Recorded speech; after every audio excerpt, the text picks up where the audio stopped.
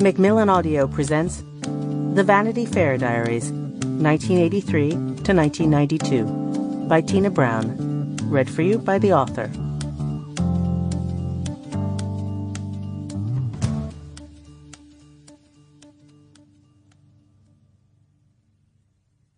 How I Got There. Sunday, April the 10th, 1983. I am here in NYC at last, brimming with fear and insecurity. Getting in late last night on British Airways, I suddenly felt the enormousness of New York City, the noise of it, the speed of it, the lonely obliviousness of so many people trying to get ahead. My London bravado began to evaporate. I wished I was with Harry, who I knew would be sitting at his computer in front of his study window in Kent, furiously pounding away about Rupert Murdoch. I am staying at the Royalton Hotel on West 44th Street, opposite the Algonquin Hotel. It's a bit of a flea pit, but in walking distance to the Condé Nast headquarters at 350 Madison Avenue. The man at the desk seemed half asleep when I checked in, and there was no one around to haul my bag to the elevator. All the way in from JFK in the taxi, a phone-in show was blaring a woman with a rasping German accent, talking in excruciating detail about blowjobs. The instructions crackling from the radio to take it into mouth and move it slowly up and down got so oppressive I asked the cab driver what the hell he was listening to.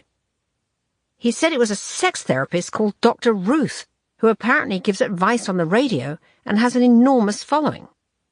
As soon as I woke up, I rushed to the newsstand on the corner to look for the April issue of Vanity Fair. The second edition is even more baffling than the first one I saw in London in February.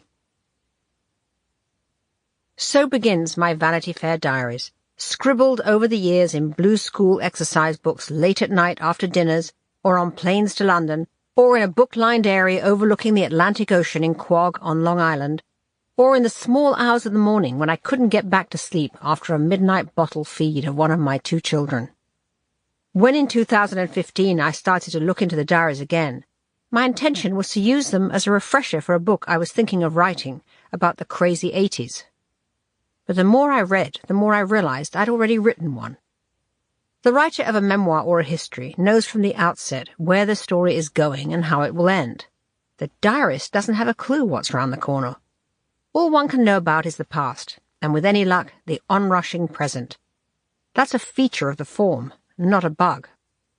What you lose in omniscience and perspective, you gain in heedless immediacy and suspense. Opening the volumes, I was amazed to rediscover how madcap those days and years were, how chancy, how new, how supercharged. And I found that the recklessness of the telling, so many instant insights as often to be regretted as vindicated, was the way to surf the 80s at the speed those years were lived. Let me forewarn.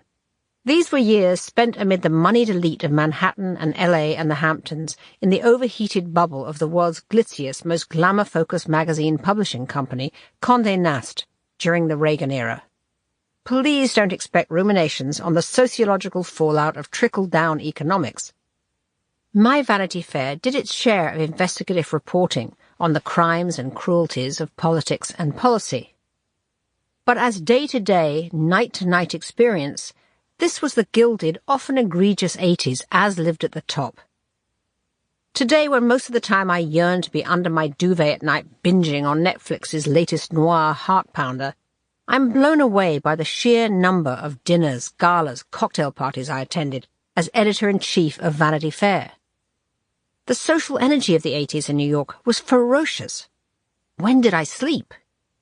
It turns out to have been an asset that I'm allergic to alcohol. Most of these accounts of dinner parties probably wouldn't have happened if I'd had a glass in my hand.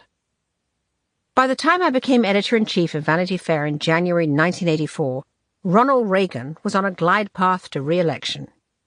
He had made an improbable journey from radio announcer to mid-level movie star to union leader to television host to two-term governor of California to President of the United States. Reagan's ascent to the White House marked the definitive end of one era, that of the turbulent 1960s and its threadbare 70s endgame, and the supersonic launch of another Gilded Age. Tax cuts for the wealthy in 1981 unleashed animal spirits on Wall Street. There were new buzzwords like junk bonds and arbitrage. Go-getters in suspenders, their eyes ablaze with the thrill of winning, thrived in an orgy of mergers and acquisitions. As Senator Daniel Patrick Moynihan put it when asked to define the 80s, "We borrowed $1 trillion from the foreigners and used the money to throw a big party." The Reagan White House set the social pace of the most visible stratum of American high life. With her huge coiffed movie star head and tiny svelte body in ruby red Adolfo suits, Nancy Reagan was the reigning star of John Fairchild's 7th Avenue and Society Bible, W, the oversized fashion monthly that was sister of his powerful retail newspaper, Women's Wear Daily. The Reagans filled the East Room and the State Dining Room and the pages of W with A-listers, B-listers, and Hollywood Square's C-listers. Nancy's devoted gay walkers, social escorts from the world of fashion and decorating, always stood ready to ditch their Bel Air and Park Avenue circles for the heady whirl of formal dinners and luncheons in the executive mansion. The American media world for which I was headed in the early 80s was enjoying an era of blockbuster confidence. The gatekeepers to what was not yet called content, the studio heads, network chiefs, major label music honchos, Hollywood agents, were stars themselves. In publishing, paying outlets for writers and photographers, cash cow newspaper chains, prosperous publishing houses, ad-stuffed magazines were legion. There were 2,500 new magazines launched between 1979 and 1989. To be the editor of Time or Newsweek was to be a demigod. Meanwhile, pop culture was all about the shiny surface, high voltage, high volume. Even porn became high gloss. On television, Dynasty was big.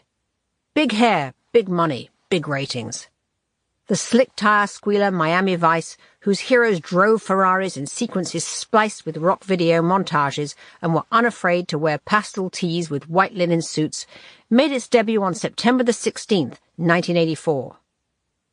Material Girl, the monster hit song in which Madonna celebrates affluence and scorns romance, came out a few months later. In the video, her hard-edged Marilyn Monroe impersonation has the unapologetic ersatz fabulousness that defined female glamour in the 80s. In New York, the decade's biggest signifier would turn out to be a building, not a person. Trump Tower, the very definition of ersatz, with its fool's gold facade, its flashy internal waterfall, its dodgy financing. More broadly, these were the years when America began lurching towards serious economic inequality. Those big tax cuts for the rich, combined with big cuts in social spending, squeezed America's vaunted middle class at both ends. In the New York of 1984, it was either the sedan or the sidewalk. Martin Amos's Money was published in January 1984, and Jay McInerney's Bright Lights, Big City in August. Both captured the mood. Doomy, self-destructive, even hopeless, but at the same time soaringly ambitious. The big artists were Keith Haring, Jean-Michel Basquiat, Kenny Scharf. Graffiti-making urchins who were plucked from the streets like fairy-tale paupers and made princes of the galleries and salons. And as the sidewalks were filling with the homeless, the adjacent streets were filling with stretch limos, a moment that will be nicely captured, as so many were, by Oliver Stone's Wall Street, which came out in 1987, right after the October stock market crash of that year. Oscillating between these worlds, New York City often felt on the brink. My diaries are full of moments when the uneasy sense of precariousness intrudes. In April 1983, when the entries begin, I was professionally listless after 4 years as a successful magazine editor in London. To recap, I was 25 in 1979 when I was invited to edit Tatler, a famous, if fading, monthly in London. This was an outlandish break for someone who had never edited anything, much less a magazine that trailed clouds of glory with a 270-year pedigree that included contributors such as Jonathan Swift, the author of Gulliver's Travels. By 1979, however, Tatler had become a skinny, shiny sheet, its circulation barely 10,000. Its new owner, Gary Bogard, an Australian real estate entrepreneur, unknown to London's intelligentsia, had offered the job of resuscitation to pretty much every credible editor in town, without success. At the time, I was a freelance writer, contributing frisky commentary to the leftish weekly, The New Statesman, which, under its great editor, the squash-faced Anthony Howard, known as Fetus Features by my fellow contributor Christopher Hitchens, was an older, more droll British cousin to The Nation or The New Republic. Howard had recruited me when I was an undergraduate at Oxford, and his literary stable also included Julian Barnes, James Fenton, and Martin Amis, whose pieces often ran under a pseudonym, Bruno Holbrook. In addition to The New Statesman, or The Staggers as we called it, I was writing for the Telegraph Sunday magazine, mostly light stuff about London's social trends. I also wrote for Punch, the venerable humour magazine, which at one point assigned me to dance for a set on a tabletop in a G-string at a bar in Hackensack, New Jersey, and tell the magazine's ageing readers what the life of a go-go dancer was like. That was when I began to reflect on how great it would be to be the one assigning the pieces instead of being assigned.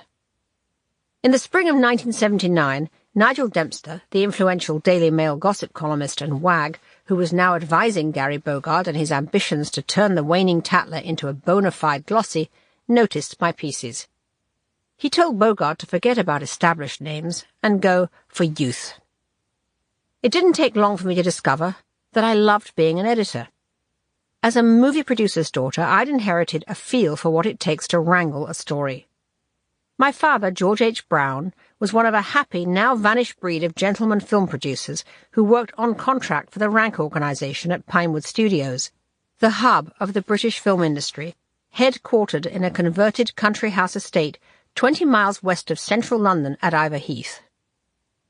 The gentleman producer prided himself on the high-low mix of his oeuvre, a broad comedy today, a costume drama tomorrow, a refined detective story the day after.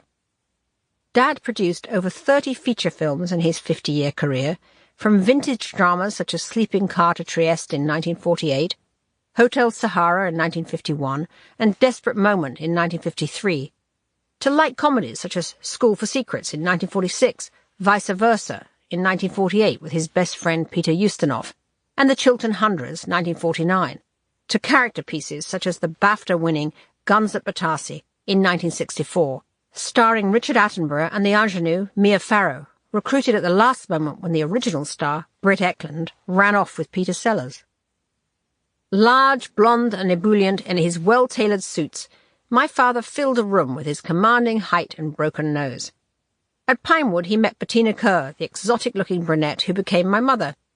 She had worked as the assistant to Laurence Olivier on his adaptations of Henry V in 1944 and Hamlet in 1948, the first British film to win Hollywood's Best Picture Oscar. She was a hilarious wit and a voracious reader. They stayed married for 50 years. Throughout my childhood, the Brown family lived in the idyllic Buckinghamshire hamlet of Little Marlow. Our brick-fronted Georgian house had large bay windows like Dickens's Old Curiosity Shop. There was a tumble-down apple orchard at the back, and purple blooms of wisteria flourished around the windows and doors. Opposite the house was a broad meadow circled by majestic lime trees, where the yell of soccer and the plop of cricket provided the metronome of passing time. I was born in 1953, 5 years after my brother Christopher. An extremely nervous, fair-haired little girl, known then as Christina, I was desperately shy, wailing for my mother at other children's parties. Mum had chosen to become a full-time wife, devoted to her husband's life and business, and to us. Christopher and I would have hated losing her exclusive involvement in our happy world. She was our partner in crime, the divine muse and clever mimic who dreamed up stories, saw through phonies, and headed off bores. Every morning of lower school she drove me to Rupert House in Henley-on-Thames, crammed into her bright red three-wheeled bubble car. I was proud of how different she looked from the other mums, waiting outside for their charges at 4 o'clock. Next to all their careful bouffants and boringly decorous pearls, she was statuesque and striking, with her raven hair pulled back in a bun and her dangly turquoise earrings. Her diva looks radiated dangerous glamour. In our house at Little Marlow there was a wild love of stories and a passion to find, hear, read, see, and tell them. My father was always in search of a cracking good yarn to bring to the screen. The Sunday papers were a story quarry, so was the pile of books and scripts we took on family vacations. While we were at school, Mum would be at her portable typewriter pounding out potential film treatments for Dad, sparked by the novels that arrived in a box once a week from the Harrods Lending Library, culled from her perusal of Books and Bookmen and The Listener. As soon as I was a sentient being, I was included in the discussions of how to get a story done. The chase, the seduction, the patient persistence required to carve vivid characters and narrative lines from a writer's original material and bring it to the screen. My father did a lot of that. When he was on deadline, locked in the dining room with a screenwriter, Christopher, himself a future film producer, and I knew better than to interrupt. And then there were the parties. Our parents loved playing host.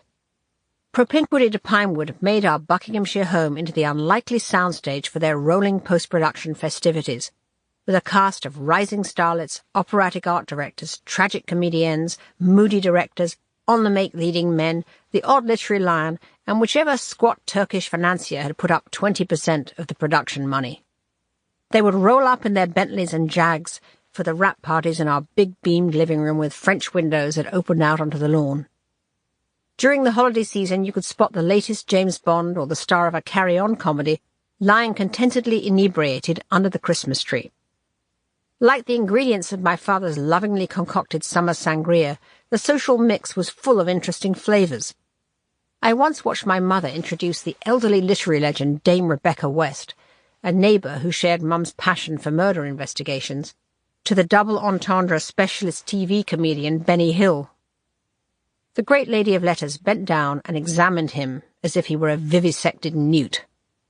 My parents, like their peers in the Bucks Beverly Hills, had one foot in show business and the other in the local squirearchy, reflected in their choice of our schools. I attended a series of turreted academies with horsey Debs and country life Camillas. My shyness faded by middle school, and I became a ringleader. I'd usually do well for a year or two, garnering alphas in English and history and spending long hours in my huge owl spectacles transcribing Shakespeare's sonnets into my journal with an Osmeroid italic-nibbed fountain pen. Then I'd suddenly stage a rebellion.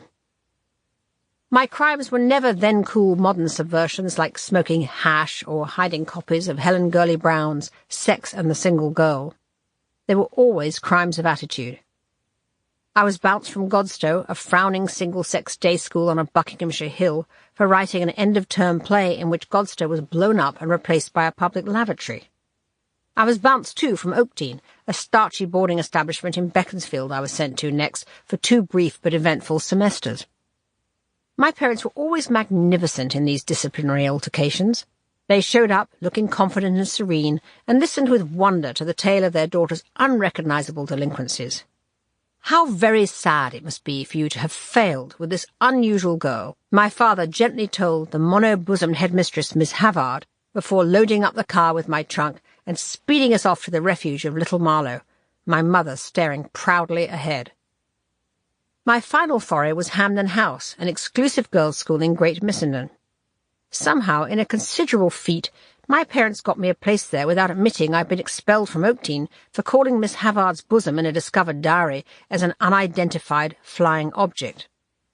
As at most boarding schools of the era, few of the 250 girls' school population, many of them daughters of earls and honourables, attempted to go on to university. Most chose instead to learn china mending at Sotheby's or attend finishing school in Switzerland.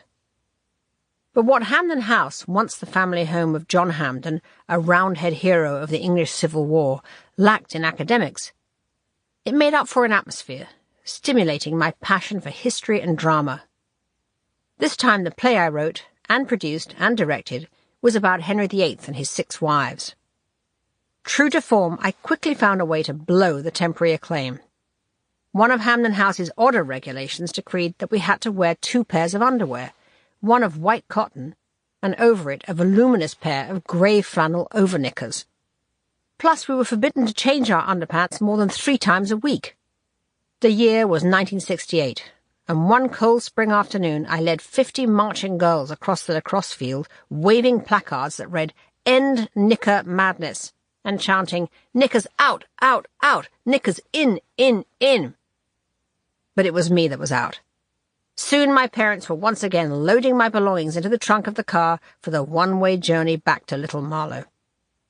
In despair, my parents sent me to Beach Lawn Tutorial College in Oxford, a crammer for a floating population of foreigners and hopeless rich girls who'd dropped out of real school but wanted to try for Oxford or Cambridge anyway. Girls were billeted around the town of Oxford in faculty-approved digs and sent here and there to individual sessions with tutors. I was lodged at a convent where the nuns force you to read over dinner, which was absolutely fine with me. My tutor, the excellent Alison Holmes, made me double down on my English literary studies, as storytelling and criticism were where I excelled.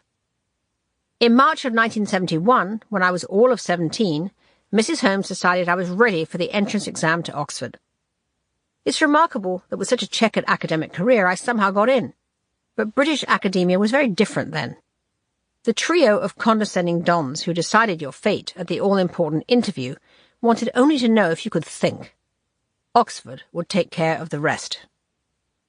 The telegram arrived for me 6 weeks later in Paris, where I was on a student exchange trip, learning French while tearing around to discos every night in the beat-up Citroën of a friend of my host family. It read, "Pleased to inform offering place at St. Anne's College, Oxford. Stop." I went up to St. Anne's 6 months later, in October of 1971, to read, i.e. major in, English. St. Anne's was still all-female in those days, of course, and disappointingly unmedieval in its architecture. I instantly envied what the boys had, the spires of Magdalen and Christchurch and Brasenose, and all that Brideshead revisited scenic bliss. But St. Anne's in the 70s was the most intellectually exciting of the women's colleges. The great novelist Iris Murdoch adorned its English faculty. So did the incomparable teacher Dorothea Bednarowski, and Anne Bancroft Burnett, whose deeply hooded eyes, elegant black stocking legs, and crackling asperity riveted us. Mrs. Bed served her students sherry and smoked slim, sophisticated cigarettes that accumulated quivering towers of ash as she applied her relentless rigour to the texts of Dickens, Thackeray, and George Eliot. She demanded relentless rigour in return. Her forensic deconstruction of Dr. Lydgate's frailties in Middlemarch was a tour de force of literary castration. I worshipped her. She taught me not only the joy of deep textual study, critical for an editor, but also the edgy pride of being at an all-women's college. From our first tutorial, I never again pined for what the boys had. Instead, I dived into all the glories that Oxford could offer in student drama, journalism, and Zuleika Dobson romance. I was swept off my feet in sophomore year by Martin Amis, then a 23-year-old literary Lothario who had graduated by then, but still had deep roots in Oxford. He was small and Jagger-esque, his chief charms his voice, a rich iconoclastic croak, and the blonde hair that curled onto the collar of his velvet jackets. Martin and I met at a London literary party where we broke the ice by chatting about the current issue of the New Statesman. I remarked that I had a particular passion for the work of the Staggers contributor Bruno Holbrook. It was a longer evening than I expected after that. At Oxford, I wrote and produced a play, Under the Bamboo Tree, about a love triangle that was chosen for the Edinburgh Festival and the London Fringe and won the Sunday Times Student Drama Award. And I signed on as a writer for the now unfortunately named student magazine Isis. It was edited by one of my closest friends, then and now, Sally Emerson, later an acclaimed novelist, who married her Oxford boyfriend Peter Stothard. 2 decades later he became editor of the Times, then of the Times Literary Supplement. At ISIS I discovered that journalism was a wonderful excuse to satisfy the curiosity I possess in abundance. If you read or hear something that pings your antennae, you have license to pick up the phone and launch a barrage of intrusive questions. Until that moment I'd imagined myself as a novelist or a playwright. But tracking down real people and learning the truth about them now seemed much more exciting than making stuff up. And I learned that there was no fun in the world greater than the frenzy of closing a magazine on deadline. A boyfriend at Wadham College, Stephen Glover, who in 1986 would go on to co-found The Independent, drove me to Somerset one day to interview a son of my literary hero, Evelyn Waugh, for an ISIS series on distinguished Oxford alumni. Aubrey Waugh, known as Bron, was himself a prolific, acerbic, lethally funny literary critic, novelist, and columnist for The Spectator and Private Eye. Physically, he resembled his father. He had his little pot belly, sandy pate, and rimless glasses. But I loved him for his wit, and for a decade after our meeting, we conducted a prolific, romantically charged pen friendship. He introduced me to half the literary names of London, including Nigel Dempster, and he invited me to a lunch then considered as cool as an invitation backstage at a Dylan concert, the bi-weekly Private Eye Hackfest upstairs at a Soho pub, the Coach and Horses. My Ice's account of that lunch, in which I made as much fun of the Eye staff as they did of the politicians they sometimes invited, launched me as an enfant terrible of the British media. The Eye got its revenge by referring to me ever after as the buxom Hackett, but the piece, and my subsequent contributions to the Staggers, caught the eye of the most important editor working in Fleet Street. Harold Evans, known to almost everyone as Harry, and as of 2004 to Buckingham Palace as Sir Harold, reigned for 14 years as the fearless, crusading editor of the UK's most admired quality newspaper, The Sunday Times. One of his achievements was creating a model for investigative journalism, the anonymous Insight Team, celebrated among much else for exposing the top British spy Kim Philby as a Russian agent, as well as malfeasance of the drug company that created the great thalidomide disaster. In 2002, readers of the Press Gazette and the British Journalism Review would vote Harry the greatest British newspaper editor of all time, which has made it even harder for me to win an argument. Lunching with him one day, Pat Kavanagh, the influential and stunningly beautiful literary agent, thrust some clips of my New Statesman articles and my ISIS piece on Private Eye into Harry's hand. "Read these," she commanded. I didn't hear anything for weeks. The Sunday Times was in the thick of investigating the defective design of a DC-10 that had killed 346 passengers.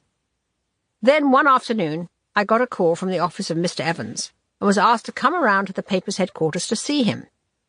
The fact that the mighty Mr. E had read my insignificant jottings on a train journey to Manchester, he later told me, and actually wanted to meet me, was, to me, heart-stopping. I arrived at the grey fortress of great journalism on Gray's Inn Road, near King's Cross, 10 minutes early. His secretary, the redoubtable Joan Thomas, told me to wait outside. Mr. Evans, she said firmly, was working on the front page and couldn't be disturbed. An hour ticked by, and then another. She suggested I come back the next day, but I said no, I'd rather wait. When she went to the bathroom, I surged through Harry's office door, determined to get my shot. Overcome by my own impudence, I froze. Amid a platoon of shirt-sleeved editors grouped around a high layout table, my future husband was sketching out the front page. Looking up from the layouts, a pair of dazzling blue eyes met mine. "Don't bother me now, love," he said. He's said it a lot since. It's fair to say that as I backed out of the room, I fell in love with his professional absorption. I soon started writing for the Sunday Times. Less than a year later, when our affair bloomed in 1977, I chose to stop. Harry was still married, and our affair was a scandal. Then came the call from Tatler. All my lit-crit writer friends from Oxford thought I should decline the offer to undertake the revamp of Tatler. They thought that society magazines were inherently, irrevocably uncool. But I saw opportunity. Poring over musty bound volumes of old issues, I dreamed of a magazine that would combine the literary sharpness of the original 18th century coffeehouse Tatler with the social exuberance of the Jazz Age iteration, overlaid with modern irreverence. Plus, it would be my own show. I could give an outlet to all the talent I knew was out there, much of it undiscovered. And as I would realize only later, the same month I took over the editorship of Tatler in June 1979, a new Prime Minister took over 10 Downing Street. After a long Labour government malaise, climaxing in the Winter of Discontent of 1978 to 1979, when every trade union went on the warpath, Margaret Thatcher's ascendance and the Tory victory unleashed a thrusting upward mobility. It gave a new lease on life to the fraying upper middle classes. And there was another windfall for Tatler's editorial fortunes and business prospects. Lady Diana Spencer's emergence, rise, and conquest of Prince Charles and the British public was the 20th century's biggest social story since King Edward VIII traded the throne for Mrs. Simpson in 1936. Lady Di's world was Tatler's world. She was 19. Most of our staffers were only a few years older. Her life's trajectory resembled that of many of my classmates at Hampden House. We were able to write about her world with insidery insolence. Tatler became the go-to shop for every nuance of the royal romance. The Di story would be to Tatler what O.J. Simpson later was to CNN. Editing Tatler with no experience, I often felt like William Booth, the hero of Evelyn Waugh's peerless Fleet Street satire Scoop, in which Booth, the timid, clueless country life correspondent of Lord Copper's newspaper, The Daily Beast, is mistakenly sent to cover an inexplicable war in Africa. By now, I was living with Harry. Our Ponsonby Terrace house was nestled in a quiet Regency street behind the Tate Gallery. Ancient ivy festooned the old brick wall around the small back garden. I spent a lot of time creaking up and down the 4 flights of stairs to my study. On Fridays, we would take off for serene writing weekends at a country cottage in Braested, Kent. Eventually, in 1981, when his divorce came through, we got married. The impromptu ceremony took place at Grey Gardens, the East Hampton home of the journalist Sally Quinn and the Washington Post editor Ben Bradley, with a small gaggle of writers' friends in attendance. On my side, Vogue's Joan Buck, New York Magazine's Marie Brenner, and Nora Ephron. And on Harry's side, his Sunday Times mate Anthony Holden, the Observer's theatre critic John Halpern, Joan's British husband, and the Sunday Times gangly Northern Ireland correspondent David Blundy with his young daughter Anna. Ben Bradley hung a boombox in the bushes to play Handel's water music, and Sally supplied a picnic wedding feast from loaves and fishes in Sagaponack. Back at Ponsonby Terrace, my illustrious husband offered me more and better on-the-fly editing tutorials than anything I could have obtained in a magazine training class. It was as true then as it is now that if you ask him a question about journalism, you're liable to get a seminar. When it came to page layout and presentation, I needed one. At home one evening when I was fretting over how to present a scoopy story about Princess Margaret and her social consigliere, the Honourable Colin Tennant, he gave me a crash course in page design. He projected a photo of a crowded dance party in Mustique on our sitting-room wall, zoomed in on Princess Margaret and her dancing partner, Tennant, and drew a rectangle around them in pencil on the peach wallpaper. The couple were now the vivid focus. My first lesson in picture cropping and my first double-page spread. I sometimes wonder if those red pencil marks are still there beneath the new owner's wallpaper. Tatler had a staff of just 12 and a miserly budget of £100,000 a year.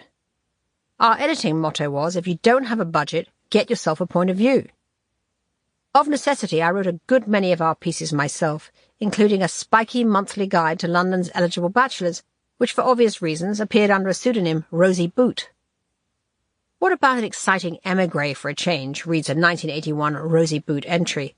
Gregory Schenkman is half Russian, but wholly available, and in a city overrun with effeminate one-shave-a-day men is refreshingly hairy.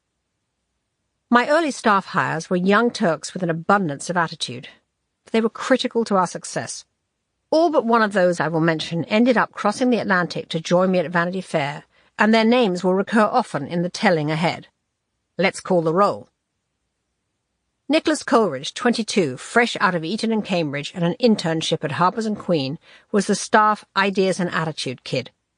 He had turbocharged social energy and wrote wicked, sharply observed pieces about the precocious world in which he nightly socialized.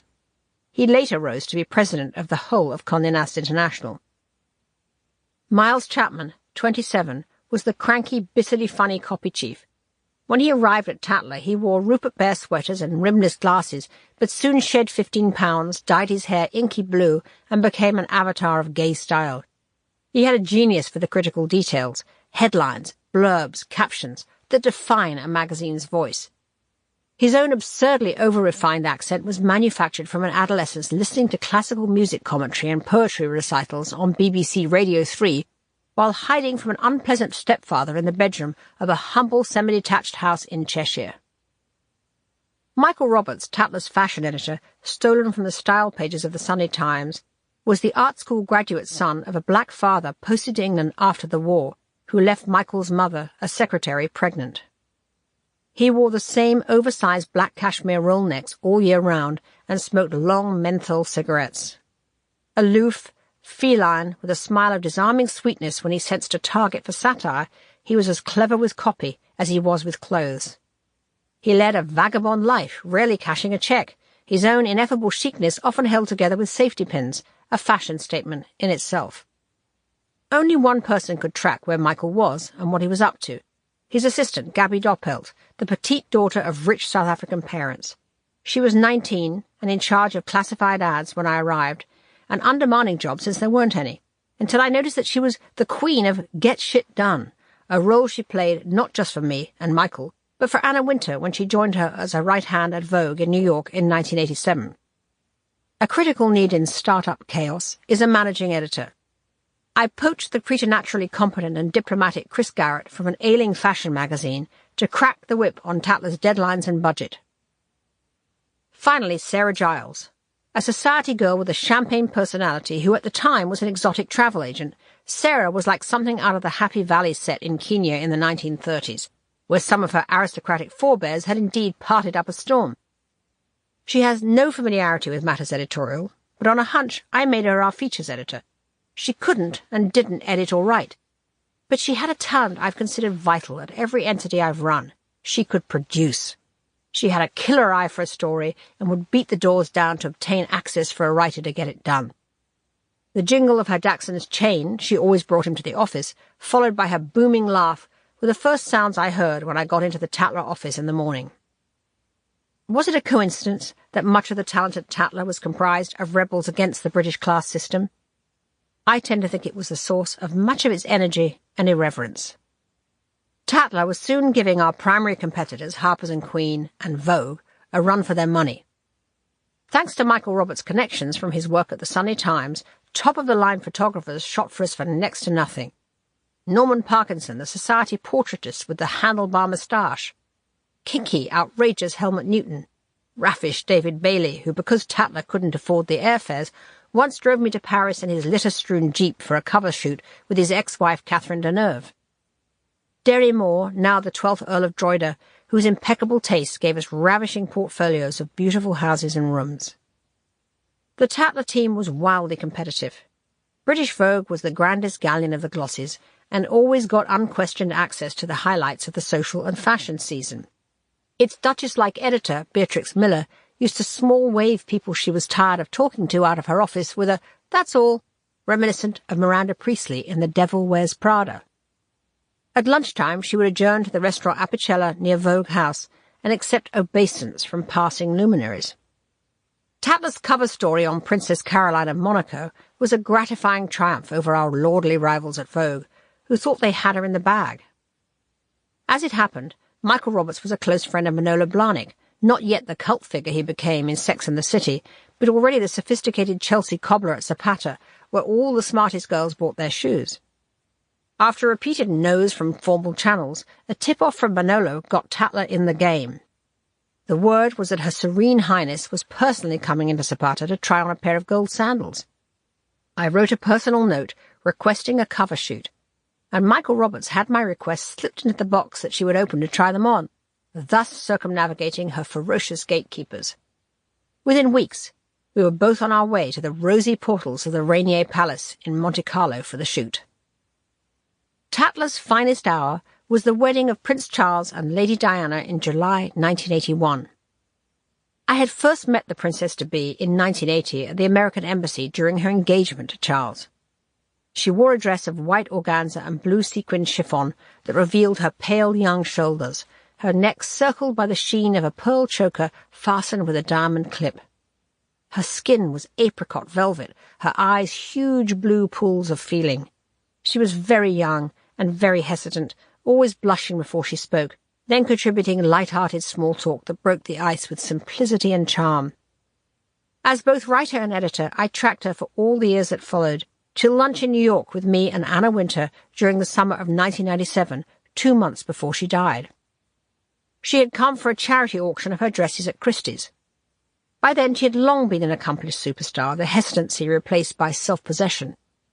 She was a media goddess, turning every head as she strode across the grill room of the Four Seasons restaurant in 3-inch heels and a dazzling green Chanel suit. but her conversation at lunch was all about loneliness. There was no foreboding of that in the summer of 1981. The royal wedding was a national expression of joy. Tatler flooded the zone in the months leading up to it with every angle, past, present, and future. Among the blizzard of pieces on her early life, Nick Coleridge contributed an extended caption masterpiece about Di's flatmates. It began, "There are still a few girls left in Britain who haven't been to bed with Jasper Guinness, and all of them are friends of Lady Diana Spencer." Beneath the passport-sized photo of a discreetly smiling country girl named Virginia Pittman, we ran the blurb, "Since leaving Hathrop Castle School, a spell behind the counter at Asprey's has been followed by a cordon bleu cooking course and cooking for directors in the city. Her goldfish, Battersea, which is cosseted between plastic weeds from Harrods, is a perennial conversation piece." "The goldfish," said Miles Chapman on receipt of the copy to edit, "is fucking genius." Tatler's newsstand numbers soared. We had taken the circulation from 10,000 to 100,000 and become the third big British glossy alongside Vogue and Harper's and Queen. We were in profit and prospering, a grown-up monthly coffee table magazine with perfect binding, fat advertising, and a voice that made news. One of the innovations Miles had come up with was a line on the spine of the magazine that summarized the mood. The one for the 1981 end-of-year holiday issue was deeper, crisper, breaking even. As a marker of how we'd become an authority on the big story, I was asked to co-anchor the NBC Today show's royal wedding coverage from London with Jane Pauley and Tom Brokaw. When the excitement was over, Gary Bogard made a big decision. He sold Tatler to Condé Nast Publications for £1 million. It was Condé Nast's first new magazine title in Britain in 25 years. The sale was final in April of 1982. We decamped from our latest Covent Garden honky-tonk outpost and took up residence at the ultimate glossy status address, Vogue House in Hanover Square. It was the right move at the right moment. Yet the sale of Tatler to Condé Nast, however important for the magazine's solidity, depressed our spirits. Gary Bogard had been the best owner anyone could wish for.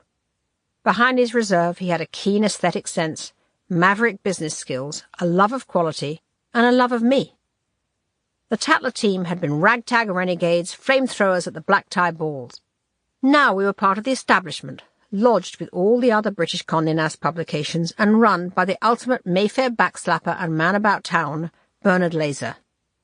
A very different animal from Bogard, our beloved and clever outsider. My scrappy publisher, Tina Brooks, who had sold ads with furious upstart passion, was removed by Condé Nast in favour of a country squire wannabe in a tweed trilby hat who went fishing on weekends. Within 18 months of the new Condé Nast ownership, the core members of my team and I were getting bored. We felt we'd slowed down. We heard little from the mighty American company that had bought us outside of occasional quick visits from its small, nervous chairman, S.I. Newhouse Jr., known as Cy, who would give me 10 minutes when he came through London on art-buying trips. Oh, and we kept hearing about a big, glamorous project in the works in New York, the relaunching of the company's flagship, Vanity Fair, whose heyday was the 1920s.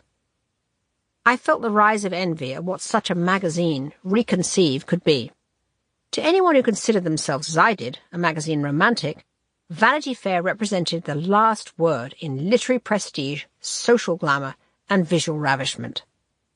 Flippant, knowing, and debonair, Vanity Fair's voice, the most precious and elusive quality a magazine can offer its readers, was forged by its celebrated editor Frank Crowninshield, known to all as Crowny, whose appointment in 1914 was the inspired pick of Condé Montrose Nast, 1872 to 1942, the dashing Casanova and publishing entrepreneur whose philosophy was class, not mass. In my 20s, I was given a coffee table book that collected Vanity Fair's iconic portraits, and I lusted for the sophisticated New York it represented. Its pages shimmered with photographs by Man Ray, Cecil Beaton, Edward Steichen, and George Honeygan Hume, and glowed with rich colour plates by Matisse, Picasso, Gauguin, Covarrubias, and Rockwell Kent. The seductiveness of the images, the lapidary sheen of the prose in Crowny's VF, spoke to me like the rising strains of Gershwin's Rhapsody in Blue. I especially loved the wit of Crowny's annual In and Out gallery, titled Hall of Fame, which nominated celebrities of the time for fame or oblivion.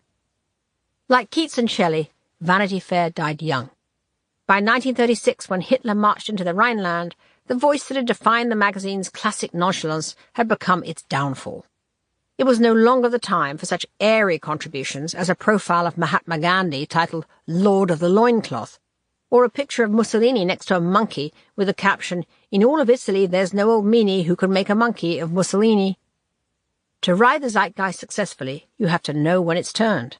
A fast-paced new weekly titled The New Yorker, edited by the rough literary beast Harold Ross, had burst into bloom and was stealing Crownie's best talent. Vanity Fair got skinnier and skinnier until Mr. Nast dealt it a hammer blow, even more mortifying to Crownie than outright closure. He folded it into Vogue. For almost half a century, Vanity Fair had slept, immured in a magazine mausoleum. Then, as the 1980s got underway, Condé Nast magazines, now part of the publishing conglomerate of a New Jersey newspaper family, the Newhouses, spurred by Cy, decided to bring it back to life. Its rebirth was heralded by a blaze of marketing hype beyond anything the magazine world had ever seen. Many would later argue that the excellence and ubiquity of that marketing campaign were bound to trip up the new Vanity Fair. All through 1982, the drum roll built ever more inflated expectations. Advertisements for the new Vanity Fair blazed from every major billboard. One showed the dancer Twyla Tharp leaping into the air over the single word breakthrough. Another, perhaps the most notorious in the history of Vanity Fair mistakes, had a bare-chested John Irving, author of The World According to Garp, attired in red wrestling togs. The Irving image was splashed over the hubristic statement, "No contest," followed by Vanity Fair's logo type and the words, "Coming in March 1983. At the time of Vanity Fair's relaunch, Cy Newhouse, 56 and 8 years into holding the reins of power he took from his father, had been on an acquisition and start-up tear. Short and nebbishy, he had a charmingly awkward persona that concealed a big ambition to establish Condé Nast as the most prestigious magazine company in the world. Within a year of his father's death in 1979, Cy, in rapid succession, bought the most important publishing house in America, Random House, whose imprints included Alfred A. Knopf, the prestige literary house. Oversaw the successful startup of a pioneering health and fitness magazine, Self, and bought and revamped Gentleman's Quarterly, better known as GQ. And he was always on the lookout for more. Cy was the aesthete of the Newhouse family. He combined an eye for business opportunity with a passion for art, design, and high gloss. Intellectually insecure, he relied on the self-confident baron of taste and flair he had inherited from his father's circle, Alexander Lieberman, Condé Nast's editorial director. Lieberman, Russian-born, like Alexei Brodovich, his brilliant rival at Carmel Snow's Bazaar, was a well-known, if secondary, painter and sculptor, but he was revered for his panoptic control of every title at Condé Nast.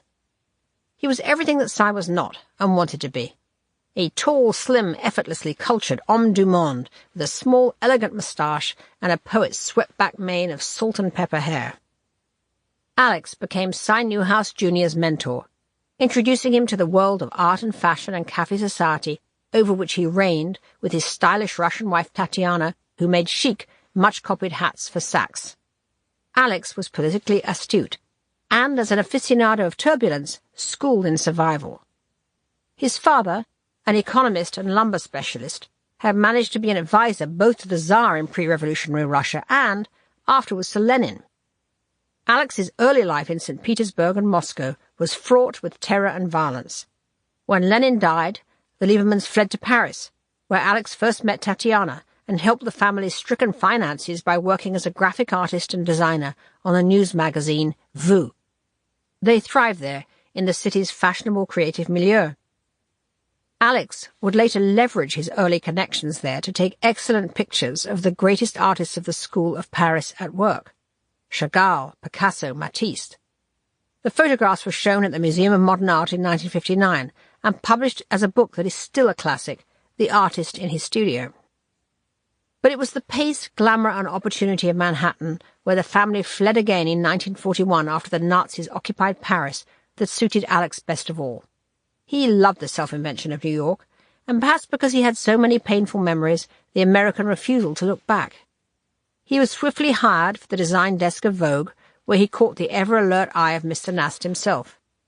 He rose and rose after that to become, at Condé Nast Publications in 1962, the Tsar of all the Russias. Normally, the hiring and firing dynamic between Alex and Cy worked uncannily well. Cy loved quality for sure, but only if it sold well. And Alex, though an artist by taste and temperament, knew how to protect and extend his power base. Yes, in the swinging 60s he had wooed Diana Vreeland away from Carmel Snow's Bazaar and championed her throughout the 8 gloriously creative years of her editorship of Vogue. But in the early 70s, when ads began to slide and the elitist irresponsibility of the previous decade was superseded by recession and earnest feminism, Alex readily agreed with Cy that Vreeland had exceeded her sell-by date and it was time to deliver the coup de grace. Her departing words were, "Alex, we've all known many white Russians and we've known a few red Russians, but Alex, you're the only yellow Russian I have ever known." The revival of Vanity Fair in 1983 was as much a passion project for Cy as it was for Alex, but for different reasons. Cy had long idolized a magazine that was not for sale, The New Yorker. Under its revered second editor, William Shawn, it had for 35 years been the jewel in the crown of American publishing, not only the highest quality, the most influential, and the most admired of literary magazines, but also the most successful. For 2 decades, the prosperity and prestige of The New Yorker had made the young Mr. Newhouse sigh. But by 1982, The New Yorker was starting to lose ground, its readership aging every year. The cartoons were keeping it alive, while the famously lengthy articles, unbroken by photographs or illustrations or display type, were mouldering unread in the accumulating pile of issues in the wicker baskets by subscribers' beds. To Cy, this looked like an opening. If he couldn't have The New Yorker, maybe The New Yorker could be bested. He looked around for a launch editor to revive Vanity Fair, who had the cred to take it on, and Bob Gottlieb, his intellectual guru, whom he had picked to run Knopf, suggested Richard Locke, the nerdy, introverted deputy editor of the New York Times Book Review, known for his highbrow taste. Alex, meanwhile, saw VF as an opportunity to burnish his own place at the intellectual high table. At Condé Nast, his power base was Vogue, where he had the last word on everything. He dominated its editor-in-chief, Grace Mirabella, and her features editor, the gossipy 69-year-old culture baron Leo Lerman. But he resented that he and his art were not taken seriously enough, trivialized, he believed, by his oversight of Vogue. Hiring Locke from the Grey Lady would be a step in the right direction. As the new VF moved towards the deadline for its first issue, the pre-launch hype was building to a climax, and premium ad pages were selling briskly. Granted, we in London occasionally heard rumours of editorial chaos from friends at Condé Nast in New York. Manuscripts and proposals were piling up unread. Some talented staffers had been hired, but few had any experience with what it takes to put out a glossy commercial magazine. Locke himself seemed paralysed with indecision. Of course, any startup, especially one on the scale of the new VF, tends to be a scene of frenzy and conflict. But the truth is that the competing visions of the marketing department, of Cy and Alex, of Richard Locke, never came into alignment. All they had in common was that they were derivative of something better. Which brings us to a fateful rainy afternoon in early February of 1983. A heavy envelope arrived at the offices of Tatler on the 4th floor of Vogue House. It bore a New York postmark and contained the freshly minted, still unreleased, eagerly awaited first issue of American Condé Nast Vanity Fair. I summoned Miles, Michael, Gabby, and Sarah to page through it with me, expecting to revel in wonders that would raise our own editorial game. But as we looked at it in silence, we were, as Brits like to say, gobsmacked. VF's editors had a free hand to hire anyone in the world, any writer, any photographer, any designer, and this is what they'd done with such largesse? This flatulent, pretentious, chaotic catalogue of dreary littérateurs in impenetrable typefaces? A 40-page safari through a new Gabriel Marquez novel? When the first issue broke, the scorn of the response was unanimous. Time, the New York Times, and the New Republic all put the boot in. The New Republic's acerbic Brit, Henry Fairley, nominated the 12-page Ralph Lauren ad spread as the only appealing feature he could find.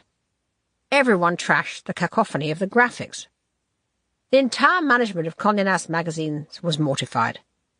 A party at Newhouse's home for the staff to celebrate the publication was over and done with in 30 minutes. Richard Locke went into what the staff called bunker mode, cowering in his office. Lieberman feared that this failure could be pinned on the editorial director, i.e. himself, and started looking for a new editor to clean up fast. Meanwhile, in London, I had grown increasingly restless at Tatler. In one of those reckless, abrupt moves I seem to be prone to making, I sent UK Condé Nast Managing Director Bernard Glaser and Cy Newhouse my letter of resignation. My husband was also now free. In 1981, Rupert Murdoch acquired Times newspapers from the Thomson Organisation. Unwisely, Harry left his successful power base at the Sunday Times, run as an entirely separate newspaper, to edit its august but ailing sister paper, The Times. He was soon in a noisy showdown with the new owner. On acquisition, Murdoch had made 5 promises to the Times board and the British government to respect the historic political and editorial independence of the Times. Within 12 months he had broken every one. In 1982, Harry earned twin journalistic distinctions. Britain's Granada Television voted him Editor of the Year, and Murdoch fired him. In the meantime, my parents had left England too, decamping to their house in the south of Spain to enjoy the bougainvillea. Harry started considering invitations to teach from US universities. I'd been feeling the lure of America for some time. I loved our London life together, but I knew that if he was willing, I would give it all up in a heartbeat to live in New York City. The year after graduation from Oxford, I'd spent a thrilling 3-month sojourn there, freelancing from a death therapist sublet in Chelsea. I wrote a play about the experience, Happy Yellow, that was produced on the London Fringe in April 1977.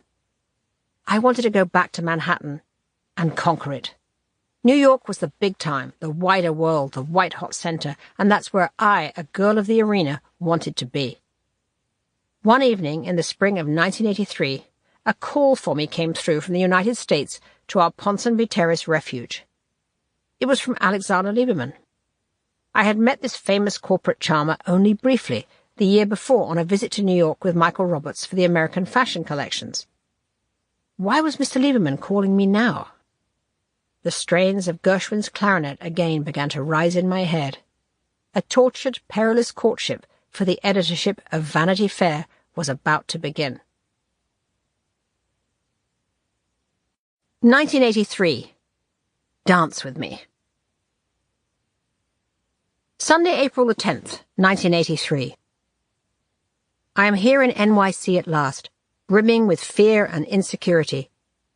Getting in late last night on British Airways, I suddenly felt the enormousness of New York City, the noise of it, the speed of it, the lonely obliviousness of so many people trying to get ahead. My London bravado began to evaporate. I wished I was with Harry, who I knew would be sitting at his computer in front of his study window in Kent, furiously pounding away about Rupert Murdoch. I'm staying at the Royalton Hotel on West 44th Street, opposite the Algonquin Hotel. It's a bit of a flea pit, but in walking distance to the Condé Nast headquarters at 350 Madison Avenue. The man at the desk seemed half asleep when I checked in, and there was no one around to haul my bag to the elevator. All the way in from JFK in the taxi, a phone-in show was blaring a woman with a rasping German accent, talking in excruciating detail about blowjobs. The instructions crackling from the radio to take it in the mouth and move it slowly up and down got so oppressive, I asked the cab driver what the hell he was listening to. He said it was a sex therapist called Dr. Ruth, who apparently gives advice on the radio and has an enormous following. As soon as I woke up, I rushed to the newsstand on the corner to look for the April issue of Vanity Fair. The second edition is even more baffling than the first one I saw in London in February. The cover is some incomprehensible multicoloured Tin Man graphic with no cover lines that will surely tank on the newsstand. Some stunning photographs. They can afford Irving Penn and Reinhard Wolff, which made me pine with envy, and they don't disappoint. But the display copy is non-existent, so it's not clear why they're there.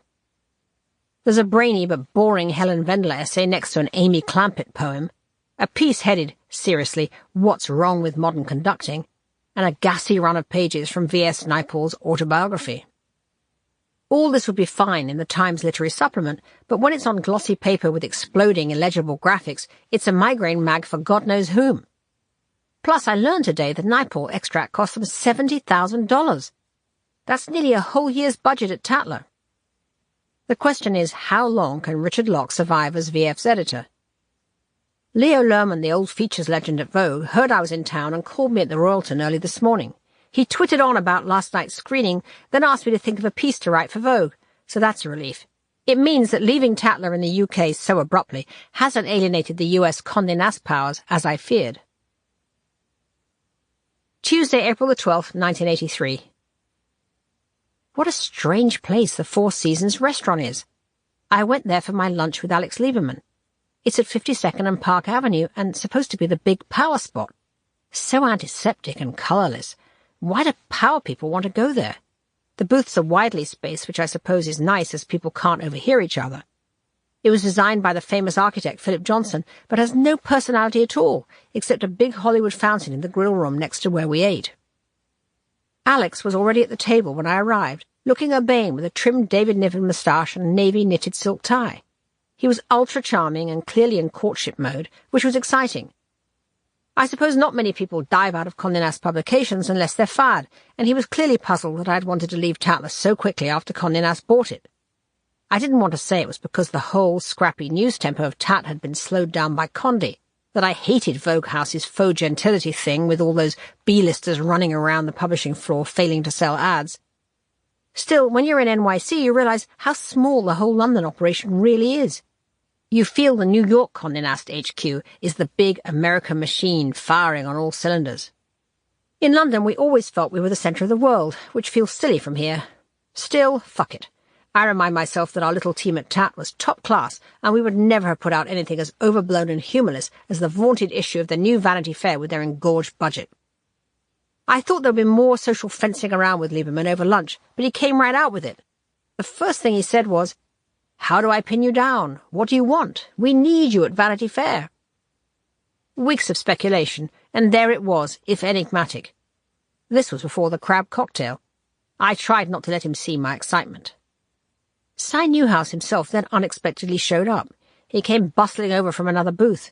He was immediately disarming, looking at me with rueful happiness and saying, "I'm so glad to see you. I nearly called you at the Royalton, but then I wondered what sort of reaction I'd get."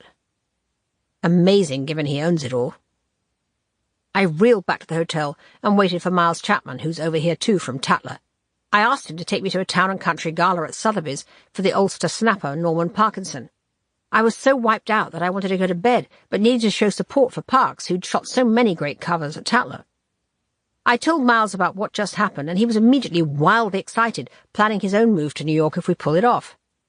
By the time we got out of the taxi, we had already dreamed up a new Vanity Fair front-of-book section called The Smart Set, named after the 1920s mag that competed with VF in the old days. At the dinner, I was seated next to Town & Country's famous editor Frank Zachary, whom I adored. He's something of a legend here, having once been the editor and art director of the fabulous 1950s mag Holiday, which specialised in all those glorious society escapism pictures by Slim Aarons. It was Zachary who brought Cartier-Bresson abroad. I love his squashed nose and old-fashioned Walter Matthau-ness and the way he hitches up his trousers. "God, is that really so? That's terrible," he said, when you tell him something that interests him. "Tell me more."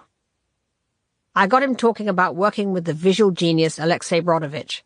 He told me Brodovich was destroyed when Carmel Snow died in 1961, and they wanted to make bizarre commercial. I'm so envious of those great magazine days. Parkinson was a delight as always, tall as a guards officer with his dashing white moustache, capering around the floor with his favourite rich ladies, totally reinvented by the patronage of Zachary and Hearst magazines, Condé Nast's biggest competitor to whom he is passionately loyal. He jived and twisted with Gloria Vanderbilt and a succession of foreign countesses. Recklessly, I said to him, "I think Vanity Fair's after me." He showed consternation. "Don't expect me to follow you to Condé, darling," he said. "Good luck." Also on the dance floor were Nancy Reagan's viperish portly walker, Jerry Zipkin, plus Betsy Bloomingdale, her best friend from Bel Air, who has the wind tunnel look of a recent facelift, and God help us the Baron and Baroness de Portanova, with whom I made such satirical hay at Tatler, so I avoided them. Zachary mumbled with the enjoyment of the real social anthropologist, "This do is like some terrible double issue." Wednesday, April the 13th, 1983. Estee Lauder's eldest son, Leonard, who runs the Lauder Company and seems to be the real powerhouse at the business now, asked me to breakfast, a strange time to meet, at the Plaza's Edwardian Room. I remember my first sight of Estee 3 years ago when I went up to her office on the 37th floor of the General Motors building to do a Tatler piece. She was so teeny-tiny, wearing a Givenchy print dress and matching royal blue hat. But she really is a bit of a phenomenon. It takes a woman to invent miniature pressed perfumes you can put in your handbag at dinner. What will they do when she's gone? Maybe Leonard is looking for a new face. Still zonked from jet lag, I nearly overslept. It was ironic, given how long I pursued anyone and everyone in the Lauder Company to buy ads in Tatler, that Este's son and president of the company, his wife Evelyn apparently is vice president, a real family affair, seems now to be chasing me. Leonard is a tall, suave suit of about 50, with banjo-shaped eyes, enormously charming. I thought he was going to ask me to write Este's biography. Such a great story of striving émigré hardship, but they would never let the true one be told. Then I suddenly realized he was wooing me to join the Lauder Company. He mentioned heading up their British branch, or suggesting to them a company they might buy and I could run. If, for example, Burberry were to be on sale, we'd be interested in that, he said. I was incredulous. I'm a journalist. I wouldn't have a clue about how to run a chain of shops that specialize in raincoats. In America, success in one field seems to make people think you can do anything. Maybe I'll be offered a job as a brain surgeon next. Everyone comes at you with such velocity here.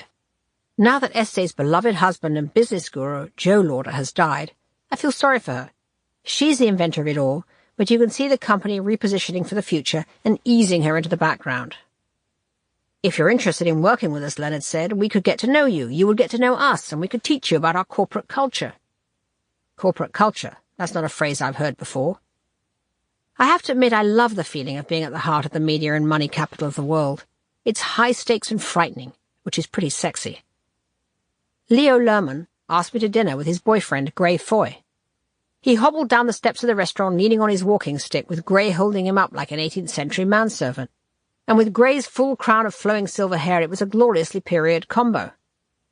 Joan Buck came with the New Yorker cartoonist Willie Hamilton, who I thought was hilarious, plus the wildly chic fashion and jewellery designer Paloma Picasso, the youngest daughter of Picasso and François Gillot, who was more amusing than I anticipated. Leo is clearly thrilled at the rude reception to VF, as he's moulded at Vogue, running the features department for so long and has such a love-hate relationship with Lieberman. The Condé Nast politics suddenly took an interesting turn when he whispered that Alex and Cy had told him at the Four Seasons yesterday that there were plans afoot to build a bridge and bring Leo from Vogue onto Vanity Fair. As features editor? No, as editor-in-chief.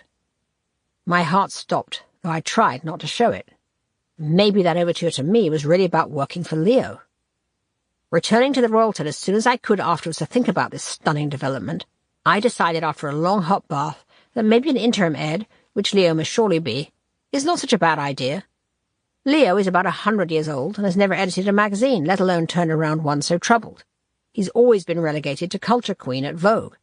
Also, I realize how few people I know here, only 2 writers, Joan Buck and Marie Brenner, the magazine journalist from San Antonio who was living in London with the Times London bureau chief Johnny Apple and is now back here.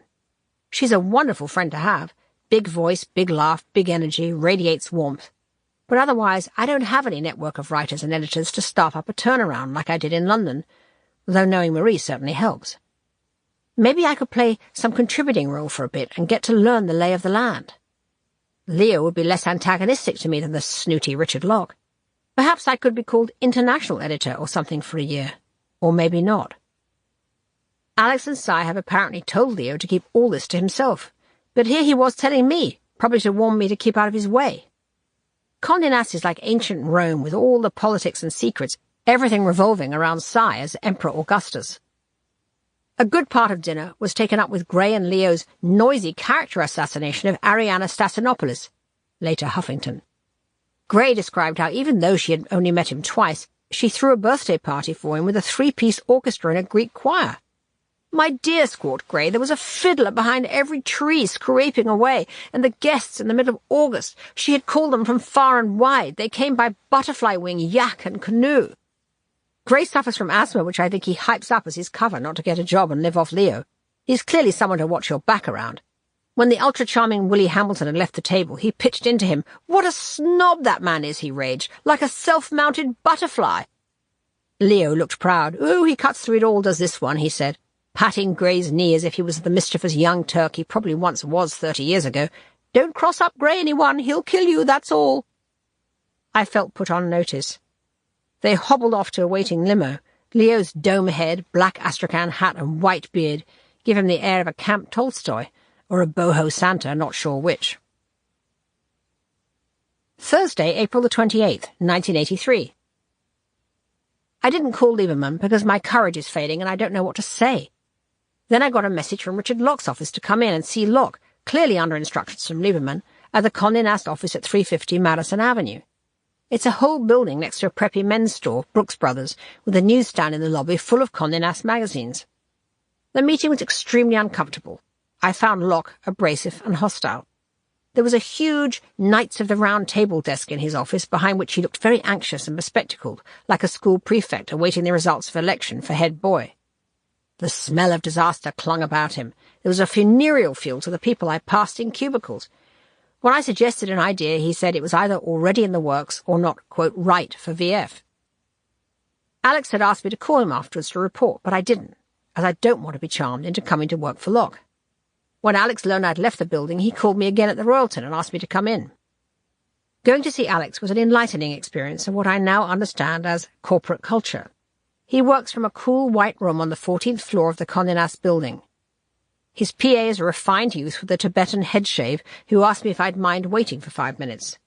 The whole atmosphere was one of serenity and calm, very different from the executive floor of London Condé Nast, which is all Connaught Hotel-y, with posh female secretaries everywhere you turn. Bernard Les's great catchphrase in London was, "My door is always open." But once you were through the open door, he was continuously interrupted by squawk-box inquiries.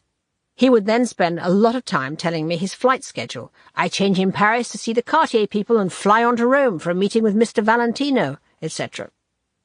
By contrast, Alex's management style, when he wants you, is that he has all the time in the world. When he asked me to lunch, he offered me 4 consecutive days, and whenever I suggested times for an appointment, he always said yes, he was free. It's like a spider in the centre of a web, spinning and reeling you in on silken thread.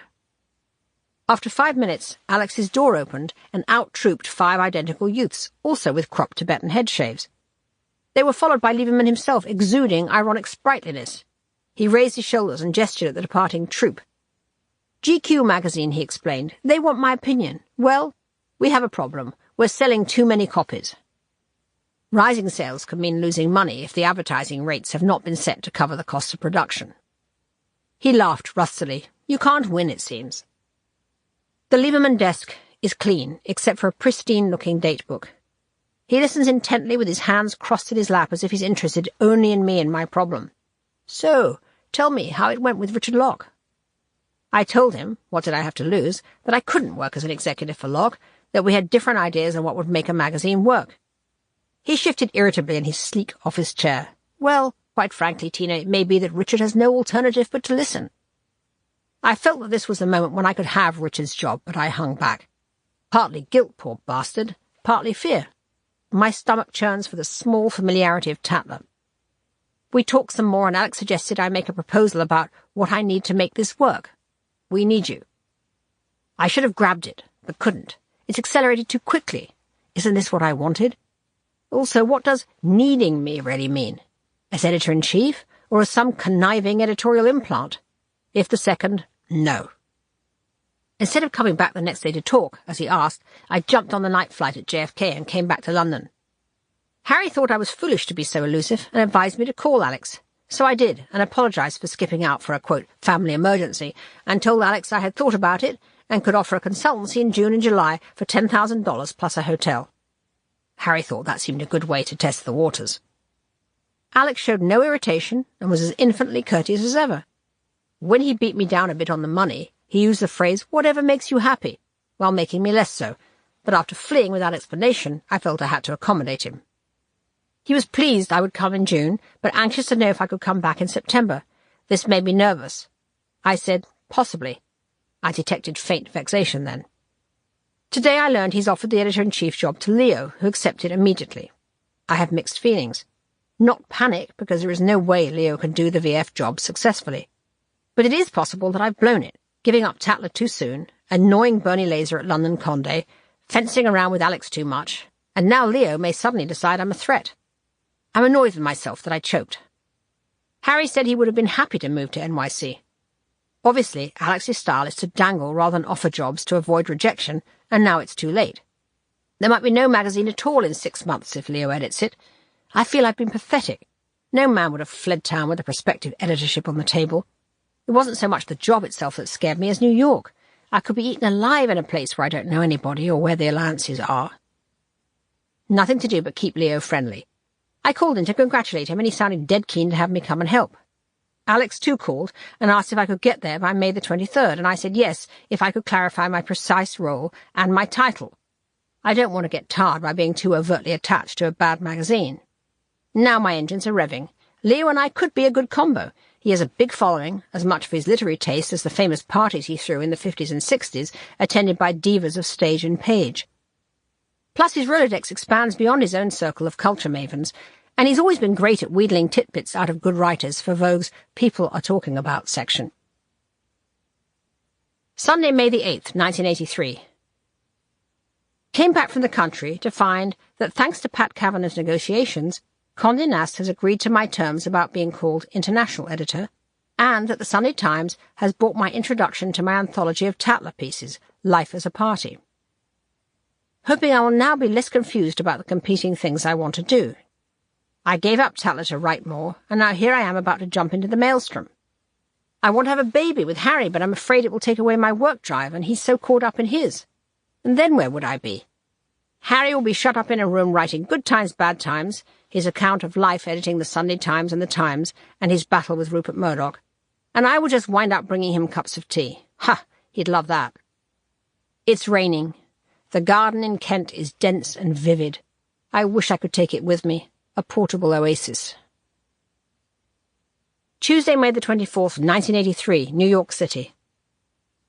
My first day in the office at Vanity Fair as a consultant. It was incredibly exciting hailing a yellow cab on a beautiful spring morning outside the Surrey Hotel, a definite upgrade from the Royalton, I must say, and riding down to the Madison Avenue HQ of Condé Nast Publications.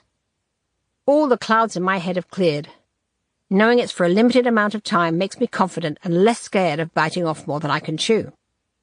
But boy, it's a sick scene in the offices of Vanity Fair on the 4th floor.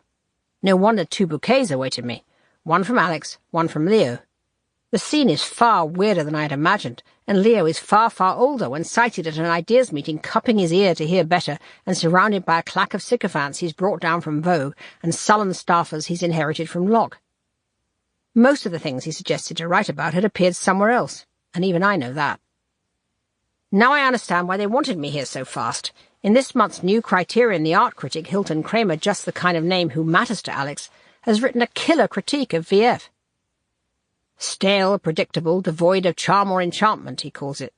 From the caricatures of David Levine and the graphics of Andy Warhol to the animadversions of Gore Vidal and the incontinent blather of John Leonard, everything about the new Vanity Fair has the look and sound and feel of something shop-worn and second-hand.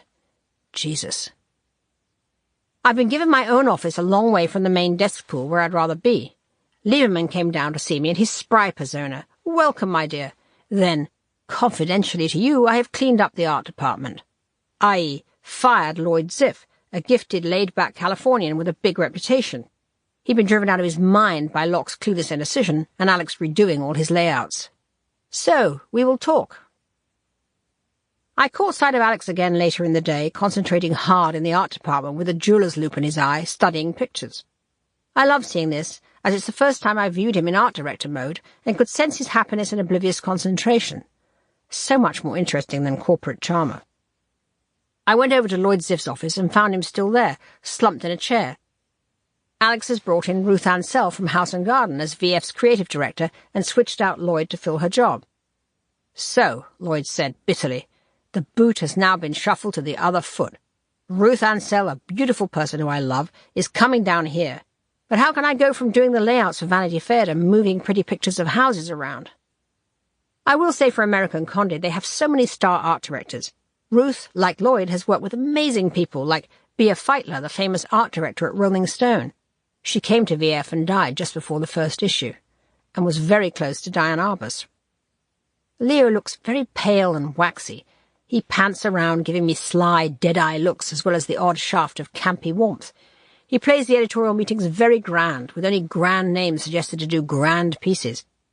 Stephen Aronson has a book called Hype coming out, and I suggested we do a big piece by VF's sharpshooter critic James Wolcott defenestrating it. Leo recoiled at the idea of the magazine even noticing Aronson's book, on the basis that Aronson bitched up Diana Trilling and she's one of the ladies, and his close friend. I think Wolcott is highbrow enough to take on both Aronson and the rise of Hype, but Leo didn't. I was relieved to find a familiar Brit face in the writer Anthony Hayden Guest and bought him a sandwich in the diner nearby. He seemed incurious about what I was doing there. Perhaps because so many people have come and gone at VF, or because he's just one of life's magazine nomads, piddling his sentences for as long as the gig lasts. Wednesday, May the 25th, 1983. Depressed. After Leo enthused about my smart set front-of-book mock-ups yesterday and suggested I show them to Alex, my appointment with Alex was postponed, as Leo had obviously thought about it overnight and decided he wanted to be there too. It was rescheduled for the three of us on Thursday. Now that I'm here, Alex is going to insist I work through Leo, which is right, but only if he's genuinely collaborating. I spent last night in the hotel listening to the whine of police sirens as I don't have anyone to see.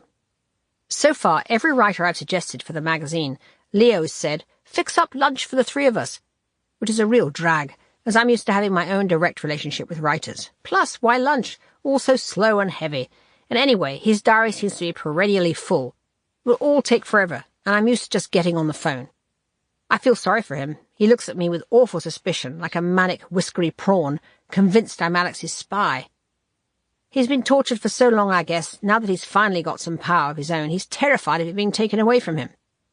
It's disappointing, though. I thought I was going to be deputed to lead the talent to a promised land for him, and he would look good and we'd have fun. I miss Harry. I think of him chained to his word processor in Kent, cranking on the memoir, and wonder how I'm going to get through the separation. Thursday, May the 26th, 1983. I'm finding it fascinating to see the Leo-Alex relationship at work. When Alex arrives in the afternoon, you see Leo stiffen with terror. He's immediately transformed from a cantankerous grand old man into a petulant little boy, while Alex clearly thrives on messing with his head. Today he comes down to Leo's office and looks at the board of mini layouts of the next issue in silence, then starts shuffling all the little cards around the board, with Leo watching in agony. Glancing sideways at him, Alex says, 18 pages of Paul Theroux to start, Leo? It's really a very striking read, whimpers Leo. But 18 pages, dear friend? Come, Leo. You know you will have a space problem. We will have to take out the Calvino story. No, wails Leo, not Calvino. Well, Leo, you will have a space problem. Then Alex turns around and his veiled black eyes bat opaquely at me, head nodding slightly like a sinister marionette. Let us ask Tina's point of view. Sensing danger, I express ignorance of this particular issue and its contents. Today we had the meeting to look at the layouts I'd mocked up for the Smart Set idea. Alex didn't like it. Americans have no humour, he explained. There's no society here. These pages are brilliant, but they savour of Diana Vreeland, which was poison to readers. No, I could more readily see these pages appearing in Vogue. At first I felt paranoid like Leo. Alex is going to take my best ideas back to Vogue. But as I think about what he said, I realise he's right. Here in America, people come from nowhere, everywhere, and get to the top. So different from England, where the establishment is everyone who went to either Oxford or Cambridge in the same 6 schools.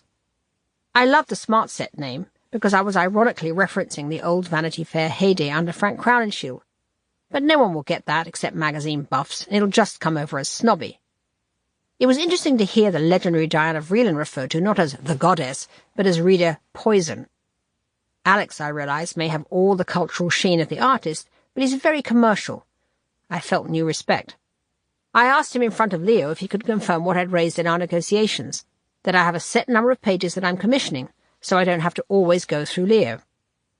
He responded in what I'm beginning to sense is the Condé Nast way, with the counter-offer of something that sounded very flattering, but was both unnecessary and a distraction. Tina must have an assistant, he said. Leo started to look agitated again. Really not necessary, I said.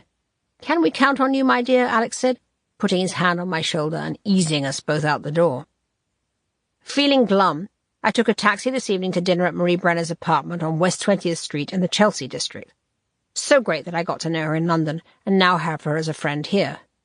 After the Byzantine politics of 350 Madison, it was a relief to mix with other journalists on my wavelength. Marie's apartment on a quaint tree-lined block has a London Islington feeling. Her baby girl Casey is sweet and round and happy.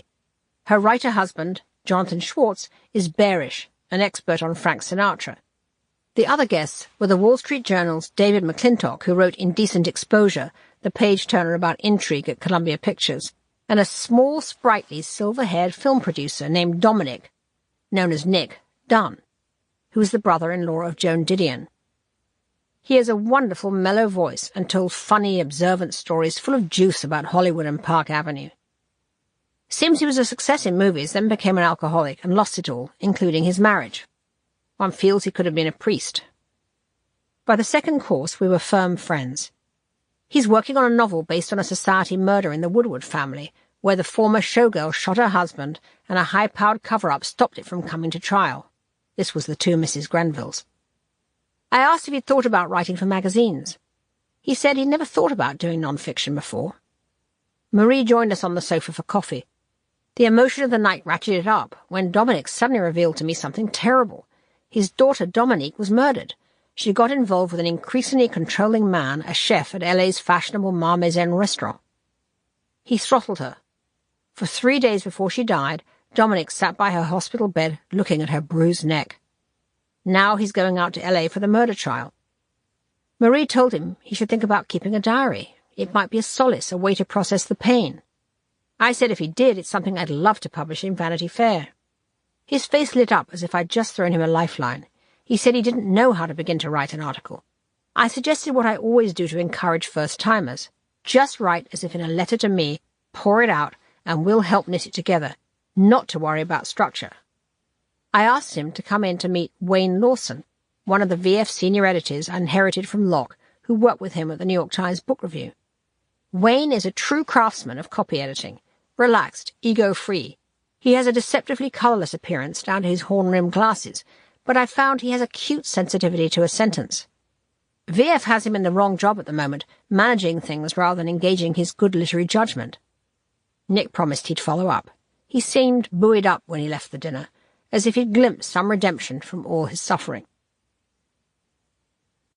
Monday, May the 30th, 1983. The office seems such a cauldron of politics. I volunteered to write what Leo likes to call a feuilleton about Henry Kissinger's series of 60th birthday parties. Stayed back at the hotel to write it up, reminding me what toil it is to write anything. Harry came in like a visiting whirlwind for the weekend, which was such a relief, and he showed me some of his latest pages of Good Times, Bad Times.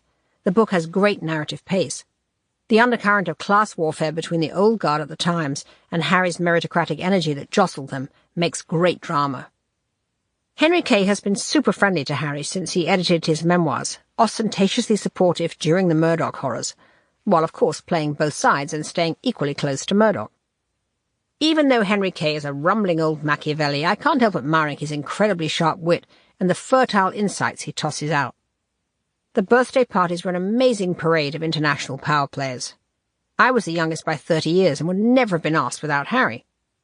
The most interesting of them was Henry and Nancy's own reception in their soberly distinguished apartment at the River House, where Henry seemed truly the person he really is, the foreign policy superwonk surrounded by academics and foreign affairs buffs and banking nerds.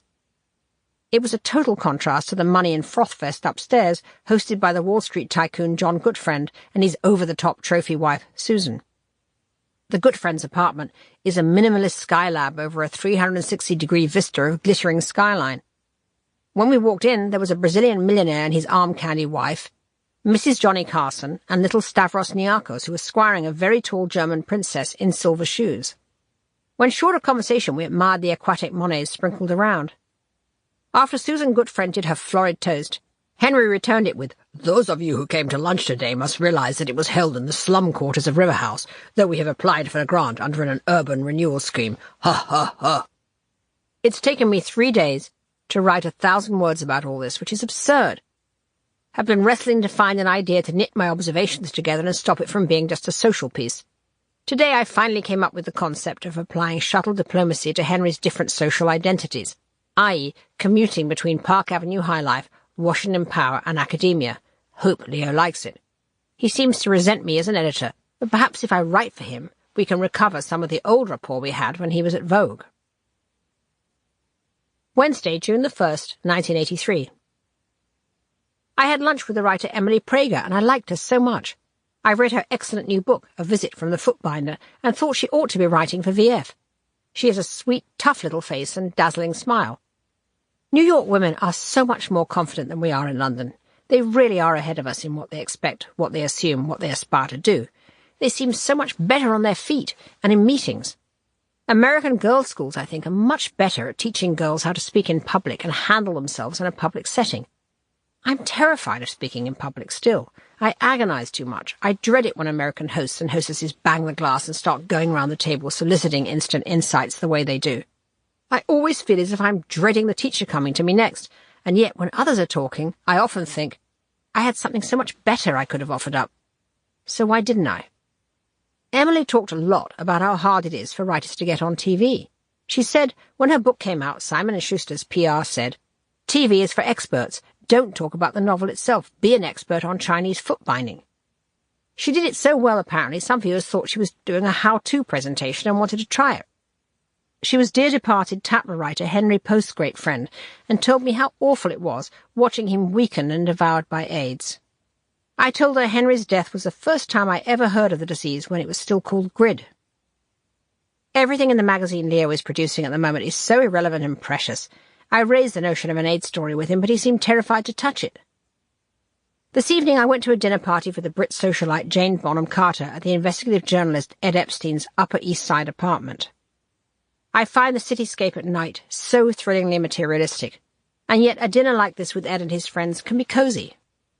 When I mix like this with writers and journalists, I start to think I could be perfectly happy living here, as long as I could escape the city on the weekend.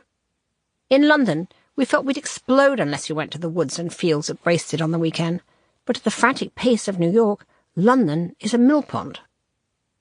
The new swaggery Texan editor of Newsweek, William Broyles, was at the dinner with his wife Sybil, who was his art director at Texas Monthly. They are a sexy alpha pair. Broyles is going through at Newsweek what Harry went through at the Times.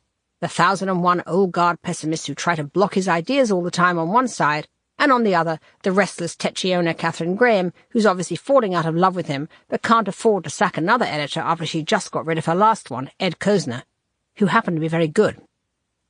Harry says she plainly had a crush on Broyles, who has a bit of the Ben Bradley He-Man appeal, but not Ben's sophisticated political skills in handling Kay. Bill would have made a wonderful editor for Vanity Fair. I wonder why they never thought of him. Too virile, perhaps. Sybil said they both didn't realize how great their team was in Texas until they left it, like me at Tatler.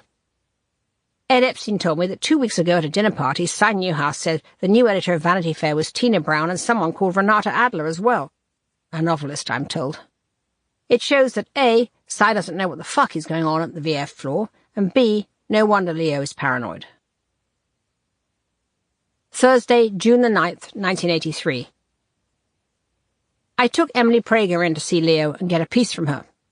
Much to my embarrassment, he treated me and my guests the way B. Miller treats the succession of mortified matrons who run her features department at British Vogue when they wheel in some social nonentity to meet her and be a contributor. He took very little notice of poor Emily, taking calls continuously, cross-talking crassly with his ET-like assistant, and made Emily go over all her ideas again, rather than the ones we were there to talk about. He kept squawking, "We must have more names in it," as if the point of the piece was the names that she would drop rather than the fact she was writing it. I felt extremely pissed off, as she was clearly not happy, and I feel I burned a contact I was trying to encourage. Still, he liked my Kissinger squib. I asked for the byline to be anonymous, as I feel if I write something, it ought to be more substantial. Now I'm on my way to the American Booksellers Association convention to scout Vanity Fair serial extracts. I think Leo wanted me out of the office, and meet up with the wonderful exuberant literary agent Ed Victor, who is in from London. He's American, but lives there, and is such a big bear of a man his friendship will be a welcome relief. I also love the notion of going to Dallas and seeing a bit more of the United States rather than just the hothouse of Condé Nast. The oven breath of Texas heat hit me so hard I gasped when I got off the plane. The enormous black-windowed limo Condé Nast uses seemed to take forever to get to the hotel, and when I stepped into the big glitzy conference lobby, the temperature changed to meat locker cold. The lobby was seething with publishing folks with badges. A woman from Harlequin Books in a huge floppy white hat was saying, "So I sent to Pocket Books, they can shove it." Ed Victor is in his element, leaping around his hotel room in a T-shirt that says, "My lawyer can beat your lawyer." Saturday, June the 11th, 1983. America is so wildly foreign. This ABA event could put a writer off writing books forever. Ed Victor took me to what was touted as an A-list publishing party hosted by Pocket Books for the old 40s movie star Lana Turner at the Adolphus Hotel. "All the crown heads of publishing will be there," said Ed, my Virgil through this whole experience. "There is no way we're going out to that ranch for the New York Review of Books party." The big publishing star of the moment seems to be Dick Snyder, the CEO of Simon & Schuster.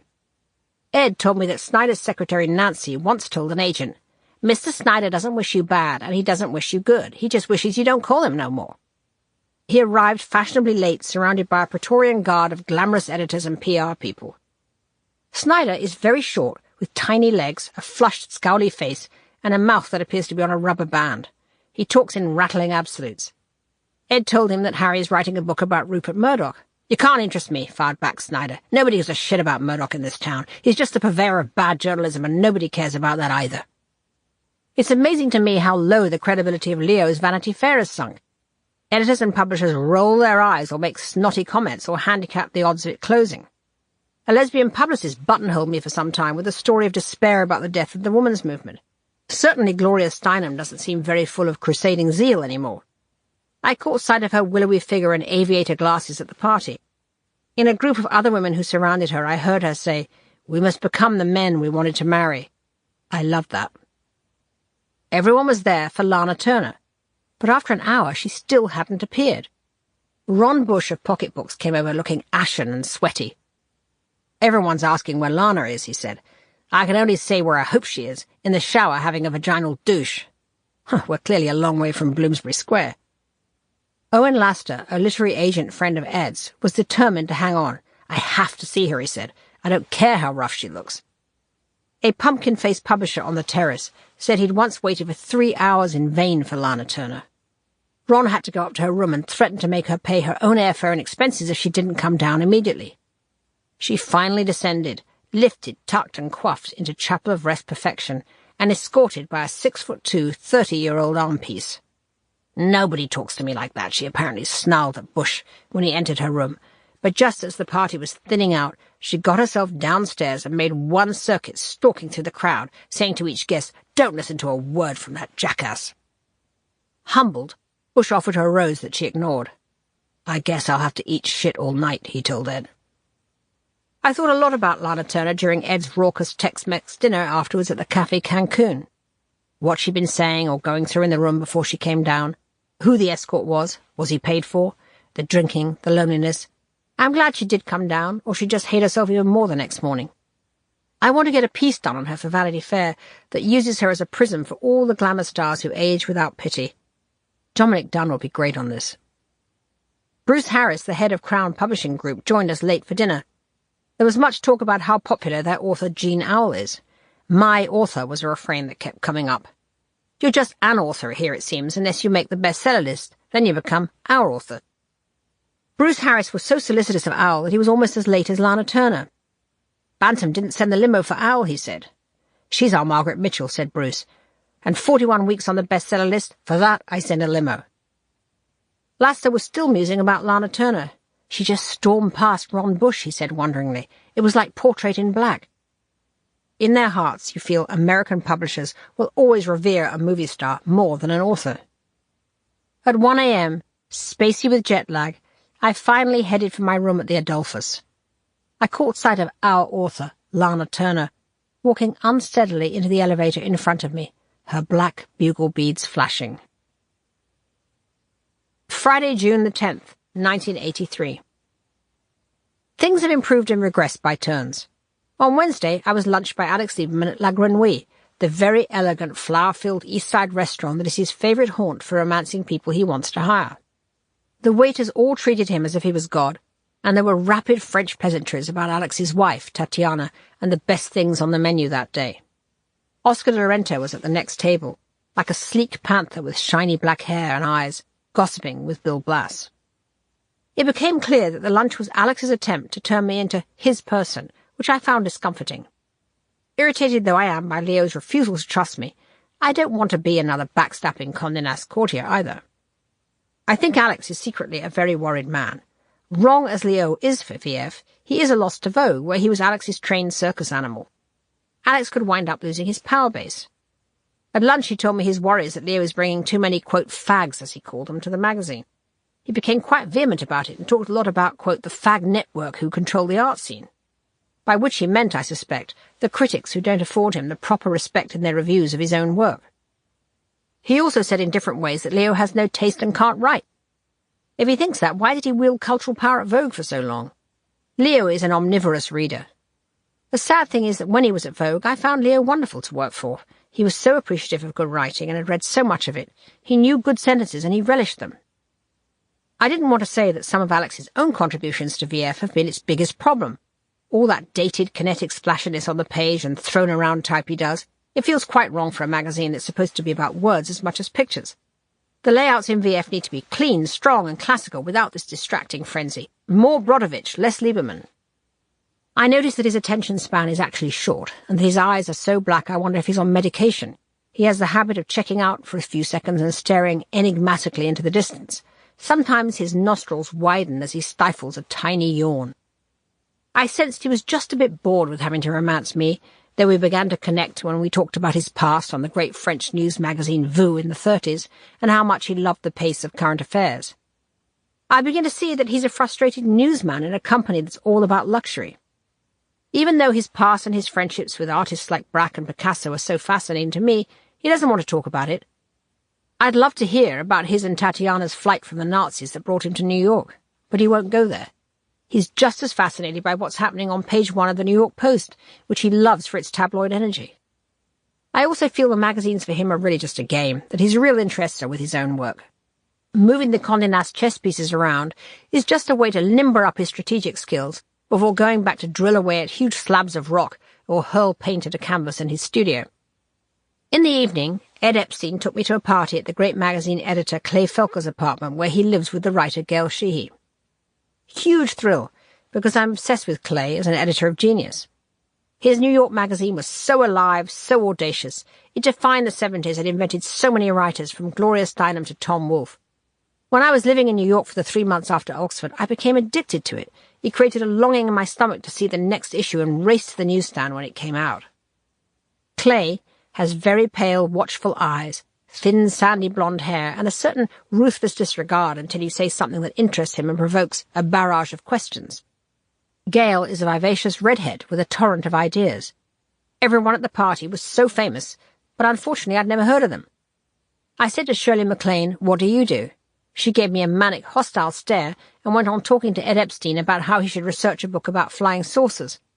I couldn't believe, once it was pointed out who he was, the excessive copiousness of Kurt Vonnegut's hair, or the extreme pushiness of his photographer wife, Jill Crimmins. I felt I would scream if I heard about another book in progress or a new TV show someone's writing. I hadn't seen Clay in 4 years when I first met him with Harry, and he still had New York magazine. Now the best editor in America doesn't have a magazine. He too ran into a buzzsaw called Rupert Murdoch. I could sense his unhappy restlessness, how much he yearns to have his vehicle back to tell stories.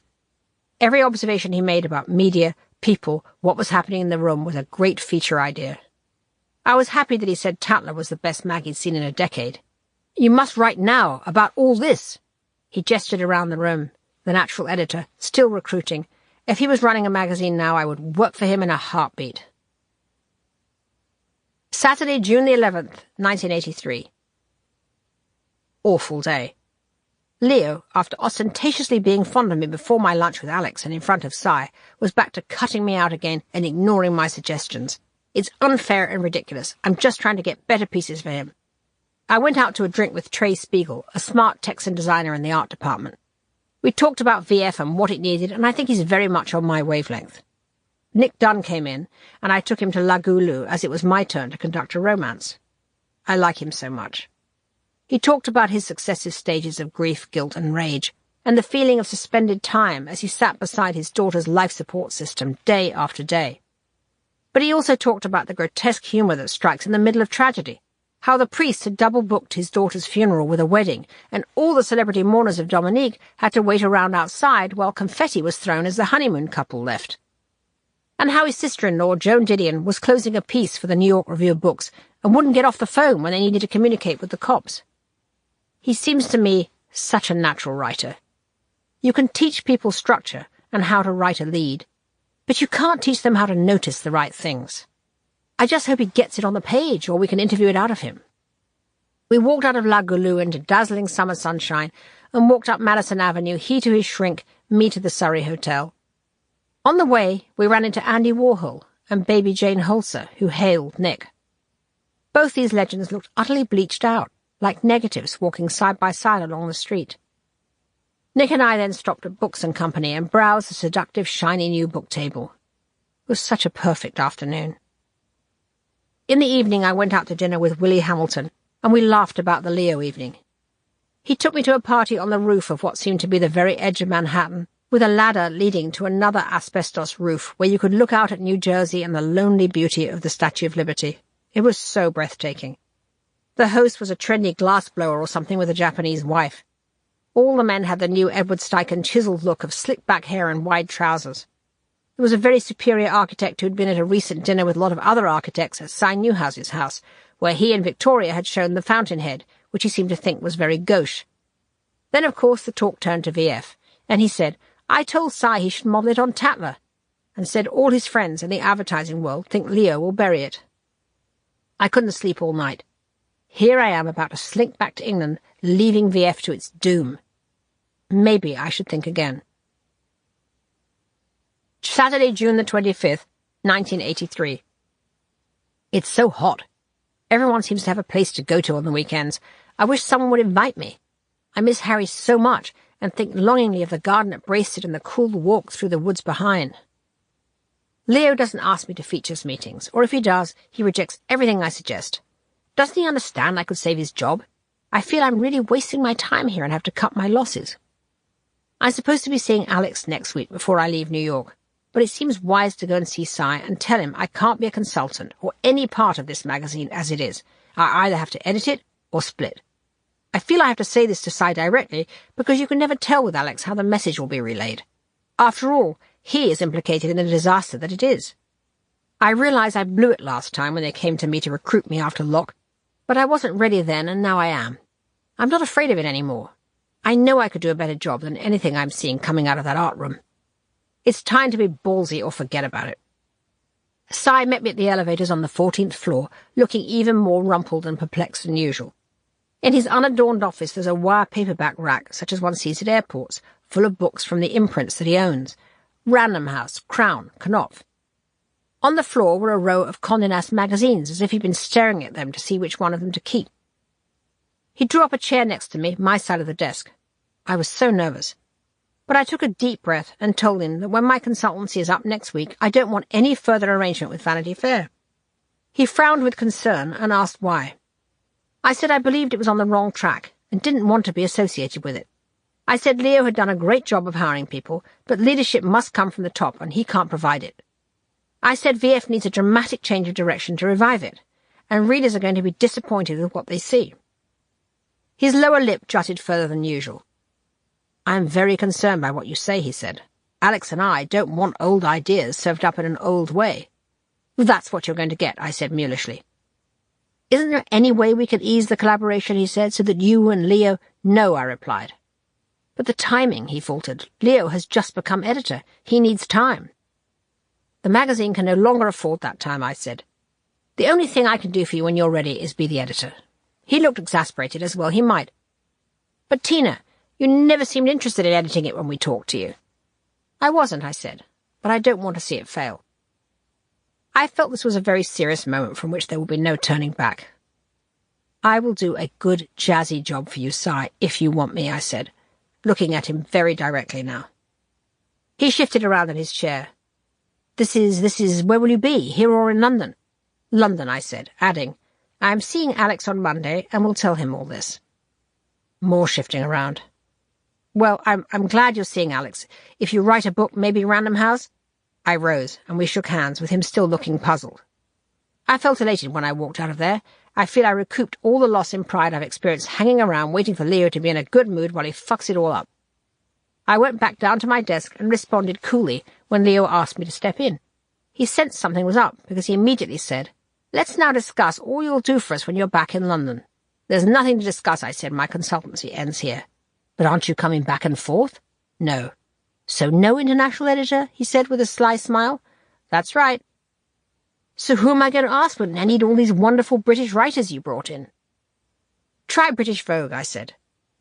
He looked uneasy, and I was about to feel sorry for him, but then I saw the glint in his eye and realized he was gloating. He feels he's won, for now. Saturday, July the 23rd, 1983. Today I was summoned to Alex's house in Connecticut rather than wait to see him in the office on Monday.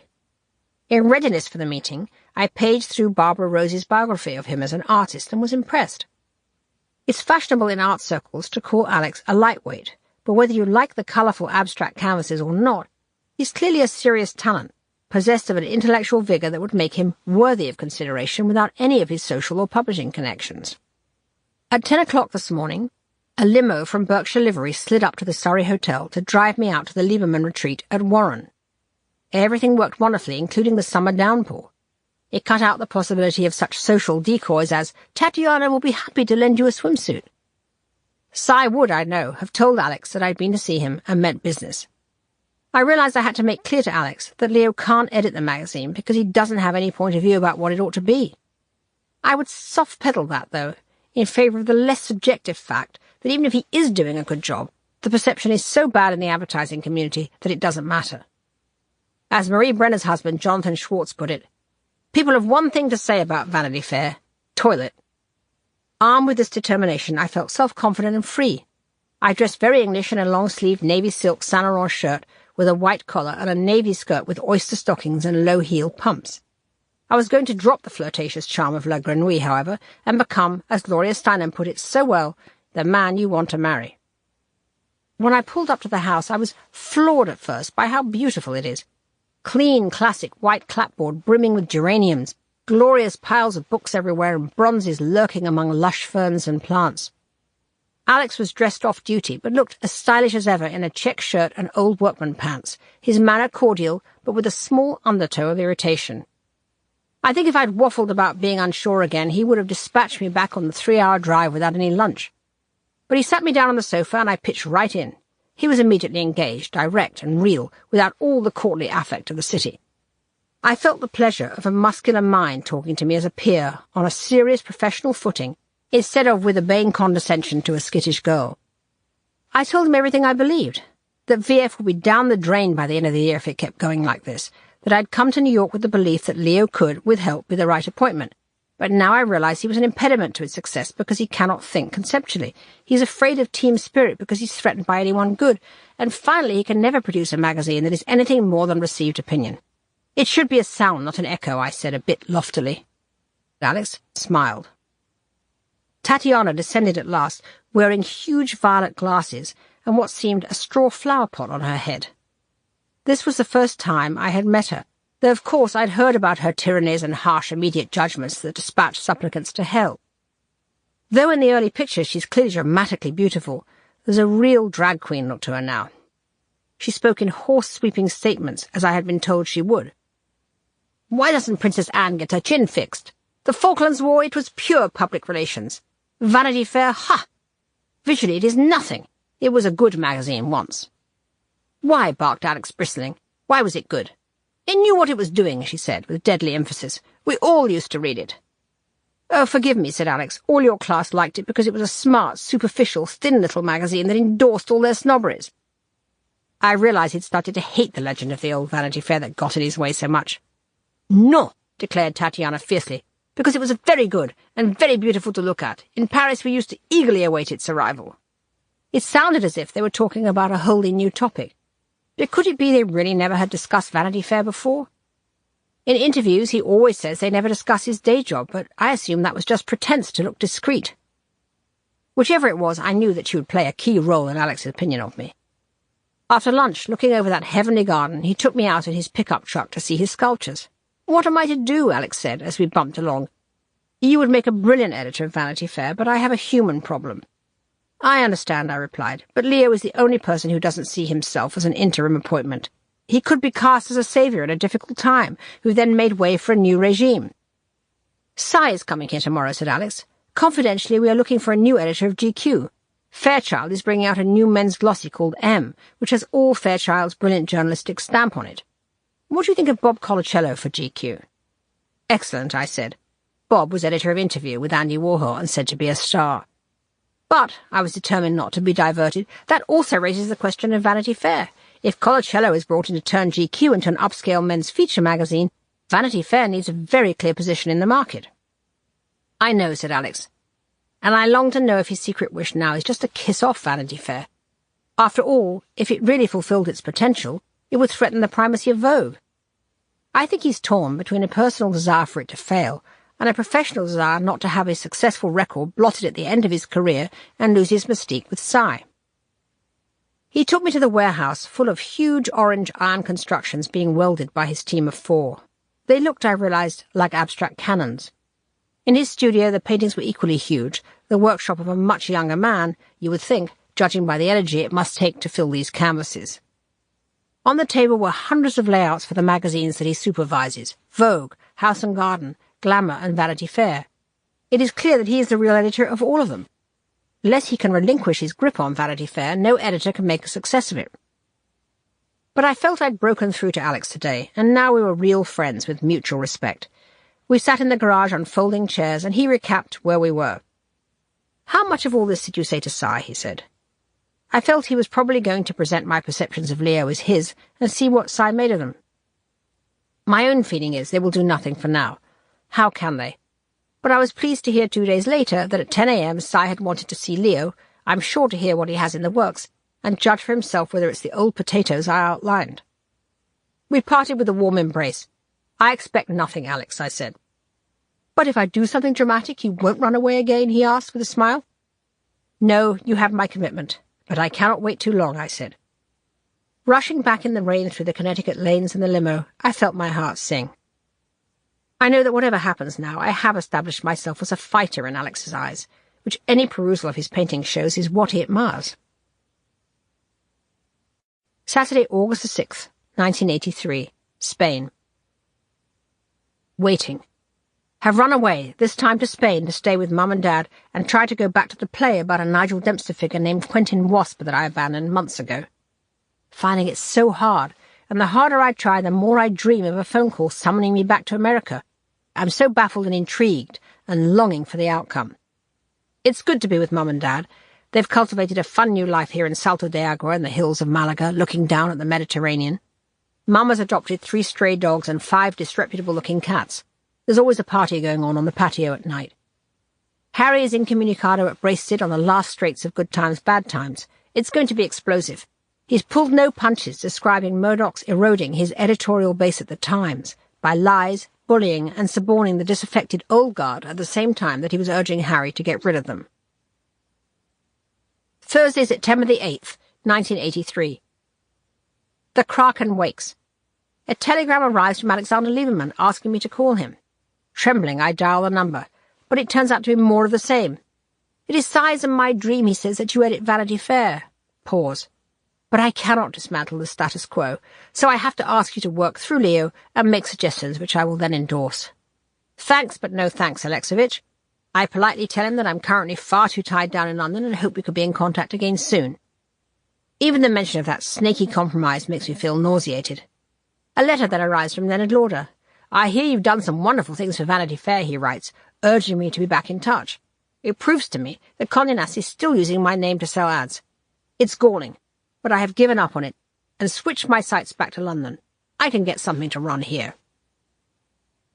Saturday, September the 10th, 1983. The suspense about Vanity Fair is now making me a basket case. I went to see wonderful Dr. Tom Stutterford for sleeping pills, and he was at his tweedy best. I told him about all my mixed-up longings. He said. I never did understand your infatuation with America. I tried it once and wouldn't dream of making it a habit. He removed his fountain pen and wrote a new prescription with an inky flourish. Here's my diagnosis, Tina. Buy a large house in the country, have a couple of babies, and just accept you're complicated. In other words, just go off and be a wife. Monday, September the 19th, 1983.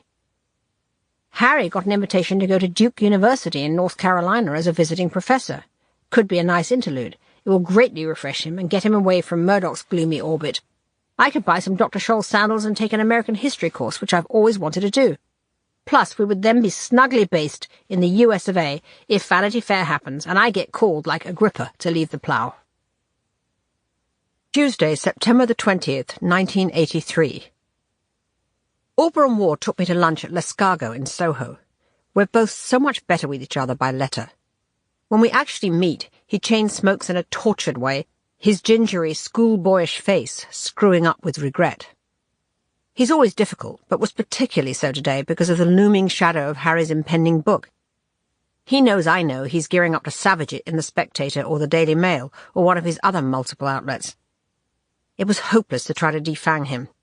I think Bron was as depressed by our lunch as I was. He clearly misses the old Oxford days when he was my hero and I his muse. And so do I, in a way. Then, tonight, ye gods, Leo Lerman phoned asking me to write a piece about something, anything, for Vanity Fair. I asked him who was on the next Vanity Fair cover, and he said Francine Duplessis Gray. That's truly a desperate move on so many levels.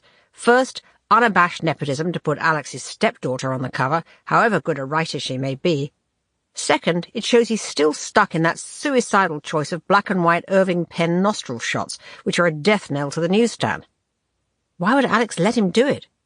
I guess he's just milking the mag to give more and more promotion to friends and family and enhance at least the personal power base.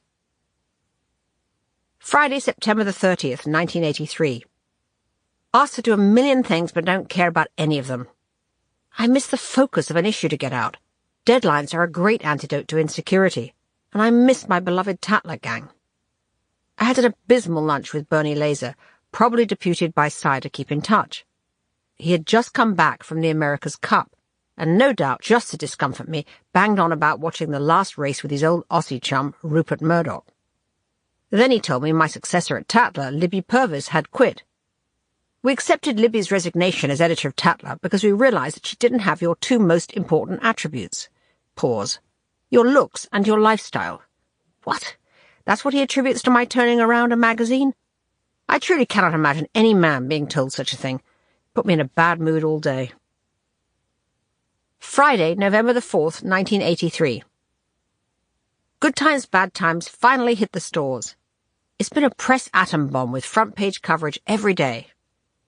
The revelations of Rupert's conduct, flouting his guarantees to the board of Times newspapers, provoked a flurry of parliamentary questions in the House of Commons. So Harry had his press conference there, which sent the book straight to number 1 on the bestseller list. It's getting fabulous reviews, hooray! After the presser, we drove home with Anthony Holden, who's been in his element stirring up all the hacks in the Blue Lion pub. He said he overheard Arthur Brittenden, the Times PR man, say, "Of course everyone knows Harry Evans is a compulsive liar." Holden said to him, "How sad that the man who was once a respected journalist has become the mere trumpet piece of News International." We killed ourselves laughing over trumpet piece. W has interviewed me about VF's travails for a piece that is coming out in 10 days. They asked me what I thought of it, and I decided to be candid and send a little spark Si's way. Wednesday, November the 9th, 1983. I'm writing this in a room in a hotel in Moreton-in-Marsh, Gloucestershire, where I have come to do a Follow the Hunt piece for the Daily Mail. I felt like a bit of traditional Old England after the last few weeks with all Harry's book press raging. It was a lovely day here in the autumn sunshine, so refreshing not to be talking about Times newspapers or angsting about Vanity Fair. Lady Northampton, one of the women hunting, is divine. A tough, saucy blonde living in my dream house, a rosy-coloured minaret with a huge sitting room looking out on her acres bounded by stern iron gates, and the prettiest, sweetest little girl bouncing around, who I wish was mine. Dashing on her horse through country lanes with her fat snood and tight breeches, Rosie Northampton seemed to me the most carefree woman in England. The Daily Mail, of course, wants some slasher piece about snobs on horseback. But mostly the people hunting were relaxed, courteous country people, not all aristos by any means. The men were gallant, raising their hats at the slightest provocation, the women dignified and strong. Their hunting speak wafted back to me as they paused to pat their steeds. I've just come back from the corn, frightful country, so difficult it was nose to brush all the way. Rosie's 2 black Labradors slept in the biggest basket I've ever seen, coiled together like sighing, silky serpents. Maybe Dr. Stutterford is right. We should just buy a big country house and raise children. Friday, November the 18th, 1983. With Harry off promoting his book and me upstairs in my tiny book-lined study at Ponsonby Terrace, all is calm again. I received a lovely pre-birthday letter from Bronmore saying that all my conflictedness arises from being married to a fellow stormy petrel. He counselled, "Your place is front row at the ringside, occasionally being splattered with blood." I.e., forget about Rosie Northampton fantasy. Knowing he is right, I thanked him. Monday, November the 21st, 1983. Milestone. I'm 30 today. The big 3. Or the big 0. Harry bought me some beautiful pearls. We went out to dinner, just us in our old Greek Street haunt, since I hate birthday parties when they're mine. I feel gloomy about hitting this number, as if it's time to really deliver and stop rattling about. I am the same age as Claire Booth Luce was when she took over as managing editor of Vanity Fair, but that seems a dream that's fading. Alex Lieberman has asked Michael Roberts to come over to NYC and help bring some attitude to the visual pages. Good to have him as a source to know what's going on. Tuesday, November the 22nd, 1983. Oh, I have to get back to New York. Went as Harry's consort to an absurd dinner party hosted by Ambassador to the Organization for Economic Cooperation and Development, whatever that is, Edward Streeter and his wife, Priscilla. It was in honour of 57 Varieties Jack Hines' 75th birthday, and for some bizarre reason the ambassador toasted him and me. Perhaps Harry had revealed I'd turned 30. Afterwards, when the women were banished, I sat in a corner with the impossibly chic Belgian Dominique de Bourgrave, who told me that Lady Aliki Russell remained traumatised by my reference to her in Life as a Party as a frisky pachyderm. But she keeps writing to say how much she enjoyed the book, I said. Precisely, said Dominique triumphantly, her painted nose rising out of a roll-necked lame silk dress. Then she pinched into how demented Princess Michael of Kent is. She pounced on Peter Hall at the National Theatre last week after the Jean Seberg play and said, "Please don't ask me to anything as bad again." And Peter said, "Ma'am, you can be sure of that." And as for her husband, no, I don't feel sorry for Prince Michael. It has been my honour, or should I say my horreur, to sit next to him 4 times this past year. The man offends my womanhood. I couldn't escape this cascade because I was pinned against the flocked wall with a very small coffee cup. She raged on. "Have you watched Robert Lacey's television program, The Aristocrats? Robert Lacey is so common, such a fiend. He asked my friend the Marchesa de Frescobaldi what she would do if her son married a peasant on the estate. Excuse me, what can she say, except je m'excuse de répondre, etc., etc. The Westminsters come out of it the worst. They are so middle class. They live like my concierge, yet the money and land they control is quite demented. Wednesday, November the 23rd, 1983. Leo's arrived in London. I finally risked tea at the Ritz, a very stilted affair where we were both so ill at ease that Leo doused the stamped sandwiches in milk. He looks so old and flustered and is in a rotten situation. He asked me if I could write for the magazine, and I just evaded it with talk of holiday plans. I felt sad when I left, wishing he'd let me help him when I could. Thursday, November the 24th, 1983. Went to a very uptight lunch the Kissingers threw at the Connaught for their friends here, who are wonks and diplomats and establishment oldies like Marcus Seif, who owns Marks and Spencer. I feel Henry's in a lot of pain from Seymour Hersh's devastating book, The Price of Power. He looks tormented.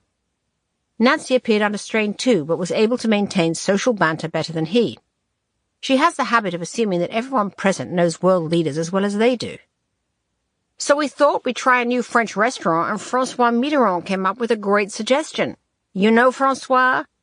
Or, the trouble with Helmut Schmidt is he's so unpunctual you can't go to dinner until he arrives. Or the best. What I couldn't get over was not the Pope surviving the assassin's bullet, but surviving an Italian hospital. I mean, you know what the Pope's like. Henry kept up a steady and remorseless interrogation of the Tory MP George Walden about why Mrs. Thatcher had taken leave of her senses and denounced the US invasion of Grenada. He told a story about how he'd taken on a commission to report on Latin America for Reagan. "How can a former Secretary of State refuse a president's request? But I felt so bad about it that Nancy and I left a dinner party early and I came home and put a call through to Gerald Ford, a man of total common sense. But before he could come back to me, the White House came through, and I said, 'Mr. President, are you sure you want me to do this? I must tell you of my grave reservation.' He said, 'I am sure.' Then as I put down the phone, Gerald Ford came on, and he said, 'Henry, this is a tar baby. No way should you touch it. I tell you I'm going to get off this commission on January the 16th, and I've made it clear to the White House that I will have nothing whatever to do with implementing any of the recommendations.'" The underlying truth, of course, is Cy Hershey's book. Henry is determined not to let Cy hound him out of public life, and yet it has nearly hounded him into taking on the wrong thing. "One civil war is quite enough to be involved in a lifetime," he added bitterly. "It must be very difficult for Nancy Kaye, though he still has his sense of humour." "Nowadays the only thing I send in advance is paranoia," he said. Friday, December the 9th, 1983, Treasure Beach Hotel, Barbados. Beach time in Barbados, I suddenly got a call from Alex Lieberman. He tracked me down here to invite me to have lunch with him and Cy in New York on December the 15th. Harry urged me to go and not dither around, and so I said yes right away, as if it was no trouble, even though it means leaving him and the Christmas vacation to go to New York for 2 days, and I don't have anything to wear. Now H and I are getting some peace while it lasts. The cicadas are whirring, there's a fruit punch beside me, and I'm lolling on a beach bed while Harry swims his 1,001 lengths in the pool. I've just read a bad novel by Gore Vidal, but it's hard to concentrate. I know this is a short respite before I leave Harry, get on the plane to New York, and find out if my life is going to change forever. Thursday, December the 15th, 1983. Arrived in New York ready for and steeled against another exhausting round of finessing and compromise from Alex and Cy. The day started very early, waking up at the Algonquin Hotel feeling extremely nervous.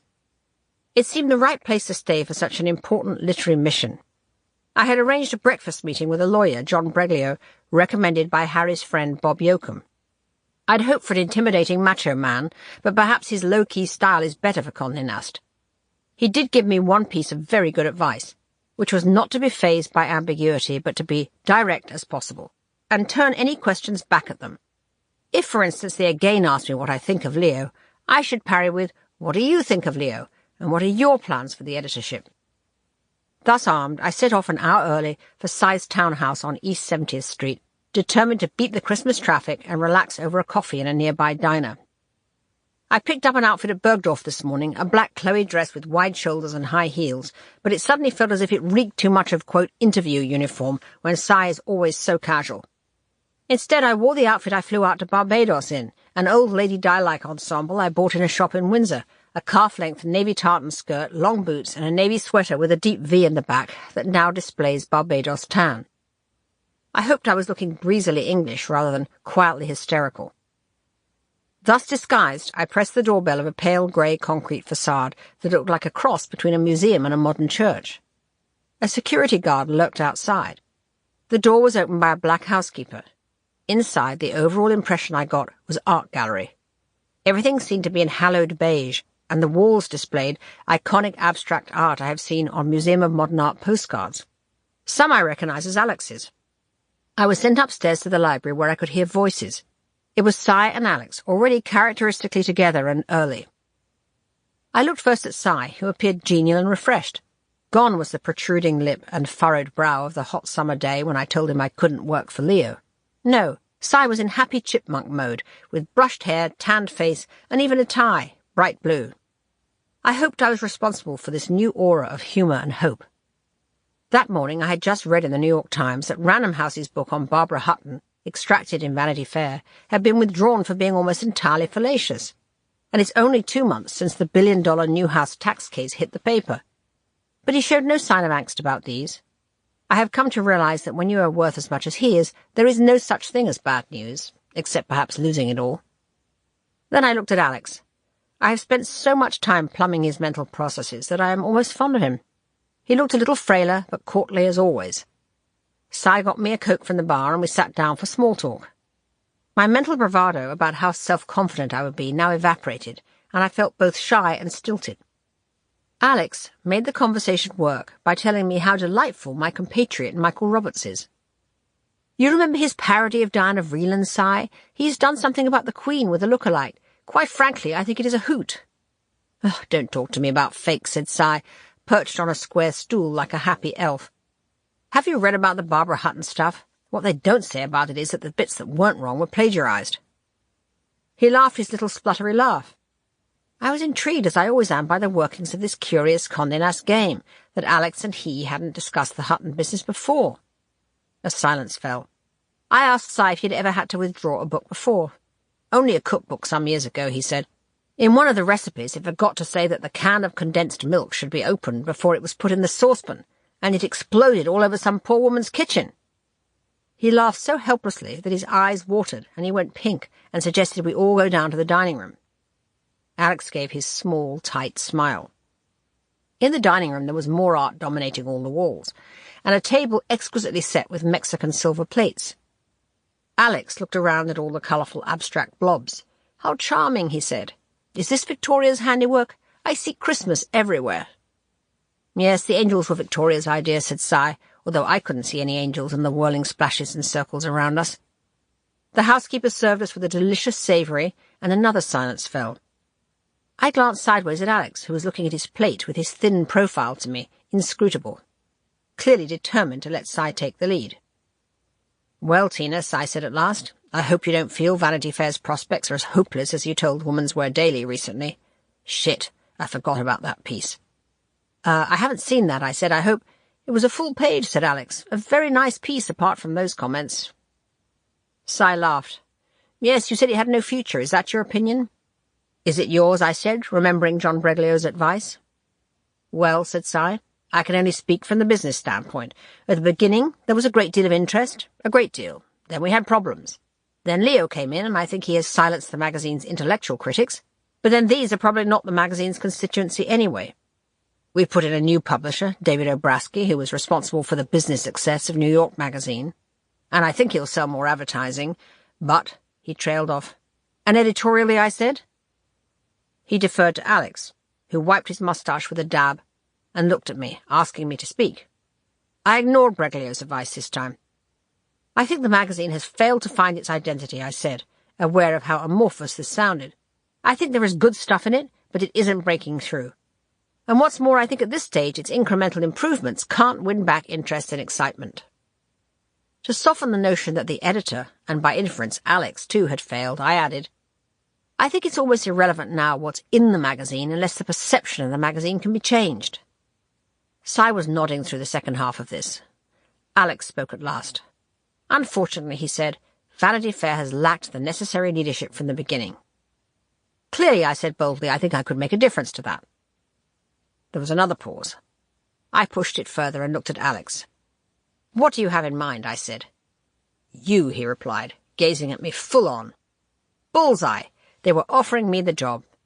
I stared back at him. It had been such a long, agonized, slow dance, I now felt lightheaded. What would be helpful, said Si, suddenly leaping to the details, is if you could spend a few months working with Leo to save his face. From this moment everything sped up. I never had the chance to say, I accept. All was now business. Perhaps, I said, I could take 3 or 4 members of staff and work ahead on another floor. That wouldn't work, said Alex, always practical once decisions had been made. I fear, Si, we will have to bite the bullet. Leo has created a void around himself. He won't listen to anyone, except Alex. He's so paranoid that all the people he hires are left to do nothing because he must do it all. He will be too bitter and make it impossible for Tina to be effective. Well, that's a pity, said Si. Isn't there any other way? I had one idea, I said. Editor emeritus. Si started to laugh. I can't live with that, he said, an editor emeritus who's only been there for 7 months. What about some kind of literary editor? No, Si, said Alex. Leo will be commissioning things and making commitments Tina will be stuck with. Amazing, now that he had switched sides, how pragmatic and helpful he had become. Well, we have to come up with something, said Si. We can't have Leo diving out of there exuding malice. This move will cause reverberations in worlds where the magazine wants to retain links. Could he be some kind of consultant to Vanity Fair? Or the whole group, said Alex on the wings of a new brainwave. That's good, said Cy. Leo Lerman, who we borrowed from Vogue, is now going back to the company as a whole, said Alex quickly, perhaps suddenly seeing Leo stomping into Vogue, where he'd just brought in Anna Wintour as number 2 in the role of creative director, from where she will likely succeed Grace Mirabella as editor, and is already feeling new blood livening things up. Anna, for sure, would show Leo the door. Put his name under mine on the corporate masthead, said Alex, adding with a burst of faux generosity, put his name over mine on the masthead, if you wish. Why should we be petty at this point? I would be very happy to consult Leo, I said, and with his flair for houses and food, I'm sure, house and garden and gourmet. Now we all felt happy. I'll pay Leo's salary for the rest of his life and give him 2 trips a year to Europe, Cy said. The two of them looked at each other. We'll have to talk to Leo, Cy said. Don't look at me, said Alex, laughing rustily. I'm not looking at you, said Cy. I'll do it when I get back from my vacation on January the 1st. Alex dabbed at his moustache again, put down his napkin, and looked at me with his mouth a tight O of sophisticated amusement. He wanted you to travel, if I remember, he said to me. International editor?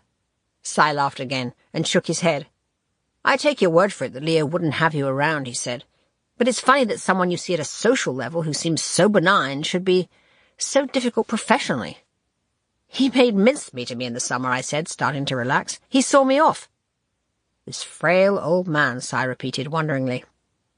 I glanced at Alex and saw him flinch a bit. He's in his mid-70s. Here's another reason why he now wants Leo out. Leo is giving old age a bad name around Condé Nast. To be so extravagantly unfit is an eyesore in Alex's clean desk world. His own hospital tests are enough of an intimation of mortality without Leo hobbling around. He said, Linda Rice, our marvellous production lady, who adores Leo, even she said to me, Alex, it's not possible. He cannot see the mini layouts on the board. It takes so long to unpin everything constantly. Poor Leo. This was an upsetting story. I couldn't do this if he'd been nicer to me in the summer. Still, I want it done elegantly and will try to recover the friendship. By 2:30 it was all over. Cy raised the issue of salary. I feel comfortable with $130,000, he said, but fell agonizingly silent when I said I wanted a 2-year contract. We don't give any editors contracts, he said at last. Alex sat there looking detached. The whole issue seemed to amuse them both, perhaps for sinister, devious motives, or because no one else has asked them for a contract, or because they find me entertaining all round. I gracefully abandoned this with the determination to get Breglio to win the point for me. Note, he did. We arranged to meet for lunch on January the 2nd. I shall begin as editor-in-chief on January the 3rd. There will be no time to go back to London first. I will have to come straight from Barbados. Cy picked up a tote bag full of books. Can I give you a lift, he said to me. Should we be seen together, said Alex, the automatic conspirator. I'll walk, I said. And when Cy left the room, I embraced Alex, who suddenly seemed somewhat emotional. Thank you, I whispered, for understanding that I couldn't work with Leo. Impossible, impossible, my dear, he said.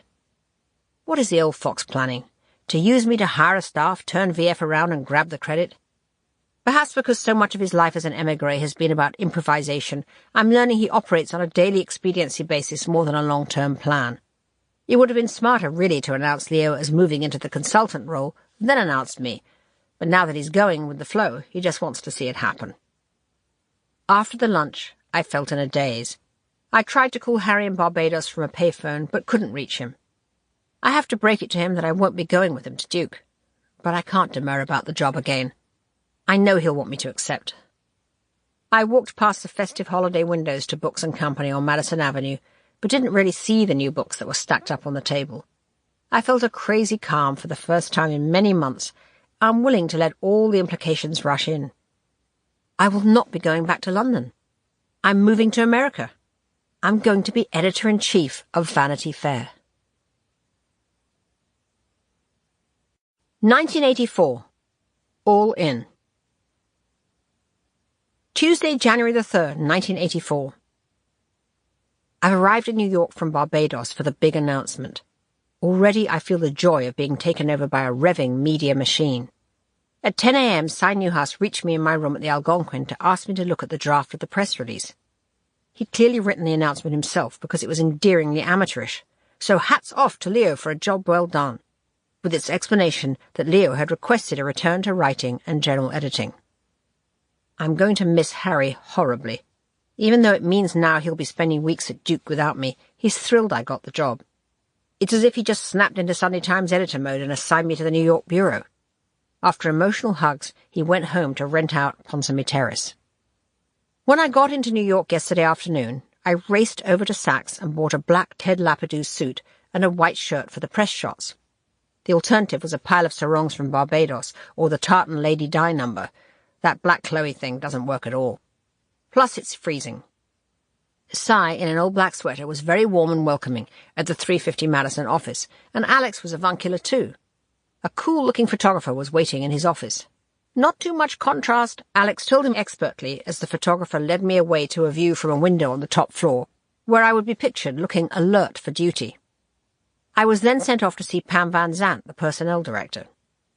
I had expected human resources, as they call the job here, to be occupied by some plump homespun figure like we had in London. But PVZ, as she is known, is a streamlined blonde with a low confidential voice and steely blue eyes that show their whites when she discusses termination procedures. They say letting go here when they mean sacked. She prepared me for the great unveiling with thrilling efficiency. My work visa? Step this way. I walked into a room where 5 lawyers were sitting around a table discussing my problem. One of them fired questions at me, the other fired solutions. A third whipped out forms that I had to sign for working papers. Insurance, tax, savings plan, limo account, over here. I even got a free pass to a gym. It was like checking into a health spa. I expected to be handed a toweling robe and led quietly towards the scales. Best of all was PVZ coming up with an apartment for me to see on East 52nd Street. It's currently being used by Italian folk who are moving out at the end of January. Next was lunch with Alex at the Four Seasons. We talked about first steps with the magazine. I told him I wanted to get right away from Vogue's look, and, since that's his handiwork, I used the reasoning that because he had so little confidence in the Vanity Fair material thus far, he's been forced to jazz it up with noisy typography. But now that the material will be strong, it should have a clean, classical look.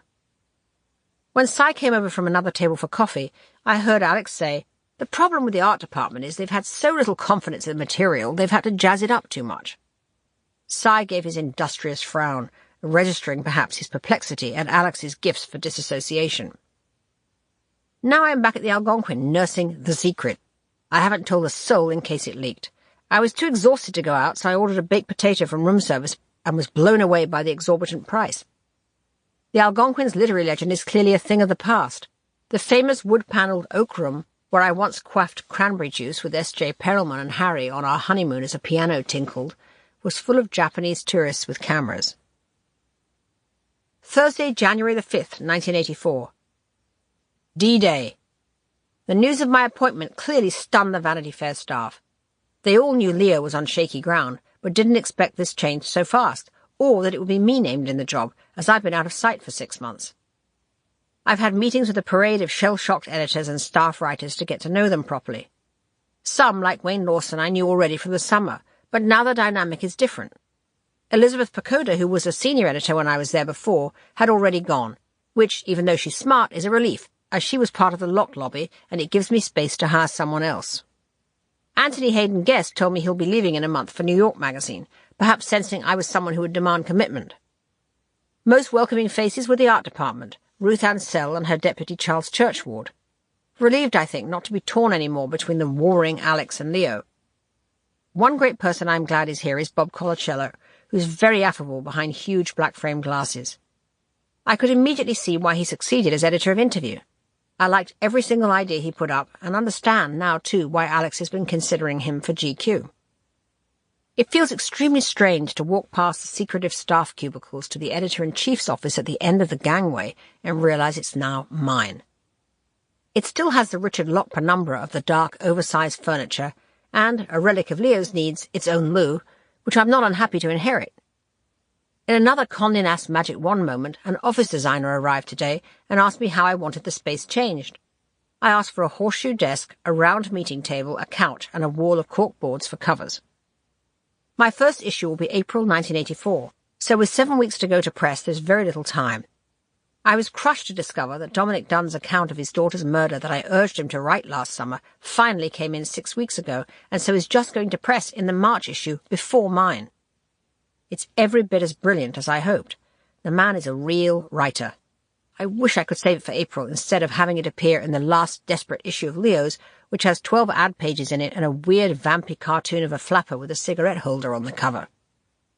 I asked Alex for an editorial budget, but he seemed vague about the matter, telling me I had to do what I must to get it right. I immediately asked Nick Dunn to come in and talk about a contract. My goal is to hire 5 or 6 terrific magazine writers who can become definitive Vanity Fair voices, not keep using all the rented bylines who've gone stale elsewhere. Nick was ecstatic, like a warm, leaping leprechaun. My first hire. We need to whip up something fast for April, and there's no time to do anything except a piece that has attitude and voice or buy in something already written. I had a drink with Michael Roberts at the Algonquin. He's ecstatic I've arrived. Feels Vanity Fair is desperate for some of Tatler's humour after the last 2 months dealing, as he put it, with all the sad sack bluestockings who are holdovers from the Locke regime. We brainstormed on what we could do for the April cover. As it'll be Oscar season, we settled on Blonde Ambition, about the current crop of striving starlets, and we'll get Helmut Newton to photograph them to add some visual edge. The magazine desperately needs a shot of old-style glamour after all the months featuring glowering intellectuals. Perfect subject, too, for Nick Dunn, who can riff on Hollywood glamour of the past as well as the present. The good thing is that my summer stint gave me so many insights, and I know my way around the office, like attending summer school before the real thing. I want to get everyone out of lurking in their cubicles. I had a features meeting with 4 of the editors, which was very strange because no one argued. I'm used to the rowdy Tatler staff combating everything I say. Here they took assiduous notes, which I found disconcerting. That's going to have to change. Friday, January the 6th, 1984. Staff parade continues. The writer Stephen Schiff is a log hire I definitely want to keep. He's a curly-haired, quietly funny movie critic from the Boston Phoenix, where he was a finalist for the Pulitzer Prize in Criticism. He said, "Sometimes I look around and think I'd never be old enough for this magazine. Leo's editorial policy seemed to be catch them before they die." He noted shrewdly, re Alex, that if you had an idea that was any good, it somehow seemed to find its way not into Vanity Fair, but into Vogue. Schiff has done some very stylish pieces for the magazine, and is someone who can definitely increase his tempo. Coming from newspapers, he can write at speed. As well as longer movie essays, I'm going to give him a back-of-the-book place to do a short Schiff column with smart bites handicapping good movies. The magazine is all one stately rhythm at the moment, with no short takes and no places to graze at the back and front. Nick Dunn is already hitting the phones on Blonde Ambition. He's found a fabulous-sounding new actress called Daryl Hannah who's making a mermaid comedy. Next weekend, when all is quiet, I'm going to get Ruth Ansell and Charles Churchward to come in, and we'll start redesigning the mag front to back. Monday, January the 9th, 1984. Clay Felker keeps sending me candidates for jobs on the mag. He's being very supportive, if exhausting. In fact, supportive New Yorkers are now one of my biggest hazards. Every time I go out, some media big shot comes over and stabs me in the chest with a big meaty finger and says, "What you should do is hire Norman Mailer. What you should do is clear out all those deadbeats under Leo Lerman." I call it the New York finger. I was invited to lunch by the literary agent Morton Janklow at the Four Seasons yesterday. He has huge headlamp eyes behind intimidating glasses, and so wore me out with all the high-octane helpful suggestions and iconic bylines he represents, I wanted to lie down afterwards with a compress. Clay's latest recommendation is to hire a seasoned editor called John Walsh to be my executive editor. I am so used to effete fashionistas and literary types from Tatler World that I found Walsh a bit startling. He's a loud, bluff, aging flower child with a sports background, white eyelashes and a cowboy hat. He obviously has a lot of flair and experience, but was a bit overwhelming. He kept assailing me about what my vision of the new VF might be. I felt something of a credibility problem with him. Mine. I realized how insubstantial and British I must seem to him with only Tatler under my belt compared to his bulging resume. However, by the end of our exchange, I had clearly passed some tests because he downed his Dubonnet in a gulp — we were at the bar at the Regency — and said, "Hell, now I'm getting excited. The other jobs I've been offered are bigger, but this one I could give my whole energy to." I felt a rush of success when he said that, but still need to ponder if I can handle him. Tuesday, January the 10th, 1984. I've loved my first week.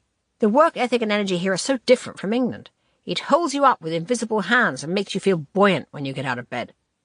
I notice the difference, especially when I call London to talk to writers, and I hear the rain in their voices. Hello, with a downward intonation. It makes my spirits sag.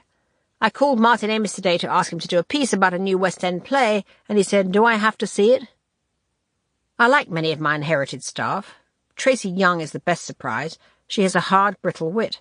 I've asked her to edit the new diary section at the front, where her attitude can run free. In 3 days, I've tried to allot each staff member to a specific job, as most seem to be just floating around, unsure of what they're supposed to be doing, or sitting in corners, plotting. I am mostly working off instinct of what they can do, as I have no real time to find out. I've got the literary girl Friday April Bernard off her high horse by giving her the arts section redesign to do. Suzanne Stevens has learned she's not doing architecture criticism anymore. Criticism per se in a monthly never makes much sense to me. It's all out of date or striving to be forward-looking without any information.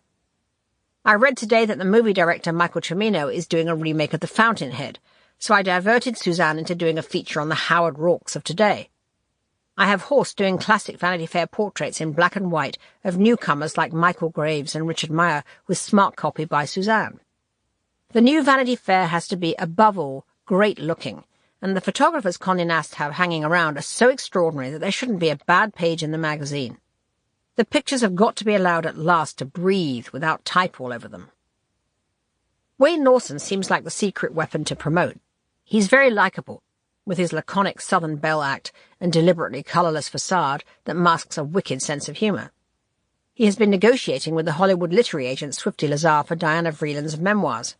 Swifty asked for $50,000. Harry told me they were only worth $10,000, and amazingly Swifty accepted it. It felt like a victory for the new regime. Condé Nast has given me a temporary secretary. She's an industrious mouse with a completely round face and round glasses like something out of Little Women. She's being worked so hard by me that her glasses mist up and her little cheeks are scarlet as she taps away furiously. Wednesday, January the 11th, 1984. Ham Van Zant's apartment for me didn't come through, as Italian Vogue stayed on, so I contacted an agent advertising rentals in the Daily News. I have a rush of desire to live somewhere modern. I'd always imagined myself living in a New Yorkery brownstone walk-up, but I'm over old world touches. I want to be the opposite of who I was in London. I want to live in a glass box with white sofas that looks down on the electric throb of the city. I'm so dying to get out of the Algonquin with its sleepy switchboard and jostling lobby that I picked the first apartment the agent sent me, a sublet in a black glass tower with curved corners at the northwest corner of 2nd Avenue and 66th Street. Harry came in from London and we met the real estate agent in the lobby of the glass tower on my lunch hour. The agent wore a pork pie hat, very straight on his head, and a raincoat, and said his name was Hershey. The sublet he showed us in the Solo Tower, as it's called, is somewhat preposterous. An over-furnished glitz bowl with ultra-suede pillars and fairy lights in the rubber plants. 2 beds, 2 bathrooms. I've never seen a bedside table crammed with so many speaking alarm clocks and whirring coffee machines and Fabergé pill pots. Still, the selling point for me is the enormous health club on the top floor with a skylit swimming pool surrounded by windows, where you can gaze out on the glamour and the glitter of the spires below. And we only took it for 6 months. The owner is a Blanche du Bois blonde called Mrs. DeVoff. When she opened the door, she was wearing a negligee, which she kept unbuttoning to show her new silicone breasts. "I'm very proud to be renting your apartment, Mrs. DeVoff," I said. At this point, Harry had to rush off to catch a plane to Durham. Once he'd gone, Hershey demanded I give him a $5,000 upfront deposit, in cash. "Anything can happen in New York," he kept saying. "You could meet a man tomorrow who offers you a $1,500 3-bed penthouse and you drop me cold." So I went to the bank on 3rd Avenue, came back with the cash, and counted out the notes into Hershey's pork pie hat. Thursday, January the 12th, 1984. It's snowing. Just got back from an amusing dinner at Dick and Shirley Clermont's for the New York Times social writer Charlotte Curtis. Dick was chief of foreign correspondence at Time, but retired now, and Shirley works for Barbara Walters at ABC. They keep themselves aloft in the New York scene by giving wonderful dinner parties. I found Charlotte Curtis unbearable. What a bogus grandee she is, a coiffed asparagus, exuding second-rate intellectualism. She didn't ask me one question about Vanity Fair or any damn thing. Still, I always love hearing Shirley yak on in her cigar-brown voice. She reminds me of Olive Oyl in Popeye. She and Dick have been such loyal friends to us, eternally generous with their support and their connections. Shirley's always awash with luscious, high-powered gossip, and Dick is curiously endearing, the way he masks his own shyness by banging a glass at dessert and demanding everyone gives up some insight or news. One point of discussion was Henry Kissinger's reaction when told by phone call, while expecting the layout of his new house in Connecticut with Oscar de la Renta, that Seymour Hersh had leaked his entire South America report to the New York Times. Henry drove straight back to the city in a murderous rage. "But you know, Ross, Shirley, if I had to choose a best friend for a desert island between Cy and Henry, I'd choose Cy, even though he's a killer, because he's sexy and divine, and I just love that juicy, funny little way he has." "If Henry heard that rumble, Dick, he'd never speak to you again." "I know," said Shirley, "but let's face it, how many great minds can one deal with in a busy life?" Friday, January the 13th, 1984. Real estate disaster. Fucking Hershey, the agent with the pork pie hat, has disappeared. When the rental contract didn't appear, I called the office number on his card, only to learn he's never worked there. He's vanished with my $5,000. Feel so dumb. He cleaned us out. Feel furious, too, that Condé Nast doesn't look after overseas arrivals better. Harry went ballistic that I was so careless in not checking Hershey out. Big flaming marital row about the pork pie hat transaction just when I was already late leaving for the office. I called the police station. After much hanging on the phone, a laconic voice on the other end made it clear I was a dope to have handed over cash to someone I'd never met before. Also that it's a scam that happens all the time and I should come in and fill out forms. Mrs. DeVoff sounded distressed, but just referred us back to the agency, who said Hershey didn't work there. I told PVZ, who was coolly sympathetic, and got Condé to advance me another, much smaller deposit. I feel abused and suddenly poor from this rip-off, instead of festive and rich on my new salary. Why is everything in New York so fraught? Saturday, January the 14th, 1984. I'm worried about Michael Roberts, who's now officially our style editor. At Tatler, he was always in the centre of things in the art department, and I was in and out working with him all day. Fashion is so much part of Alex's wheelhouse that I sense Michael is under his scrutiny, and so does Michael, who is like a black cat with his fur bristling when Alex comes down. I sense Alex finds Michael's ideas rarefied for America. He hasn't hit his stride yet, but then he's only just arrived. I'm moving him nearer to me, and he's now working on some Olympic-themed fashion pages for May. My biggest worry right now is the thinness of material in-house for the makeover in April. Sunday, January the 15th, 1984. Went into the office when all was quiet to work on the Vanity Fair redesign with Ruth Ansell and Charles. It was bliss. We started front to back, throwing out all the clutter and pretentiousness and choosing new typefaces. Created a vanity section at the front to be a mixture of talk of the town type short literary pieces and Tatler's front of book section with its flavour of social observation. I've put a strip I call Night Table Reading in the front, where we ask interesting people to talk about books, and a flashback page to summon up the old Vanity Fair for nostalgia freaks. Have mixed sophisticated black ink drawings with photos and added a smart, slender black rule between the items. I'm particularly proud of the contents page. I brought it much further to the front, as there's nothing more annoying than searching through ads, when we finally get some, while looking for what's in the magazine. A contents page has to immediately establish a magazine's voice and attitude and mix, but so often it's just treated as a humdrum info list rather than the reader's first experience of the tone. Next to the articles list, I chose thumbnails of the great photos inside, with 3 striking small images to run down the side. These 3 picture choices also show off at a glance the mix of lightness, substance, and surprise that defines, or will, the overall magazine. I had Miles, who's in from London so I could introduce him to Pam Van Zandt and hire him, run up dummy pages to get the feel right. It enabled Ruth to design with real copy to see if it really worked in the space. The copy describing each story will be written run-on style with bold-faced breakout words that allow Miles to do fun, elusive things with the phrasing. E.g., for a snippet about screenwriter hell in Hollywood, Muse, get me rewrite in bold. Finally, we slapped a big, bold April over the top of the page. After contents and the vanities section, the feature pages now follow in a racy, unbroken run with strong, clean type and crisp, uncluttered use of the pictures. Looks so much braver. We had joyous fun, only stopping to gorge on pizza. With the office quiet the next day, I could ransack the art department drawers. I'd come to suspect they might be filled with treasures I haven't been shown. And lo! What did I find? An astonishing portfolio of pictures of the new American comedians by Annie Leibovitz, who has a Vanity Fair contract, I now learn. It has apparently been sitting around for months. Pee Wee Herman with a pair of underpants on his head.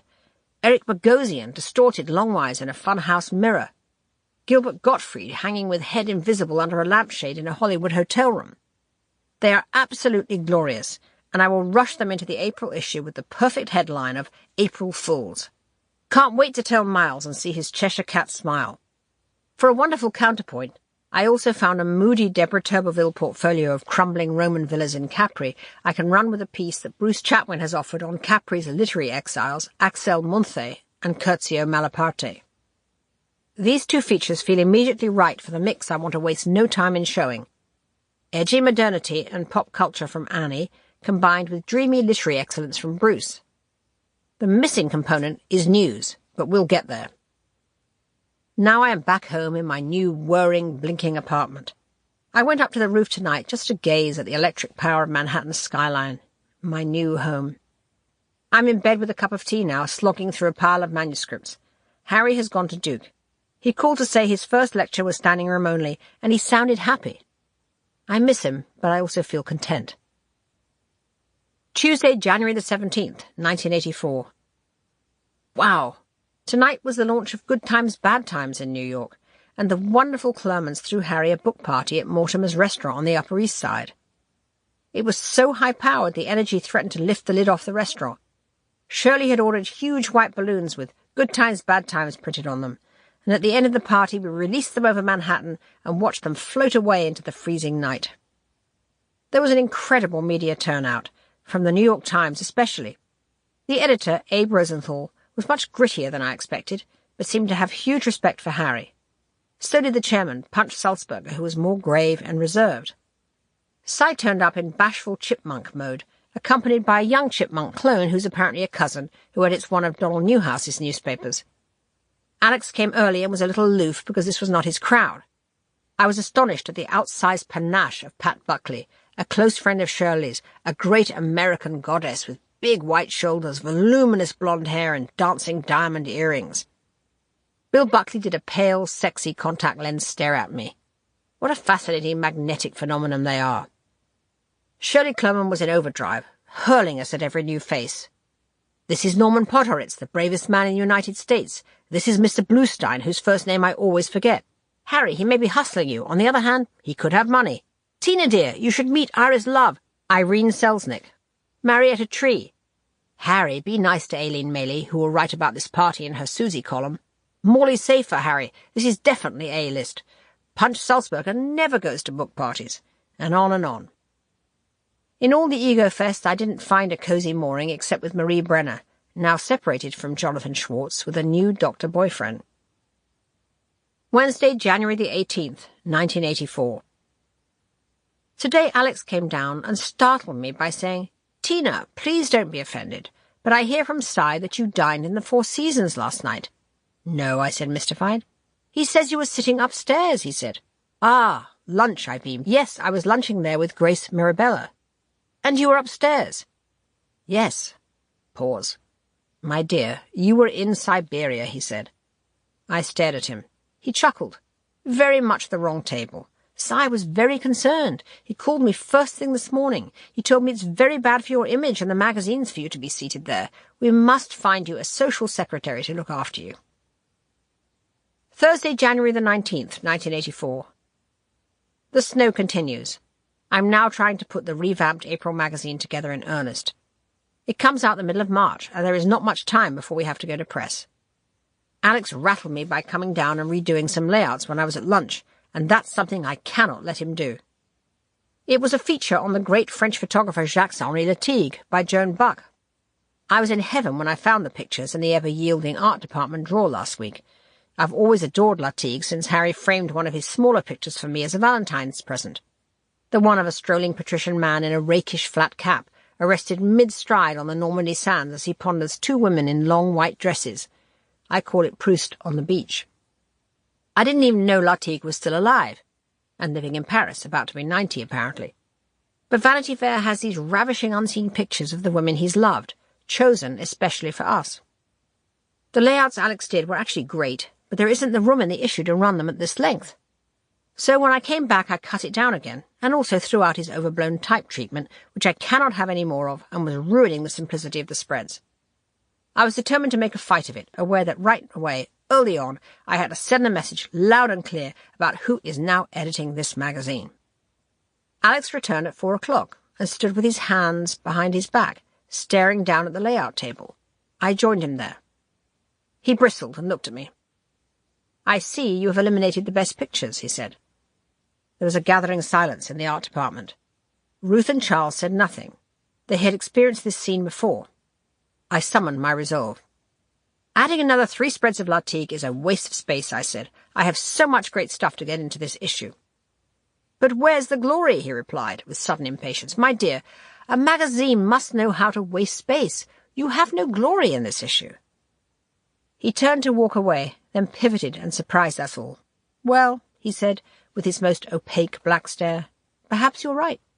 Perhaps these sacred monsters have had their day." Watched by the still silent art department, he walked stiffly out. There was much celebration in the office at this power victory, but oddly I didn't feel happy myself. I talked to Harry on the phone. He questioned my instant rejection of the idea. "Latique is a photographic scoop. Perhaps it makes more of a statement to run them long," he said. "Maybe 2 extra spreads. Think about it."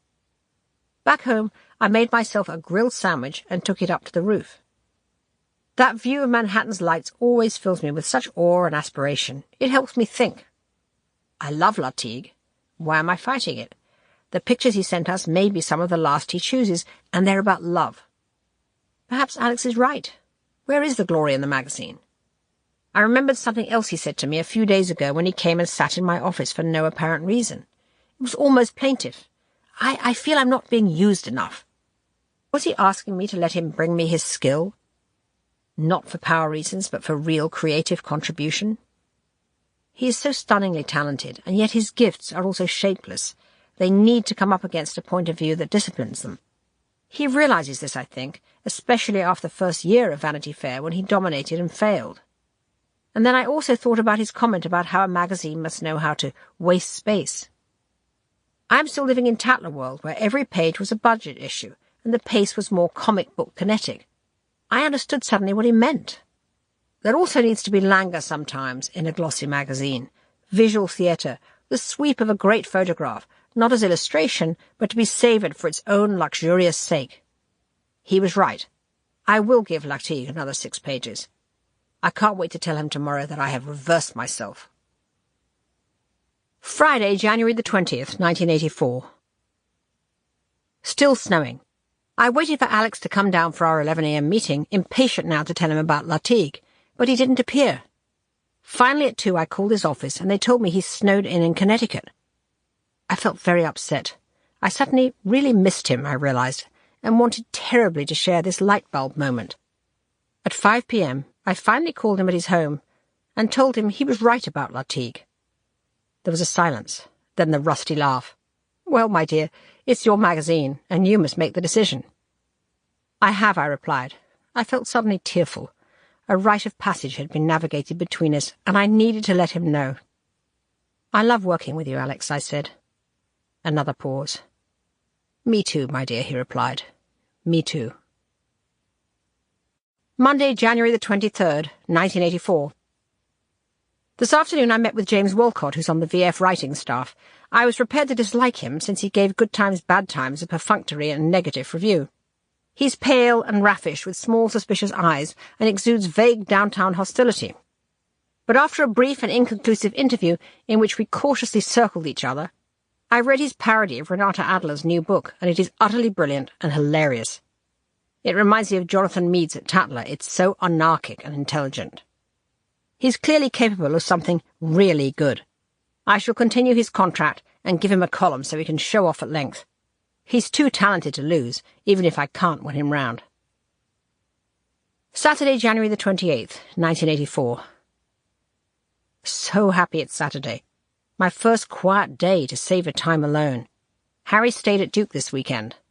I'm going through piles of Vanity Fair submissions that have been sitting around for months, and I feel like Mrs. Thatcher doing her boxes. I've always loved the routine aspects of editing, the poised pencil, the swift identification of lines that have to go. the insert that will make it sing, the rewarding moment when you see that the whole thing should start on page 9 and flip the penultimate paragraph to the top of the piece, and all you want to do is call the writer immediately and tell him or her why. The trouble is that as a writer myself, I feel obsessed with getting back to people quickly, as I know only too well that after submitting a piece to the editor, you sit there waiting for a response with curdling hopes. You can tolerate the first day's wait, even half the second, but by the end of day 2 there's a pain in your stomach, and by 3 and 4 deep misery and rage are setting in. Writers can handle fast rejection, but they cannot stand the slow no. Whenever I receive copy, I feel there's a time bomb in my bag. The last 2 days were draining. Anthony Hayden Guest is half out the door to New York Magazine to work for Ed Cosner, and I never know if he's feeding them our ideas. We had a heated exchange when I thanked him for a recommendation, and he told me that the Cosners were angry he gave it to me, i.e., he's discussing what he's doing for us with New York Magazine. "It's all right," he said in his strange glaucous way. "They know I'm still working for you." "So does Cy Newhouse know," I shrieked. "Vanity Fair is paying your salary." An unfortunate and crass explosion on my part that I regretted. He stormed out, flushed, and I leaned against the wall in my office with a palpitating heart. I'd just made an enemy for nothing. But I'm tired of people who aren't all in. There is so much whispering in the corridors from the old Lock gang, and everyone in the media seems to want us to fail. I'm getting jumpy and overwrought. Monday, January the 30th, 1984.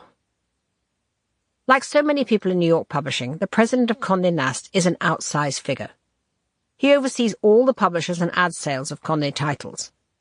Whereas Bernie Laser in London was a tycoon wannabe, Bob Lapham is a big, fat operator on a much more impressive scale, a 300-pound pelican full of salty Madison Avenue asides and loquacious insights into the working and financing of the company.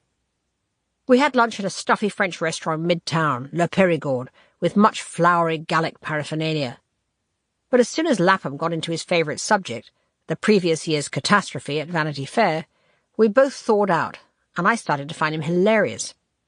Locke said he wanted approval of Vanity Fair's publisher, Lapham said, swirling his vodka in a wineglass. So I bring in candidates, and soon we've gone through Henry, through George, through Jim, until finally I say to Cy, "I've run out of candidates. Locke doesn't like any of them." So Cy says, "Wait, there was that tall guy." I say, "Core?" He says, "Yeah, Core."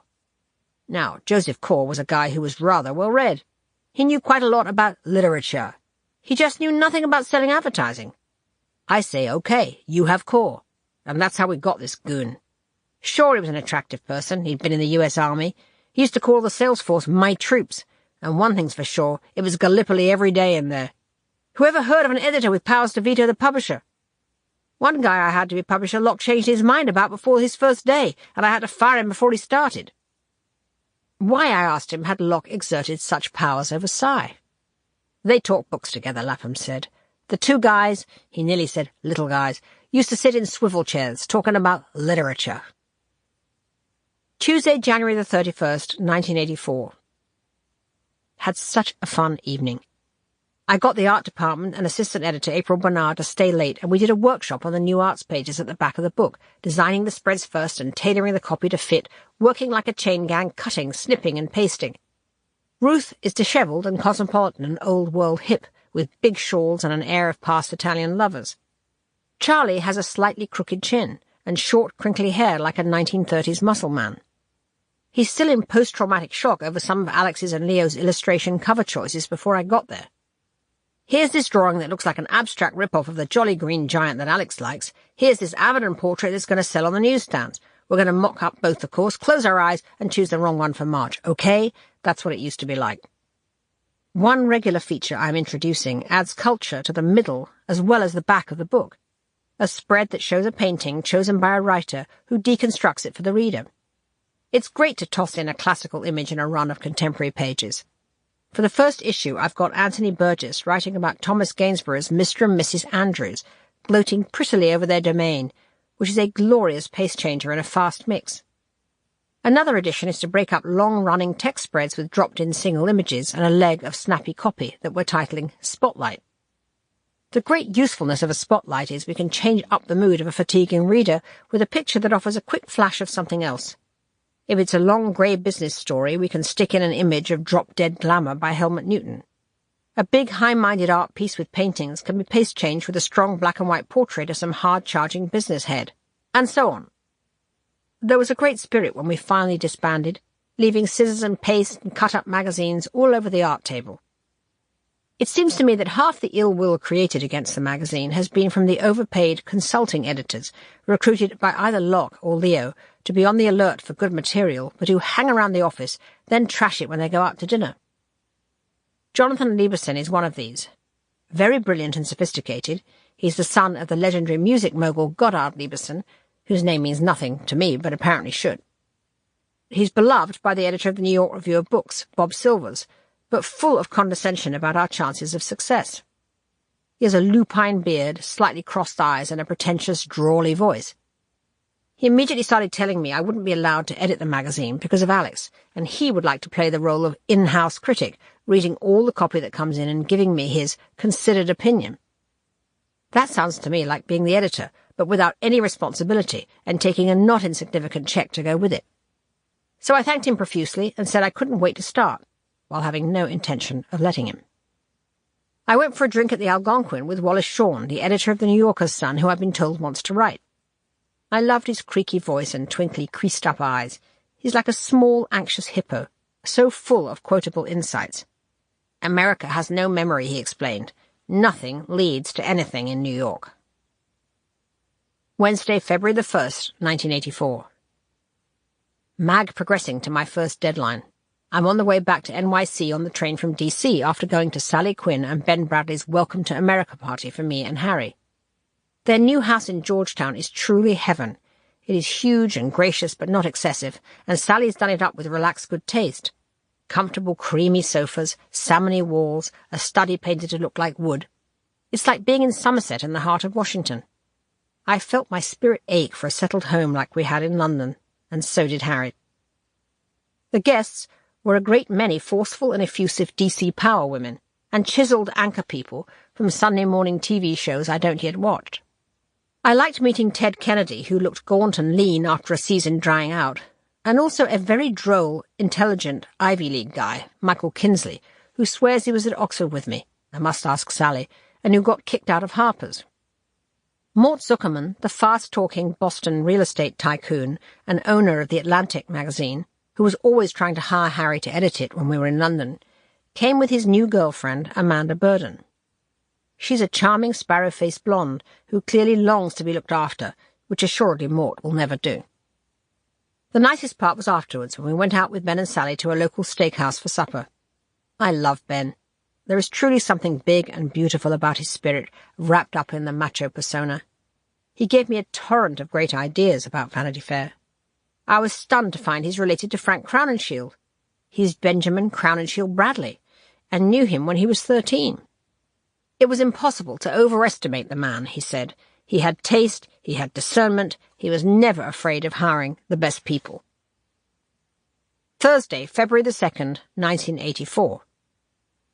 Back in New York and shattered to find that Clay Felker's new weekly newspaper, the East Side Express, has folded. It was a wonderful, snappy, vibrant thing, and his backer, some guy who manufactures pet food, Leonard Stern of Hearts, abruptly pulled the rug out from under him yesterday lunchtime. Today the bailiffs were in, and everybody got fired. I phoned the three brightest and offered them jobs. The awfulness of this event brought back the memories of Murdoch and the Times. I think of the pale emptiness of Clay's eyes in the summer over dinner, and I think of the pleasant, hopeful warmth in him when we lunched at the Algonquin over a month ago, talking about his frisky new paper. This latest failure is his spiritual death. John Halpin said he went to the office and Clay had shut himself in his room to hide from the TV cameras. Gail Sheehy showed up, begging him to fight on, just as I had done with Harry versus Murdoch, and perhaps as wives and girlfriends always do. Clay, John said, was slumped, expressionless, unable to speak. He didn't return my call. It's so awful, because the paper was full of vitality and risk and great ideas. Clay could make a shopping list compelling. Newspapers and magazines take time. It's hopeless to go into business with amateurs instead of people who understand publishing. Clay keeps putting his trust in soulless rich people who throw him under the bus, but bona fide publishing companies find him too threatening to hire. It's very difficult to lose your power perch midlife, You rack up enemies and baggage and threaten the mediocrities mostly running the media companies who could give you what you want. So you're left with a mercurial money man like Mr. Petfood, who probably thinks it will bring him power and social cachet, but isn't willing to pay for it. I'm so glad Harry's never done that. He's lucky to have his writing and teaching. He's very happy at Duke, which Clay would never be. What can Clay do now? New York is so pitiless, it has kissed him off. Clay's toast. He bombed. I remembered Wallace Shawn. America has no memory. Nothing leads to anything in New York. VF has a miserable 20 ad pages for April. Will I also soon be toast? Michael called from LA, where he and Helmut and Nick Dunn are on the Blonde Ambition shoots. He said it's pissing with rain, and the first blonde didn't go well. Michelle Pfeiffer turned up at the restaurant with brown hair. We'd all assumed she looked like she does in Scarface. Friday, February the 10th, 1984. 2 weeks to press day. Thanks to Marie Brenner, I have a fantastic new PA, Sarah Lewis, stolen from Ed Cosner. She is subtle, gamine in appearance, with a quiet intelligence and organizing skills that are making an impact already. She will help smooth troubled waters, too, with office relationships. I have one problematic relic of the ancien regime, Linda Rice, the production editor who still sees Alex as her real boss and has been complaining to him about our deadline crunches. I went ballistic and said if she had a problem she should bring it to me. This created frost between me and Alex, with whom I now have such a collaborative amity. I find we have a Richard Locke situation developing, he told me in a chilly phone call, where I'm not allowed to speak to your staff. I soothed him down, but the day was soured, and it made me unhappy. I feel terribly lacking a managing number 2, who can pull all the 1,000 details of the new sections and staff problems together for me. I was so ratty all day, disaffected groups started to gather in corners. Harry urged me to see Pam Van Zandt, as political situations can escalate and turn nasty. Thank God I did. I discovered that both Alex and Linda had also requested appointments with her. I love going to see PVZ. If I was a corporate manager, I would model myself on her. The cool eyes, pale hair, soft dresses, and attentive calm behind her clean desk. I told her about Linda, and she immediately agreed that I should now get my own editorial production and management executive, and she had thoughts already of whom we could attract. Then she asked how it was going generally. The great treat, I said, knowing she was seeing him later, and also because it was true, is the joy of working with Alex. I'm learning so much, I find him extraordinary. She looked astonished, as she's so used to the tension between editors and Alex. Then she flipped open her talent binder, and we focused on whom we could hire. Later, when Alex came down to see me after his meeting with her, he was back to his old warmth. "I love your sensibility, my dear," he said. "The magazine is going to be a triumph, and it is all you." Now, thank God, Linda is back in her box, and she told PVZ she is, quote, crazy about me, and that I resemble Vreeland in the 60s. But I'm not going to be persuaded. I told PVZ I'm non-negotiable about wanting her removal. There will be other speed bumps, and Linda has proven that she will run to Alex when there are problems. The mock-up of the new front-of-book section, Vanities, is looking great. In fact, Alex is right. Now that I see pages pasted in the dummy, the magazine is starting to be transformed. Helmut Newton's pictures of the Hollywood blondes are so strong and sexy. I'm splashing the mermaid starlet Daryl Hannah on the cover, wearing a black blindfold with the arch cover line, Blonde Ambition. She's holding an Oscar statuette in each hand, like a glitzy version of Blind Justice, which adds another level of double entendre as the fate of the magazine weighs in the balance. Nick Dunn's piece is delicious candy. He brings Chandlerish texture by throwing movie backlight on the actresses. There's a mythology of the great blonde movie stars, and I happen to enjoy it, he writes. I thrill to the lore that Louis B. Mayer, the most powerful man in Hollywood, destroyed the suicide note of Paul Byrne to protect MGM's investment in Jean Harlow. I still want to believe that Lana Turner was discovered at the soda fountain of Schwab's drugstore on the Sunset Strip. Then we have Annie's fantastic pictures of Keith Richards and Patty Hansen, with Philip Norman's juicy book extract about Keith, and the glorious Latigue portfolio. It lacks hard reporting, but no time to achieve it for the first issue. Friday morning was the big day when I had my first print order meeting with all the Condé Nast brass. It takes place upstairs on the management floor, and the circulation director assesses the sales potential of the impending issue. I stood at a lectern in the top-floor conference room as all the suits filed in. I was full of excitement until I saw that Leo was one of them. He glowered at me all the way through and threw me off completely, so I didn't present well. Cy, who I haven't seen in a month, sat there in his sweatshirt looking, as always, deceptively sleepy. But at the end of the meeting, Peter Armour, the circulation director at the end of the table, announced like an auctioneer, "My recommendation is to increase the newsstand order of the April 1984 issue by 25,000. They all filed out. Cy stayed and sat next to me. He flicked through the April dummy hesitantly, pausing at certain spreads. "It's full of life," is all he would say. Who knows what the public reaction will be. Sunday, February the 12th, 1984. Deadline upon us. Friday evening we put the last-minute headlines and blurbs on before the April issue closes. Tracy and I sat in my office and banged out the blurbs on the Vanities section. Tracy wrote the blurb on the opening page. "Stepping out, stepping up, stepping on toes, Vanity Fair laughs up its sleeve." "How about laughs up its ravel sleeve?" I said, and we fell about laughing at this arf Macbeth allusion, sleep that knits up the ravel sleeve of care, and rushed to read it out to the group of editors celebrating Wayne's birthday in his cubicle. When I said ravel sleeve, Wayne fell about laughing too. But we are probably all just literary snobs who've drunk the Kool-Aid of our inside jokes. Charles Churchward, whose instincts I always trust, said he didn't know what the fuck ravel meant, and nor would anybody else. I took the mock-up of the Helmut Newton cover picture of Daryl Hannah in the black blindfold, pasted onto a dummy copy of a magazine, down to the newsstand in the lobby, and stuck it next to the garish line-up of its competitors. People rushing out of the building at 5 kept staring at me, hovering around the rack and pacing back and forth. Am I right to use the picture that covers her eyes? It goes against all newsstand rules of needing eye contact with the reader. On the other hand, its racy S&M flair announces a risque new day for Vanity Fair. After 5 minutes of obsessing at the rack, I decided to go with it. Now I'm in the nerve-wracking limbo between going to press and coming out mid-March, and already into the crash of the May issue without knowing how the revamp will be received and being able to adjust mistakes. I'm decided on hiring John Walsh as my features editor. David Halberstam and Jonathan Schwartz warned me off him, but Bradley, Bill Broyles and Felker all raved, and those are good recommenders.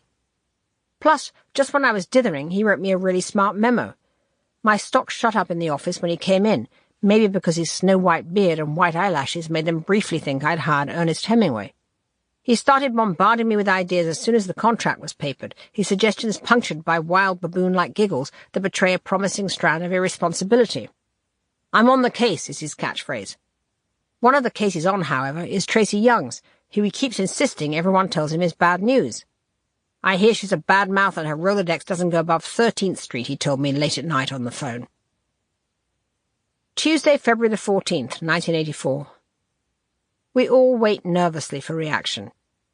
For distraction, I felt like dressing up. With nothing more I could do to the April issue as it prints, I put on a long black velvet Bruce Oldfield dress and pearl choker and went off to the New Yorkers for New York gala at the Waldorf. I was seated next to the famous magazine writer Gator Lees, who has a weary, worldly face. "Find me a better magazine writer in this new generation than I am. That's all," he barked. He launched into an encomium about Harold Hayes, the legendary Esquire ed who's still around, he says. "I'd write for you if you had Hayes," he said. "We all would." Steve Brill, the editor of the monthly magazine American Lawyer, which I adore for its clean, wide format and investigative muscle, and Clay Felker were at the next table.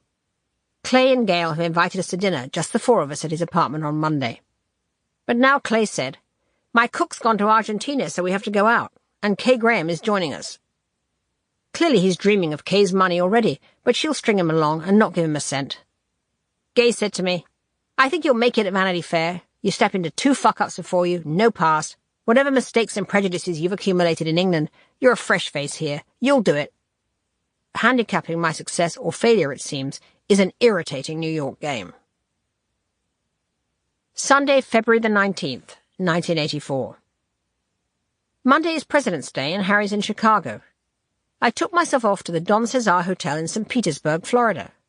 I first sighted its pretentious pink porticos rising out of the best beach in Florida on a boat trip with Harry once, and have dreamed of it ever since. It's got everything I currently want. A limitless white beach to walk on, total anonymity, a hot whirlpool massage, and a great big warm swimming pool. I had such a pulverizing last 3 days in the city before I left that I wondered, hurling my white pants and swimsuit into a bag, whether I could bear the journey. My other bag contained the manuscript of Norman Mailer's new book that just arrived for possible serial, Tough Guys Don't Dance, and a box file full of submitted pieces. I got into St. Pete at 1 a.m. yesterday and saw how worthwhile the effort was immediately. I have been rattled by office politics. It seems that John Walsh is right, and Tracy's getting into a disaffected corner with the production editor Linda Rice creating vibes I don't like. I lay in the sun all day and fell into a doze, replete with warmth and Caesar salad. I read an odd, brilliant manuscript by a writer Alex knows, Gregor von Rosori, who wrote Memoirs of an Anti-Semite. He has a haunting voice, and I definitely want him in the magazine. His lofty émigré style is reminiscent of Nabokov. I'm going to ask him to reproduce Humbert Humbert's drive across America for us for a summer issue. Monday, March the 5th, 1984. Got back from Florida refreshed and fired Linda Rice. Got a clean house. A few days away made me determined to remove negative elements from the office. I made sure I had Cy's support for it first. I asked to go up to see him. He looked nervous when I walked in, as he always is when he's not sure what it's about. I said, "Cy, is there some kind of corporate problem about, letting go Linda Rice?" "Problem?" he said. "Yes," I said. "There seems to be a miasma of embarrassment hanging over the subject of her employment." "If you need to fire Linda," Cy said, looking amused. "Hang on, I thought we said letting go around here." "Do you have a problem with firing people, Tina? I wouldn't have thought you did."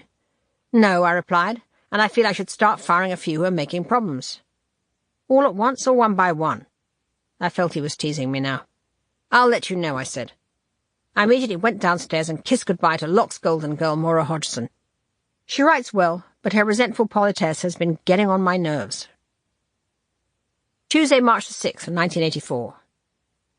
Michael Roberts is suddenly on his former fashion star form. We agreed we should start his fashion pages with a bang, and he's delivered brilliant Olympic Games-themed pictures for May.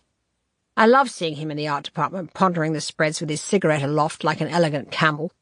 He has stealthily begun to glitz up the dowdy atmosphere in the office with his multicoloured dress rails hung with designer frocks, as he calls them, bangles, stiletto shoes, and the inevitable signature wrappers of half-eaten chocolate bars. Yesterday morning a jabbering Greek lady burst into the art department, pointing at Michael. It turned out she was the overnight cleaner whom Michael, by mistake, had locked in the fashion closet all night. My new friend, and hopefully contributor to Vanity Fair, is the marvellously funny and intellectually exuberant Australian art critic from Time, Robert Hughes. He did the famous BBC TV show, The Shock of the New, and has a robust iconoclasm that's been missing from my life since London. We had a riotous lunch in the Four Seasons, with Bob getting drunker and drunker. He said New York for him would never be by the sea. "Who was the architect who built that great French letter of concrete around it all?" he roared, and relished my description of Lockland that had preceded me. "Only the Brits can think the right level of malignant thoughts a magazine requires and provide an antidote to all the upbeat American gush." At the end of our lunch, Alex and Cy came over from their table. Alex at his most foxy to see Bob, as he's so important to his artist world. Cy asked Bob what he thought of the new Jasper Johns show. Bob promptly poured rivers of eloquent scorn on Johns, not caring, it seemed, that Cy had spent a great part of his fortune on buying his pictures. When Alex drew Bob aside, Cy turned to me and said, "Do you know an English author called Kenneth Rice? He's just written a book about George V." He meant Kenneth Rose. "It's really very good." "Why is it good?" I asked. Cy looked startled by my question. "Well, George V was really a very dull man, but this book makes him seem interesting." Wednesday, March the 7th, 1984. Still waiting for the April issue. America is so enormous, it takes a week for the trucks to rumble across the country distributing it. At night, I sometimes think of them speeding along ribbons of open highway with all our energy and hopes on the back. I had a great evening with Annie Leibovitz, who came over with Ruth. She told me some of the stories of the wild days at Rolling Stone. It turns out Annie has an apartment in the same building as me, though hers is on the 39th floor, so she has the glorious astronaut's view, and of course it isn't stuffed with all the paraphernalia of Mrs. DeVoff's humming electronic brothel that I currently live in. The other night Harry opened a closet door in the bathroom, and a cascade of porn magazines rained down. Annie is such an Amazon. Tall, funny, with a big brash laugh, but also so highly strung that her nerve endings were at the tips of her fingers. She's off drugs now and said, "I love living here and being alone. I'm learning to live with myself." She told me she leaves the windows open so the wind rushes in and freezes her all night. When she talks about her work, she's so intense, her eyes go so serious and driven behind her oversized aviator glasses. She wants to do her best work ever for Vanity Fair, and she will. I recognize her demons and salute them. We're going to have a wonderful time. Sunday, March the 11th, 1984. Apartment 2A, 120, Central Park South. I've moved. The DeVoff apartment got too much to bear. I began to feel I'd open the fridge door and find frilly lingerie and cuckoo clocks. Condé Nast found me this pristine two-bedroom rental, and I'm so happy to escape. You can see the horses and carriages through the big picture window overlooking the park. The parquet floor is made to dance on. It's clean and stark and yet cosy. I'm blissfully happy to be here and can't wait to show Harry when he's next in from Duke. Mum and Dad arrived to stay with me. Mum found it absolutely thrilling and understood for the first time why I must be here in the centre of the world. Dad seems preposterously British in New York, but wonderfully solid to lean on. Apparently some man outside Bloomy's accosted him with, "Wally, I haven't seen you since we both worked at the deli." On seeing Dad's furious colonial moustache bristling at him, he backed off. While I was at work, they kitted out the new apartment for me, trailing around department stores and returning with giant parcels of sheets and towels and cutlery. Mum said that when they adjourned with the parcels to a diner for lunch, Dad ordered broiled flounder and a cup of tea. It was so lovely to sit up with her while Dad was asleep, cackling over stories from Spain like the old days. Had a terrific drink tonight with Tom Wolfe, who is tall and thin like a candle in his white suit, and with the dryness suddenly illuminated by joyous shafts of pure malice. I was hoping to have the magazine to show him, but still no copy. I told him I was having dinner with Martin Amis. Ah, the rising novelist of 34. Funny how you're a hardened thief at 30, but a rising novelist at 34.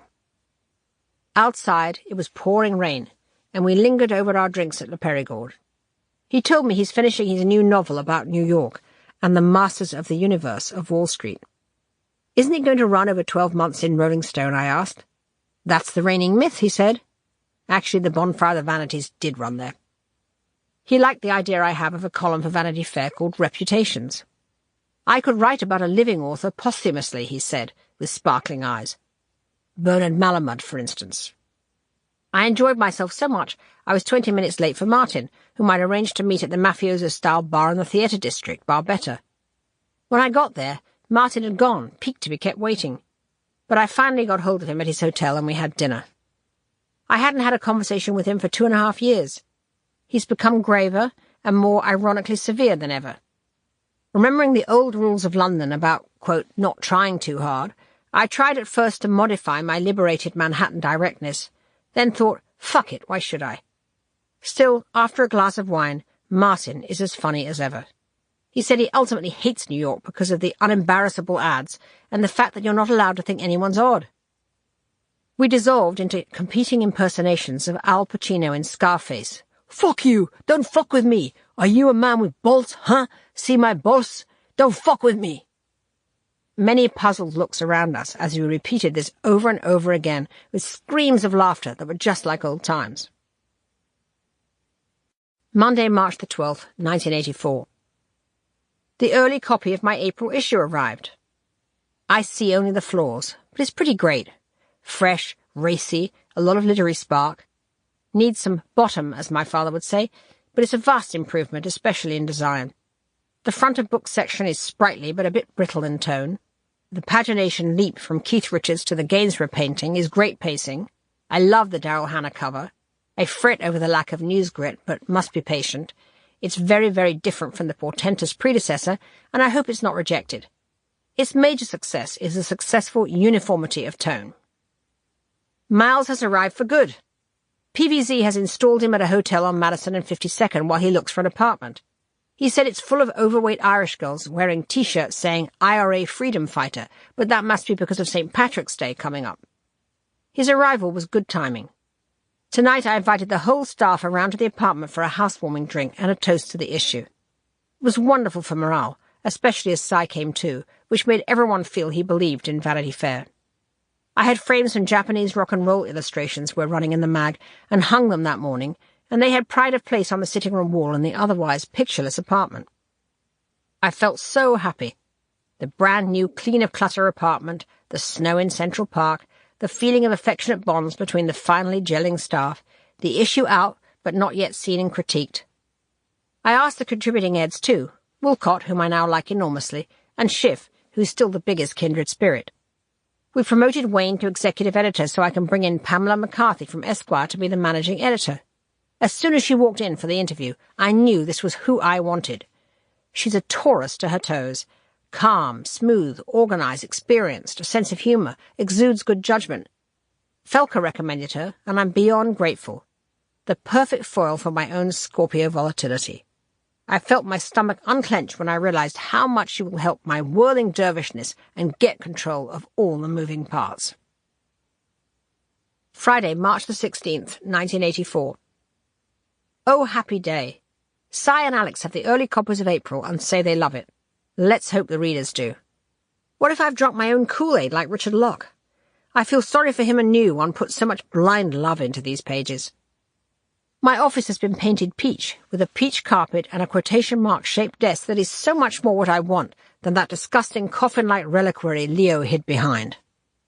I saw him today at the Four Seasons looking like a piece of poisonous pastry.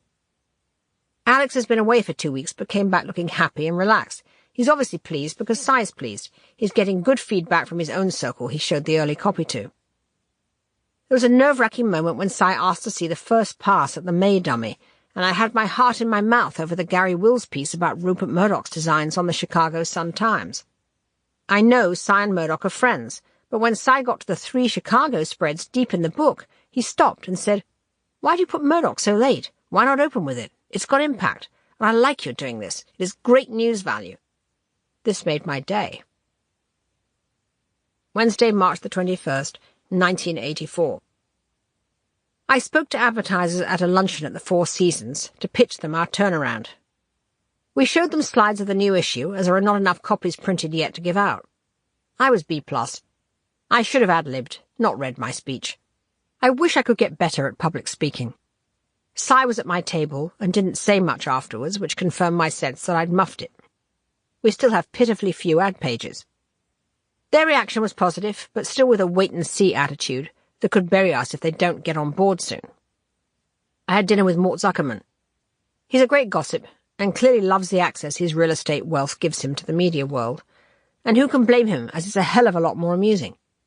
He said that Nora Ephron should hand over the screenplay of Heartburn to somebody else, and let her anger with Carl Bernstein go. I don't think I agree. Thursday, March the 29th, 1984, Boca Raton, Florida. Waiting for Harry to arrive for a romantic weekend. Commuter marriages are a strain. We miss each other all week, but when we reunite, it's sometimes like the Dorothy Parker short story, The Lovely Leave, and it all blows up into some cranky fight. So we needed this special time. The office is gradually becoming the happy club that Tatler was. It's pleasing to see Miles looking glamorously chiselled in his suspenders and dyed silver hair, and being his old, snarky self. When I debated having a party to celebrate the revival of the old Vanity Fair Hall of Fame at the end of the year, he suggested, "You could do it in a huge iron lung."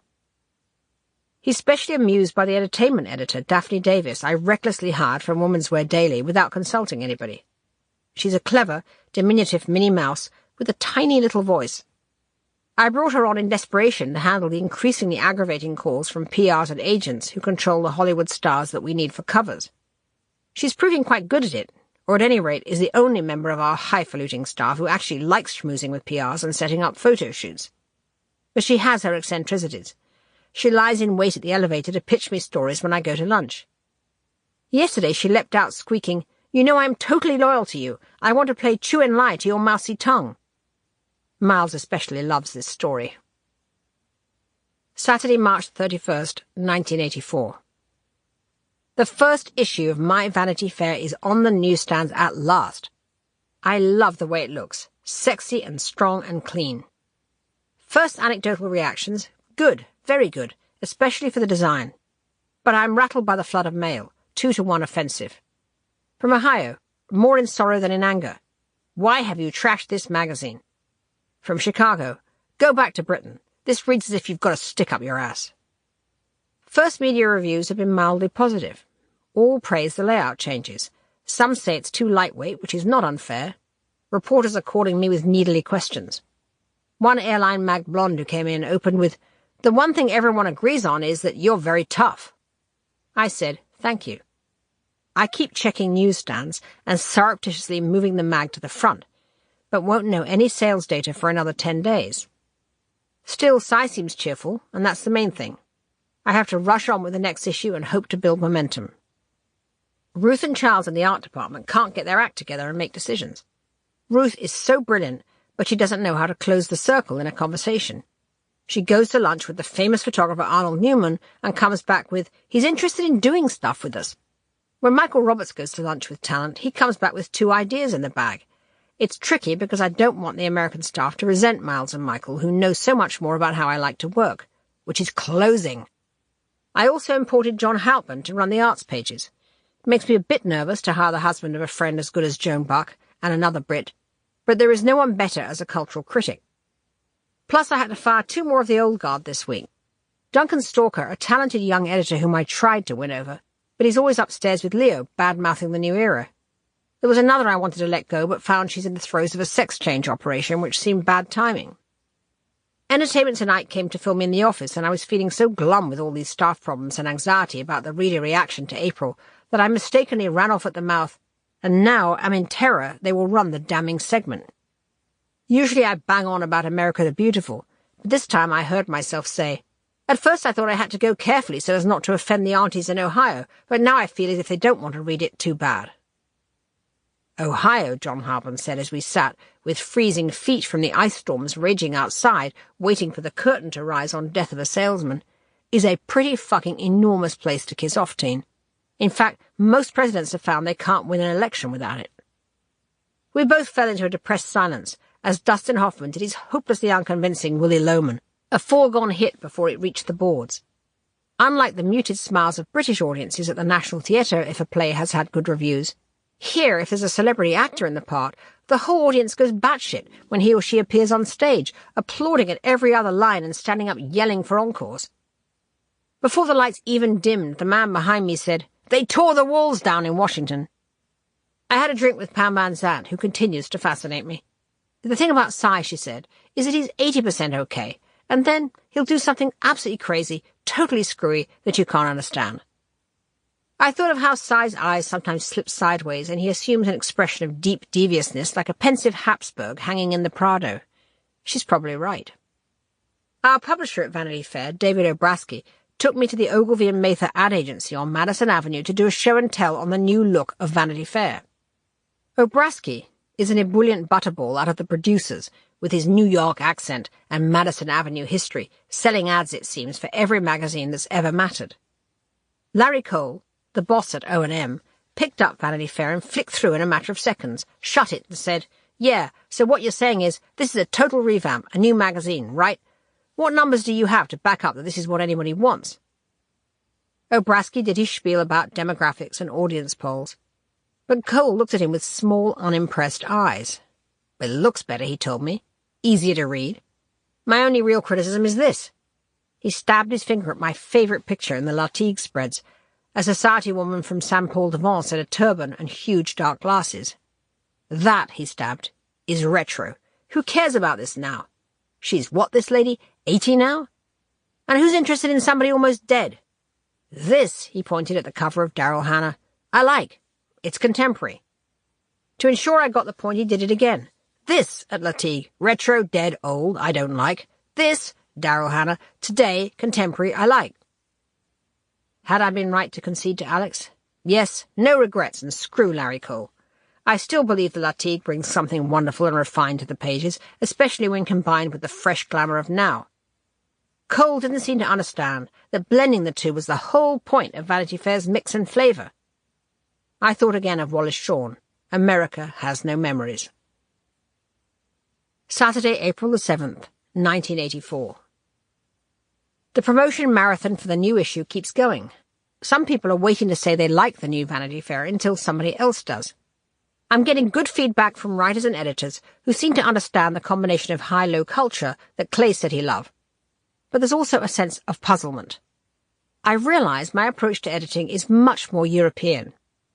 The New York Times clearly thinks serious equals self-important, that it has to earn its gravitas in subject matter rather than in treatment and point of view. Compared to the London quality papers, it's visually dull and devoid of surprise. One TV interview I did spent the whole airtime trying to discover if the new Vanity Fair was a fashion magazine, a movie magazine, or a literary magazine. I told them it was a mix of all of them. I did an interview every day last week and saw an advertiser for dinner with Obrasky every night. I'm getting fond of his thick-skinned enthusiasm and rubbery, unrejectable face. There is something touching about him, reinforced by the fact I learned that at Yale he'd always wanted to write for the college magazine, but they kept on making him sell ads. Eventually he accepted his lot, but he still feels the buzz of editorial and wants to be a part of it. CBS News came to film me at the VF office in my new Ted Lapidoux suit. Jane Pauley aggressed me on the NBC Today show about why I thought the new Vanity Fair would work. I looked wan in a washed-out beige dress I'll never wear on the air again. They showed clips of the royal wedding coverage I did with Pauley in 1981 in London. I was astonished at how old-fashioned my Camilla Parker Bowles electric rolled waves looked, and at how uninhibited I was calling Diana "Hey Big Spencer" because of her height. It all seemed light years away. Alex has been coming down again more, which I love. He was amused by Daphne Davies, who got overexcited when he started laying out some Drew Barrymore spreads. "You look just like John Barrymore, but with more class, Mr. Lieberman," she squealed. "Douglas Fairbanks, Jr., actually," he said. Then, turning to me, asked, "Who is this small, charming person, Tina?" He seems in a good mood when he sails in, back erect like a ballet master. As part of the pitch tour, Obrasky made me have dinner with the founder of one of the major ad agencies whose accounts we don't have, Backer Spielvogel Bates. Carl Spielvogel and his wife, Barbara Lee Diamondstein, seriously, you can't make it up, looked as if they had been married forever, but it transpired it was only 3 years. I got a clue when she said, "Carl is the best in the world at copy lines, squash, and sex." She, I realized immediately, was the key to the account, but I also realized with a sinking heart it might be a price too high to pay since she has writing aspirations. She looks like an avid, bejeweled souffle with great, acquisitive black eyes darting around the table. "Barbara Lee doesn't miss a deal," Carl said, dotingly, his hairline glowing amber from its recent roots retouch. "You know something?" he said, turning his sage nose towards me. 20 years ago, I used to know the name of every doorman, every parking garage guy on my block. Now I don't know any of them. You know why? It doesn't matter anymore." Barbara's a big fan of Ariana's and kept saying Mort Zuckerman should marry her. He certainly couldn't find anyone smarter or more amusing in his circle. I couldn't wait to crawl home to bed. As soon as the rest of my furniture arrives, I guess I'm going to have to start giving dinner parties. I realize new things about New York all the time. You have to be seen to be social, and if you don't go out, you have to be known for not going out. I saw this when I had lunch with Bob Gottlieb, the editor-in-chief of Knopf, who's such a legendary literary figure around town. He's made himself famous for never having lunch. So I went to his office for the revered sandwich. I found him, as everyone describes, a taller version of Woody Allen, self-consciously idiosyncratic. He sat on the floor, as if he's working overtime on being famously eccentric. Everything in New York is about personal marketing. Monday, April the 9th, 1984. It was bliss having lunch with Norman Mailer today.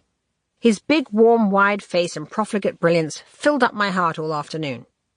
We talked about politics, Jesse Jackson, what a jive-ass, and prison, where his old nemesis, Jack Henry Abbott, is still incarcerated in a federal penitentiary.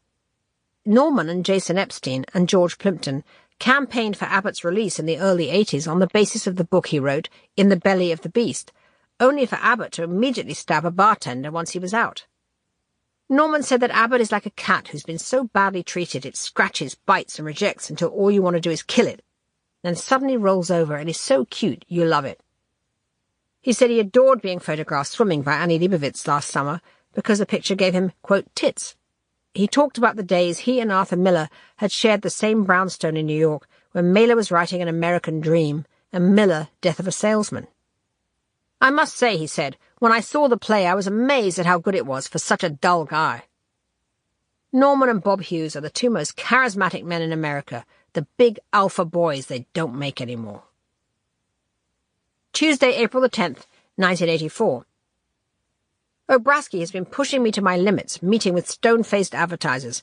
I'm sick of being distracted from editorial by the endless quest to get ads. The newsstand report came in. April sales are up, thank God. Not hugely, but 8% over March. Everyone seems to love the visual clarity, and Nick Dunn's Blondes cover story, with its insidery, laid-back voice. I feel the lack of hard news edge, but I'm working to get it. The movie Splash is a hit, so even if Daryl Hannah's blindfolded, we did have the right cover star, a zeitgeist omen, I hope. May issue has now gone to press, and I'm not sure about it. We had lunch with Calvin Klein, whose ad pages we desperately want.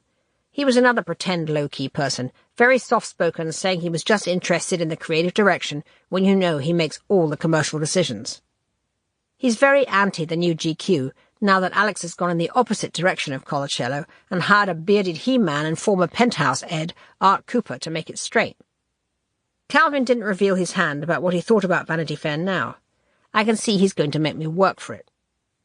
I preferred his arch-rival Ralph Lauren, who was lunch the next day. He was also low-key, but more watchful and shrewd.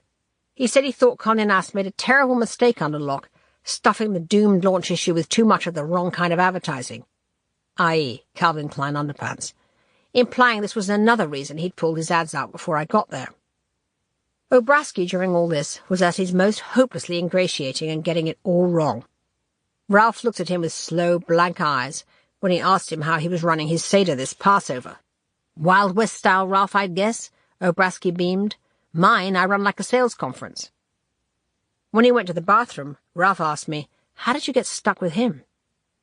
The good news, however, was that he was enthusiastic about the new direction and committed to buying pages from the August issue onward, which was a real victory. Thursday, April the 19th, 1984.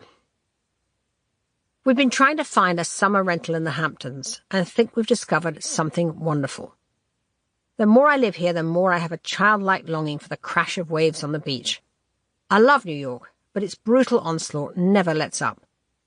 I asked Sarah Lewis what the nearest Hampton was to the city, and she suggested a quiet village east of West Hampton. I called the broker to make some appointments, and H and I rented a car and drove out in torrential rain to view them. As soon as we were on the road, I felt so happy. As we approached the outskirts of Quogue, I was taken back to my childhood weekends with Mum at Granny's house at Elmer Beach in Sussex, the jubilant barefoot walks in the rain, stopping to throw stones in the stormy grey Atlantic, coming into our tiny flat on top of the roof where we kicked off our wet sandy shoes and brewed the tea. So consoling, so secretive, so unadorned. We disembarked at a fussy little broker's run by the Pirries, a mother and daughter team. I loved Quogue Village immediately, as there is very little there, just clusters of white clapboard and cedar-shingled houses, a charming colonial Presbyterian church, a ribbon of road over a bridge to the beach lined with wind-tossed oak and maple trees. The broker kept saying it all looked so much better in the sunshine, but to me it was perfect that it rained, like England. We parked our car and got in the Pirries' beat-up Ford. The houses and condos they showed us were all disappointingly contemporary, with pointy roofs and sharp-angled frames and interiors full of things we'd never want, like wet bars and billiard tables. There was one just about okay on the bay, and we were about to take it, when old Mrs. Pirrie said, "There is this other house I haven't shown you. I doubt you'll like. Very old-fashioned." Our ears immediately pricked up. Not in good shape, but it's on Doon Road on the beach. The washing machine, she added dubiously, may very well have to be replaced. "Take us there!" we cried. 160 Doon Road. As soon as we saw it, we fell in love. A shingled cottage, nestling behind the dune, with dormer windows and wild beach grass, leading down to where the waves pounded. It reminded me of Cornwall at high tide. And Elmer, Elmer, Elmer. I could see my childhood colouring books, hear the kettle whistling on the stove. When we opened the back door and walked up the grey wooden stairs to the big, embracing living room, it felt as if this was our house, waiting for us to claim it. Owned by the same family, the Clarhomes, since it was built in 1928. It had the time-warp feel of a Somerset Maugham play, with card tables set up for a game of backgammon, a Bakelite radio, an old mahogany desk in the corner, a framed gold prospecting certificate from 1928. To get out on the deck, you had to struggle with a small wooden door that opened to a glimpse of ocean on the other side of the dune. There was a maritime feel to the wood-panelled walls trimmed with rope, and a bookish charm to the cosy bedrooms with iron bedsteads and fading lampshades. It is total and utter heaven. When the Pearys left the room, Harry and I threw ourselves into an ecstatic embrace, and when they returned, instantly started negotiating.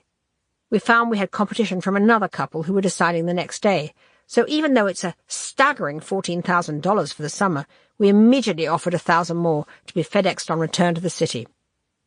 We hurtled back on the Long Island Expressway in the rain, feeling euphoric, as if we were explorers who truly landed at last. We've already started to scheme about how we can raise the money to buy it if it's for sale. Monday, April the 23rd, 1984. The May issue is out. I feel it's thin. The Olympic cover of the model in the silver sheath leaning backwards into a huge hoop is beautiful, but too refined. America needs gutsier. Gary Wills's piece on Murdoch's takeover of the Chicago Sun-Times is strong, but limited in appeal. And I love Julian Allen's illustration of Rupert as Al Capone, but the piece doesn't quite land the plane. It needed a muscly investigative reporter rather than an essayist like Will's. Mailer's Tough Guys extract is a literary scoop, but I fret for juicier elements.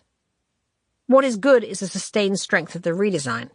Alex did an inspired layout for John Cheever's letters, taking a portrait of Cheever in a group at Yaddo and circling his face with a splashy red circle that's so eye-catching.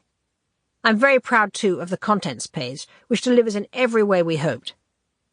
But after initial interest in our revamp, I don't feel people are talking about it. Literary memoirs and eye-catching contents pages are not enough. New York has checked us out and moved on. We have to make some news.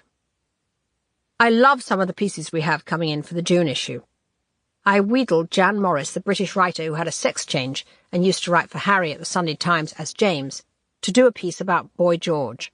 She's taken the hackneyed androgyny idea and writes instead about what she calls intersex, the spell of the ultimate chimera, the creature that bridges in its own being that most obvious and unbridgeable of gulfs, the gulf between M and F. She talks about the day when the messy and graceless business of coupling to produce children is done, replaced by an unnoticeable implant, an untastable tablet, and urges us all to throw off the chains of gender like Boy George. Annie has done a wonderful close-up portrait of Boy holding a carnival mask. The session was a bit fraught. Michael Roberts originally wanted to do him as a June bride and flew to Toronto for the shoot with a trunk full of wedding veils. Then Boy changed his mind, Annie went ballistic, and Michael ended up siding with Boy. But all came out good. It's a haunting photograph. They did a portrait of his makeup box, too. Very effective. Thank God Pam McCarthy has arrived, like Mary Poppins, to clean up our production process and crack the whip on the budget. The June issue now in the works is no stronger than May. The fashion cover approach isn't working. VF needs deep dives into personalities. It's harder than I thought to get it. I've been consumed with just running the mag day-to-day and dragging myself to see advertisers with Obrasky. I've had too little time on the creative input, and it feels anemic. I have to focus on robust reporting, and I'm finding it hard to generate. Now that Pam's here, I can hand all the management stuff to her and spend all my time with the writers. Another distraction is I have to do a lot of legend maintenance. Today, at Alex's prodding, I took the famous old photographer Horse P. Horst out to lunch at the Isle of Capri. He sat in a corner with crab-like posture and tinted glasses and a tight little smile. He seemed still aggrieved that 40 years ago Mr. Conlin Nast didn't take him as seriously as Steichen. He's photographed 7 First Ladies and complained about how when he did Nancy Reagan recently, Grace Mirabella showed up and Leo also appeared and got in the way and hissed that she was the worst actress ever. I said, "Baby, who needs you? I'm trying to make a picture here." Still, out of it, I got a glorious portfolio for the September issue of Dietrich in black lace gloves and a killing picture of Janet Flanner examining a New Yorker cover with a lorgnette. I do see that it's important to keep the legend quotient happy as long as they are mixed with the young Turks. This old I don't like, this young contemporary I like. He also asked if he could photograph me. which would be sort of great to have. Tuesday, April the 24th, 1984. At Obraska's insistence, I had lunch with Leonard Lauder to gin up the Lauder ad buys. He was in a surprisingly frank mood. "I worry," he said, "that one day I will wake up and be a jar of face cream. Tina, I'm so good at what I do. I live every minute of my life in a directed way. Yes, I go skiing and I'm wired into 100 different worlds in this town. But I'm worried about getting stale. I joined the board of the Aspen Institute because I thought it would refresh me, the life of the mind, writers, thinkers. But then I can only see how badly it's run. I start to stick my oar in, tell them how they can make a profit. Next thing is, I'm organizing everybody." I told him that what he should do one day is throw a spanner in the works of his schedule, stand everybody up, break appointments. I didn't say, check into a hotel with the sexiest, most gorgeous woman you know, because I had the sense suddenly of where this declaration of spiritual deadness might possibly all be leading. After lunch, I took the train to D.C. to stay with Ben and Sally for Kay Graham's dinner party for us. 60 people for sit-down in her dusty cantiloop dining room that used to be her children's playroom. Claire Booth-Luce was there. She went through the May issue with me. She has a perfect straight nose and a silver crown of hair and eyes that are dancing periwinkle blue. She sat on a slipper chair in a creamy pearl-studded dress with a white fur stole, and people came to pay court. I could feel her sharp, critical mind as she asked pertinent questions. What's this? Why this? I wonder if it made her nostalgic for her own Vanity Fair glory days. Hard to tell. At dinner, I was seated next to Kay's son, Donald Graham, who's big and straightforward and a really good egg. He teased me about not knowing anything about America. "Where's Arkansas, Tina?" "Where's Stowe on the world, Donnie?" I countered. "I don't have to sell magazines there," he laughed. "Arkansas is not my target audience either," I replied. "Huh, so you kissed off Arkansas, eh? Well, that's a gamble I respect." Clay Felker was at my table, but sadly has become jealous of Vanity Fair, as he's bound to feel with his own prospects dashed. He kept giving me the needle about what I didn't know about America, too, but unlike with Donnie, it wasn't good-natured. I suddenly got sick of it and shouted across the candles and flower arrangements, "How much weight did you lose at the Fat Farm, Clay?" It was the right approach. He shut up after that. It was lovely afterwards with the Bradleys just hanging out. "I drew Justice O'Connor as a dinner partner," Ben said. "That was a bucket of mirth." Harry had drawn Pamela Harriman, and Sally was all over him to penetrate the sexual mystique. She hung on my every word. It was all my clearly hopelessly captivated husband could come up with. Sally described the Republican senator she had sat with as a flaming, cavorting asshole. I kept laughing about that when we went up to our room. Cavorting is such a deliciously underused word. Thursday, April the 26th, 1984. A drink with Martin, who's passing through, made me realize how much I miss Englishness. I had a sudden pang for Oxford days when we lay in the single bed in my St. Anne's room in the Woodstock Road, doting on Larkin sentences in the Whitsun weddings. I thought of London spread out in the sun, its postal districts packed like squares of wheat. My ideal place to live would be Transatlantica, an island that combined English irony, country lanes in summer, the National Theatre, and a real pot of tea they never seem to be able to make here, with American openness, lack of class barriers, willingness to give away money to good causes, and the view of Manhattan from the Rainbow Room at the top of Rockefeller Center. I miss the pleasing streak of delinquency in the English character.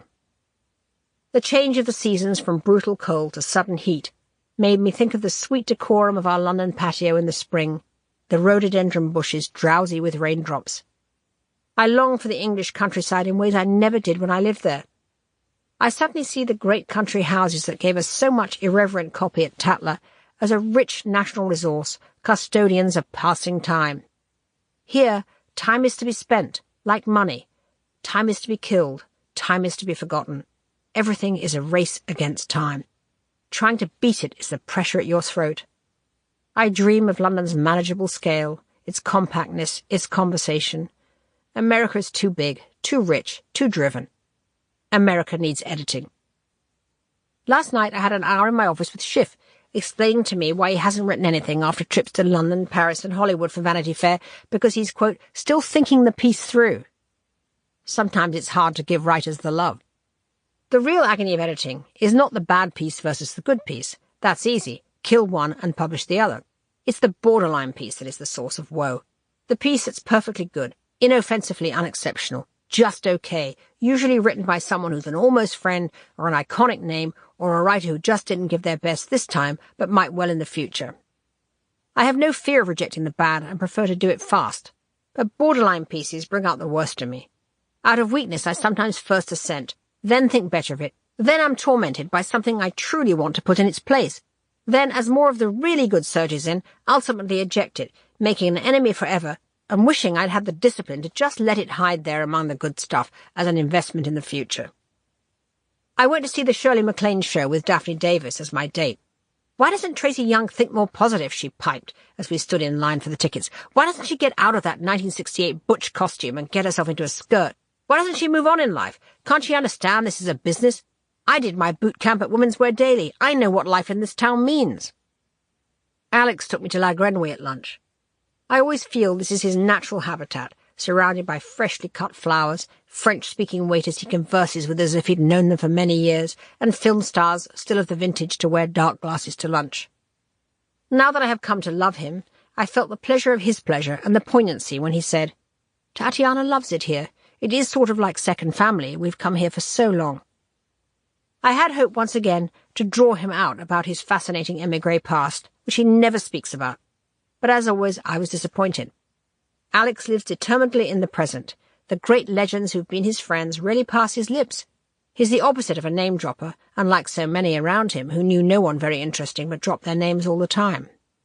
When I put my hand on his shoulder, I was startled by how thin it felt. Only his ramrod posture keeps the aging process from shrinking him. "How is Leo?" I said. He's wearing thin," he said, with his usual impeccable visual accuracy. "There was never much, you know, just froth. But now, that too." I used to imagine the Chekhovian end of them locked together, and this is indeed what is happening. But it has more pathos than in my forward projection a year ago. They are wearing thin together, the indomitable silver fox and his court jester. Tuesday, May the 1st, 1984. I have been horribly sick. Nausea, dizziness, the doctor says it's stress. That crazy round of advertising meetings was a killer. I feel a kind of delayed drop after taking the job in such a whirlwind and leaving London without any backward look, and now it's catching up on me. I'm spending an early evening in bed. My new curtains go up on Thursday, but meantime, the early summer dusk behind the sheer net Mum put up to block onlookers reminds me of early summer nights watching the gentle rippling of the net curtains in my childhood bedroom at Little Marlow. I can see the trees of Central Park turning green behind them. Harry has accepted Zuckerman's job offer of president of Atlantic Monthly Press, which is based half in New York and half in Boston. It will be good for him to have his own creative outlet again.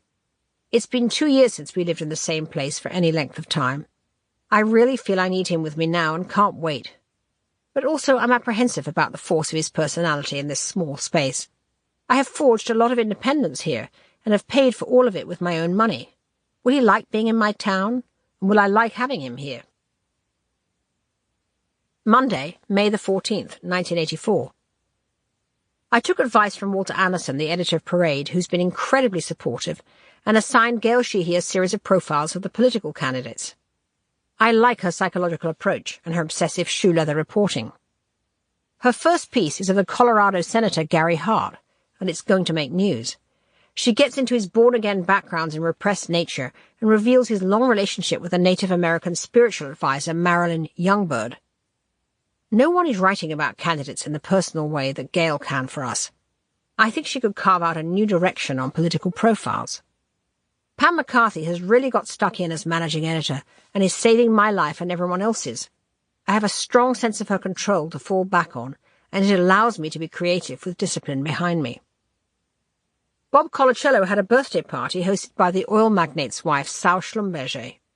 Guests were Barry Diller, who said he loved Vanity Fair because he only reads magazines in taxis, the novelist Josie Kosinski, the retailer Jerry Stutz, Bill Buckley, and Steve Rebell, who used to own the disco Studio 54 until he was caught not paying taxes and was sent to prison, from where he's just emerged. He has an ingratiating people-pleaser grin, and is the best imaginable dinner partner, since he combines the two most fascinating topics in the world for any magazine editor: high society and prison. He told me how inside he violated a cardinal behind bars rule when he leaned over and switched off a TV channel in the rec room. The next thing he knew, he was hanging 10 feet from the ground on a door hook. He was there so long without anyone finding him that the search sirens went off. At first I used to phone all my famous friends outside, he said. Then I found I couldn't cope. The only way I could make it work for me was to cut off the outside world and make prison my world. Then I was okay. Except for needing air, I had to get on the roof and have air whenever I could.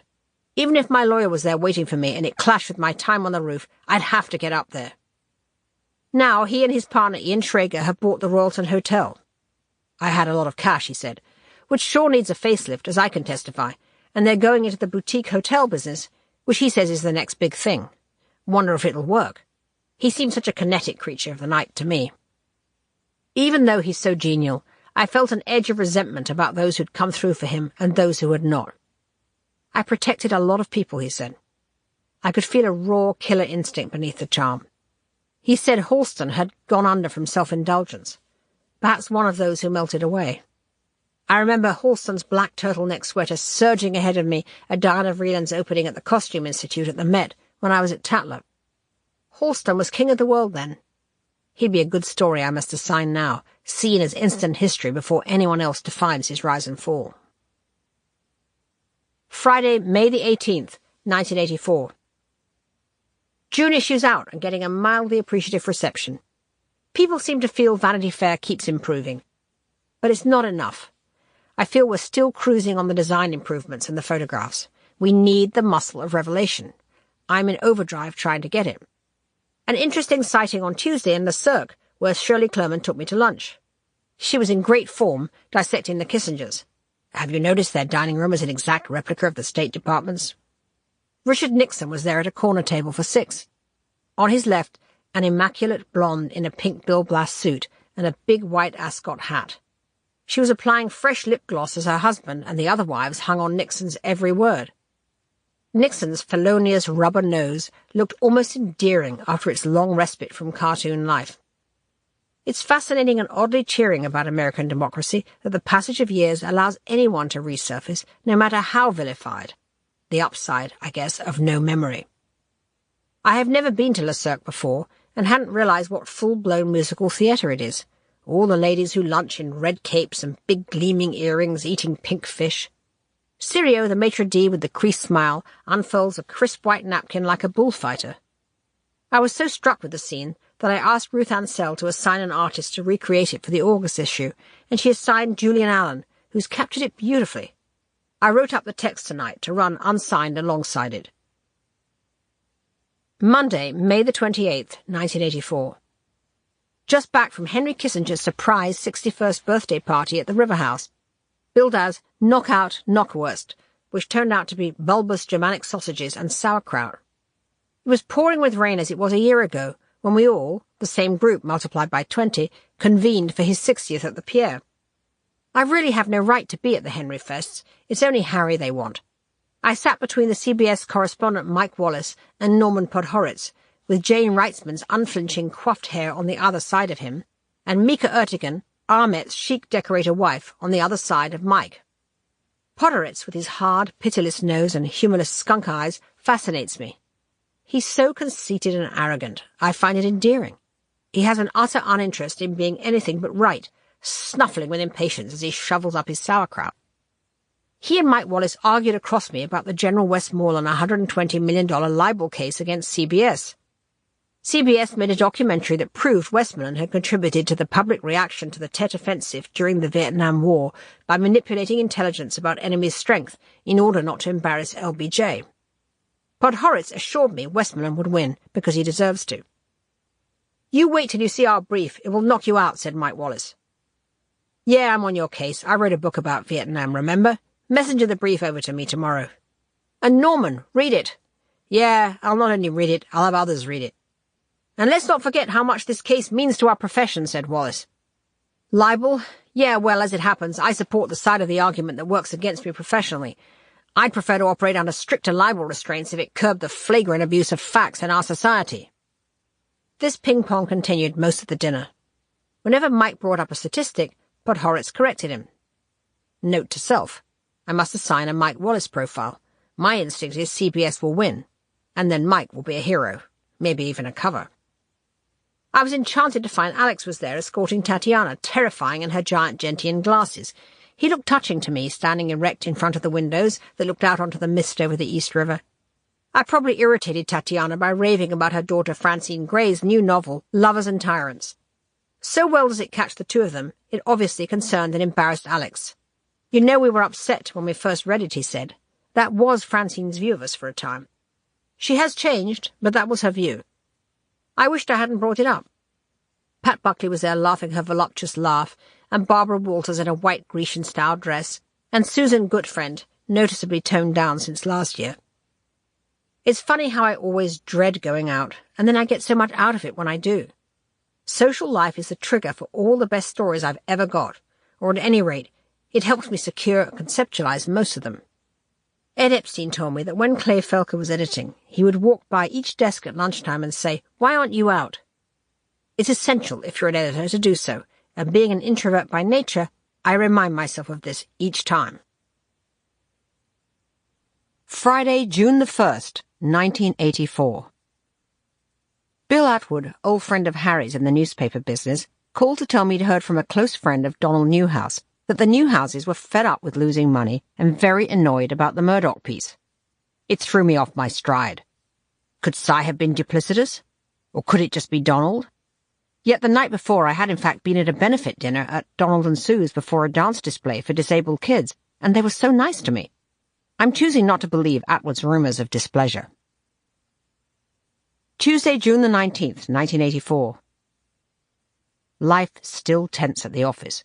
We saw Mort Zuckerman last night, flush from buying US News and World Report. In a way, it's a complication. Having just taken on the Atlantic Press, his book publishing business, Harry doesn't know if Mort now wants him to edit US News instead. Mort keeps suggesting he does, but he's such a tease. He seems obsessed with Harry, which I find appealing. He's in love with journalism and being around journalists, which is understandable given how boring real estate is. Of course, a news magazine would excite Harry more, but I fear Mort would be a highly strung press baron. I doubt he understands that great editors can't be controlled, and I don't want Harry moving to DC where US News is based. Now that we've settled in together, I'd so hate his abrupt departure again. New York is in constant motion with its opportunities and its changing landscapes. Makes you long for the Staces I used to rail against in London. The dinner we saw Mort at was for Gore Vidal, who was fuming at me about Walcott's review of his new book, Lincoln. "He's a very good writer who unfortunately can't read," Gore said. "I just wish he'd stick to TV, which he knows about, and stop screwing around with writers like me." He's very square in the face now, Gore, and walks with a high-stepped pussycat walk. He was none the less cordial when he stopped hissing to me about Walcott, which was a relief, because I've seen him when he's not. Mort told me he's now deeply in love with Gloria Steinem. He has good taste in bright women who at least are age-appropriate. Cy has returned from his European tour in a good mood, except we now have to cut editorial costs. Condi is so erratic about budgets. First Alex refusing to give me one, then suddenly imposing one, then changing it mid-year. I sat for 3 hours with Pam McCarthy doing a slash-and-burn cut, which brought some of my dithering about personnel into sharp focus. Thursday, June the 21st, 1984. The relentless David Obrasky dragged me to see Perry Ellis, the third of the fashion Big Three, to solicit their ads. This time Dick Shortway, Cy's trusted corporate confidant and spy, came with us, probably so he could suggest the leverage of Vogue in the background as additional pressure.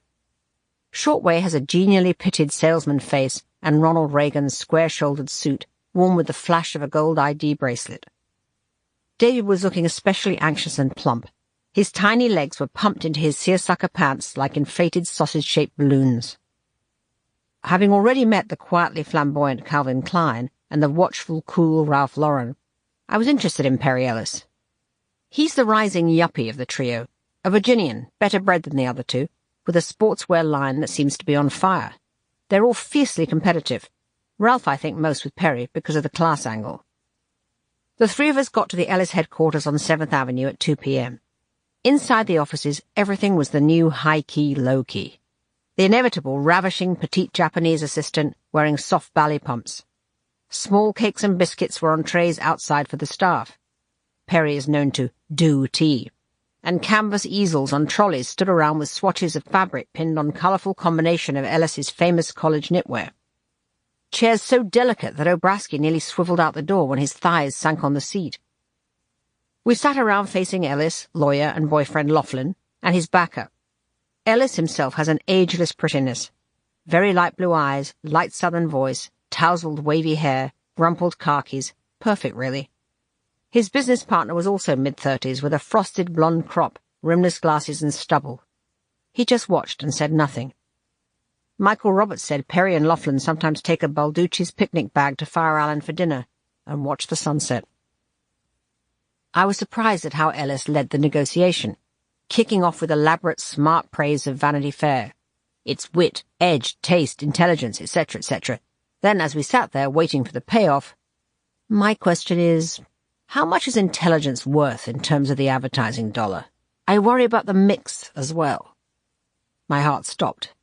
But he meant the advertising mix, it seemed, and in doing so fingered an Obrasky weakness, accepting the occasional cheesy ad, which lowers the glossy tone and puts off the chic brigade. But who are we to turn them away when these precious folks won't commit? Obrasky talked too much, shifting from ham to ham.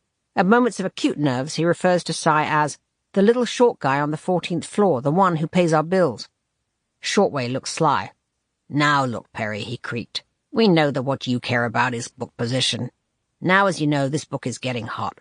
Right now, these positions are yours to buy. 6 months from now, they won't be. You could be trying to buy into the book and find that Ralph and Calvin are there where you want to be. Overplaying of hand. Perry immediately bridled. You just put your finger on my worries, Dick, he said. The sense of indiscriminate acceptance of anyone's ad pages. Boy, these three are so competitive. And on it went, getting down in the end to the buzz-cut partner negotiating for discounts. Still, much jubilance going down in the elevator. We scored. Now I'm sitting in our dream rental at Quag, consumed by excitement. It is just possible we may be able to buy the house. It is for sale for $125,000, the complication being that the price doesn't cover the land it stands on. That belongs to John Post of the old Quag family, signified by the road to the beach, Post Lane. We would have to separately rent the land. Still, that doesn't daunt us as much as it probably would most Americans, as renting land is pretty common in the UK, and surely worth it for the haven it would give us. I'd like to be able to do it with my own Tatler money and a mortgage. Last night we drove to East Hampton to have dinner with Mort Zuckerman and Gloria Steinem, just the four of us. Mort is living in the guest house while his own is rebuilt. It startled me to see what an enormous mansion his new house is becoming, for just him. Why does anyone need a house this size? The guest house is enchanting, much, much nicer in my view than the monster armor in progress, so intimate and romantic. I am in awe of Gloria, but feel she underestimates me. More bristly than sisterly, I have to say, though I like her laconic sense of humour. Mort is obviously intimidated by her, which he enjoys. There is something immensely likeable about Mort, an idealism, despite the cutting brain, he tries to hide with slight facetiousness that makes him vulnerable. He's obviously half terrified of spending $183 million on US News and World Report. And who wouldn't be? The numbers are insane. How rich and fast-paced life has become. Ed Victor walked into my office in a burst of good cheer and told me that at the American Book Association, the editor-in-chief of Crown had told him he would pay in the region of $250,000 for a novel by me. The catch is, I have no time to write it. Ed said, I hope you're still keeping a diary. I see it as my retirement pension. I wish I did have time to write a book. I've always thought my outer life was research for the day when I'd just withdraw and write about it. The only reason I go out is observation greed. Churning through the cast of New York society, I see it as the ever-moving slipstream of a novel. At Billy and Jane Hitchcock's dinner in Gracie Square, the careless beauty of the rich was never clearer. Amanda Burden's slim, fragile shoulders and a red chiffon spaghetti-strap dress and biscuit-coloured legs. Bill Hitchcock's big jaw and opinionated moustache. But the New York establishment is much, much duller than the British. Everyone is so bland. The pleasantness is grinding. The absence of irony or eccentricity crippling. Maybe I'm just a cultural misfit. Ran into the Harper's editor, waspy, sardonic Louis Lapham, who said to Harry, Have you caught the New York disease? What's that? Money madness, Lapham said. He's writing a book on the subject. Fiddling with your calculator all the time, doing little sums on scraps of paper, knowing you'll never have quite enough. It's the sickness of the town. How did he know? Thursday, July the 12th, 1984. Kathleen Tyner brought in a very promising and entertaining writer from the New Republic, Leon Wieseltier. Has wild hair and great sardonic delivery. He told me that he had tried to connect with Richard Locke, but found him a, quote, state-of-the-art literary asshole. He has the wit, I think, to write a Vanity Fair column. He wants to do so under the pseudonym of Vox, which I'll give a try, though I don't much like pseudonyms. Nick Dunn is working on a piece that will make a lot of waves in LA and Washington. It's about the murder of Alfred Bloomingdale's mistress, Vicky Morgan. Alfred paid her a monthly stipend of $18,000 to cater to his various perversions. Nick and I have been totally fascinated by this story since we saw the item about the murder. It lifts a lid on Nancy Reagan's air-kissy social circle and the way this affluent, pampered Bel Air crew really operates. Betsy Bloomingdale, Alfred's wife, is Nancy's closest friend. Alfred was the department store heir and founder of the Diners Club. We all first heard about Vicky Morgan when she sued the dying Alfred for $5 million palimony, and there were those vivid soap opera scenes of her trying to get into the hospital. Icicle Betsy cut off the corporate checks and banned her from seeing Alfred before he died. That cast Vicky into penury, and she shacked up with Marvin Pancoast, a cracked, devoted loser she'd met in a bout in a mental hospital. She bullied Pancoast and made him her slave until he couldn't take it any more and beat her to death with a baseball bat. Or so it's been reported. Of course, the tension of the story is in whether or not Betsy had Vicky bumped off, especially since it was leaked that Vicky had sex tapes of Alfred. One rumor strand suggests Betsy used Pancoast to do her dirty work. Or perhaps Pancoast didn't do it at all. He took the fall and was promised to pay out later. It seems more likely it was a crime of passion on the part of Pancoast, thinking he was putting Vicky out of her misery about her downward mobility, but there's plenty of reasonable doubt to make a great, page-turning society yarn. These kinds of questions, anyway, are what allow Nick to riff on Decline and Fall. He's just as turned on by the melancholy details of a life on the skids as he is by high life on a roll. He has been there, and he's tasted it, and he never forgets how it felt. He understands Vicky Morgan's pain and is instinctively on her side against high and mighty Betsy. He starts sniffling the air like a journalistic truffle dog when he sees the Morgan murder covered only on page 5 or 6 in the Los Angeles Examiner, with hardly a mention in the LA Times, where Betsy has influence. I need 3 more Nicks. A Vanity Fair formula that works is beginning to finally suggest itself. Celeb cover to move the newsstand, juicy news narrative like Vicky Morgan, A-list literary piece, visual escapism, revealing political profile, fashion. If we nail each of these per issue, it's going to work. Sunday, July the 15th, 1984. Copy flooding in now for the September issue, and it's tense. So many on deadline, all need a tremendous amount of work. The Vicky Morgan piece is going to need a huge makeover from Wayne. Thank God Nick accepts Wayne's very radical interventions on structure and flow and needed additions. When I leave for lunch, I see them knee to knee at Wayne's cubicle, and I know all will be right with the world. It's always such a relief when we have a great news narrative in an issue. Without that core, I end up over-assigning B-features in desperate hope to conceal the lack of that one great thing. The rest of the September mag can now be horse great picks, a profile of Bobby Kennedy's son Joe, who's entered politics, a charming feuilleton by John Guare about a famous Penn still life called Theatre Accident, Alison Lurie's terrific short story, and Michael's glorious fashion spreads. Michael excelled himself this month with a style spoof shot by Tony Snowden of a country house murder plot using Tom Cruise as the model. I just noticed today that in the last picture of a slinky blonde in a silk evening dress, there is a pair of legs and socks and walking shoes sticking out upside down from an Egyptian urn. Was it the Countess who turned out these exquisite corpses, or were they all, in the end, fashion victims? Michael's caption copy reads. He's so inventive. God knows what anyone will make of it. He's been off this week with Bill King shooting a Paloma Picasso cover with an outsized scent bottle held up by a butler's hands. It's very chic, but probably very uncommercial, and we have no fallback. I guess the fuchsia silk gloves she's wearing and huge pink rock on a pearl necklace have a lot of glamour, which will please the fashion advertisers at least. Michael has now forged his own quiet power base inside the art department, effectively redoing all their layouts on his stuff when they go out to lunch, and then waiting for me to arbitrate. He vanishes when he hears Alex is coming down. Monday, July the 16th, 1984. I'm in overdrive trying to buy 160 Doon Road, legally so complicated with it just being the house without the land. Harry's going to meet with the owner, John Post, in Boston. I said, find out how many kids he has, because if a lot will for sure end up with the land at a later date. One thing I've learned about wealthy families is the kids always fight about money. If there are more than 2 kids, one of them is sure to be in financial trouble or marry someone who is and persuade the others to sell. And we will be happily waiting. We couldn't afford it now anyway, so doing it in stages couldn't be better. The owner, Mrs. Clarholm, said to be the widow of a gold miner, wants to sell all the furniture in the house, which delights me, as I lust for that Bakelite radio. The New York Times today attributed to Gail Shee's Gary Hart piece Mondale's reconsidering him for the Veep ticket. That's influential. We're finally showing the news chops. It made all the waves we hoped.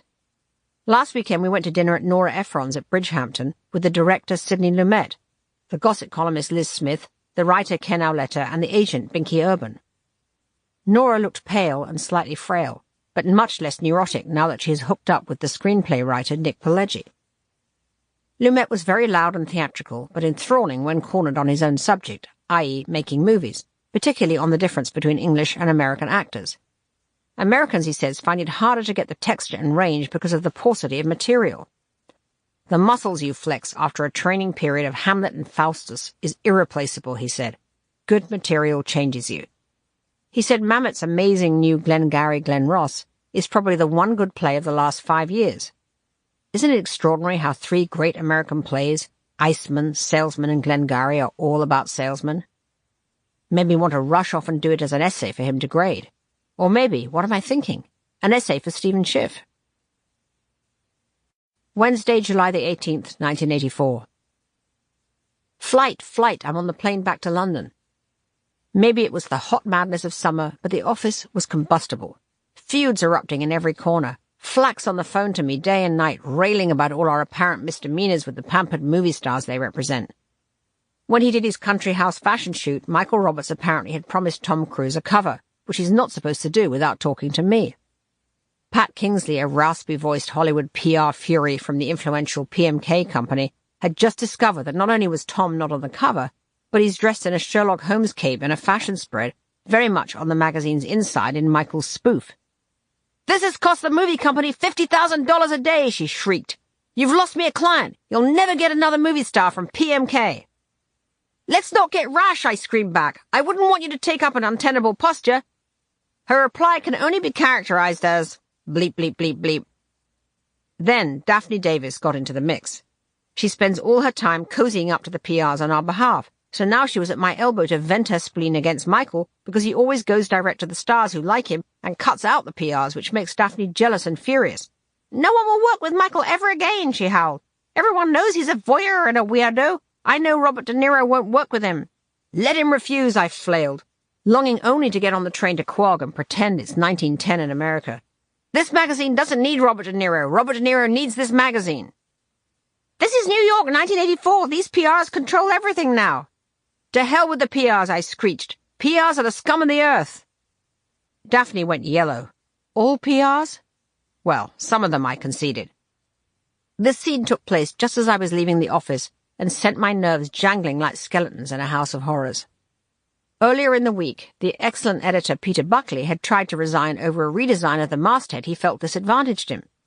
John Halpern was calling from the Beverly Hills Lounge every 2 hours in a frantic state about the apparent no-show of Jessica Lange for an interview. And just as we were struggling to get Nick Dunn's piece into shape 3 days late, Cy suddenly realized that by putting Paloma Picasso and her scent bottle on the cover, we were going to drive away every single other cosmetic advertiser. He demanded we pull the story on the cover.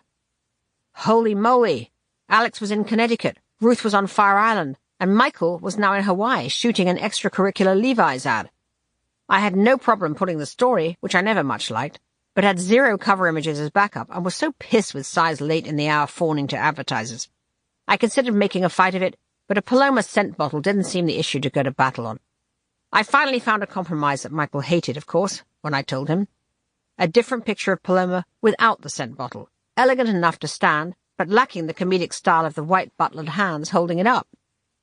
Cy let me put her on the cover with no reference to the perfume story, and Miles, Bob Colacello, and I spent 3 hours trying to glam up cover lines that would make the image less bland. Plus, Martina's muscles, Penn's patent pump. Horse hemorrhoids, offered Bob. But then Miles came up with an inspired, completely meaningless cover line that I found thrilling, even if no one understands what the fuck it means. Sophisticated boom boom, he suggested. Hooray! Sophisticated boom boom is what Vanity Fair is all about, damn it. I took the issue up to Si, and in case he tried to get me to remove the new cover line, told him in a non-negotiating voice that I had no idea what the line meant, but I liked it. He just nodded gravely and said nothing. Then, you should do a piece on Paloma's sister. She's not sophisticated at all. She's a real peasant. But he pleased me by calling down later and telling me what an impressive advertising picture September has.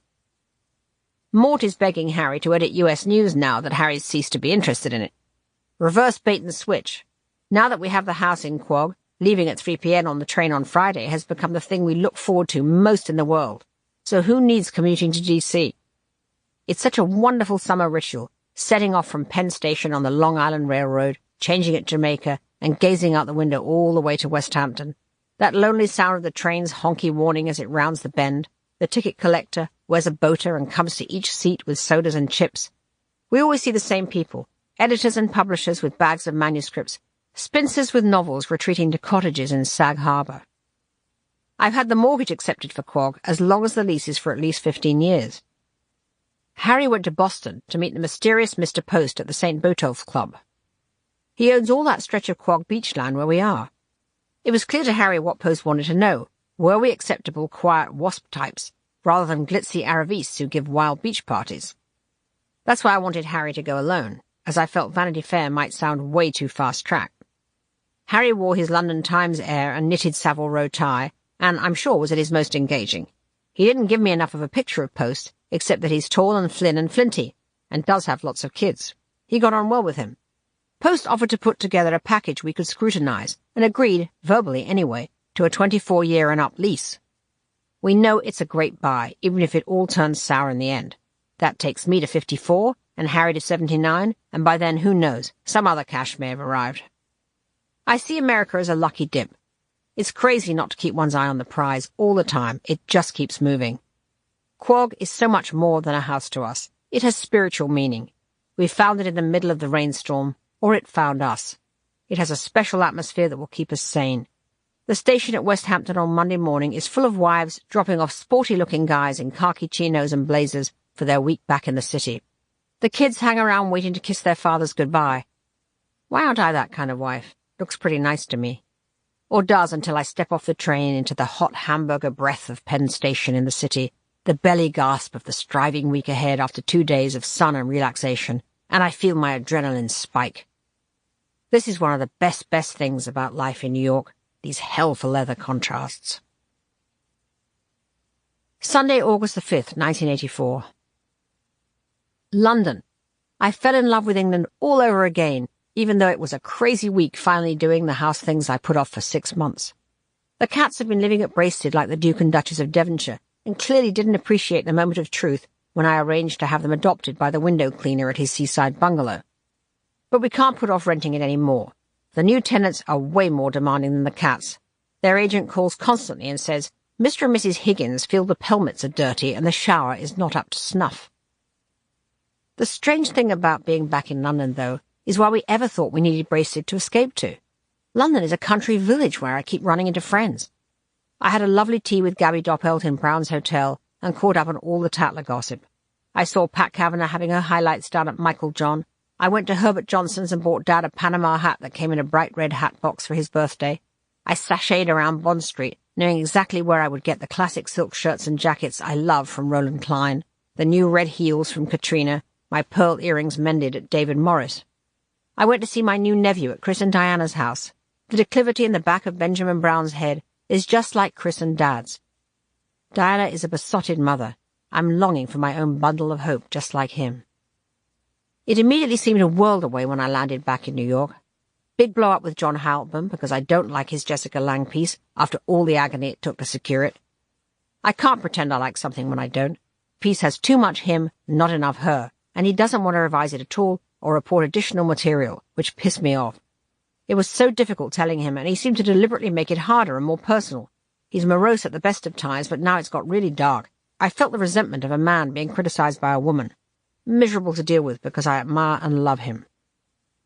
One bright spot was Roy Blount calling up and saying he had Bill Murray in the lobby. Bill had read a profile of me in Ambassador magazine and wanted to check me out. They came in together and loafed around in my office for an hour, Murray being extremely hilarious. He was obviously hoping to find me as frisky and effervescent as my interview, but after the Halpburn altercation I wasn't in great form and was likely a disappointment. Saturday, August the 11th, 1984. Things came to a head at the office yesterday, and we had some rock and roll, which was inevitable, and now we can get it right. Tracy is clearly so disaffected, I told her she should start to look for another job. I have tried to turn her around, but I can't. I know I shall miss her asperity. She was taken by surprise, but shouldn't have been, as reports of her bad-mouthing are multiple inside and out.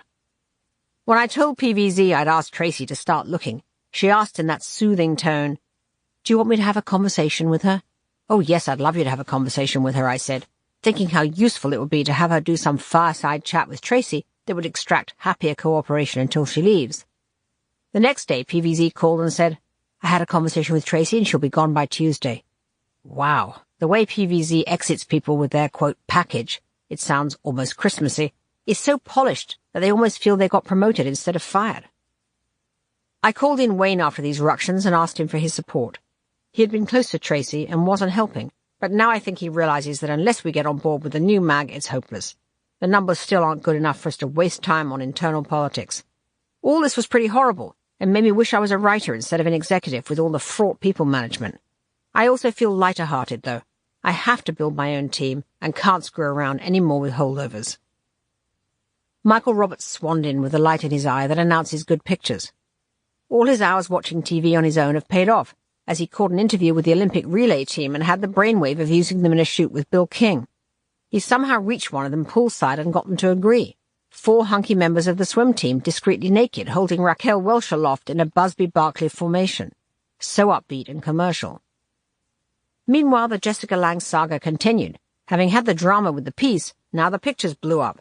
Bill King got sick and couldn't do Jessica, so I had to pull Annie Leibovitz off a David Mamet shoot, which made her furious. She insisted the only way she would do it was against a white seamless background on a white horse, and Michael had better fucking call every stable in town. Losing Tracy meant I no longer had any caption writer, which meant deploying Miles to rewrite Wayne's captions. As brilliant as Wayne is on structure and line editing of a big piece, he's no good at captions. His caption on Annie's wonderful picture of Harold Ramis holding his daughter upside down on a sand dune read, "Ramis holding his daughter upside down on a sand dune." Miles loves it when I ask him to pitch in, especially when it means humiliating someone else. He took one look at the rejected Ramis headline, Ramis's second act, snore, and wrote Grossbuster over it in swaggering magic marker. At that moment, Michael called to say there was a problem getting the horse into the elevator at the studio after trotting it very happily down 86th Street. All was calming down when Obrasky started to play musical chairs with his own staff and fired Kitty Mountain, his production executive, who lives with ex-Vanity Fair publisher Joe Corr, which Obrasky felt meant she wasn't on his team. All these comings and goings then led to a rumor on the street that I'd been fired myself, and my phone was suddenly red-hot with press inquiries. Cy called to reassure me. Next day I went up to see him and asked if we could schedule more regular meetings. But as always, when he suddenly sensed his need on the other side of the desk, he went cold on me. "I don't think that's really necessary," he said, looking down on his yellow pad to indicate the meeting was over. The office is much cooler without Tracy, but I need to find another wit. My hopes are all pinned on Bill Zamey, a writer from Chicago who sent something in over the transom, and I pounced on it in the slush pile I took home for the weekend because he so clearly has a voice. If his next piece is as good as his first 2, I'll offer him a contract. Tuesday, August the 14th, 1984. Thank God Alex is back from Connecticut. I've missed the maturity of his judgments. He backed up my queasiness about Helmut Newton's and new fashion spreads. Much though I love Helmut's kinkiness, these were just too S&M for a mainstream mag, and I'm sick of his telling me I'm too bourgeois to appreciate them. Alex voted against the Raquel cover, declaring it was too tacky, which was a bit crushing. Is this more warfare against Michael Roberts? Jessica Lange on a horse, he said, had, quote, more nobility. He's wrong. So I told him I would defer the decision.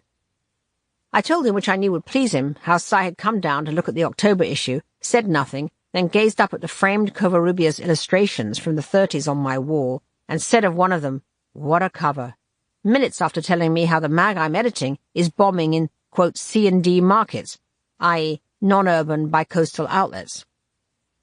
I doubt Covarrubias would have gone down well in C&D markets either, I said, gloomily to Alex. He laughed. Nostalgia has been the trouble with this magazine all along, he said. Always remember Crowning Shield's Vanity Fair was a failure.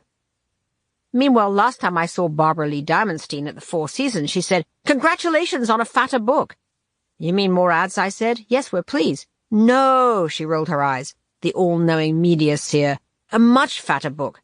Aren't Condé Nast buying you-know-what?"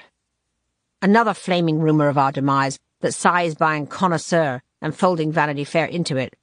Yet another rumour, he's buying Interview, and ditto.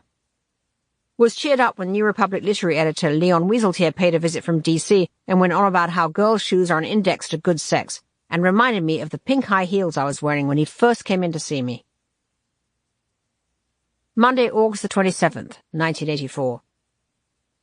I'm on the jitney back to New York after Ben Bradley's birthday party at Grey Gardens in East Hampton. I had forgotten how vivid Sally had made the house, the chintz sofas and curtains, the white wicker and flowers. It was odd to think that it's 3 years since the operatic interlude of our wedding in their garden.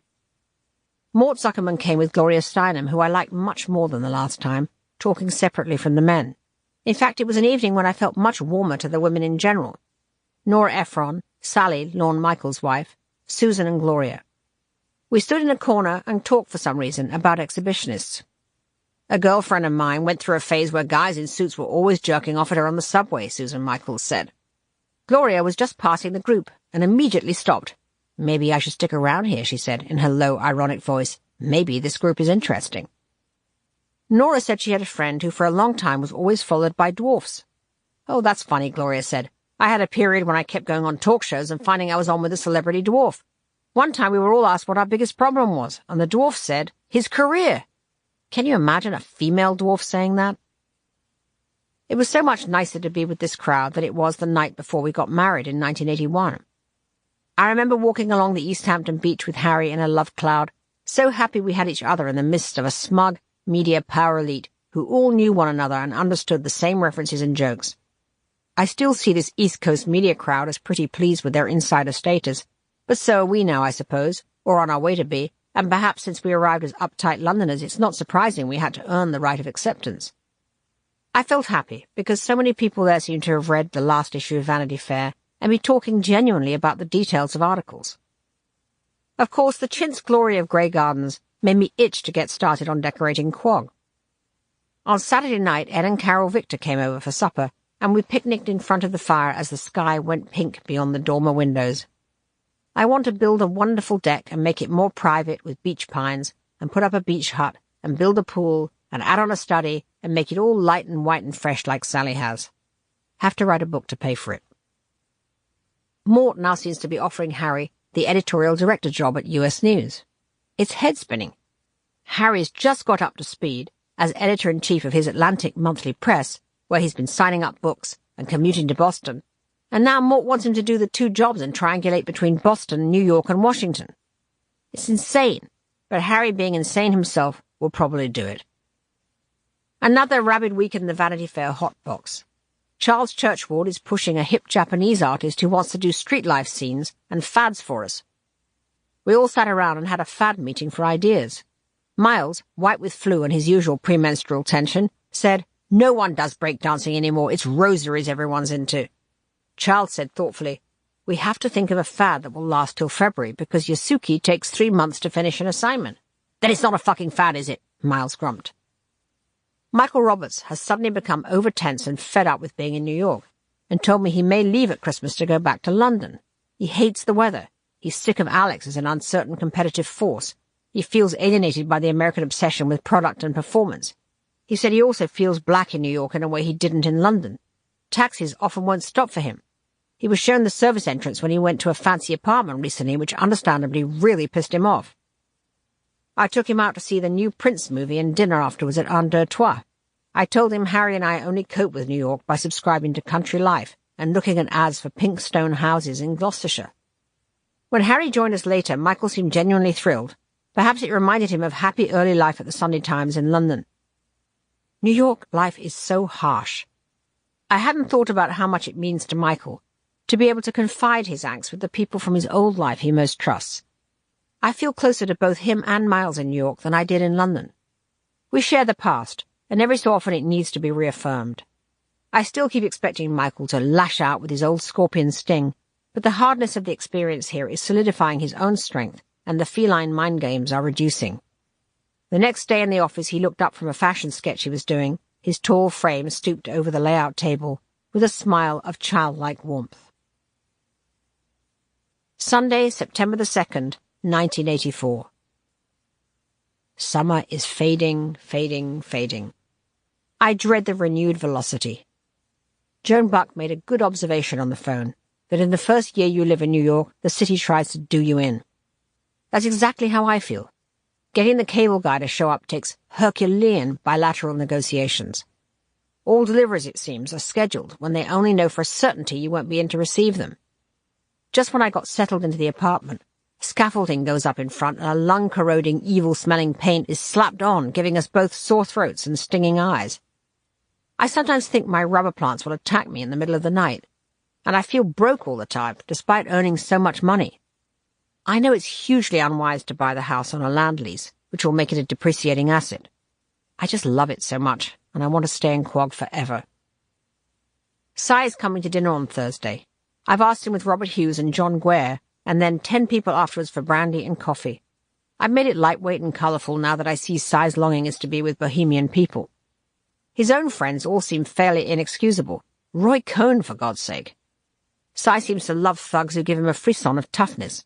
I'm sure all the weird preponderance of modern art represents an oddity of Alfred Bloomingdale proportions. He is the only person apart from me and Michael who likes our cover of Paloma Picasso sneering out of a vicious pink gash of a mouth, which is fortunate since he's the only person who matters. I think it's great poster art, he told me, in that shy, curiously chubby voice. But he probably just likes women who give him a hard time. I'm making a study of the merely rich versus the really rich. There's really nothing weirder than the latter. In his own way, Cy is just as ruthless as Rupert, and the warmth he exudes when he feels like it is mostly transactional. There's a very cold attachment underneath that could make the inconceivable become the doable very quickly if it presented him with a solution. Monday, September the 10th, 1984. A very productive week, albeit tough. PBZ urged me to stop hemming and hawing and reduce staff. She flipped open a folder with all the salaries in it and went down the roster. We discussed tactics, football huddle style, then separated and charged into the game. First, Pat Towers. PVZ got her to admit how unhappy she is and airplaned her into Vogue features. Next, Suzanne Stevens. I told her I wanted to convert her from full-time staff to writing contract. I think it actually is what she wanted, and she waxed happy. Next, Daphne Davis. The ditziness is out of control, and she wants my attention all the time. The recent discovery that she has a large private income made me feel less bad about telling her I had too many staff and not enough pages. It seems to go a lot better when I make it economic, not about performance. She took it like a soldier. The only one that went badly was Suzanne's assistant, and that's because PVZ delegated her deputy to have the conversation. We had agreed the assistant would get a job at House and Garden, but the HR deputy instead told us she would have to, quote, rove around Condé Nast. Hysteria ensued, with me feeling like Klaus Barbie, until PVZ managed to magic the job back from House and Garden. Because of our friendship, I asked Pam McCarthy to talk to John Halpern about moving him from an executive job to a writing contract, but fear he will demand I fire him just to torment me.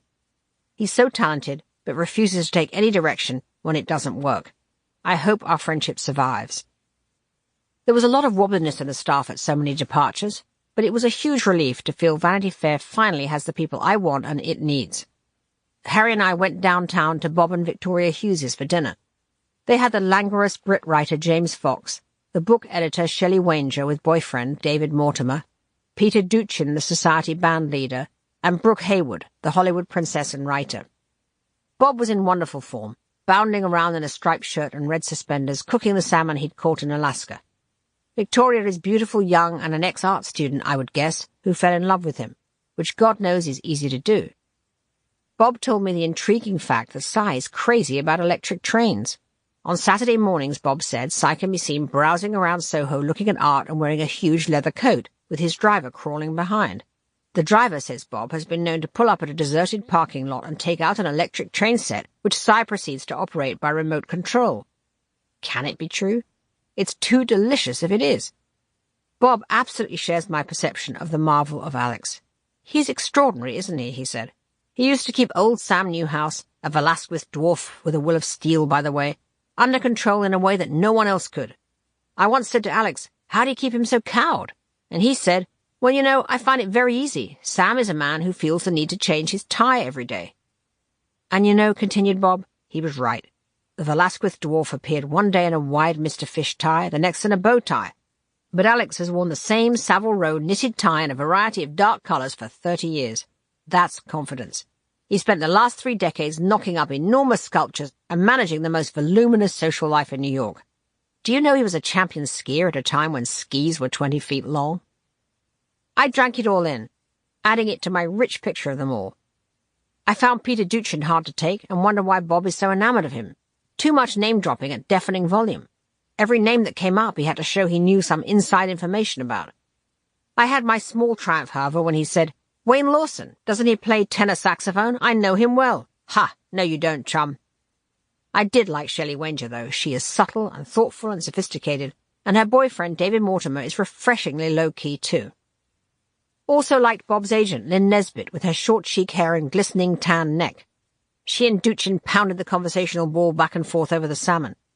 The next day, James Fox called me up and said in his attenuated voice, I didn't understand a word of what anybody said last night. What is this New York chat all about? Next night was our own dinner for Cy and Victoria, and I was relieved the Hugheses didn't bail, and in fact showed up early looking well-groomed, which was a very nice gesture on their part, realizing that having my boss to dinner was important to me. 5 minutes before the guests arrived, I saw that the dinner table was too small, and the engaging out-of-work thespian who came to cook from Chelsea Foods did a brilliant switch with the kitchen table. The dinner was a howling success. John Guare talked to me about the Goodman Theatre and the Chicago movement. In 2 years' time it'll be somewhere else, he said. The magic moves on. That thought about the transience of magic stayed with me. I want to bring the magic to Vanity Fair, and it's hard to know at this point whether I'll succeed. Cy was warm and relaxed, but seemed older in the presence of his wife, who on second meeting seemed less likely to be wearing exotic underwear. The only time that Cy got really animated was when I touched on the daily domestic struggles of New York life. Struggle, he erupted, as I wiped down the sleeve of his jacket that he had unfortunately dipped into a boat of lemon sauce. Struggle! Every day is a struggle. It's a fight for survival, not to get killed. I come from a privileged environment, but I saw the example. Every day. Struggle! He relapsed into relative calm after that, leaving me to wonder what on earth had gone on behind closed doors in his youth. He left early, as always, and the last people to go were Michael Roberts and Bob Colacello, who sat on the sofa reminiscing about working with Truman Capote at Interview. I heard Colacello wail, Truman was such a liar! We'd send him to Miami, and the next thing we'd hear was he'd been sighted at Dallas Airport. By Friday, the strain of all this boss entertaining wiped me out. Harry left for London to see his kids, so I left the city for Quogue on the 7 p.m. jitney with Miles. He's been a lovely guest this weekend, wandering about in his pyjamas and coming in from the beach with shells he suggested for my new colour scheme. Ticking would be a good idea. This is a ticking shell. We walked along the beach on Friday night under an enormous moon, talking about the Vanity Fair office, and he rebuked me when I said, I feel so sorry for Daphne Davis. She has no life. Perhaps, said Miles, she has a wonderful aunt. People construct different emotional realities for themselves. Think of Quentin Crisp and his bonkers room. He's happy. Everyone has different ways of coping. He's right, of course, and my remark was both bourgeois and patronizing. I asked him if he will go back to London any time soon. I think not, he said, as we trudged along the sand in the moonlight. I think I may have left London for good, but that doesn't mean I'll ever absorb America. Fenimore Cooper will never mean anything to me, but it doesn't mean I'll ever go back. I sometimes feel there's a bravery, even nobility, to people who leave their own country for some other dream. It makes you so vulnerable. There is a bit of my own expatriate heart that's frozen, not here, not there, a lonely thing. Friday, September the 14th, 1984. Just realised in horror I missed Mum's birthday yesterday. something I have never ever done before. When I called her, she pretended not to mind, but I could tell she feels she's losing me. I felt upset thinking of her in the house in Spain with the cats, wondering why I was silent. We were always such BFs. Our special time after she picked me up from school and we had tea together in the kitchen unloading my day. I think of the jangle of her coin bracelet when she came in from dinner and climbed immediately to my room to kiss me goodnight in a warm whiff of Je Reviens. Mum, I miss you and will never forget your birthday again. I wrote a note telling her how much I love her.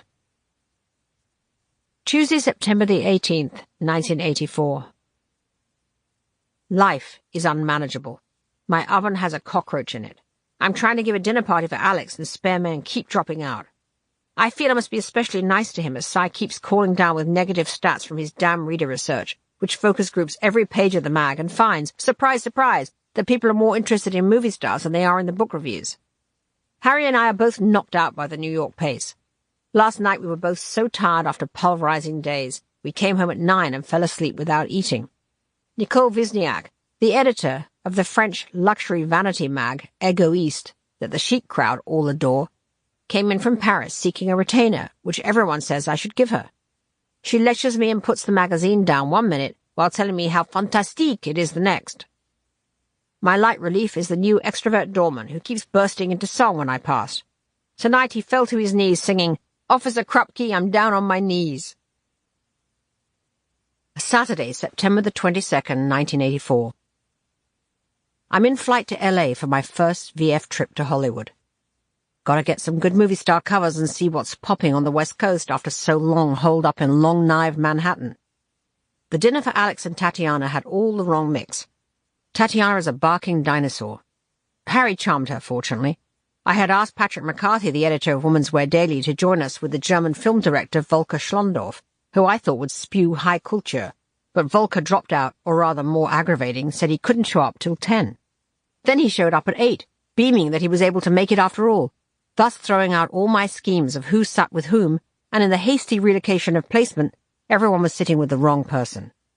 Volker was sitting too far away from Alex and Tatiana, with whom he had much in common, and cocky, brash Patrick McCarthy obviously bored Alex, who regarded him as a mere mid-management fellow. I realized in a blinding flash, seeing him with Tatiana after so long, that Alex is probably gay, or at any rate, somewhere on the borderline in the Edward Prince of Wales genre, i.e., in the lifelong thrall of one woman who can sustain a Mrs. Simpson-like drag queen fascination. Maybe that's the secret in those dark, fathomless eyes. Bob Hughes told me that Alex had once said to him, "Do you think Cy is morally weak?" which is generational code for a sexuality question that also very likely betrays his private attitude towards himself. It explains some of Alex's opaqueness and the violence of his art. He flings all that theory that he may be morally weak against a canvas and probably weeps into the lap of Tatiana when he's done. Anyway, despite this interesting fictional insight, the dinner party was hell. So was the rest of the week, thanks to David Obrasky, who can be tone-deaf as to how to get business. We went to a hugely embarrassing lunch with the Philip Morris account, who want to pull out their spreads, as they only came in with the ads in the first place because of warm relations with David's predecessor in the job, Joe Corr. However, Obrasky still kept trashing the previous Vanity Fair regime, resolutely oblivious to the increasing stone face of the William Morris executive. Even the choice of lunch venue was all wrong. A very tight private space with a shut door and no air, from which you could still hear the extremely noisy Italian restaurant beyond. It felt like the Last Supper. Before we got there, Obrasky told me all the cigarette brands Morris could give us, then said, "And there's a new one, Parliament, they're working on for the end of 1985. So when the boss man said at the end of David's rabid sales pitch, "Well, Parliament you'll certainly be a candidate for," it was obvious, to me anyway, that was Madison Avenue parlance for, "You're not going to get Benson and Hedges or anything else this year, chum. Line up for the Never Never." I felt like emptying the red wine over Obrasky's head for blowing it so monumentally and not even realizing it. On top of that was another one attempt at a pitch at a dinner at the Diamondstein Spielvogel's Park Avenue apartment in honor of our mutual friend, the Duke Professor Joel Fleischman. Their insanely grandiose apartment is poised over Manhattan like an airborne Versailles. The table was set with silver placemats you could see your face in. Every time I looked down, I stared forlornly at my own nostrils. In the dining room, the acoustics were so bad, it was like conversing in a swimming bath. Carl Spielvogel sat at the end of the table, a stuffed pelican pontificating about his latest bout of foreign travel to China, Bali, and the Soviet Union. A football field away, Barbara Lee sat opposite him, oozing cultural self-esteem. I hyped VF's new success like crazy and pretended fascination with every one of Carl's early nailing the account stories, but he didn't take the bait. At the end of dinner, he threw the conversation open.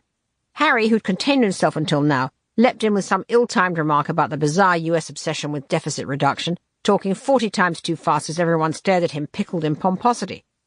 Then a handsome figure dressed in liberal beige who runs the New York Transport Office delivered a great sonorous speech about how he had been in Europe all summer, brooding on how Reagan's grossly unfair policies had somehow produced the biggest US boom in memory. Let them eat placemats. To cap it off, as I fled the city on Friday on the 4 p.m. train to Quogue with Harry, the lawyer came on to say that the mortgage for 160 Doon Road had been denied. It was crushing news, just when we had got to the signing of the land lease. On Saturday night, we had to go through dinner with John Post, who's currently staying at his beach house next door to us. I felt sure his hard Yankee stare could penetrate that we didn't have a way to pay for 160, but we proceeded with a full-force charm offensive to buy ourselves time. All of this madness has brought Harry and me so close. We found our spiritual home in the US together, and at the same time, and that at last eliminates our 25-year age difference.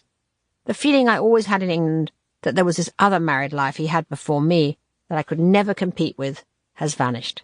We are in everything together now. Thursday, September the 27th, 1984. Yippee! I love Beverly Hills. I love the climate, the smells, the palm trees, the shiny surfaces of Hollywood people. I feel I will end up here, that it's where I ought to be. I have avoided the movie world ever since childhood made me jaded, but now feel the glossy pull again. Maybe Hollywood feels less judgmental than New York City, where the hammer is always about to fall on some frail career. Here you can write your own story. Careers are reinvented every day. I have felt a growing hunger for chancier people, and to talk to the directors, writers, producers, actors of my early youth. I went with Horst to see the super agent, Swifty Lazar, at his Truesdale house, perched on the hills overlooking the flat roofs and the sparkling swimming pools of the people he represents. Swifty is tiny and bald and hairy in the wrong places. From the back, his bald head and ancient baby's neck look like crinkled foreskin. Just to be perverse, Michael Roberts wants to photograph him for a fashion feature. Swifty perched on a coffee table with his tiny legs swinging, holding forth about stars having no clue how to entertain anymore. Warren Beatty lives in a hotel suite. Al Pacino lives in a truck. I don't know what's the matter with them. They don't have a chef. They don't buy art. Deborah Winger, what can I say? Never shaves under her arms. I felt the warm, familial glow of all the vanished bullshit artists of Dad's world in my teens. Our new LA editor, Caroline Graham, bullied the financier Salim Zilker and his wife into giving me a dinner at another hilltop dream house in Bel Air. Caroline is a gold dust hire. I found her at a dinner party at Kay Graham's house on Martha's Vineyard. She's the wife of Kay's son, William, the summer we got married, and filed her away for future hire. She's a gorgeous, reedy blonde with a great Rolodex and a wicked social eye. She's now repping us in LA, and she's proving, like Sarah Giles, A+ with wrangling because she's so irresistibly charming. I was seated next to the grizzled screenwriter Robert Town, who's a darkly funny guy. Town said he wants to do a piece on being, quote, serviced, the concentric rings of agents, business managers, plant doctors, men Fridays, who keep the talent from taking responsibility for themselves. He is trapped and bemused by an outrageous custody battle at the moment. Quote, psychiatrist assholes who've never met me keep standing up in court and testifying about whether or not I have the right to see my kid. That's because my wife is a hostile, whacked-out drunk, laying all the weirdness on me she can think of. The British film director Tony Richardson on my other side looked down at him with a small smile. It's your fault, Robert, he said. You don't pay attention. It's the same when you're making a movie. You should always be in control. The worst thing that can happen to you is the money people telling you not to worry. That way spells disaster. People telling you not to worry your pretty head about cost. Fastest way to lose control. That spoke to me, I must say, about the way Condé Nast keeps the editors away from the P&L, which seemed great at first, but then becomes a source of vulnerability. I loved all the cross-chat from movie people with the lights of the sprawling city of LA sparkling beyond us, the warmth of the air out on the terrace, and what you rarely hear at New York dinner parties, music playing in the background. The soundtrack of The Big Chill. Soundtracks seem to be big in LA. Mozart is the soundtrack to Amadeus.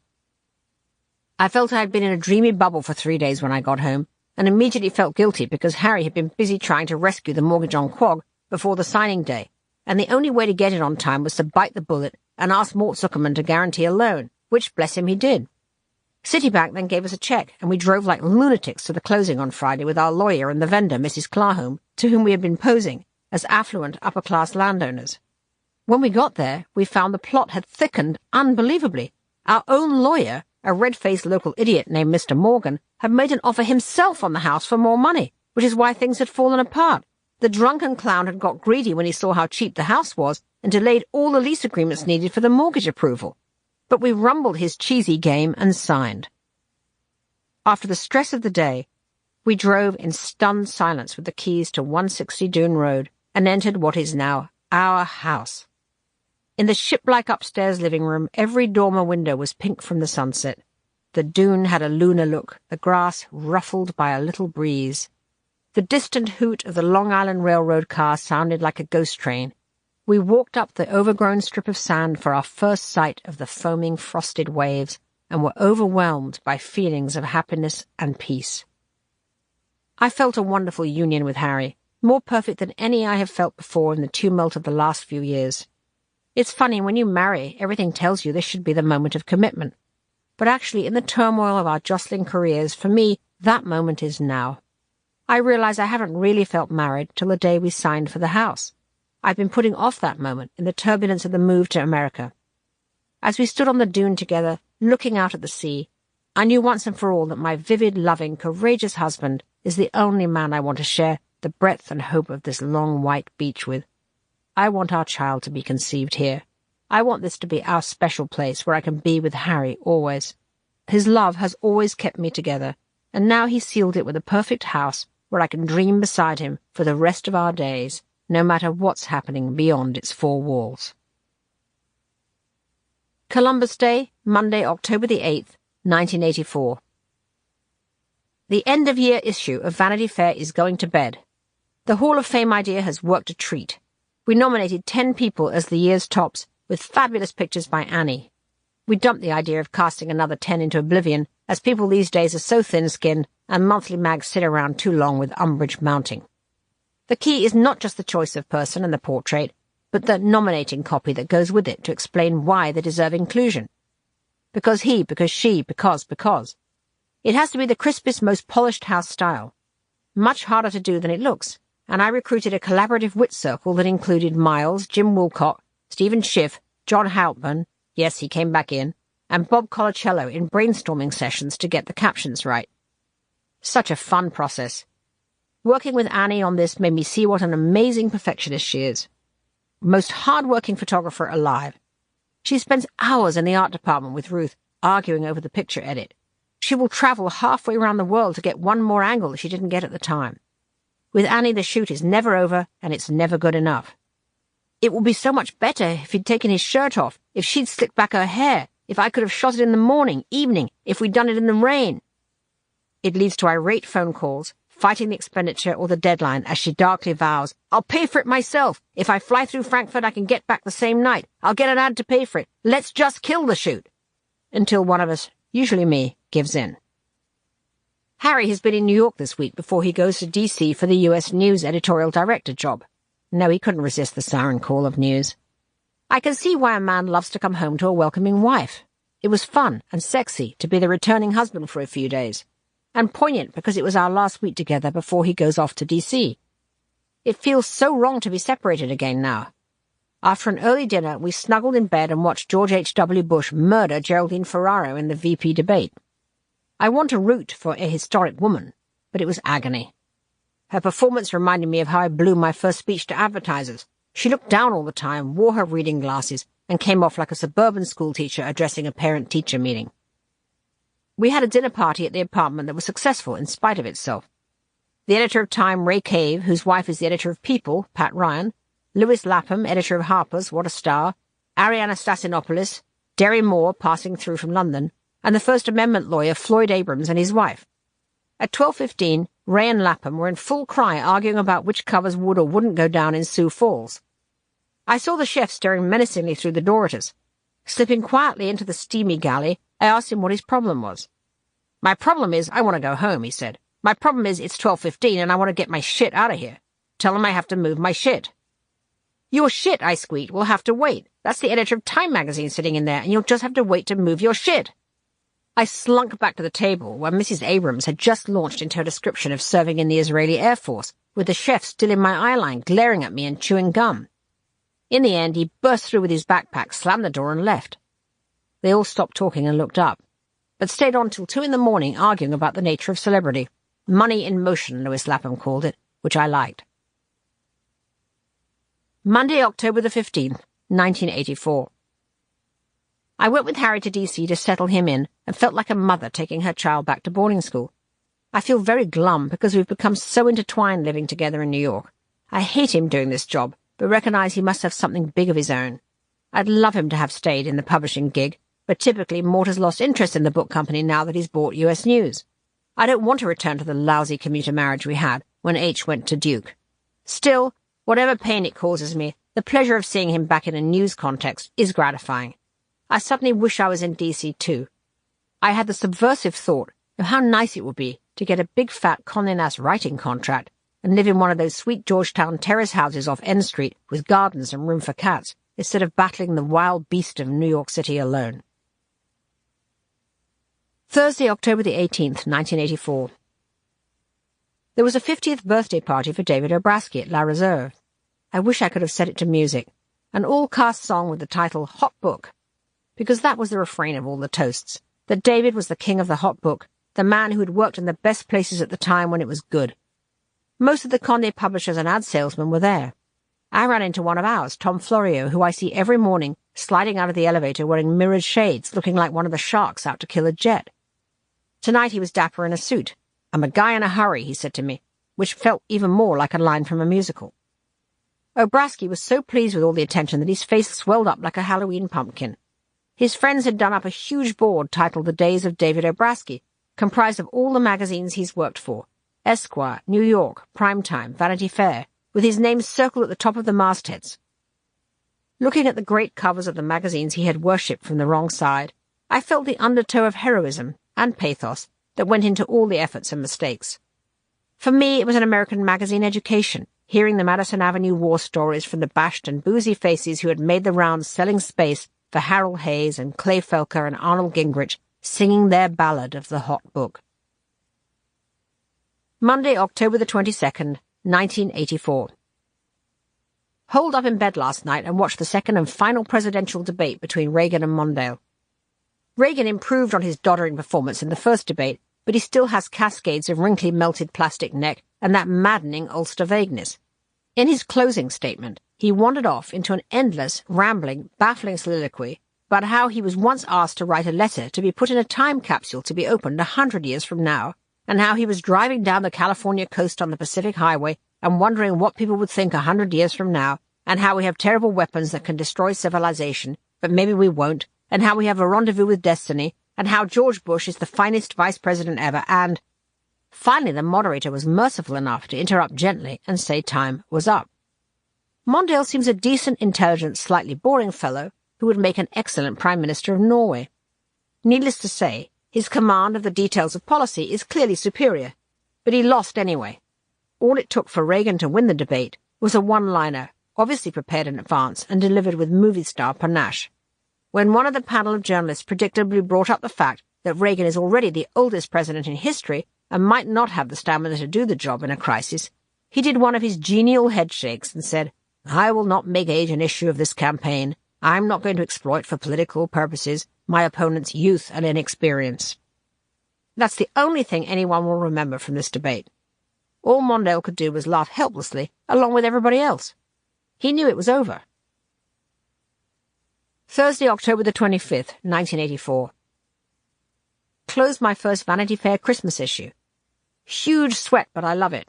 We've done a great back-of-the-book holiday reading section with pieces by William Styron, Jerome Robbins, Sidney Lumet, Jessica Mitford, and Jim Wolcott. The Hall of Fame is fantastic. The copy we slaved over a bit arch, but I still like it. It was a year when America checked out at the Betty Ford Center and was proud, proud, proud. Aging was hip. Bardot, Steinem, Loren, and McLean turned 50. But aged was hipper. Vreeland, Eudora Welty, and Ronald Reagan. And though the president said that the country wasn't hungry, Texaco ate Getty, Chevron ate Gulf, Mobil ate Superior, and the Arabs ate Crow. The best Annie pictures are of Aaron Spelling in bed, Springsteen against a sheath of fire, and the black and white attired decorator Andre Putman against a wall of checkered tiles. Also, the sulky, Elvisy Donald Trump, quote, because he's a brass act and he owns his own football team, and he thinks he should negotiate arms control agreements with the Soviet Union. Had a drama with the Joan Collins Dynasty cover, which featured her with a gun to her head and a line saying, "But darling, you know I'm bulletproof."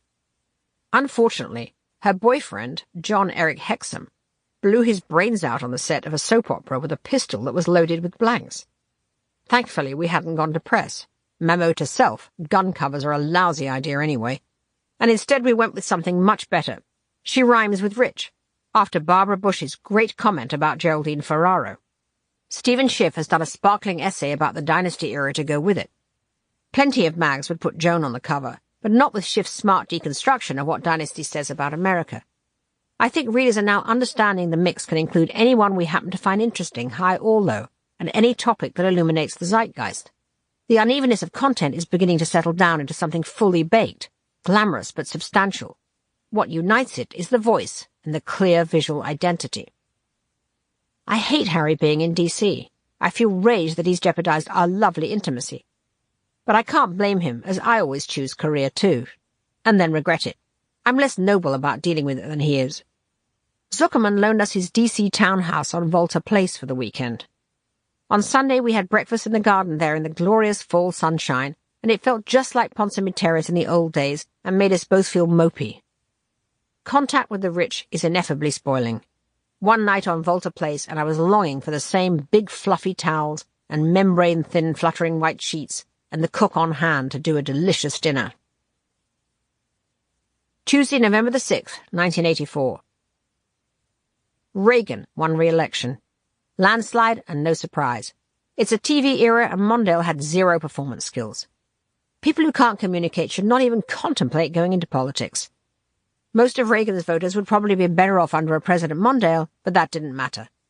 I had Marie watching the returns at the Georgetown house of Avril and Pamela Harriman, with Democratic old guarders Ed Muskie, Evangeline Bruce and co., so she could record the rout of the liberal establishment close up. It was a death watch, she said, as if the Make the World Betterites sitting watching the returns under the Van Gogh painting of white gardenias had just been mown down all at once by flashing new Buicks.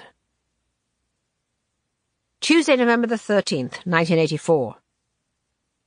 Social energy even more ramped up by the Reagan re-election. The White House calls the shots of what's in and what's out. Time magazine has done a cover story on the new concern with, quote, civility, credits the new mood to all the mink coats at the inauguration and the $210,000 new Chinaware at the White House.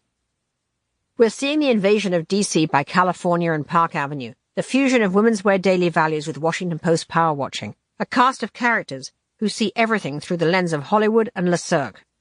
It's perfect fodder for a magazine called Vanity Fair. I have been experiencing the endless round of black-tie dinners and openings as a trivial sidebar to the main event. But now it seems at this moment they are the main event, central to understanding how the money moves around and why. It could all collapse, and we'll see it as some fin de siècle gallery of grotesques and wish we had been more attentive. This evening I attended Mika Ertegun's black-tie dinner in honor of the opera singer Beverly Sills at the Metropolitan Club. Hosted by Ongaro and some new perfume. The Metropolitan Club was so baroque, glittering with gilded ceilings, great heavy knotted gold chairs, and enormous flower arrangements fit for the death of a Habsburg monarch. And the clothes, the gleaming swaths of pearls, the peacock blue taffeta winged shoulders, the frothy stand-up collars. I found myself nose to nose with Betsy Bloomingdale, flat as an ironing board in a scarlet and cobalt velvet harlequin dress, her crinkly eyes betraying nothing of her recent Vicky Morgan travails or of Nick's searing peace. Bianca Jagger is still more beautiful than anyone. Ahmed Ertegun wheezed away about some S&M bar in Manhattan he enjoys when no one is dressed from the waist downward. Mika, with her lacquered hair and perfect neat mouth, seems to have made a career out of the enigma of their marriage. It's all too fascinating to ignore, and we need it to come alive in our pages. Norman Mailer was there, swashbuckling away about how journalism becomes daunting as you fear your ability to see, hear, and react freshly is replaced by a desire to shore up, consolidate, and plumb deeper. Is this another way of saying selling out? Wouldn't the young Mailer have defenestrated this dinner? Easy to be sucked in. On the way out, my eyes met the glassy stare of Leo Lerman on the way in, and I stared right back. 1985. 10,000 Nights in a Cocktail Dress. Thursday, January the 10th, 1985. A new year, new determined goals. I'm discontented with the next issue. British whimsy, like Michael's fashion feature on the rise of the urban turban, is fun, but it's feeling all dessert, no entree. And I will solve this. I have a platonic ideal of what the mix in Vanity Fair should be, that sweet spot between aspiration and news hunger, but achieving it is a crapshoot. To add beef, I assigned a macho literary essay on the anniversary of the fall of Saigon to Pete Hamill, but it somehow feels like a refugee from an old Esquire. My lodestar for a great magazine is Big Tall Nova, the British monthly glossy of the 70s, edited by the excitable Yorkshireman Dennis Hackett. Its clean, fierce graphic design and its confrontational covers were masterpieces of editorial point of view, with talking headlines splashed over images that grabbed you as you passed the newsstand. I still remember the one of a gurgling baby centered under the logo with harsh black lettering beneath. The perfect baby, or the biggest threat since the atom bomb. Hackett once said to me that you have to be able to throw a magazine on the floor open to any page and instantly know what magazine you're looking at and who the reader is. That's already true of Vanity Fair. It has quickly found a strong, vital identity in voice and in visuals. The house style, a blending of me and Miles and Schiff and Woolcott, is very much there, but not the consistent essential element of a satiating story, the one that tells you, the reader, who you are and who you want to be. Friday, March the 8th, 1985. Boom! Cy bought the New Yorker. He paid $142 million, a sum that gives me a stomachache. The staff there are all fretting and fussing and crying into their lace handkerchiefs. They should be so lucky. I know firsthand how much Cy worships that magazine and reads every word. Apparently someone there took our current Annie cover of naked Jerry Hall in tumbled sheets and replaced her head with an image of the New Yorker's mascot, Eustace Tilley. There are rumblings Cy may remove William Shawn as editor and install Bob Gottlieb from Knopf. Again, I can't believe it. Cy reveres Mr. Shawn, as he always calls him, as a kind of literary shaman, a divine force who conjures imperishable words out of writers, words that often end up as Random House books, which I guess is part of his full-circle vision of his publishing empire. But what does it mean for us? Cy has a new love, is what it means, which is unsettling. Wednesday, March the 20th, 1985. My industrious hire from the Sunday Times in London, James Danziger, showed his worth as features editor of Vanity Fair by getting us a shoot with the Reagans at the White House through his and their Hollywood friend, Doug Wick. We needed this scoop so bad, there was no chance we could fuck it up. So I recruited Harry Benson, the excitable Scottish photographer with toilet brush hair who talks so much and works so fast that he's managed to get 6 presidents to give up human moments. I'm better with Republicans, he told me. Democrats are always a wee bit tricky. Also got Chris Buckley to write the piece to go with it about their marriage, which should be delicious. My heart was beating so fast that I hardly noticed the august surroundings as we were ushered into a visitor's waiting room at the White House. I was terrified there would be a last-minute cancellation. The press aide informed us that the President and Mrs. Reagan were due at a state banquet they were hosting for Argentine President Raul Alfonsín, but would pause for a swift formal portrait in the map room. As soon as the aide had departed, Benson produced a boombox from his bag and unscrolled a white background to create a portable studio. I thought the idea sounded really hokey when he told me, but he clearly knew what he was doing. At 6:45 we heard the familiar mellow burr of the approaching Commander-in-Chief, accompanied by the light social laughter of Nancy Reagan. They entered the map room dressed in their elegant best for the black tie function. Nancy in a slinky jet-beaded galanos gown. Ronnie in a Fred Astaire fit tux, with patent crenellated hair and cordial twinkly blue eyes. Benson immediately hit the switch of the boombox and flooded the room with the old Sinatra classic, Nancy with the laughing face. Reagan paused for a moment, looking first at us and then at Nancy, with one raised eyebrow, Clark Gable style. "I love this song, honey," she said. "Let's dance." The president replied with a line that might have been written for any number of vintage B movies. "We can't keep the president of Argentina waiting, Nancy." "Oh, Ronnie," she teased, grabbing him by his broad shoulders. "Let him wait." She kicked back her leg.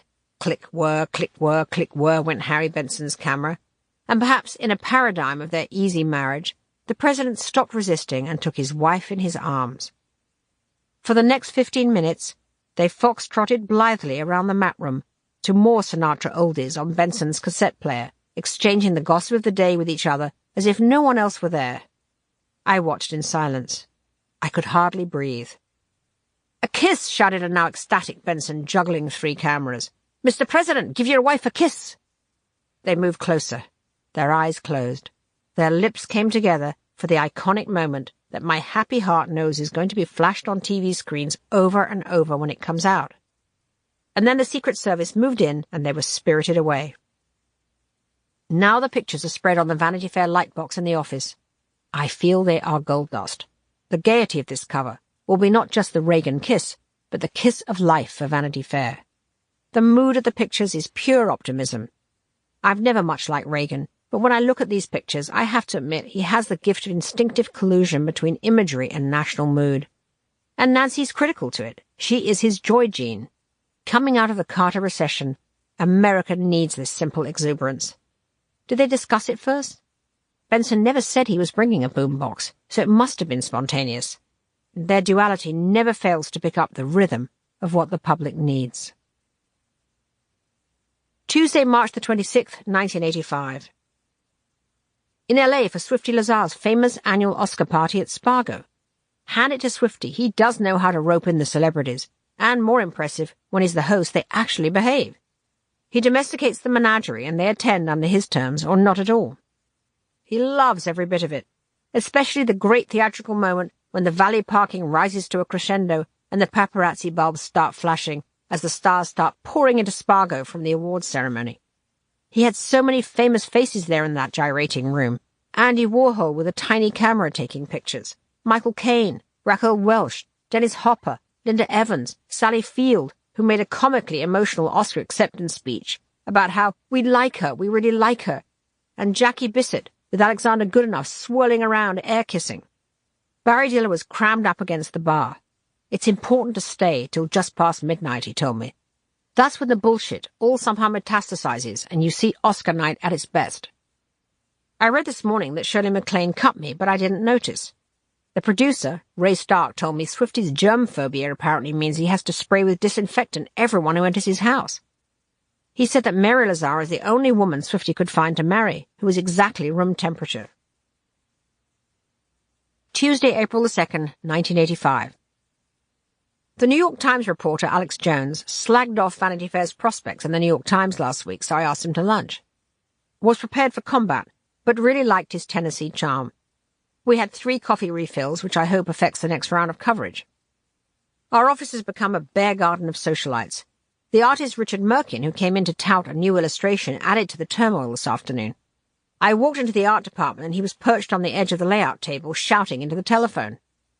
"Have you seen this photograph of Jerry Zipkin on a camel?" I asked him, since he was sitting on the photo shoot of Iris Love's trip up the Nile with the San Francisco socialite Ann Getty and co. "Loved him, hated her," Merkin replied, and went on shouting. Iris, a fizzy blonde archaeologist, is the love interest of Liz Smith, and there will be hell to pay if I don't publish her piece. Trouble is, picture's great, copy not. Liz was a great friend of Leo and has not yet forgiven me for replacing him. Ronaldo Herrera appeared in a new cashmere overcoat, carrying a bag of pretzels. He's now a contributing editor, thanks to Bob Colacello. Although he's such a courtier to the ladies who lunch, he still has news flair from his days as a talk show host in Caracas. He's out every night of the week with his wife, Carolina, the fashion designer. Half his ideas are flim-flam, but the other half are things I want, and he's a great barometer of who's rising and falling in the global social action. Also has a fund of new preposterous characters for us to profile and photograph. Today he starts baritone complaints about how he can't get pictures of grand houses into the mag unless the owners can be sure every other house will be grand. I tell him I can't design the magazine around his ridiculous friends. Besides, I remind him, we are soon to publish a lavish spread on the turreted palace of Princess Gloria von Thurn-Taxis, a.k.a. Princess TNT, the over-the-top German socialite Bob Colacello is obsessed with. The Thurn-Taxis are mad, says Ronaldo, chomping on a pretzel. Let me tell you that there are people you and I know who would simply get up and leave the room when the Thurn-Taxis walk into it. Nick Dunn turned up to talk about stories, which added to the static because he and Ronaldo are so competitive. He tells me a Park Avenue hostess was carried out of Mortimer's at 1 a.m. the other night, as was Isabel Eberstadt. It was exactly like a scene from The Damned, Nick says. Like me, he is utterly fascinated and appalled by the Andrew Crispo murder case, in which a young male model was found shot and buried wearing a black leather mask following an S&M session with the creepy art dealer Crispo. It confirmed to me some of the darker currents I feel when I go to swell dinners, an underside of New York decadence. So glad Nick is on the Von Bülow case. The second trial of Klaus is coming up, accusing him of the attempted murder of his heiress wife, Sonny, at their Newport home by administering an overdosed insulin injection. It has left her in a coma for the rest of her life. It looks like Klaus von Bülow let his wife die. At any rate, he's another dark bastard, and I'd love to see him nailed. Stephen Schiff showed up to turn in his Wallace Annenberg profile. He handed me her husband's shockingly juicy divorce deposition. Here, he said, a treat. Went to British writer John Bradshaw's publishing party at Elaine's and asked Tom Wolfe if he'd consider writing about the Crispo case. Would be so excellent if he would. No writer who touches this subject can escape the mire, he says. The filth rises over their heads. It's a serious, big subject.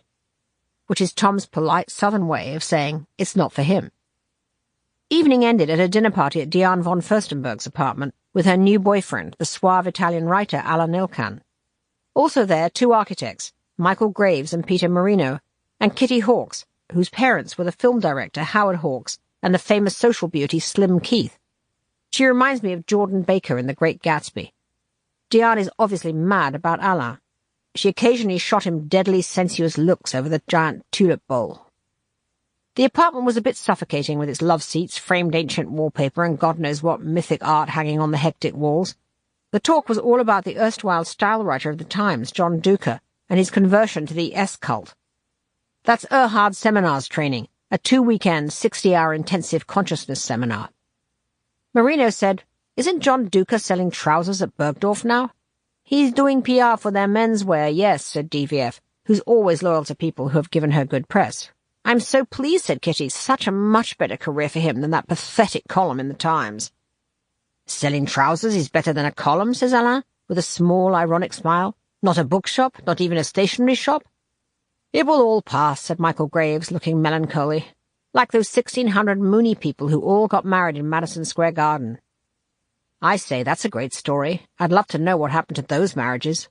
"The same thing that happened to all our marriages," yawned Kitty Hawkes. Thursday, April the 4th, 1985. The Iris love up the Nile saga built to a shuddering climax when she called this morning to say she wouldn't accept Sharon Delano's editing of her piece. This is rich, given the gibberish it was when turned in, and what a skillful rework Sharon had been able to do. Sharon is a great editing hire, recommended to me by the art critic John Richardson. She was on the Movies mag, which folded, and before that the New York Review of Books. She's very different from the rest of the Vanity Fair crew. Grew up in a small ranching town in Oregon, got a master's degree, and in the early 70s drove across the country to New York in a VW bus. Before the New York Review, she had a job at a crappy publishing house in Union Square next to Max's Kansas City and proofread for Kiss and Screw. Apparently Silvers hired her for the Review within minutes of the interview because of the utter confidence of her literary opinions. Sharon is living proof to me of the value of hiring on instinct and life texture rather than resume. She has formidable intellectual rigor. Most of her writer contacts come from hanging out with Susan Sontag and a bunch of opera queens who took her to Parsifal and offbeat art movies. She has a fierce, greying Louise Brooks bob, always wears black, and stomps around in scuffed cowboy boots. Iris Love picked the wrong adversary. 10 minutes after I put the phone down on Iris, Sharon marched into my office at her most truculent, saying she was done with making nice to this crazy old bat just because her girlfriend writes a gossip column. In fact, I had already decided the night before that her Iris edit was actually too light. All the asp-kissing stuff, as Sharon dubbed it, about the charming, fascinating socialites who went on the cruise, has to come out. I told Sharon to deliver that message, and as predicted, Liz Smith got on the horn to give me the full Texan ball-out. I'm now as fed up with them all as Sharon. I called Iris on speaker with Sharon in the room and told her I thought Sharon had done an excellent edit, except it now should be cut by another 500 words. Let me know by 2 p.m. if you accept the edit, otherwise, alas, we have to cancel the piece. I went out to lunch only to find a bunch of messages from the Le Cirque Mafia on return. Iris, I realized, had just shot herself in the foot by calling Ann Getty and her sidekick, the shipping millionaire Aleko Papamarco, to complain about me, only to find they then insisted that A, the copy had to be read by Lord Weidenfeld, who put the trip together, and B, every person in her snapshots had to be called for permission to use them. Perfect. Maybe I can now pull the whole pesky story. Except this got Liz back on the phone. For all the bluster, the last thing Iris wanted was the loss of face that would come with having the piece killed. I placated Liz by telling her that I was very happy to publish Iris if she'd just accept the edit. Then I called George Weidenfeld about the pictures, waxing astonished that Iris didn't seek permission from the people on the cruise to use private snapshots. "Call Ann Getty and tell her that," said George, "and I'm sure she will understand." Of course she will, because they all really want their pictures used in Vanity Fair but have to pretend they're furious. This was doubly good because Anne had been in a rage with us since our front-of-book piece on her $1 million curtains. This gave the opportunity for détente. I called Anne full of dismayed solicitude, and we both agreed that Iris is beyond the pale. She agreed to let us publish the pictures. All's well that ends well. Iris accepted the edit, we got photo permission, and brought Ann Getty back on our side as well. Friday, April the 5th, 1985. More social monstering. Tea with the Houston grandam Lynn Wyatt at the Carlisle. Lynn is a platinum-blonde Texan Barbie doll with a wonderful full-throated laugh. Her conversation really boils down to a series of very positive interjections. You do it. Here's to you, and how. It's hard to know how she can bear to be married to Oscar Wyatt, who has the mean-eyed conviviality of the old wildcatter he is. The last time I saw him at a gala, his huge body was squeezed uneasily into a dinner jacket, ready to spill out and sabotage her elegance at any minute. Still, he's paying for it all, as he never ceases to remind you, and her.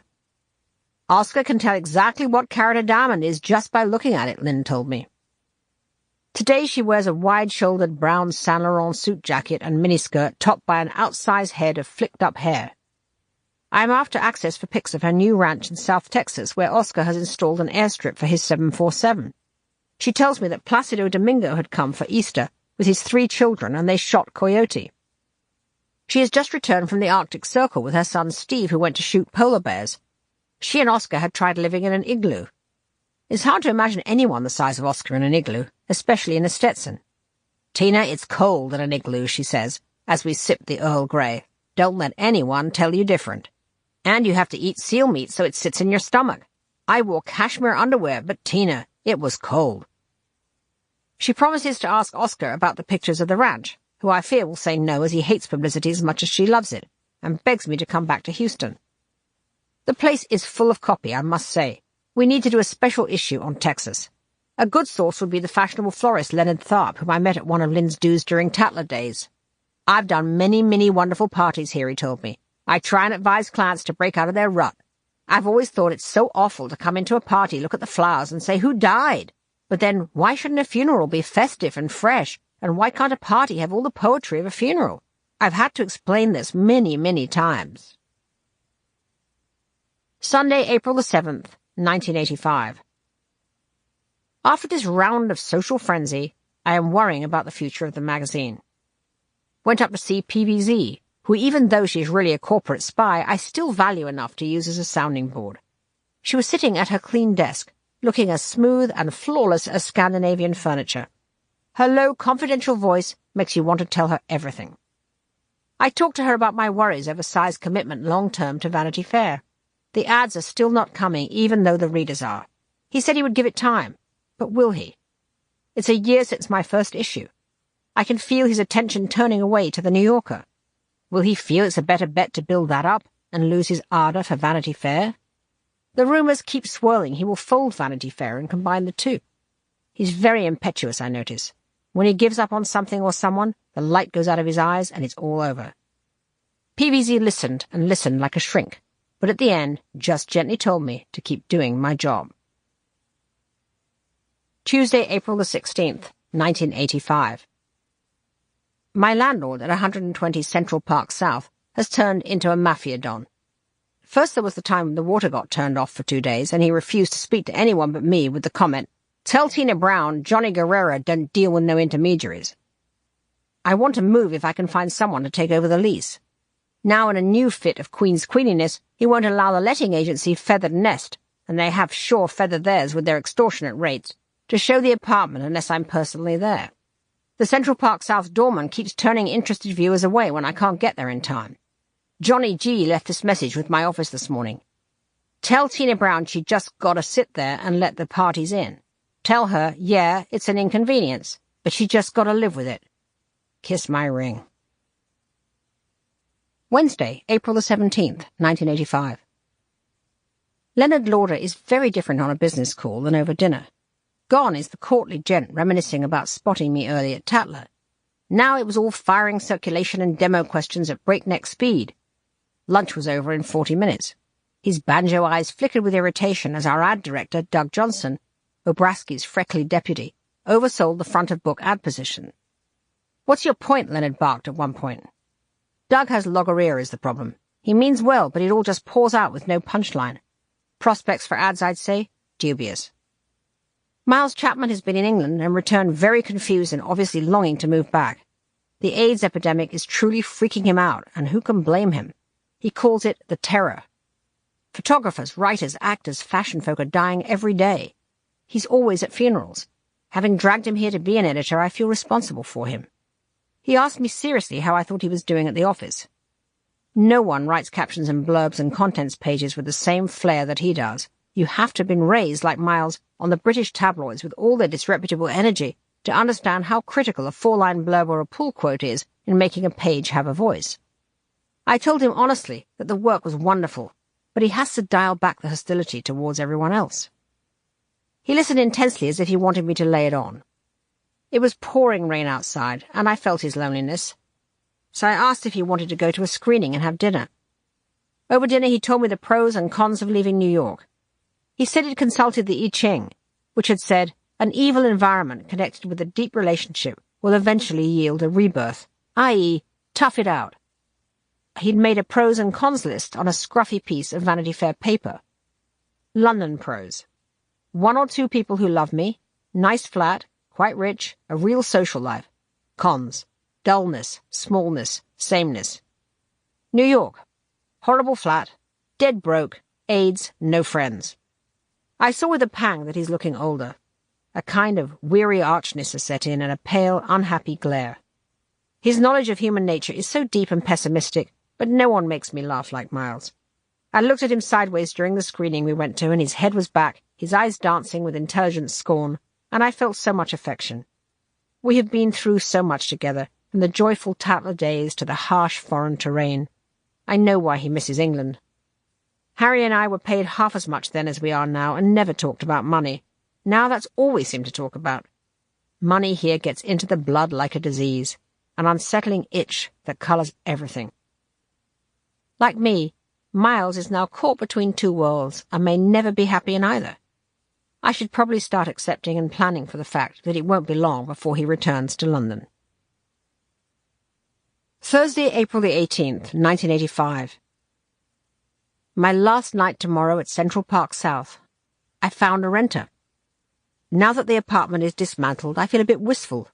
I do love the view of the park, but I'm on too low a floor and it's horribly noisy, especially on the weekends. The scream of police sirens addles my brain. The street outside is always full of tourists jingling around on those poor carriage horses, and the mafia don constantly raising the rent is sending us broke. So it's so long, Central Park South. Saturday, April the 27th, 1985. I love my new apartment. It's at 300 East 56th Street, a modern glass building with doorman and fancy fountain, which is a bit over the top and something I would never have imagined living in, but it's spacious and full of light and has its own dry cleaner. Yep, that's my value system now. I worked like a slave to get it all ready for when Harry came up from DC, and he was thrilled. Mostly because he now doesn't feel there are tourists from Central Park staring at his naked torso when he walks by that window facing the street. I love having my own writing den, which is an airy half room off the kitchen. Maybe it's all the new nesting, but I realize I'm craving a baby. A totally impractical thought. In a family mood, I called Mum over the weekend and asked her to come over from Spain. Time to draw the chairs close to the fire and contract the circle. I feel guilty about neglecting her and Dad. We were always so close, and now she has a brittle front with me that's hiding pain. I miss family love, closeness, and impromptu invitations, reflective hours between the magazine's hard-edged propulsions into limelight. Tuesday, April the 30th, 1985. Drama. I had to go to the White House to get approval for the shots of the Reagans that we took 6 weeks ago for the June cover that is now heading to the close. We'd heard nothing from them since the shoot, and no one ever said we'd give them picture approval. We've let a few advertisers take a peek at them to get them juiced up to buy into the otherwise skinny June issue, and maybe one of them tipped off the White House. Suddenly, Nancy Reagan's office was placing calls to us saying they needed to see them ASAP. I ignored their request, nudge. Then, last night on the way home, I got a message to phone the office because Cy was at home, awaiting my call. Sounded ominous, and it was. Tina, I just got a call from Jerry Zipkin. So, Nancy's wired and nosy Walker is the one who heard about the shoot, got her worried, then offered to intervene. He says, Cy continued, that the First Lady is very concerned about the photos she did for Vanity Fair, and that she's been told by you she can't approve them. Get them over to her right away. Huh? Whatever happened to editorial independence? I was staggered. No asking me to think about it, just do it, and he said it in that tone of voice he has that means don't argue. I started to tell him that we never do that, and that we're about to go to press with no other cover options. But he cut me off. FedEx those layouts to the White House now. We'll figure out the production problems later. Fuck.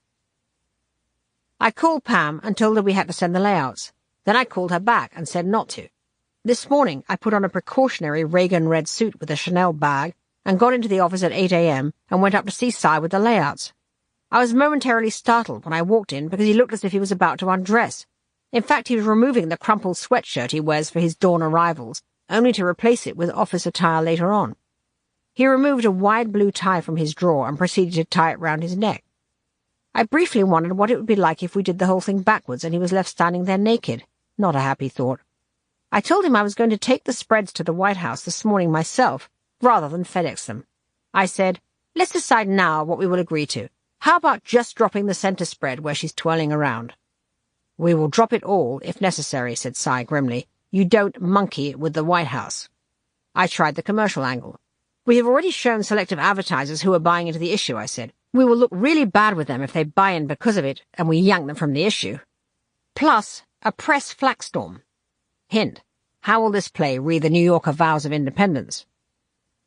He was clearly preparing to go out for a breakfast. He picked up his book bag. Take all the layouts and make sure she likes it, he said, or drop it.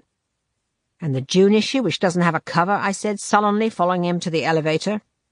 I was by this time feeling really disappointed and pissed off with his craven behavior. Right now, you have a problem with the White House, he said.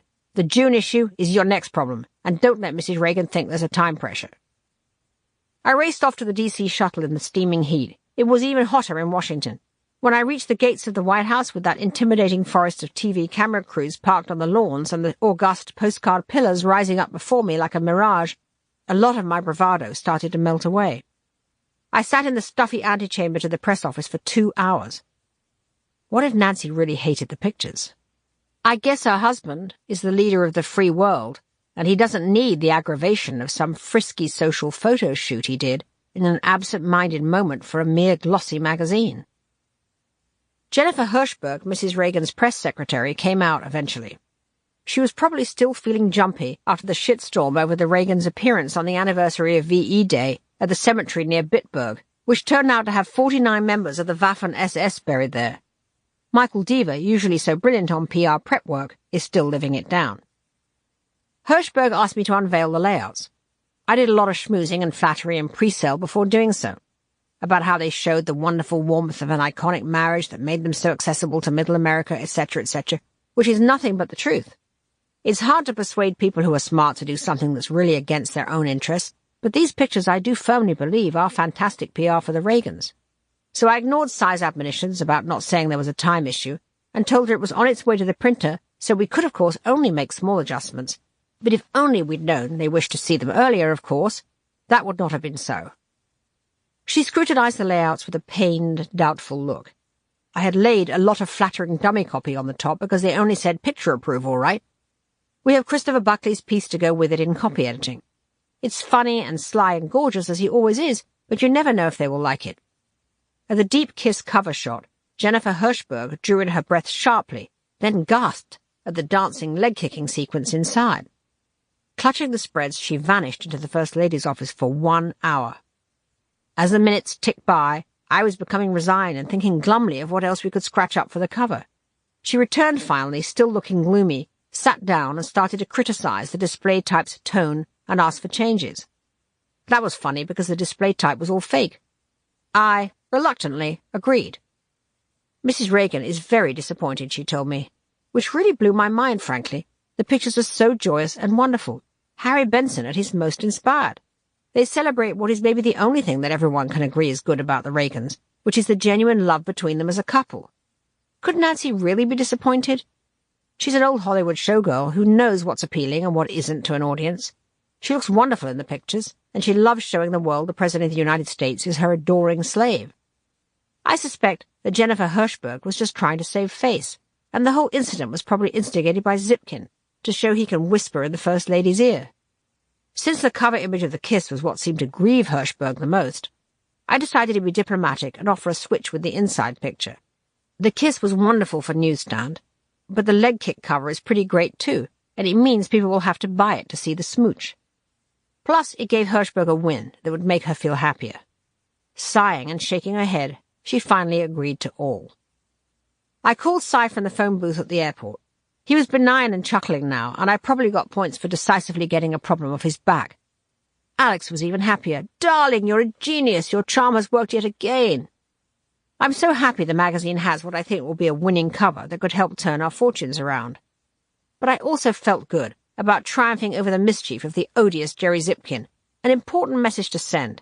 Had he seen he could go over my head to Cy and get results, he would become the go-to person to kill every controversial social story, which would be lethal.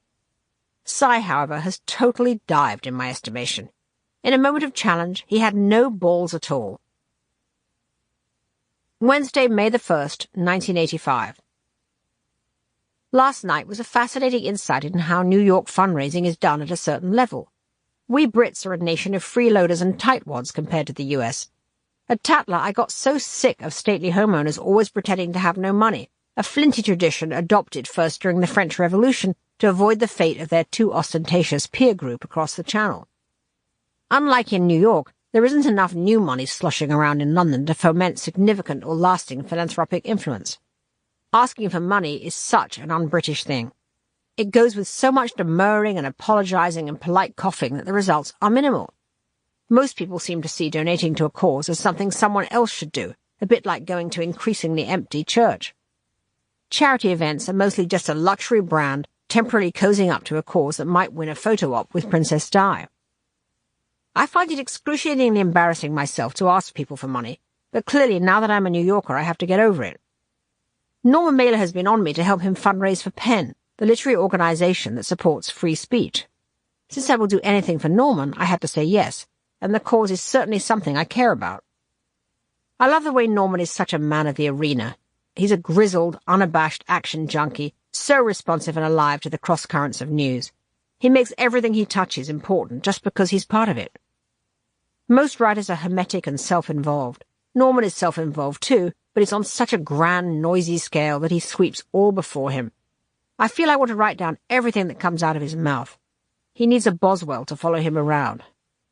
When we were extracting Tough Guys Don't Dance in the mag last year, he barreled into my office, sat down with legs akimbo, and announced, perhaps because this was his train of thought as he advanced with his battered book bag down the editorial aisle towards my open door, "I've never met a beautiful woman who wasn't angry." It wasn't hard for him to rope me into this reception for PEN. It was held at the vast Park Avenue apartment of his latest conquests, the mega-rich Reliance insurance tycoon Saul Steinberg and his trophy wife, a slim brunette bombshell called Gayfried. The apartment is a 30-room palace, flaunting Louvre-standard old masters every time you turn a corner. I'm used to seeing apartment art that's aggressively abstract and minimalist, but clearly Saul wants to make a statement that he's a Park Avenue Medici, because everything is oversized and over the top. It's like a set for Valhalla. The huge dining chairs had ruffled backs. Gayfried, what's that Viking name about, Steinberg, is what Nick Dunn would call a cupcake, but she seems determined to show she is now a literary Salinista. Saul is a stout, genial guy, a savvy Fred Flintstone whom she clearly didn't choose for his looks, but who has redeeming intellectual ebullience. The two of them are now the centre, it seems, of the new 80s money. Saul likes his art very strong, Gayfried told me, with her intense stare, as I gazed at the walls. In the 16th century feast scene there is a man throwing up. In the Renaissance courtyard a dog is cocking its leg, and in the Dutch Master it's a scene of rape and pillage. Is this a metaphor for the aggression of Saul's business tactics, or just a fuck you to his fancy friends? Saul kept gesturing and mouthing to guests across the room as Norman stood centre stage, stout-chested, legs planted firmly apart, thumb stuck in his pants, speaking brilliantly and extemporaneously about free speech and writers locked up for defending it. When Norman was done, Saul came into his own. Preening like a ringmaster, he surveyed the circle of high-roller guests and declared, "Okay, my friends, who's going to buy some tickets to these great literary evenings?" A business face from the back yelled, "For you, Saul, 10K. Claudia Cohen, whose family owns Hudson News, lip-glossed into the ear of her glistening new husband, Ronald Perelman, and he burst out, "And Saul, 10K from me." Within 10 minutes, Saul had raised $100,000 for something he surely cares not a whit about, and the bidders care less. The assembled guests then dispersed into the chambers and antechambers and porticos and parterres of the apartment to knock back their drinks. Considering that many of them were writers of the most deadly kind, John Gregory Dunn, Gay Talese, John Irving, Kathleen Tynan, and Mailer himself, it was pretty trusting of Saul to let them loose in his inner sanctum. He clearly has no idea that writers are the most disloyal, gossiping, satirical crowd of any, and will dine out on the absurdity of his apartment for weeks to come, not to mention write about it mercilessly. But writers, of course, are also always ready to sell out for a free drink, and thus more than happy to show up and down his champagne. "I can raise up to $1 million in an hour," Saul told me cheerily. "More than that, it gets a little tougher." Wednesday, May the 8th, 1985. Jerry Zipkin's face up close is like a huge inflated rubber dinghy, balanced on top of a short Humpty Dumpty body. Bob Colacello sat me next to him at his birthday dinner at Mortimer's, hoping to broker a rapprochement, I suppose. Zipkin's famous wit is mostly about combining outrage with theatrical emphasis. "Do I like him?" he wails in answer to a question about some mutual acquaintance. "No, I don't like him." Heavy pause. "I adore him." "Which planet have you been living on? Hello! Don't you know I'm the godfather of his oldest girl?" etc. The rest of his conversation is mostly free associating names and anecdotes that have no punchline except another name and another anecdote. Over the course of the evening he trashed Lally Weymouth, Francine Duplessis Gray, and Diana Vreeland. He had swollen gums from some dental problem, so occasionally he stopped in full flood to give a small cry of pain when hot chicken paillade connected with a sensitive point. He said he also has an allergy that has made his cheeks swell. I had an image of the rubber dinghy face blowing up to the point that only his sharp little teeth remain. He launched into how Alex Lieberman had been unfairly blamed for driving Diana Vreeland out of Vogue a few years back. He had to do it. It came down from on high. You should have seen the way she ran through the cash. The limo was $1,000 a day. The suite at the Plaza Athénée in Paris. The red velvet tablecloths. I screamed it whenever I heard her phony version of how she was canned. Hello, Tina, she deserved to go.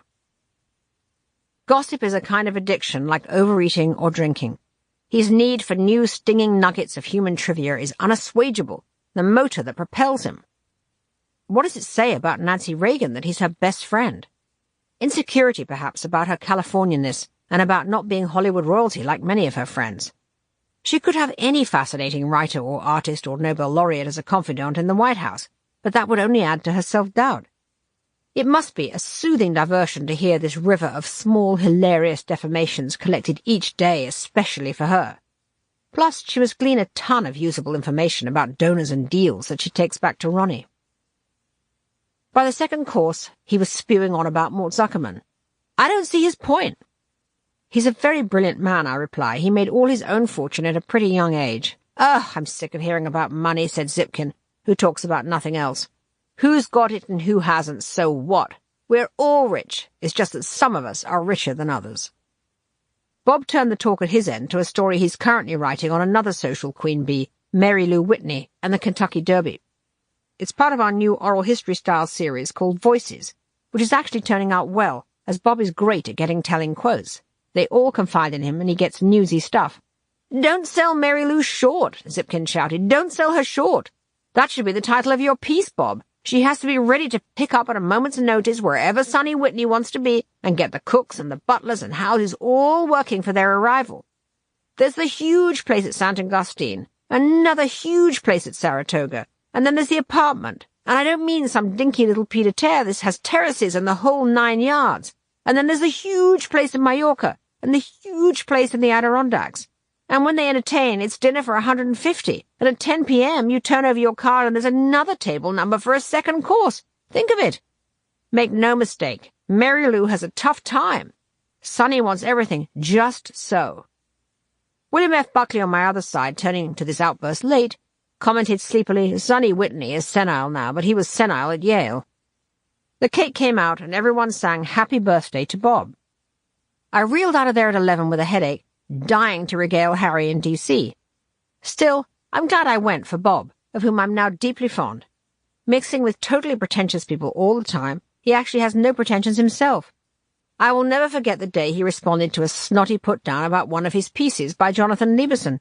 "Jonathan, I never said I was Flaubert." Friday, May the 31st, 1985. My heart nearly stopped. Vanity Fair has had a near-death experience. I was leaving the office for the ABA book fair in San Francisco, followed by a West Coast advertising swing, when Pam McCarthy told me she was very worried because HR is continually stalling on our junior staff replacements. I called PVZ, and given the good relationship we have forged, I hoped she would be frank with me about Vanity Fair's future. But she was evasive. "Pam, we need to hire these people," I said. There was a pause. "I wouldn't feel comfortable about anyone giving notice to join Vanity Fair right now," she said. "What do you mean?" I said, though I did know what she meant. "I don't know, Tina. I just think you should seek an interview with Cy when you get back." Bombshell. But it all made horrible sense. He has been unusually absent from calling me in the last couple of weeks, and now it was Memorial Day weekend, and I couldn't call Cy or anyone to confirm or deny it. I left for San Francisco feeling ill. The June issue with the Reagans on the cover has been a triumph, flying off the newsstand and reproduced in every paper. 70,000 on the newsstand so far, up 10,000 over last month. The Kiss picture all over the morning shows, just as I predicted, and more so. After the ABA, I'm supposed to be going on the Merv Griffin show to talk about it. We're just picking up steam, and now Cy's going to fold us? And what's worse is we have the incredible other pieces in the works that could really maintain momentum. With all of this racing through my head, I now called Doug Johnson, our ad director who was still in NYC. To my horror, he told me that on Friday, Steve Florio, the president of the New Yorker, had called him to offer a job there, at Cy's suggestion. Why the hell didn't he tell me? Doug apparently had asked Cy what this meant regarding Vanity Fair, and Cy, the steely bastard, replied, "Don't look a gift horse in the mouth." "Doug," I said, "you're there, I'm here. You've got to go in at 6 tomorrow when Cy's in his office, undefended, and get in his face and do the sales pitch of your life. You keep telling me the ads are coming. Convince him of that." In reply, Doug started telling me all the brands that are about to say yes to buy pages, his messianic zeal rising as he began to see he might also be able to grab David Obrasky's publisher job off him if Cy gave us a reprieve. "Don't tell me, Doug," I screamed. "I know we can win. It's Cy you have to sell." At the very least, I wanted to trouble Cy's luxuriously empty dawn with the realities of the street, not to mention the jobs of all our staff that are about to go south. I then called the old Cavalier Savante of Condé Nast ad sales, Dick Shortway, to enlist his help. I've continued to try to befriend him as I know he has sway with Cy since he's been at Condé for God knows how long. I woke him up forgetting it was 3 hours later in New York, but told him this was a crisis I needed his help to solve. "Tina," he wheezed, "I'm going to get in there at crack of dawn and confront him head-on." Finally, I woke up the art department. I asked Charles Churchward to ready the paste-ups of Helmut Newton's brilliant pics of Klaus von Bülow, and for contrast, The wonderful Mary Ellen Mark photo spreads in the next issue with the J. McInerney piece on the writer Paul Bowles living in literary exile in Tangier. Such quality surely has to find an audience soon. Then I booked a return flight home first thing in the morning and was in agony all through the flight back. I reached Doug when I landed at JFK. He sounded buoyant. He had spent 40 minutes pitching our impending success story and told Cy there was no way he wanted the New Yorker job because Vanity Fair was the place to be. He said Cy listened and nodded and listened and nodded, and then, after pausing, said, "Stay with it, Doug." Bullseye. Freckle-faced Doug Johnson is the general pattern of the hour. Dick Shortway was also full of genial self-congratulatory chuckles about what he claimed was his own critical role in staving off the death blow. Good old Shortway. But I didn't believe it until I saw Cy myself. I went straight to the office from the Red Eye and called upstairs to say that I wanted to come see him. Sitting behind his desk, he looked up and smiled and came round to my side of the desk to sit down, which is always a good sign. "I'm going to give you a new publisher, Tina," he said. "Sacre bleu, Obrasky out, just as Doug hoped." And a specific time frame of 2 years. That should be enough to see whether the enthusiasm of readers can be converted into revenue. I phoned Obrasky, and he sounded dejected, but was very noble, saying the more important thing was to save Vanity Fair. I hope he got a huge check. Doug told me later that Cy told Obrasky, "David, I have decided to make a long-term commitment to Vanity Fair." "Fabulous, I'm thrilled," said Obrasky. "You haven't heard the second part of the story. You're not part of it. I want your resignation." Obrasky was in and out of there in 6 minutes, and probably right on to awaiting PVC with her conversation and her package. Poor Obrasky. He fought valiantly for Vanity Fair in his own way. His whole stock in trade is the Mel Brooks-like ebullience, the short plump legs and the business suit pumping along Madison Avenue. But he was also a throwback to an era of martini lunches and backslapping that seems a thing of the past when so many clients are high-toned fashion emperors with Japanese girls at reception wearing silent ballet slippers. I don't think Doug is exactly Pierre Berger, but he's not as hopelessly miscast as David O. I asked Cy if he would have lunch with me soon out of the office and not at the Four Seasons. He looked shy, but I wanted to make him say yes to ensure I could really keep him on track, that this was not some impetuous Band-Aid. Because when Cy says 2 years, he always means 6 months. Tuesday, June the 4th, 1985. Rotten, miserable day. When I had my weekly meeting with Cy today in his office, he wasn't particularly warm. In fact, he was awkward and standoffish, and it hardly felt like renewed commitment. Not at all the burst of enthusiasm about the future I'd expected. He looked nervous and hot and pale, probably already regretting being railroaded into giving Vanity Fair a second chance. I looked deeply into that asymmetrical face that can be so charming when the shy smile lights up. I'm getting sick of the Condé Nast atmosphere of an insecure royal court. It struck me not for the first time as I returned his shifty gaze that he's untrustworthy. Yesterday's unthinkable becomes tomorrow's action plan with him. Alex, ever the courtier who reflects the king's mood, wasn't friendly either. I detected little darts of malice in our usual healthy creative tension. I think he's annoyed that he was left out of last week's drama and I didn't enlist his aid. Maybe that's why Cy suddenly went cold about it all. Alex had sowed doubts about his decision as payback. He dismissed Michael Roberts' very strong Matt Dillon cover on which he's holding a Hamlet-like skull as poison. Alex always hates Michael's stuff, but I decided to take no notice of him. Fuck it, if we're going to get closed down, I may as well follow my own instincts. I finished writing some rollicking display type on the Gloria von Thun and Taxis story with Miles, and we did a sizzling contents page together. Wednesday, June the 5th, 1985. It was pouring rain today, which I always love. It reminds me of the English summers of my childhood. All those school trips to Wimbledon in soaking uniforms, excursions to Eton to the 4th of June celebrations with languid cricket when I was lusting after Julian's summer in 6th form, and we ended up eating the chicken and champagne picnic with his parents out of the back of the car under sodden umbrellas when the clouds burst, as they always did. I got caught in the downpour with Ed Victor, who was in town from London. We ran from the Algonquin to the nearby coffee shop, then spent a lovely hour catching up on London literary gossip over fattening muffins. Back at the office, I went into overdrive in a features meeting about fall stories, and then had lunch at the Four Seasons with Anna Winter, whom I've only seen sporadically in the last year. She can come off as chilly, but when the dark glasses come off, she's candid and confiding. She's clearly bored with being the second chair at Vogue, waiting for the sainted Grace Mirabella to go, and is hungry to run her own show. She said she'd love to do the editor-in-chief job at British Vogue. Bea Miller's headed for retirement after 20 years, and Anna is full of ideas for how she could shake it up. It will be hard to follow Bea. She's such an icon. Discovered Grace Coddington and David Bailey and Bruce Weber, and so many, and came up with a strong copy background as well as fashion, whereas Anna's background is all visuals. Anna would find British Conde very damp and Debbie after New York. But she'd bring some American drive to the building and to the mag, which now looks tired. I asked how her husband David would feel about her going, and she said he's okay with commuting to London as long as it's only a couple of years. It's a smart strategy.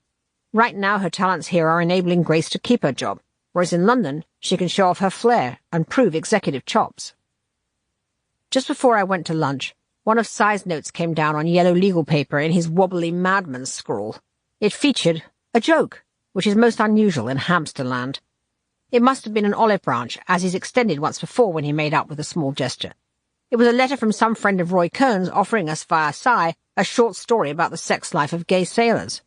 Si's note said, "Be warned, if Vanity Fair doesn't want this, then it's sure to run in the New Yorker." I said not only would I publish it, but I wanted the movie rights, and asked him if he wanted to come to my toast for Doug Johnson's appointment as publisher at home tonight. He came on the phone immediately, very giggly, not able to come, but full of warm cheer. It was a big relief after yesterday's treatment, and a very festive evening at our apartment for Doug, with all the Vanity Fair staff, who of course knew nothing about the fact that we'd been on the verge of folding. The editors are getting to be tight-knit. David Kuhn, the new arts editor, has an incredibly keen instinct for a story. He's a Harvard boy who came from editing a little magazine for a non-profit called American Council for the Arts. I decided to hire him immediately when I met him. He's got great high energy, which is welcome after Halpern's British rain clouds in the job, and I've got tired of people who were the cogs at big places. When you run a small magazine with no budget, you have to do everything, which means much more resourcefulness, much more scrappy attack. I have given Kuhn the whole back of the book to run and told him to get a new section ready in 2 weeks. It didn't seem to daunt him at all. Sarah Giles is doing really well transplanted here.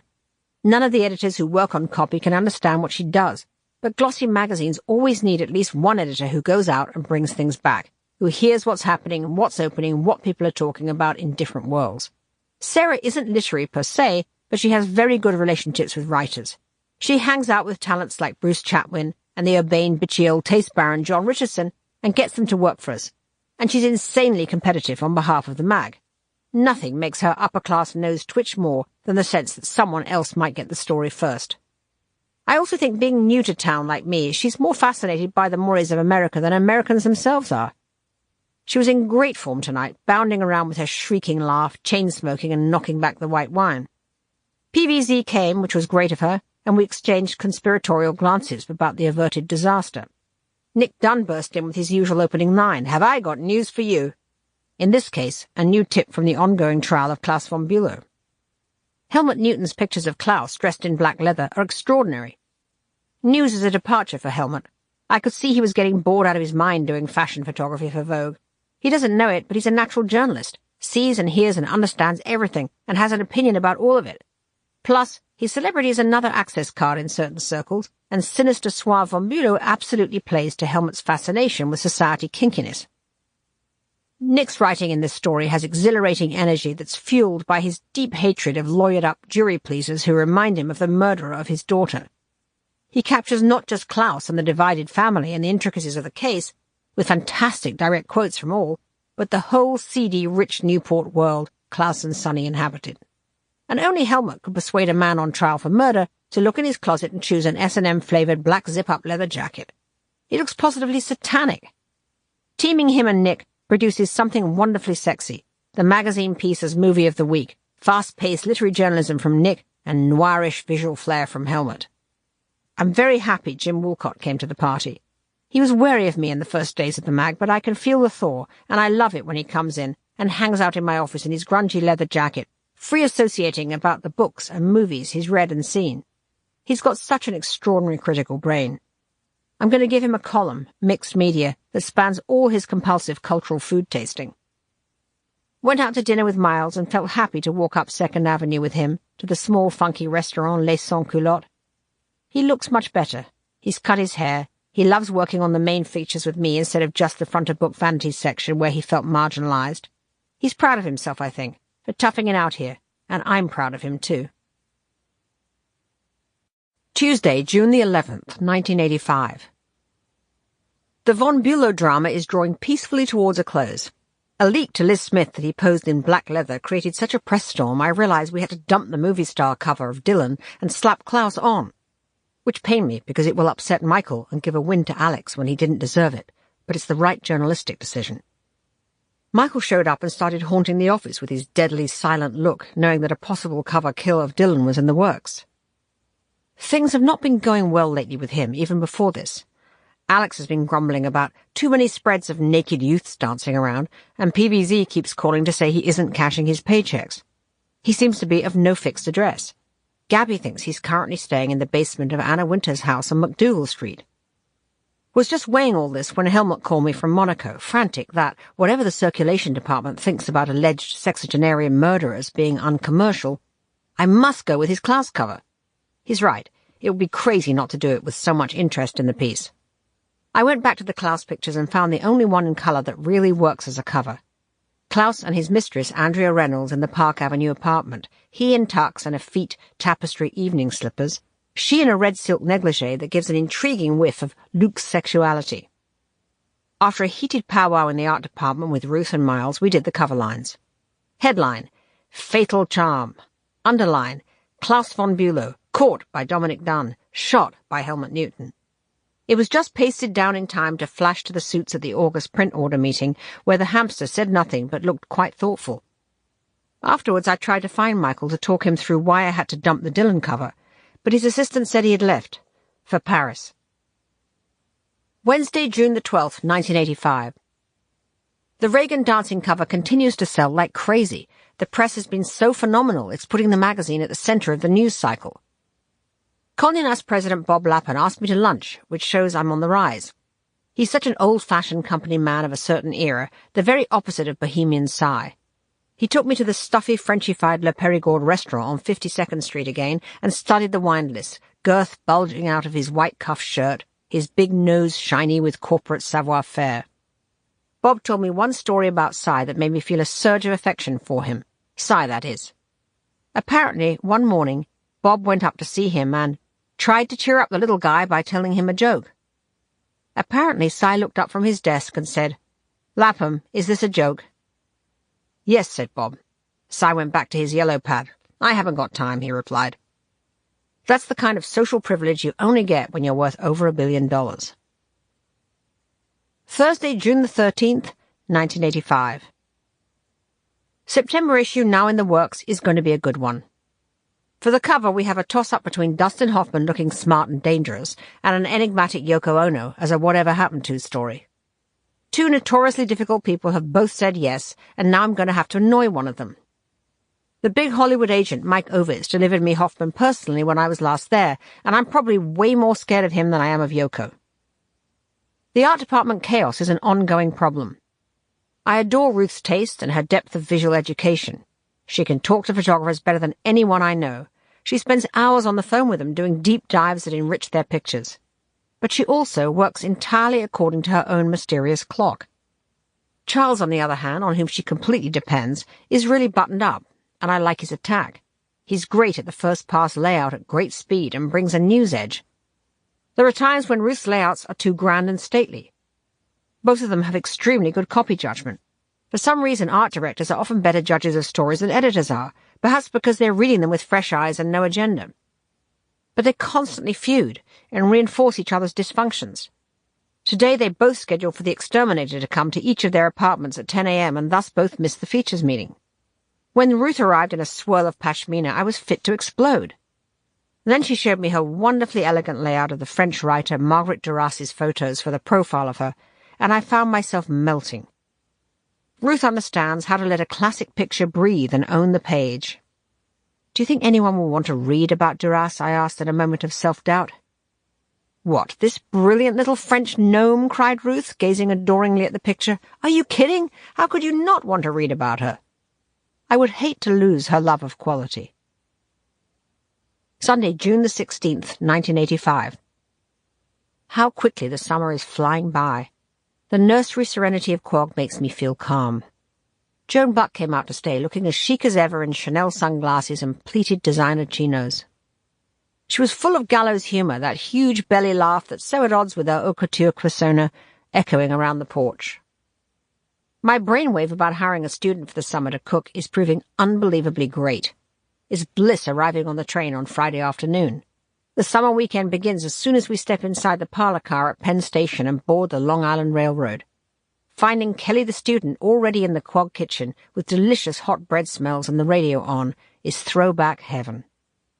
After dumping all our bags full of books and manuscripts, we go straight out to the dune and lean against the wooden balustrade of the steps as the sun sets and gaze at the rolling, mighty Atlantic Ocean. God, how I love it. The evocative wail of the train on its return journey from East Hampton makes me feel I'm in the middle of an O. Winston Link photograph, far from the high rolling madness of my Vanity Fair week. Friday, June the 28th, 1985. TWA Flight 842, San Francisco to New York. I'm in flight back from another advertising pitch in San Francisco. I think it was pretty successful this time, largely because Dick Shortway came and added his heavyweight silver pompadour and gold ID bracelet to Doug's low-key presence on the sales calls.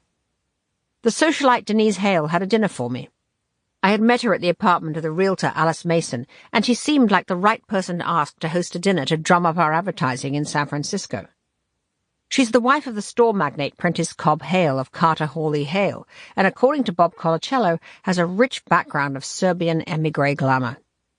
She came through for me with a dinner for 20 at L'Etoile. Caroline Graham, Dick Shortway, Doug, and I went first for a drink at her house, which drips with Chinese porcelain, silk taffeta curtains, 18th century furniture, and a Degas hanging in the loo. Denise, I started to realize, is a bigger monster even than the reigning queen of Park Avenue, Nan Kempner. She bangs on in a thick Serbian accent about her dogs and how she must get silver frames for their photographs.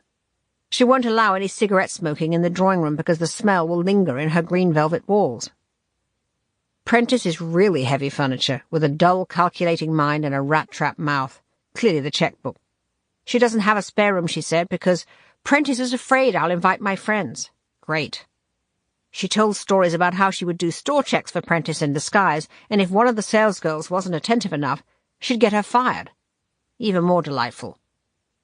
After reading the police report on Klaus von Bülow and how Daisy Fellows used to rent his house in Belgravia for 10-day orgies, I'm much more alert to the surprising and sometimes sinister secrets of the rich. I got a whiff of something I didn't like in the Hales' marriage. I felt light-headed with exhaustion as we set off for the L'Etoile, Denise squawking, "Forget about hairdos in this town. Your false eyelashes go poof at the first gust of wind." Denise explained she always preferred to have dinners for people she hardly knows. It's so much less of a strain than worrying about the comfort of friends. As I tottered on my heels along the carpeted corridor to my suite at the Fairmont Hotel at the end of the evening, I heard the music from behind the door of the room next door. It was the mournful clarinet of Acker Bilk, playing the old hit, Stranger on the Shore, one of Mum's favourites when I was growing up. I suddenly had an image of our big-beamed living room at Little Marlow, with the French windows open in summer.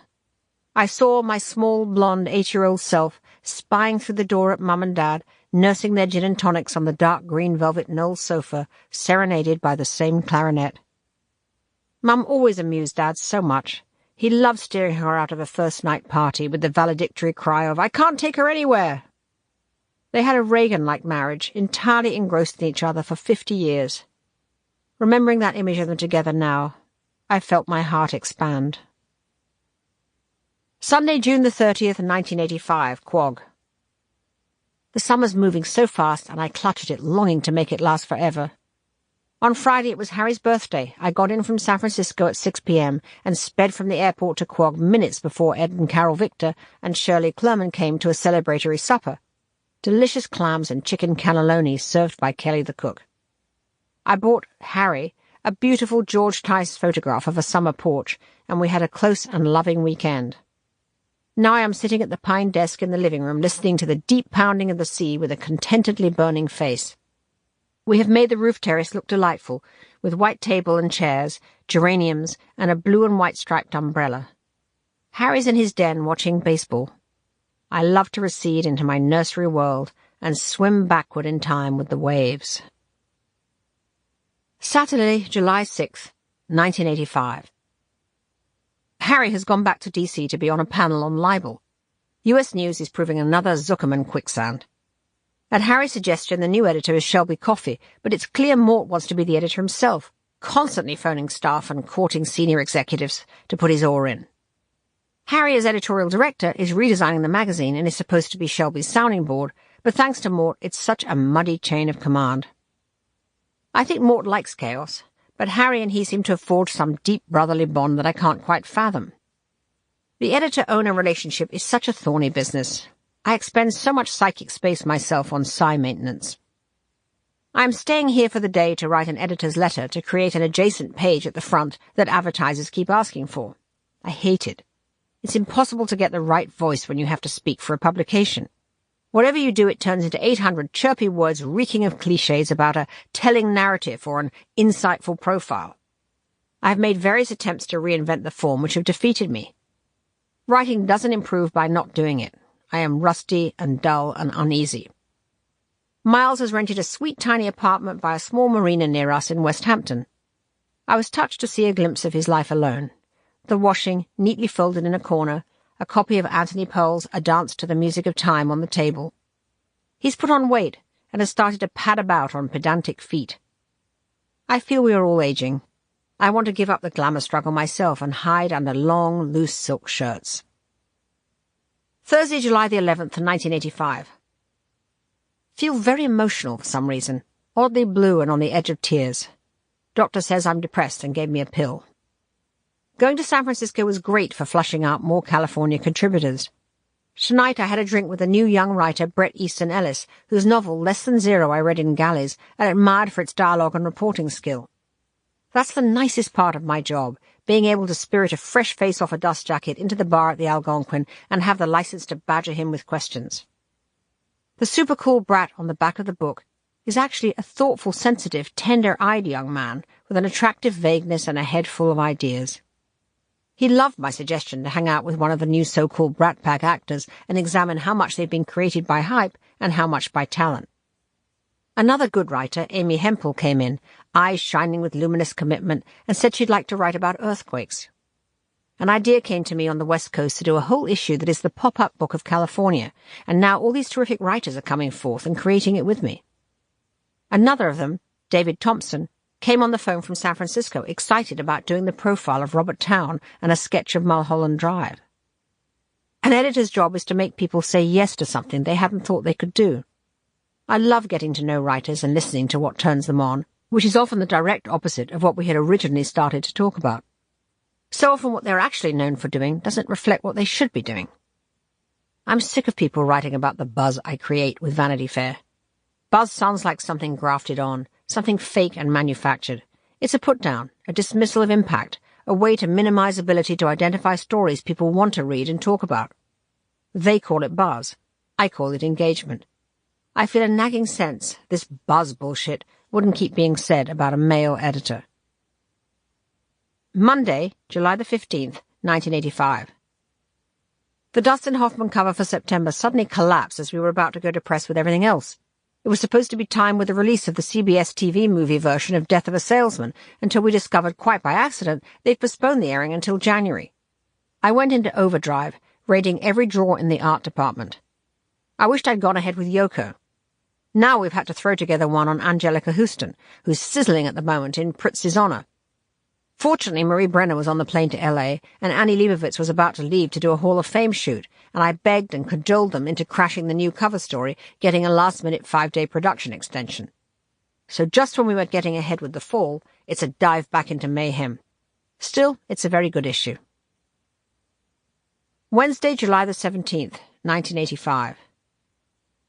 We had the whole Tango Argentina group in today to talk about a photo shoot. The genius of the show is the cast of real, authentic Argentinian tango dancers scoured from local cabarets and TV shows there. The show is touring, and I went to see it with Sharon Delano, and I'm so obsessed by it I went back to see it again. I told Ruth to call Paloma Picasso in Paris and get her and her husband, Rafael Lopez Sanchez, who's one of the tango collaborators, to pose together for the opening shots. The entire office has been taken over by babbling Argentinians. In the middle of the bedlam, Marie kept getting on the phone, saying she couldn't get the Angelica piece done in time because she had said nothing of interest, and I kept telling her failure is not an option and to think of some angle to frame it, while on the other line from Tuscany was the disgraced Tory peer Lord Lambton, ostensibly to talk about writing about his exile there for the October Englishman Abroad assignment, but he really just wanted to flirt and waste my time. The British issue, timed with the Washington Country House exhibit at the National Gallery, the Treasure Houses of Britain, is now colliding with the California issue, and neither of them have covers, unless I can get on a plane and do a big Princess Di piece. I keep hearing from my old London sources that Di and Charles are fighting like cats and dogs, and Di has become a crazy diva, but no one has nailed it with anything but nuggets. With the old Tatler Rolodex, I can probably do the piece if I go myself, plus I miss writing. In the middle of all this, with nausea still high, I had a sudden, shattering thought. What if I'm pregnant? Saturday, July the 20th, 1985. As soon as I wrote the words above, I knew it was true, and marvel at how dopey I could be not to understand the weird symptoms I've been having lately. How daft of the doctor, too, to give me antidepressants without ascertaining that first. It's amazing how calmly and naturally this news has overtaken me. Moments of truth come slowly. I think my subconscious has known, accepted, and nurtured this fact for some weeks. I am so happy!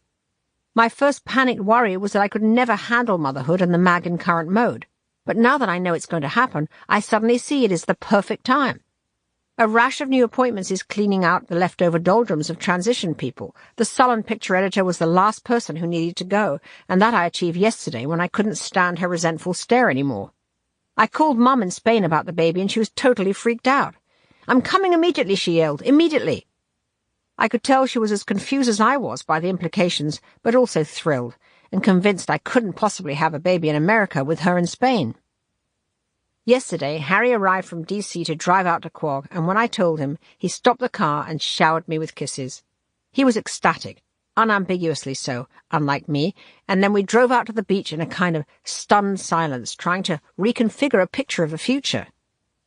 He has immediately decided it will be a boy, who will turn out to be H.L. Mencken, and now my still invisible news is referred to by Harry's new nickname of Menkers. Walking along the beach at my paradise, I felt more serene than I have for years. Cow-like and floral, as Sylvia Plath once wrote about pregnancy. Symbolically, my writer's block disappeared, and after lunch I sat down at my typewriter and rewrote my editor's letter in an hour, in a personal voice, discarding the corporate crap I had been labouring on. I feel a burst of confidence, as if Menkers had fortified me with a surge of tiny life. Wednesday, July the 24th, 1985. Bloody difficult few days, exacerbated by the morning sickness. After all the aggro to get the alternative cover done with Angelica, CBS called to say that Salesman with Dustin Hoffman was now back on for late August, i.e. the September issue. I decided I now preferred the Angelica cover, so to hell with them, and we proceeded with high speed. On top of this, Michael Roberts seems to have drifted off for good. He'll probably suddenly magically reappear as he used to do at Tatler, but meantime I need a style editor, or covers will look like crap. Spoke to Alex, and he said he might give us Andre Leon Talley, who has been working with Grace at Vogue. Yesterday was my lunch with Cy at the Four Seasons. He talked about his inability to find someone to edit British Vogue. He asked me if I would help with the search. What about Anna, I said. It will be a new playground for her while she waits for Grace to leave here. He looked thoughtful at that. Sometimes the obvious solution is under your nose. I guess Alex is not pushing her because he doesn't want to lose her from Vogue here. Cy was in a friendly and relaxed mood, exuding baffled good nature. I always love hearing his offbeat take on things. He hated Pritz's Honour, found it shallow and tiresome. He talked about William Shawn at the New Yorker, how seductive he is, full of unexpected insights. I told him how much I liked his son Wallace, how strange he looks, how full of original observations. Where do they come from, mused Cy, screwing up his funny little hamster face. These funny little people. It was, in itself, a New Yorker cartoon. As we drove back to the office in his limo, he looked out the window and we talked about Oxford and Cambridge, how they still provide the network of the ruling class in Britain. He said there was no such network in the US, not Harvard and Yale. You know, he said, there's no such thing as real power in America. What do you mean? I said to his profile, which was still gazing out of the window. I realized he was really thinking out loud. Well, he said, the president has no power, Congress can thwart him. And media power. I'm supposed to have media power, but I can't get arrested. Of course you have power, I said, but you sometimes choose not to exercise it. But how could I exercise it, he said, turning towards me as we cruised towards the building he owns. Say I wrote a memo to the magazine editors telling them only to plug Random House books. They'd just take no notice. Or say I gave Random House a list of books by authors I told them to buy. Well, it wouldn't last 5 minutes. We were now out of the car, walking past a newsstand stacked with all the magazine titles he owns. He stopped to wait for the elevator. As for the New Yorker, well, I find it very hard to get William Shawn on the phone. With that he disappeared with hunched shoulders and creased, reflective face into the express elevator to the 14th floor. He's a character out of Thurber, a great anti-hero. The final results came in for the Reagan cover, and newsstand sales are up 33.6% compared to the same month last year. More important, subscriptions are soaring, from 164,870 in June 1984 to 317,735 in June this year. This is incredible, and a relief, as I'm so anxious for Cy to find his faith rewarded. Friday, August the 2nd, 1985. Just back from London, where I went to report the Princess of Wales story, as we really need a hot cover for October, and Di is coming to Washington at that time for a White House dinner. I stayed at the Ritz and had a wonderful week. Has London changed and become re-energized in the Thatcher revival? Or is it that I have a refreshed perspective after a year and a half in the New York combat zone? Am I the places or the places me? I bounded around all the Di sources I could schedule, racing first to lunch with Mark Boxer, who is still as Byronically handsome as ever with his cricketer's stride and irreverent drawl. He's doing wonderfully well as editor of Tatler, though I never expected he'd want to do the job after such an august career as an editor and caricaturist. I still think his greatest talent is his lethal pen and ink satires of London society. He gave me great stuff about Charles and Diana. Then it was on to dinner with Derry Moore, photographers always notice the most, lunch with Nigel Dempster, a dress fitting at Bruce Oldfield's Beauchamp Place boutique that was a disguised gossip download, and by far the most productive, lunch with Lord Lichfield at San Lorenzo to remind me of the flavour of all Diana's haunts. Ended the trip with a dinner Ed Victor threw for Stephen and Natasha Spender. Stephen Spender was particularly amusing. He has such wonderfully malicious nostrils. When I went to a bookshop in Houston, he told me, I paid with an American Express card, and the man at the till said, "Ah, Stephen Spender, I've heard of you. Aren't you a near celebrity?" He added as a vague afterthought, I suppose I half made his day. But what of the poor Princess of Wales? There's so much gossip. It seems all that shy, youthful exuberance of hers is being transmuted into the stifled feelings of a caged butterfly, entirely unaware of the mechanism of her own extraordinary appeal. She knows how to use it instinctively, but is utterly uninterpretive of her life and fate, which is hardly surprising, given how young she is. Patrick Lichfield told me that her intense unhappiness is expressing itself in volatile rages that exhaust Prince Charles and have started to really concern the Queen and Prince Philip. The more she becomes a star on the world stage, the more Charles feels overlooked and withdraws into his melancholy inner life. Now that he doesn't have to pretend to be the world's hot bachelor, he's reverting to his real self, a lonely, eccentric figure haunted by self-doubt. He thought he was signing up for a passive, sweet-natured young girl who would produce him the heir and the spare, and not interfere in any way with his glum, dutiful life and off-duty pleasures with the blondes of his past, like Lady Tryon and Camilla Parker Bowles. But that's not how it's turning out. The world is mad for Di. Derry said that what Charles can't stand is Diana's total absence of intellectual curiosity and her obsession with clothes. Gone is the spun moonbeam dress and blushing devotion I saw at the American Embassy in 1981. Now it's designer shoulder pads and a frosted bearskin hairdo. Dynasty Di. Nigel said she spends hours studying her press clippings, almost as if she's trying to figure out the secret of her own mystique. Like Jackie O, she shops continuously to relieve the tension. When she's at Balmoral, she apparently spends hours cut off on her Sony Walkman, dancing on her own to Dire Straits and Wham. Meanwhile, Charles reacts to the public lack of interest in him by depending on a raft of sycophantic gurus like Lawrence van der Post and Dr. Miriam Rothschild, an authority on fleas who invented a seed mix of wildflowers known as Farmer's Nightmare, which Charles has sown around his Highgrove acres. It's been reported that Diana drove out his trusted private secretary, Edward Adine, but according to Patrick Litchfield and Derry, Adine left because he couldn't stand the motley band of mystics and self-sufficiency freaks acting as the prince's unofficial advisers. No one is more dismayed about this, apparently, than Diana, who signed up to marry the Royal James Bond. And Charles thought he was getting a jolly Sloane Ranger, not a highly strung superstar. Derry told me a lovely anecdote I shall include of a trip Charles apparently made to a friend's house to study the garden. He complimented the Italian hostess on her perfect English. "My father believed in educating girls," she said, laughing.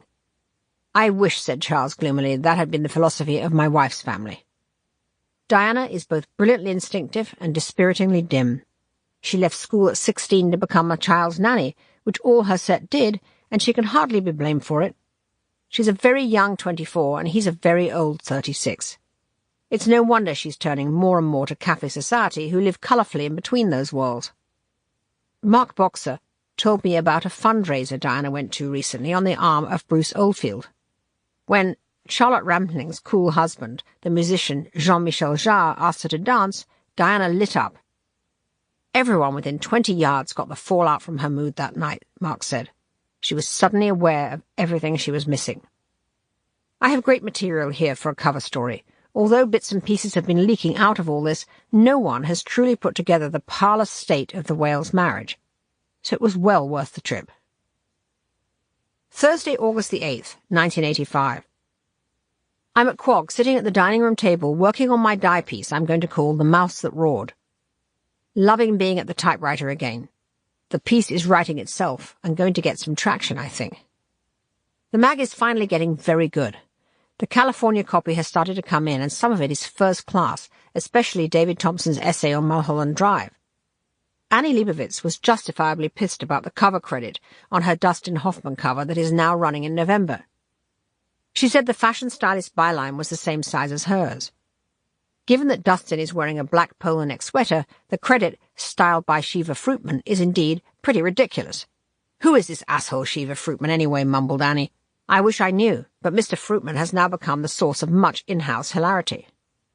"Styled by Shiva Fruitman," Wayne murmurs when I pass him in the hall. I went to Ralph Lauren's show and was fascinated by the ancient blonde sitting in the best seat on the aisle, wearing clanky spectacles on a chain and a gold lame shirt. It turned out to be Vogue's senior fashion editor, Polly Mellon, whose eccentricities I had heard about but never seen. She sits there squawking and clanking and making extraordinary little facial moues, every so often giving a tiny round of applause and mouthing, "Triumph, triumph," when a cashmere cardigan dress sails by. My own clothes are beginning to strain against me as El Bon grows. I don't know how long I can put off the dread maternity wear. Friday, August the 23rd, 1985. Mum and Dad are here from Spain. They're so thrilled about the baby, and the tension of distance melted away, releasing all kinds of tangled, suppressed familial emotion into a happy, uncomplicated stream. It's been lovely having them in the apartment this week, coming home to find that all kinds of little domestic jobs I've put off doing have been expertly done. The joy it must be to have a stay-at-home wife, and seeing the pleasure they take in Quog. It was a good idea to make my first editor's letter a rollicking manifesto on our circulation rise. Harry has been telling me for ages to write about how well we're doing now since we can't get anyone else to do it. He made the cunning point that people believe what they see in print, even if it happens to be in your own publication. I remember now how the Daily Mail editor David English was always doing that. "Another big win for the Daily Mail. Soar-away success as circulation tops a mill," etc. And did we ever question it? No, because we read it in the Daily Mail. I now find with mounting amusement that this indeed turns out to be the case with my editor's letter. People have been calling me ever since the September issue came out, congratulating me and advising me we are now very likely going to make it. Weirdly, it even seems to apply to the Newhouses. Cy called me at home to say how much he liked the editor's letter and its message. "So attractively put," he spluttered. Jonathan Newhouse at the New Yorker told Doug Johnson that Cy's brother Donald Newhouse told his brother, the Hamster Bush Telegraph, that Vanity Fair is a winner. Since Donald has been, I suspect, a private adversary for a long time, this represents a turnaround indeed. Sunday, August the 25th, 1985. Last night was Ben Bradley's 64th birthday party at Grey Gardens. Sally freaked me out by demanding in her witch-like way, "Is that a maternity dress?" of my, I thought, brilliantly ambiguous loose silk Roland Klein sheath. There was a big Hamptons film contingent. I sat between the director George Stevens Jr. and the columnist Ken Auletta, opposite two more directors, Alan Pakula and Sidney Lumet. Harry's end was the literary group. He sat between Sally Quinn and Nora Ephron with the novelist E.L. Doctorow. We both felt very much part of the Hamptons community now. Everyone is talking about the early leakage of my die piece, and there was a debate about whether I should ever have described Prince Charles as pussy-whipped from here to eternity. I took a poll around the party to see how people felt about the term. Auletta thought it was a mistake. Ben said on no account would he ever agree to let the term appear in the Washington Post, a family newspaper. Lumet, however, said, "Why not? It's as American as apple pie." We ate Mexican food, and Norman Lear and Peter Stone made funny toasts. I was pleased to see little Quinn cycle by on his tricycle, looking well. I long for the birth of Menkers, who's making me extremely sick at the moment. Monday, September the 2nd, 1985. It's the end of Labor Day weekend and our euphoric summer. Makes me melancholy to feel the change in the light and fall in the air. Except on Monday, something fantastic happened. The Vanity Fair piece by Geraldine Fabricant for the New York Times that has been long in the works finally appeared as the cover of the business news section. I've been dreading yet another rumoured-to-be folding piece, which would have meant kissing off the slowly building ad pages. Last week, Calvin Klein called from a restaurant and booked a run of 6 pages, and Ralph Lauren wants a regular position at the front. The Times piece ran with a fabulous picture and headline. New success for magazine, Vanity Fair's slick new formula, with charts illustrating the growth in circulation and that ads are up 41% through the first 9 months of this year. Great quotes from advertisers testifying that VF is now a working success with a new audience. There was even a positive quote from the usually baleful Clay Felker saying, "It has found its own glitzy, fashiony cultural niche. It will be a success." As soon as I saw the headline, I knew it was the single most important thing to happen all year, bona fide turnaround time. The phones were red-hot all day. Last night at Zuckerman's end-of-summer buffet in East Hampton, the set who had been so sceptical were all over me. Ed Victor told me he went to a dinner and heard Sidney Lumet say, "Oh yeah, Vanity Fair's turned around. It's the New Yorker that's in trouble." Got a laugh since I've had 18 months of people telling me we were going to fold into the New Yorker any minute. Knowing this was the week when I was smelling of roses, it seemed the right moment to break the news of the baby to all. First I told Pam McCarthy and Sarah Giles, who told me everyone in the office had guessed a week ago. Both were so genuinely thrilled it touched me. Then I told PVZ, who immediately saw it in corporate terms. "I'm delighted a top executive is experiencing pregnancy," she said. "It gives us a chance to see what we can do for our maternity program." Then on Wednesday I went up to see Cy. He was looking tired and hassled behind his big desk. "Yes, Tina, what is it?" "I find I'm expecting a baby," I said, "but I just want to say it won't make any difference to my commitment to my job." He flushed and beamed with the sweetest undisguised pleasure. "I'm very happy for you, Tina," he said. "I hope you get as much pleasure from the experience as I have from mine." And he got up and came around the desk awkwardly to shake my hand in a very warm way. Alex, whom I told next, kissed me and cried, "Darling, more brilliance! It's yet another triumph for you." Miles was the next big surprise. He was so moved he nearly cried. He dropped everything and kissed me and told me it was the most important thing in life. "It's the only bad thing about being gay, not being able to," he said touchingly. "If it is indeed a boy, I will ask him to be godfather," I resolved then. Nick Dunn came into my office, shut the door and hissed, "I know your story and I'm in heaven." I nearly cried when I heard. And Marie Brenner sat me down for an in-the-know diatribe on obstetrics and pediatricians, the importance of ignoring all baby manuals and boycotting exercise classes. So I was walking on air by the end of the week. On Thursday night, Harry and I went to a drinks party for John McCarter of Hearst, and Cy gave me a little pat as he went out and said, "I'm so pleased about you." "About the Times piece?" "No," he replied, sotto voce, "about the baby." And I realized I was seeing what a strong believer in family he is, and how he sees me now as part of it. Somehow, America does seem much freer and more relaxed about pregnant women in the workplace. Or maybe it's that babies make a woman less intimidating. I realize already what extra strength and solidity a child will give me, what a different connection to other women with kids. Babies show the best of us. I was enchanted at a Diane von Furstenberg dinner last night, when a handsome furniture designer called Dakota Johnson whipped out a picture of his baby, and the director Paul Schrader did the same. Dick Snyder's wife, Joni Evans, told me Dick believes women with children are unemployable. Nice. I feel guilty about my irritation with Marie and Caroline Graham when they have to bail out of work to be with their children. I understand now how important it is to enable women to both work and have a child. All my endless planning, wait till 34, then give up the job and have a baby, was ridiculous. I will never be happy unless I can do both. Meanwhile, the repercussions of journalistic edge keep confronting me with furious profile subjects I run into at dinner. Arnold Glimscher, the art dealer, aggressed me at the Victors for what he called an anti-Semite tone to the Julian Schnabel piece. Wah? And I forgot, when I merrily started to chat with Paul Schrader at DVF's dinner, that Stephen Schiff had just trashed him in the current issue. With temporary amnesia, I said, "I think we just did something about you in the magazine, Paul." "Shall I refresh your memory?" he said. "Basically it described how I'm a piece of shit who should never have got behind a camera. Shall I go on, or do you remember it now?" "Ah, c'est la vie, Paul," said DVF sleepily, adding with seductive mischief, "There are plenty of people who agree with that anyway." It was one of the last dinners in her palatial apartment before the set is struck, and she goes off to Paris with her debonair Italian lover, Alain Elkin. One surprise yesterday morning was a furious, unsolicited call from the editor of Women's Wear Daily, Michael Cody. "You are out of control, he screamed. "Your Diana piece is a fucking disgrace. Pussy-whipped. How could you even think of using that word in a magazine?" How very strange Americans can be. Anna Wintour got the job at British Vogue.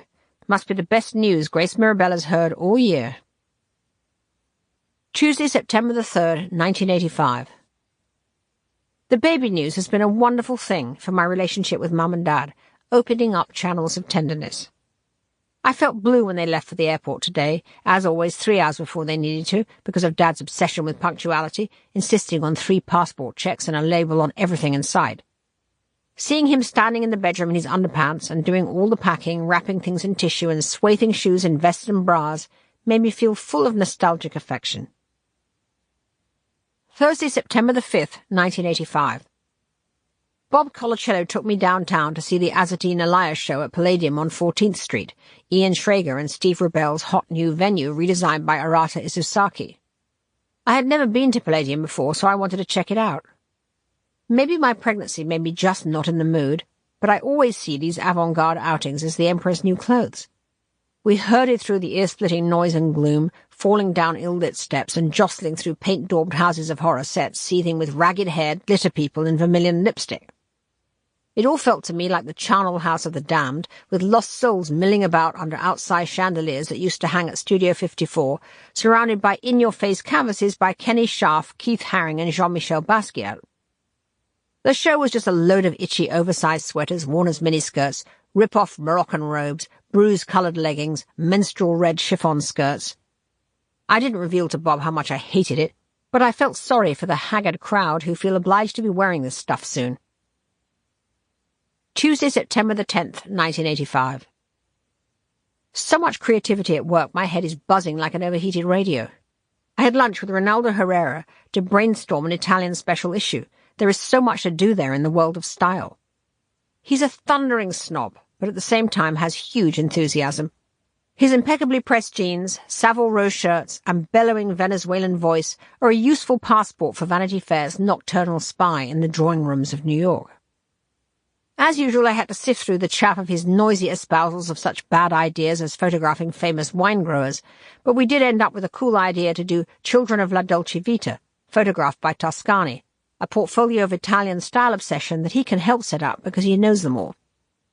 Then I had a Hall of Fame meeting with Jim Walcott, Sharon Delano, Ruth Ansell, and Jane Sarkin. Jane is a great new hire. Colacello recommended her from Interview, where she was an assistant. She is small and intense with a passionate work ethic. She also loves the whole ambiance of stars and their handlers, who drive me crazy because I have no patience. She got great training in this from Bob and Andy Warhol at Interview. I have put her into the newly formed role of celebrity wrangler, and have thrown her the whole raft of controlling flax to run, which hopefully she'll do without Daphne Davis's drama. We spread Annie's portraits across the floor of my office to write the captions, and sat there in a sea of chocolate wrappers and Coke cans. Jane had produced 2 very good last-minute inclusions for Annie to shoot, which greatly classes up the mix of chosen people. Congressman Tip O'Neill and the heart specialist, Dr. Jarvik. "Jarvik's hot," Ruth said. "Is he married?" said Jane. "No," said Ruth. "Jane Jarvik," murmured Jane. "My mother would love that." Tuesday, September the 17th, 1985. Just in from one of the most amusing dinner parties I've ever been to in New York. Harry's on his way to London, and I so wished he hadn't missed it. It was the first bash of the fall, hosted by Alice Mason, the society realtor and political fundraiser who made her name in the 60s and 70s getting people not in the social register into Park Avenue co-ops. She's such an odd duck with her glaucous look and total absence of conversation. But she does have a flair for a guest list. We all were crammed into her Rabbit Warren dining room on East 72nd Street and seated at erected card tables. Vanity Fair's new success designated me a great seat at Alice's table, next to the aggressive takeover king Carl Icahn, along with the creamy TV anchor Diane Sawyer, magazine magnate Malcolm Forbes, the TV writer Norman Lear, and the gossip columnist Aileen Maley, a.k.a. Susie. It was like a pop-up book of Reagan-era money. At one point, Malcolm said about someone, "He sold the company for maybe $60 million, which was a lot of money in those days." Icahn and Forbes locked horns about the principle of corporate raids, with Susie on Malcolm's side. She's on the board of Revlon, which is fighting off an assault by the gimlet-eyed Ron Perelman, who, as it happened, was sitting at the next table. Icahn is a giant of a man, with a big, humourless nose, very close-together eyes, and a foghorn voice. "Listen, don't get me wrong," he honked at Malcolm across the table. "There's no halo around me. I'm in this game for the money, okay? It's like a drug. I see the challenge, the fat cat sitting on the assets, and then I get in there and I'm in there to win. After I win, then I get depressed. I tell you, I go in there and I see these blue ribbon boards sitting on the assets, mismanaging companies, paying themselves fat cat salaries with golden parachutes built in, and I just fire 'em all. And you know what? The profits for ACF are up 40%. I fired 175 top executives. You know why? Because I couldn't figure out what they did all day. Have a drink with any of them, and you'd like 'em a lot. But so what? These CEOs, these blue ribbon boards, all they got is charm, all they got is politics." "Well," said Malcolm genially, "with all this dough flying around, I feel impelled to mention the Princeton Fund, of which I'm a paid-up member of the Charm School Board." But Icahn charged on. "These guys, they can't manage the companies they're supposed to oversee. They're just bleeding it white, and they paint me as the villain when I come in and offer a good price for the shareholders. Why shouldn't the shareholders vote on whether I get it? They want to sell. They're only shareholders to make some dough for themselves." "That's nice. You're in there for the little guy," Malcolm said with a twinkle. "No," roared Icahn. "I'm in there to collect. But I'm telling you, these fat cat boards got no right to rob their shareholders." Aileen Maley was by now the picture of ruffed, bosomy consternation, and could no longer contain herself.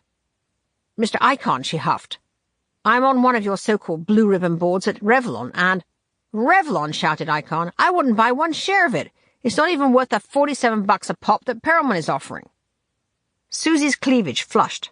"And that's where you're wrong, Mr. Icahn. I happen to know that Revlon is a very fine company, a well-run company, and the shareholders can throw us out at the next shareholder meeting if they don't think we're doing a good job. But we are elected by them, and we know that this Perelman assault must be repelled." "And you're prepared to bankrupt the company to do it?" Icahn jabbed his meaty forefinger. "Take a poison pill. The whole system is nuts." "This is a takeover," interposed Norman Lear. "I am taking over this table. I'm going to take one thought and follow it to the bitter end. Tell us what's wrong with the system, Carl." "It's the corporate culture. All these waspy guys who talk through their teeth. These boards are a threat to the whole country. If the steel industry had had a takeover threat to deal with, there would still be one today." By this time, Susie was ready to come to blows. Icahn yelled at her, "Don't patronize me, okay? Just don't do it." It was an uncomfortable moment, a disconcerting glimpse of the psyche of a man who wants not to tease the establishment but annihilate it. At one point he growled, "Listen, there are some good CEOs out there, like Marty Davis of G&W. "And no one can say he got there uncharmed," said Norman Lear, who had watched most of this in fascinated silence. "Norman is great company. He described California to me as paradise without a vocabulary." Mort Zuckerman joined our table to listen. "What have I missed?" Malcolm said, "Mr. Icahn was explaining his motive for corporate takeovers. It seems he's something of a crusader on behalf of vulnerable stockholders." But having missed the fray, Mort was more interested in making eyes at Diane Sawyer. When we rose for coffee, I collided with Norman Mailer, who was wonderfully warm. "You've never been more beautiful," he said, rocking about like a happy koala bear. You've really hit your look. Stay pregnant. It suits your spacey face. Spacey, I exclaimed, but I'm keen-edged and alert. I know, he said, that's why spacey face works so well. I got into the elevator with Helen Gurley Brown and Ariana just in time before the doors closed on us. Helen pressed the button. We're all going to Cuba, she said. Monday, September the 30th, 1985. Hurricane Gloria hits. The press had been full of the warnings, and we had Quag battened down. We holed up in the city where the office was closed for the day. It was cosy going to bed and hearing the winds howling and rattling against the windows of the apartment block. I was woken up at 6 a.m. by the phone ringing. "Hello, is that Hurricane Tina?" said the voice. "Who's this?" I yawned. "It's Rod from the Daily Mail. Or rather, the Daily Mail.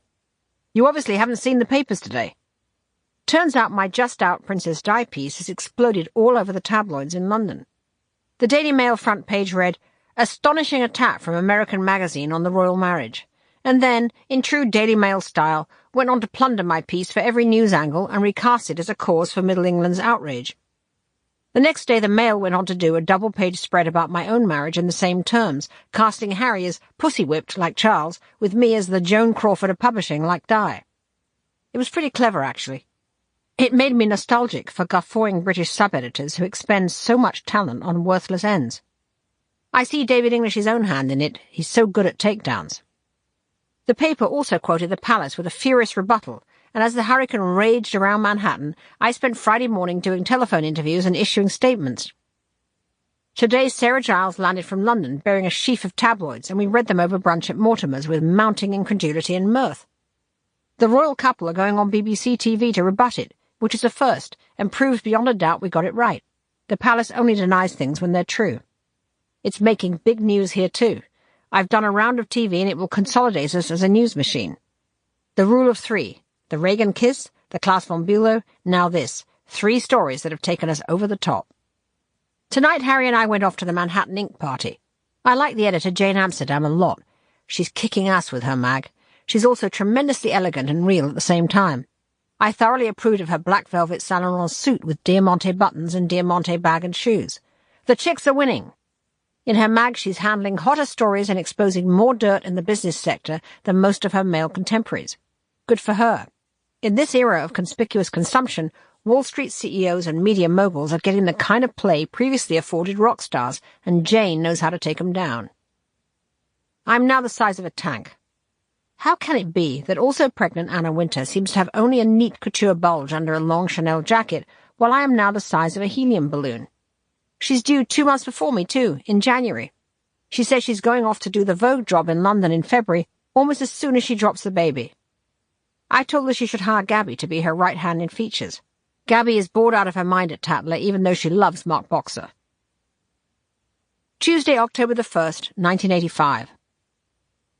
I had a dinner at Café des Artistes for Sarah Giles, with the hoary mag writers Carl Bernstein and John Bradshaw. Carl and Bradshaw were really condescending about Vanity Fair, comparing it to their old grand journalism days. I let them have it, telling them they were both self-satisfied oldsters who don't get out and hustle anymore, and are always telling me what's a great idea but then have no energy to report it. Maybe I'm getting my revenge for all those months of everybody patronizing me, especially lofty male media heavies. Andrew Leon Talley has signed on to Vanity Fair as style editor. Michael Roberts, it seems, is back at Tatler working for Mark Boxer. It would certainly be hard to miss Andrew Leon Talley if he also disappeared. He's a 6'6" black fashion plate in TV-frame Chanel glasses and usually swathed in long cashmere shawls. His daily uniform is a grey cavalry twill Chanel jacket with gold buttons, especially made for him by Karl Lagerfeld, he claims. It looks so witty when writ as large as he is. As does the oversized burgundy boxcalf Hermès Kelly bag. These are all Andre's words. He's a human fashion caption that he carries around with God knows what in it. Apparently, he was raised in North Carolina by a grandmother who taught him how to appreciate luxury. He's already transformed his end of the office. The fashion department has no cubicles, but he's marked his end with a tiny, teetering gilt and pastel velvet boudoir chair that I haven't seen him or anyone else sitting on yet. He has some great fashion ideas. 50th anniversary of Claire Booth Lucy's The Women coming up, and he wants to recreate their immaculate wardrobes and maquillage as modern fashion spreads by Herb Ritz. Wednesday, October the 9th, 1985. the pages of Vanity Fair came alive with the Broadway opening of Tango Argentino last night. I am so happy we noticed it early on in its bright, blazing summer tour. The show was sublime, still with its cast of real, unglamorous Argentinian tango dancers, ravaged women with hectic rouge, crumpled gigolos, and portly middle-aged husbands with magic feet. It was like being in the thick of a smoky nightclub in Buenos Aires where the dancing just happens to be extraordinary. The cosmopolitan flavour continued at the Vanity Fair office the next day. Marie-Paul Pellet, the House and Garden design editor who's been brought in from Paris by Alex as heir apparent to the editor Louis Grob, came in jabbering in French. Beatrice Monti, wife of Gregor von Rosori, showed up and jabbered in Italian, and the Tango Argentino crew jabbered in Spanish. Paloma's husband, Rafael Lopez Sanchez, and their writer friend, Javier Arroyo, who co-wrote the piece for Vanity Fair about the show's genesis, appeared flushed with first-night success. Javier is part of the Paloma Rafael circle in Paris that also includes the two original creators of the show, Hector Orozoli and Claudio Segovia. I felt I had spent the day at a foreign airport without ever reaching my destination. Tuesday, October the 15th, 1985, San Michele, Tuscany. Harry spirits me away. I'm sitting at the writing desk of our room at San Michele. The hotel is even more delicious than I'd hoped, an old monastery with a Michelangelo facade, Etruscan sarcophagus in the hallway, the cloisters transformed into a long dining area with open archways looking down over Florence. I love the terracotta walls and sailcloth blinds and lampshades, the armchairs patterned with roses. I want this colour scheme everywhere I live.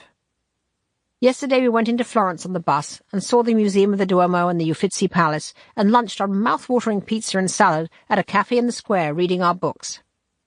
I brought a cache of cultural cramming, Vasari's The Lives of the Artists, Clarke's Civilization, which I haven't read since I was 15.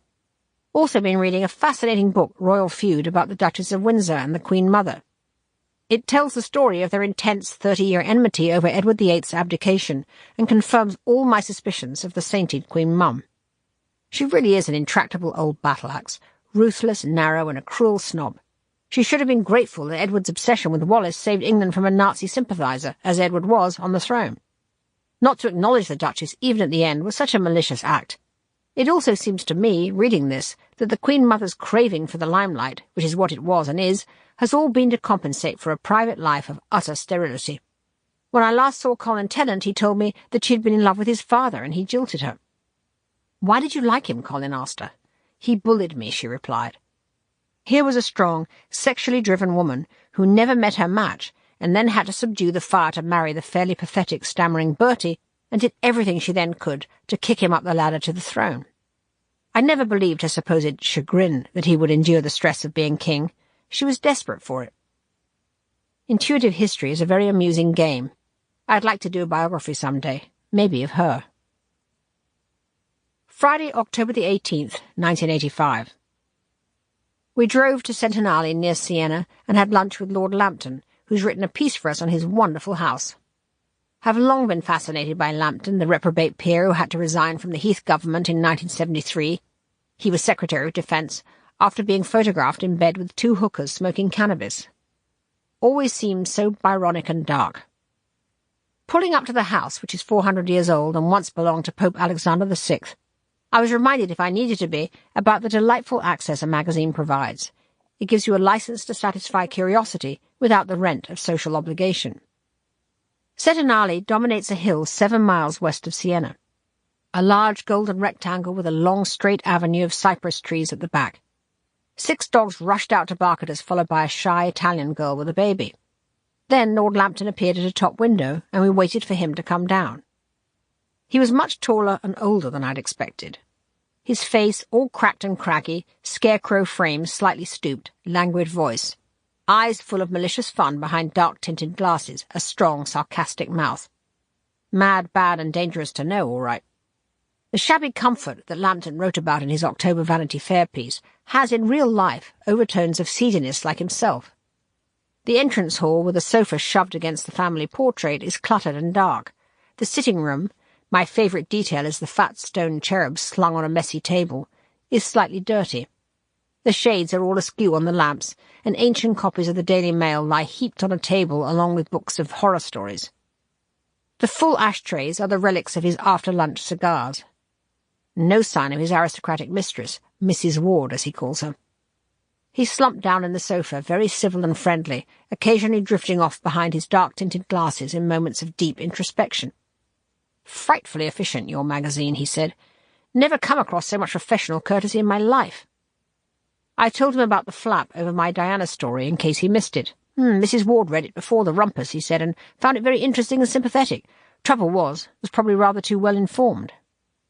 He had also read Royal Feud and picked up on what a shit Mountbatten was. "I'm planning a book about him myself," he said. "He's actually a man I'd rather admire, but he was quite incapable of telling the truth. He lied about everything all the time, and once you start it's frightfully difficult to stop. My theory is he was obsessed by his illegitimacy and invented all kinds of rubbish about himself to cover it up." We had lunch in a conservatory painted from top to toe with a faded mural. His secretary joined us, a pretty silent blonde, with whom he probably enjoys recreational humiliation. I asked him about what he thought of our Klaus von Bülow piece. "Very, very good," he said. "He brought it with him, when he came to stay in July." "Really?" "Did Andrea come too?" I asked. "Yes, isn't she frightful?" he replied. "She was wearing the most extraordinary clothes. It must have been 102 degrees, and she was in some tight ruche blouse, jewellery and stockings. Klaus was never a great friend of mine, I just knew him a bit, so when he said he wanted to come for the weekend, I didn't mind. I mean, one isn't going to drop someone when something like this happens." Pause. "Do you think he did it?" "Yes, I do," I said. "I wonder," said Lambton. "When he came to stay, I thought I would clear the air, so I said, 'Now look here, Klaus.' At this he burst into wild laughter. 'Look here, if you didn't kill Sonny, what do you think happened?' And he didn't have an answer, which seemed pretty odd after God knows how many years." More wild laughter. "But Klaus was always someone one felt a bit sorry for. Before this tragedy, he had another one. All his hair fell out when he was quite young, and he had a hair transplant that didn't quite work and looked exactly like pubic hair. Frightful, poor fellow. And then the joke went round about him that he'd slept with his dead mother." "It's not very funny, that joke, is it?" I said, increasingly appalled. This seemed to amuse Lambton very much, and he laughed so much he coughed and choked. "No, it's not very funny, is it? Not very funny at all." A cook served us pastrami, followed by stuffed peppers. Lambton flipped the pastrami onto his plate with his fingers. Harry decided to try to get him on politics. Lambton was careful to say nothing about Mrs. Thatcher, and made no comment when Harry pitched into monetarism and other current canards, no doubt because Tony himself is very much on the right wing of the Tory party. After lunch he took us outside and walked us around the garden, pointing out the drought-devastated olives, the bullet holes on the facade of the house where there was a shootout with the SS in the war. The garden was a tumbling miracle of colour and secret arbours. There was such a lovely smell of rosemary. Amazingly, he doesn't speak a word of Italian. I'm tone-deaf, you see, so God knows whom he talks to. He's up at 5 every morning working on his novel about a haunted abbey. Perhaps he wants a novel to match his own sinister appearance. Lambton clearly took a shine to me, saw I appreciated his sense of humour. I could see him watching me behind his shades like a horny reptile. The fact that I'm pregnant and have my husband with me just added to his perverse interest. Harry and I left him waving gauntly at us amid a sea of frenzied dogs. We spent the afternoon replaying the best bits of the visit as we loafed around among the skinny towers of San Gimignano. It seems that in the 14th century a tower was not just a lookout post but a status symbol for the nobles, just as it is in today's Manhattan. All Donald Trump and Edgar Bronfman require is some boiling oil to repel the takeovers, and life will be pretty much unchanged. Monday, October the 28th, 1985. Walked through the door of the Vanity Fair office to instant static. Michael Cody from Women's Wear Daily yelling down the phone about what he said was an impending hatchet job I'd commissioned about him. "And I've always defended you, even using the word pussy whipped in that Diana piece. That was too much. People are saying you're out of control." But the good news is that the October Mouse That Roared issue sold over 100,000 on the newsstand, which is 15,000 more than September.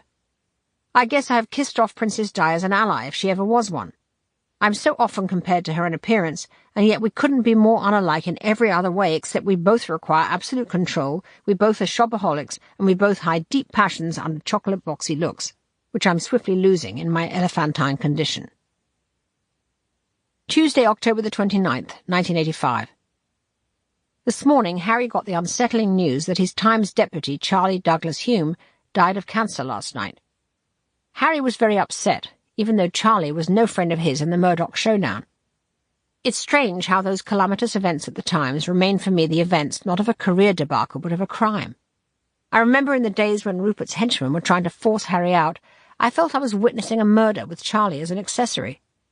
As the underperformer in an illustrious family, Charlie just wanted to be editor of the Times so much it was easy for Rupert, so brilliant with character deduction, to exploit that weakness. In many ways Charlie was as much a victim of Murdoch as Harry was. And now poor Charlie's dead, and the Times, with all its political influence, and the Sunday Times, which Harry made a cash cow, is Rupert's to do with as he will. Tuesday, November the 12th, 1985. Princess Di wowed DC. She really did. I got multiple reports of the magic of it all. Her whirl across the dance floor in the East Room of the White House in the arms of John Travolta in a midnight blue velvet Victor Edelstein dress, epic. She sat between the President and Baryshnikov. Every facelift from Park Avenue to Bel Air was on the guest list. Misha Baryshnikov told me he was struck by the extraordinary transparency of her skin against the tight blue dress, the deep blue eyes, so much more beautiful than any photograph or on TV. It's always been about the colouring with Di, the pale peach skin, the moonstone eyes. Ballet nut that she is, I'm sure she would have much preferred to dance with Misha, but he had a knee injury and couldn't. It was brilliant of Nancy Reagan, therefore, to tap Travolta on the shoulder after dinner for an excuse me to lead the princess in a dance. Once again, the Reagans know how to create the iconic pictures. Those 10 minutes on the dance floor were instant history, glamour for the ages. Washington is such a dowdy town, a centre of power but not fashion. Senatorial wives trundle around in their escada suits and sparkly brooches on the lapel. Diana's combination of refinement, beauty, and youth was the corrective, the lift a Bel Air White House needs. And for the Waleses, whose marriage seems to be in the tank, this iconography was a global tonic.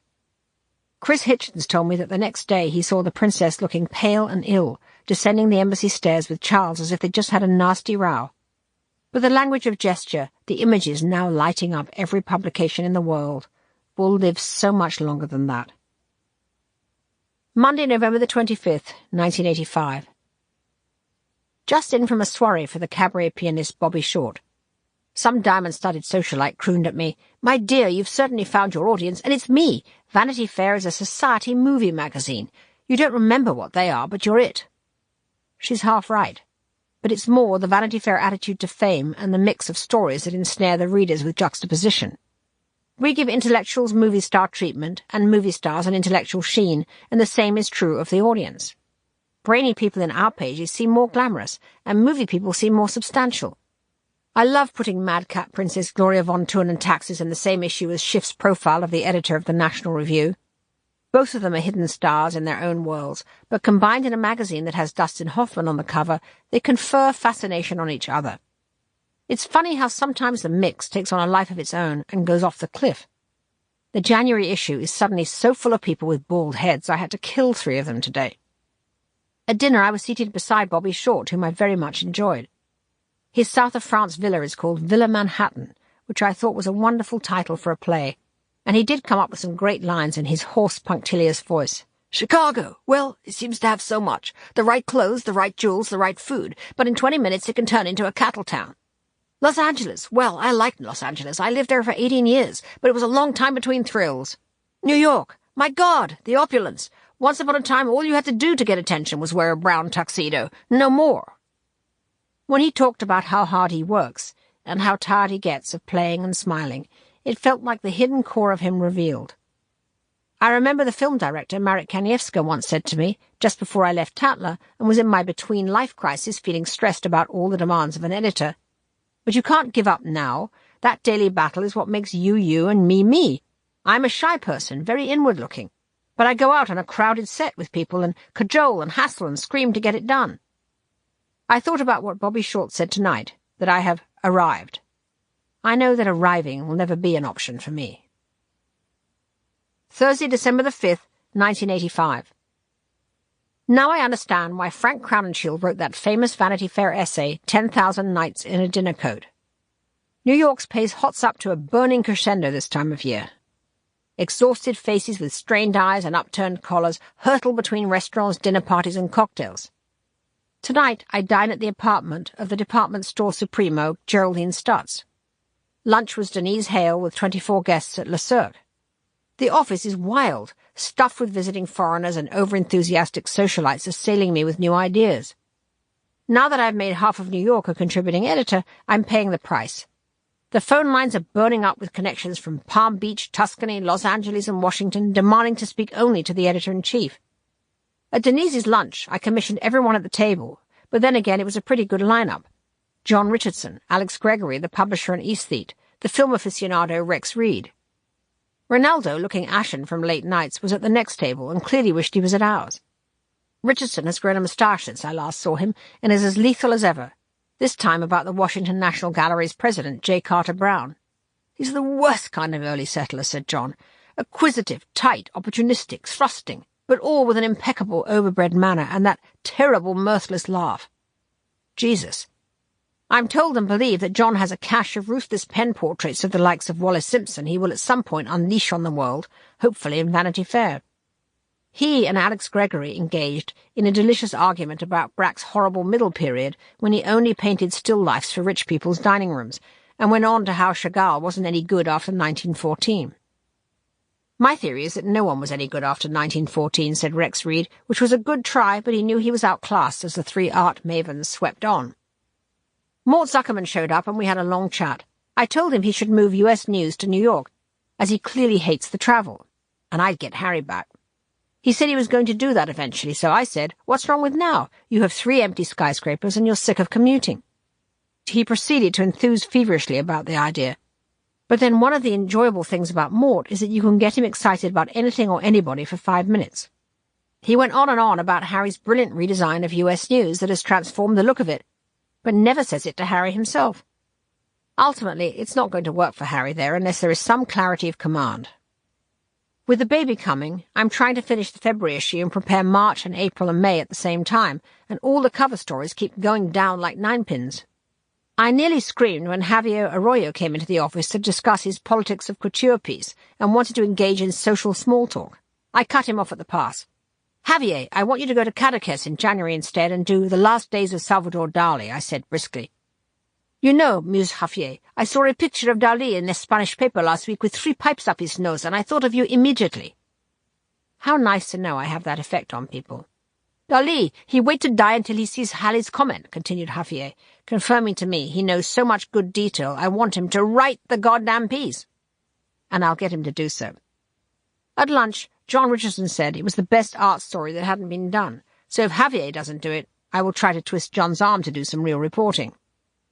"Ariana should do that story," said John, instead of trying to write about Picasso, about which she knows so much less than me. One welcome visitor in all this was dear Gabby from London. She's going to leave Tatler and work at British Vogue for Anna Wintour, which is great for both of them. I felt a twinge of regret. I should have brought her to New York for us instead. I took her to dinner at Mortimer's with Miles and Jane Sarkin. Jane has some of Gabby's qualities: tough, loyal, tiny, huge sense of humour and the courage of a lion under pressure. I wanted to hug Gabby when she said, in her demure little voice, "T, did you know that Lord Dufferin's bum collapses once a month now and he has to have it sewn up?" Last night was the hyper-glamorous Costume Institute party at the Metropolitan Museum. Condé Nast takes 4 tables and I was seated next to Cy. That morning he called me up to his office and gave me a $14,000 raise, a strangely arbitrary amount. I didn't have the courage to say I thought the turnaround warranted more. He glowed at me, beatific behind his over-large desk. "What you've done is nothing short of a miracle," he said, with shy warmth. "It's just amazing." I took Nick Dunn with me to the Met because Harry was in Washington, and fashion isn't his scene anyway. Nick was the perfect commentator escort. "Want to talk to Irene Selznick for 3 hours?" he asked, when her familiar irate face under a pageboy haircut hoved into view.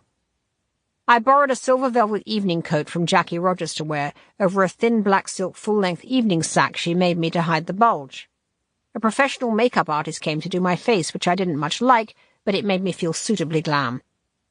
I loved the excess and finery and ostentation of it all, teetering past Egyptian mummies and fading frescoes in our silly heels, herding into an elevator in a clash of perfumes and rustle of silks, disembarking into the darkened costumes of Royal India Show to oohs and ahs over outsized gold mannequins swathed in glittering silks and jewel-encrusted turbans, with the appreciative murmur of visiting Indian high society and the excited chatter of Gertrude Steinberg and her posse.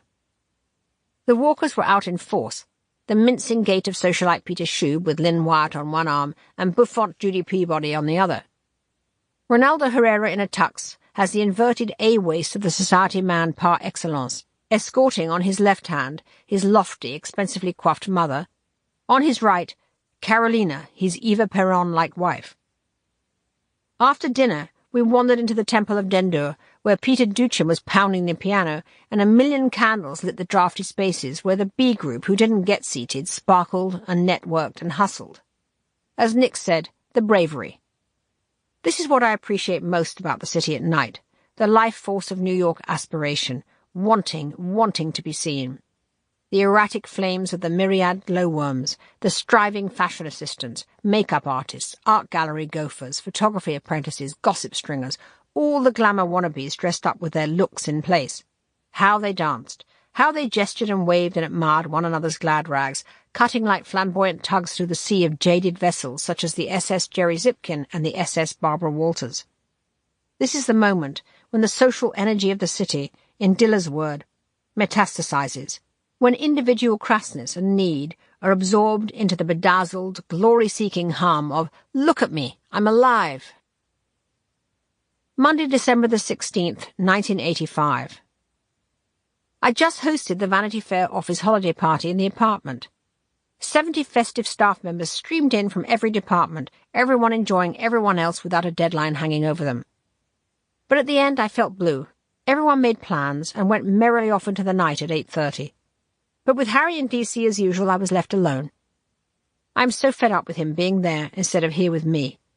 A healthy reminder, I suppose, of why a profession, however fulfilling, should never be mistaken for a life. And also how happy I am to have the beating heart of this baby in me, who will in 3 months be every cure for loneliness. Sunday, December the 29th, 1985. Back from our Christmas break at La Samana in St. Martin. It was a too-short week in the low-key solace offered by the seaside cottages. Richard Avedon was there, as was Peter Ustinov, who reminisced about working with Dad, and Bill Murray and Sam Spiegel. Yet I didn't feel socially invaded. Just sat around in all my pregnant enormity with my hair in a wet knot, which was so rare for me. At night the candlelit dark was soft and the food good. We both wound down. The big mistake was to come home via Palm Beach, where I wanted to meet Nick Dunn and Helmut Newton, who had teamed up to do a Palm Beach social story. As soon as we walked into the breakers, it was a hideous reversal of the past week. Ghastly pachyderm people milling around the pretentious spaces doshed up in observance of a strict dress code, great impersonal outdoor canteens staffed with sullen hamburger chefs, a poky bedroom suite with a TV spewing out hotel entertainment to match the brain rot milling around in the overbearing lobby. Harry bought a bottle of whiskey and proceeded to down it in misery. Helmut's ironic despair was almost as great as mine, except he will do pictures that reflect it. I do love Helmut. Sitting in the breaker's bar in his linen jacket, red tie and white pants, he was absurdly, effortlessly chic. He talked of fleeing Nazi Germany at 17, heading for China and Australia, and of his life in Monaco. You know, there's no one to talk to, but I like my terrace. I was struck all over again at the huge displacement of the émigré Jews and how much it has influenced their outsider powers of observation. Somewhere beneath the mystery and sexual irony of Helmut's work, one senses a bleak soul searching for an explanation. There's an almost cosmic indifference to his shrug. I think of him now, courtly, contrary, rigorously demanding to the point of bullying when he doesn't get his own way, gazing around the breaker's bar with a look of glinting intent. Tuesday, December the 31st, 1985. New Year's Eve alone in my apartment. The office closed at 1, Harry back in D.C., so I wandered home. Got into my old sweatpants and wound down into morose self-communion about what I want from the year ahead. My fascination with New York success is beginning to pall. I look out of my Venetian blinds at the lighted irregular egg cartons of the apartment blocks across the street. I think with affection and a certain maternal protectiveness of my Vanity Fair staff alone in their own small apartments before whatever festivities they have in mind, or possibly, as with me, none. I see boyish Charles and his art directorish minimal space waiting for the coffee to brew, Ruth in a shapeless smock staring around her tasteful apartment still unfinished because she can never decide on the colours and fabrics, Sharon downtown in Chelsea reading under a bedspread with a glass of wine, Miles watching reruns of Masterpiece Theatre on PBS, Wayne's thin shoulders bent over a corner desk giving one last read to a piece, Elizabeth Biondi, our new picture editor from Germany, still shaken up after her mugging on Christmas Eve, restlessly trying one cassette then another. All of us wondering what the new year will hold after so many months of joined, excited effort. There will always be something magical to me in creative collaboration and the bonds it forges. I silently wish them all Happy New Year. 1986. We Are Three. Monday, January the 27th, 1986. Oh my God, I am a mother. George Frederick Evans, named after my dad and Harry's, was born 2 months early at 2 o'clock on Sunday morning. I am so not ready for this, and in my cocky, breezy, I am Superwoman way, I never dreamed anything bad could happen with our baby. I am humbled by the awful swift cycle of events, and feel there is an admonition in it. This is life. This could have been death. I've only seen my son for 5 minutes in the incubator. He is 4.5 pounds. Trying to conjure up a maternal bond, but actually feeling as if I've been in a car crash. But then, this morning, shuffling slowly in my gown with an IV attached, I went to visit him in the preemie unit with Harry. He's so perfect and pink, with a serious round head and crinkly nose, and his little chest fluttering up and down like a frightened robin. He has a respiratory infection, which they say will improve. I felt the stirrings of longing then. The worst of this whole experience has been the sense of being cheated out of the natural path of motherhood, the time to adjust. It started on Saturday evening at 10 o'clock. Mum and Dad were here, another lucky thing. We'd spent a freezing cold morning out looking at nursery furniture, and then afterwards went to the movies to see Out of Africa. In the afternoon, I felt tired and heavy, but put it down to the flu. We ordered in Chinese food and were all watching TV in my bedroom when I felt a gush of blood between my legs. I was hemorrhaging badly. Harry rushed and phoned Dr. Sullum. He said, "Get to Mount Sinai Hospital and I'll meet you there." Harry called the ambulance, and when that failed to show, a limo. Both arrived at once, but the ambulance driver said he wouldn't take me to Mount Sinai. It was beyond his jurisdiction. It was New York Presbyterian or nothing. By this time, I was so distraught, terrified of losing the baby. An argument raged back and forth between the ambulance driver and Harry as I continued to bleed. Harry decided I better go to New York Presbyterian, even without Dr. Sullum to meet me, as Sullum has no affiliation there. We then hurtled off in a manic convoy, me in the ambulance, Harry and the parents in the limo, and were disgorged all at the same time at the neonatal unit of New York Presbyterian. I was rushed in on a stretcher. Sullum had recommended a high-risk obstetrician, but omitted to say that she lives in New Jersey. They put me on a sedative and warned me that if the placenta separated, it would be an instant cesarean. Harry sat beside me, holding my hand, trying not to cry. My doctor, a sturdy black lady with a big confident smile, finally arrived. She looked at the monitors and immediately decided to operate. The next time I saw her, she was in her cap and gown. They shot me up. When I came to in a hospital room, I could see outside the window that it was all white, a snowstorm in the night. I looked up at the TV screen suspended from the ceiling and saw a space shuttle, the Challenger, in position for a flight. A nurse came in and said, "You have a baby boy." It was all so unreal, so utterly unlike what I'd hoped for or planned. Now we wait and pray that the fluttering creature in the warm light box will make it and be the sturdy little boy, the little Harry of our dreams. Please, God, please let him be all right. Thursday, January the 30th, 1986. My life seems to have drained away. My darling baby had 2 days of getting steadily worse till yesterday when his oxygen needs began to decrease. Then he got jaundice, and I couldn't bear to see more tubes and plasters all over his tiny, struggling body in the incubator. But today the improvements continued, and I felt so shattered by the emotion of it all, I just sat in front of his glass container in the preemie unit and cried. This evening, to my joy, he's breathing on his own, and he took my breast milks for a tube and sucked on a pacifier.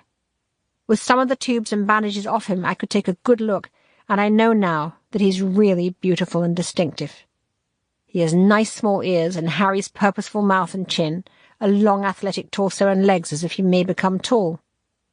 Tonight I opened the porthole and sang to him, and he opened his eyes for the first time and looked me full in the face with intense blue eyes. And then he gave a sweet smile. I go over the last few weeks again and again, remembering how I broke my resolution to slow down and got tense and overtired. I can hardly bear to think what might have happened if he'd been born in St. Martin, or if the hemorrhage had happened when Harry was in D.C. and I was on my own. As it is, God was watching over me. In the end, to be brought to New York Presbyterian was the best possible mistake. The neonatal is the best in the city, and my obstetrician, whom I met for the first time in the emergency room and whom I would likely never have found on my own, turns out to be the very type of obstetrician I was looking for.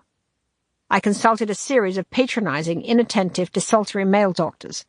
She is, by contrast, strong, practical, commanding, and punctilious. I feel total confidence in her. So although we're not out of the woods yet, I know George Frederick, my little Hanoverian prince, is in good hands. What will my baby become? Will he become the joy of my life and mine of his?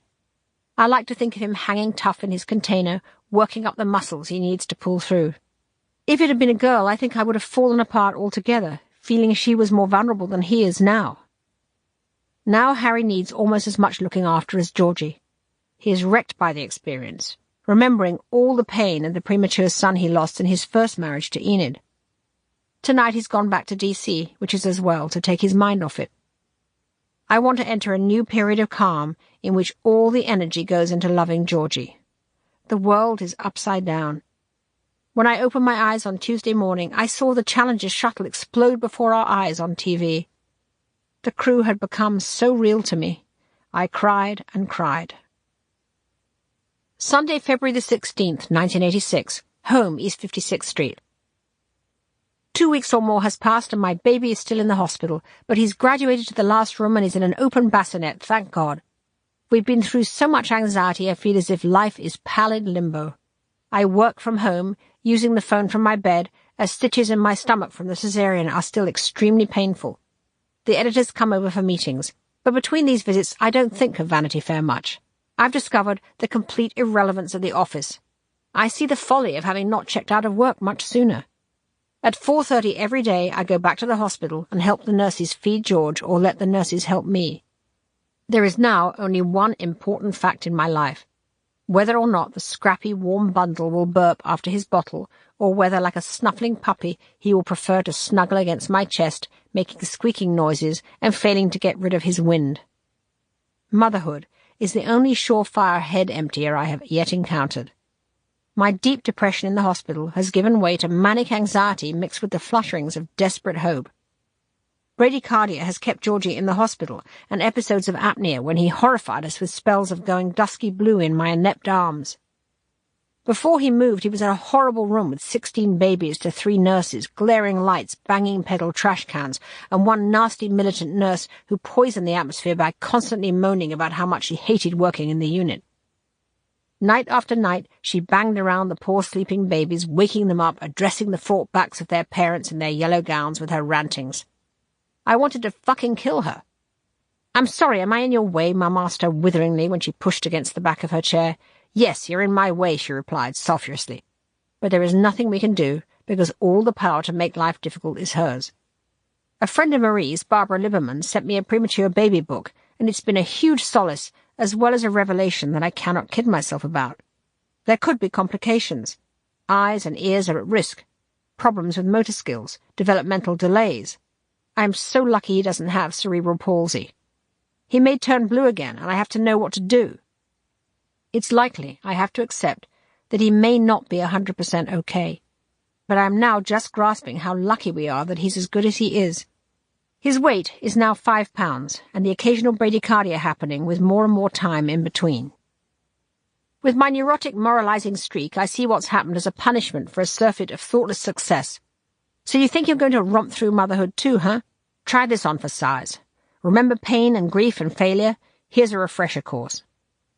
My love for Harry has flowered into a desperate need for him, and he seems to feel the same way. We cling to each other like greedy castaways. I realize how much this baby is an expression of my love for him, and we lie together and cry because we'd so hoped for it to happen in a different way. The baby nurse Juanita has moved in to await Georgie's homecoming. She came from the Fox agency where I stipulated that I wanted a warm, experienced, middle-aged lady, not some posh British Norland nanny or an on-the-make au pair. Mum interviewed her and said she thought she'd be right. Very quiet, kind, and efficient Filipina. Able to look after me too when Mum goes home and Harry's in D.C. She has to share the room with Georgie. When I started preparing the nursery today, I felt glimmers of maternal excitement.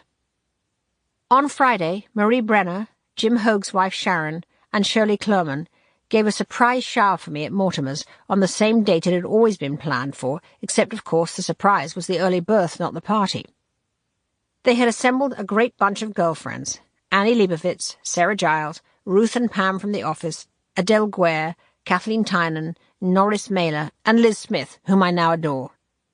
Perversely, our dust-up seemed to win her over. Glenn Birnbaum did a long table festooned with chocolate hearts since it was Valentine's Day, and they all brought the sweetest little romper sets and blankets and quilts. 4 of them bought me a glorious crib, which is being delivered tomorrow. In fact, with all the flowers arriving and warm messages, I'm feeling at last the big beating heart of New York City that lies beneath its harsh exterior. There was so much kindness and affection in the room, and it felt personal, not professional for a change. I feel as if childbirth is a secret society. It seemed as if every woman there had a story of something that had gone wrong. The have-it-all propaganda in women's page journalism has excessively played down the hazards of getting and being pregnant. A story in that, I'm sure. Georgie is now much better after a day on the new feed, alert when we arrived and deliciously pink. My little snow pig. I put him to my breast for the first time, and he flailed around, sucking everything in sight, then took a strong nibble and looked so happy and animated. Then, when there wasn't enough milk, I moved into his new formula, and he glugged all that down and did a huge burp, smacking his chops and gazing happily around. I told him a story of how he's a quag baby, and how all quag babies arrive 2 months early so they can be big in time for summer and be carried out to the magic dune. He smiled sagely and drifted off to sleep to the sound of his musical pillow. I love him so much, and feel a surge of excitement at the fun he's going to be. Now I can glimpse that jolly little person struggling to emerge. Tuesday, February the 25th, 1986. Georgie's coming home tomorrow. I went to the hospital to start getting briefed on it all. There are so many medical issues to attend to, I'm glad I have a professional baby nurse. I'm a little afraid of his homecoming in case he has a relapse and there are no doctors there to help. Harry and I went out to our last dinner as childless parents, or so it felt, with Jane Amsterdam and John Larson, a pure fun foursome after all the tension. We rolled in at 11, still laughing and blaspheming about the cast of characters we'd been talking about, when Harry suddenly remembered that Juanita was in the nursery for tomorrow's baby homecoming. "Shh," he said. "Don't forget you're a mummy now." Wednesday, March the 5th, 1986. Today the paediatrician weighed Georgie in at 6 pounds 8 ounces, over a pound in a week. The little champ is pulling through. It's beautiful and strange having him home. The worst of preemie birth is how it interferes with mother-baby bonding. I feel a kind of unrequited love when I peer into his crib and see his pink, open face. My favourite face of all is his pre-feed face, when he works his mouth like a little bird searching for worms. Then, when his bib is tied around his neck, he looks about him with an expression of happy anticipation. Pure, guileless trust that makes me want to squeeze him to death. After his feed, I rest his sweet hay-smelling head against my chest and rub his back. Having Juanita to help has been wonderful. She's so professional, but I'm now also finding that she saps my confidence as a mother a bit, always better than me at the careful doses of Mylanta he needs at intervals through the day and night. I can't do nights if I'm to continue working from home, but it makes me jealous of their intimacy. After so long in the hospital, will he just think I'm another nurse? Since he has fed from a bottle since birth, He and I are now both pretty useless at breastfeeding. I wanted the cosy closeness of breastfeeding. I get the closeness in other ways. I love to hold him on my chest or stomach and let him fall asleep, calmed by my breathing. Juanita says I'm setting up trouble for myself, that he'll be too hard to deal with when I cuddle him at night, but I'm ignoring her. The pediatrician said I must look into his face and talk to him a lot, when I really just want to hold him.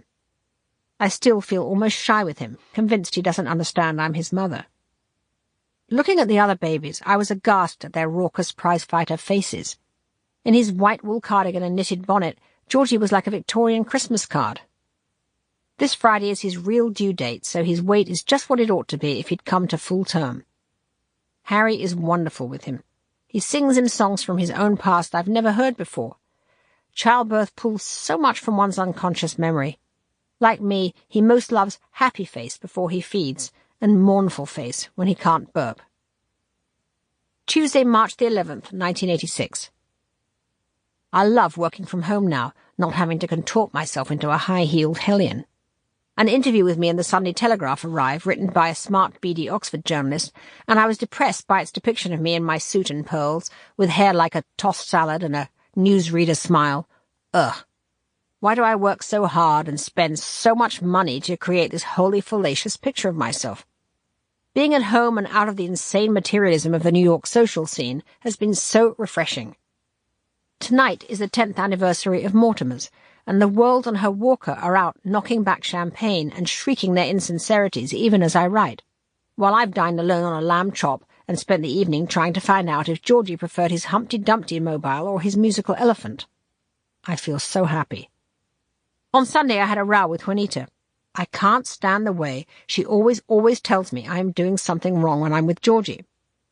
I'm a hopeless cook and a hopeless housewife, but it really hurts me to have her constantly implying I'm incompetent as a mother too. Her role is to help me be one, not compete with me for Georgie's approval. I now want to kill her every time I hear her playing his musical elephant, which has been our special toy. I told her to back off, and she then went and cried for 2 hours in the bathroom. Then I heard her listening to tapes of the last baby she worked with, screaming and babbling, probably as some kind of consolation, but it also felt weird and creepy. I think I need someone less invasive, but don't want in any way to disrupt Georgie. Doug Johnson came over for an office update. It jostled my bliss. The June ads now coming in are 6 pages fewer than last year, largely, I suspect, because some of his sales staff are dropping the ball. He's bizarrely unconcerned for some reason, telling me he has 2 years to turn it around. Why on earth does he believe that? Doug, I said.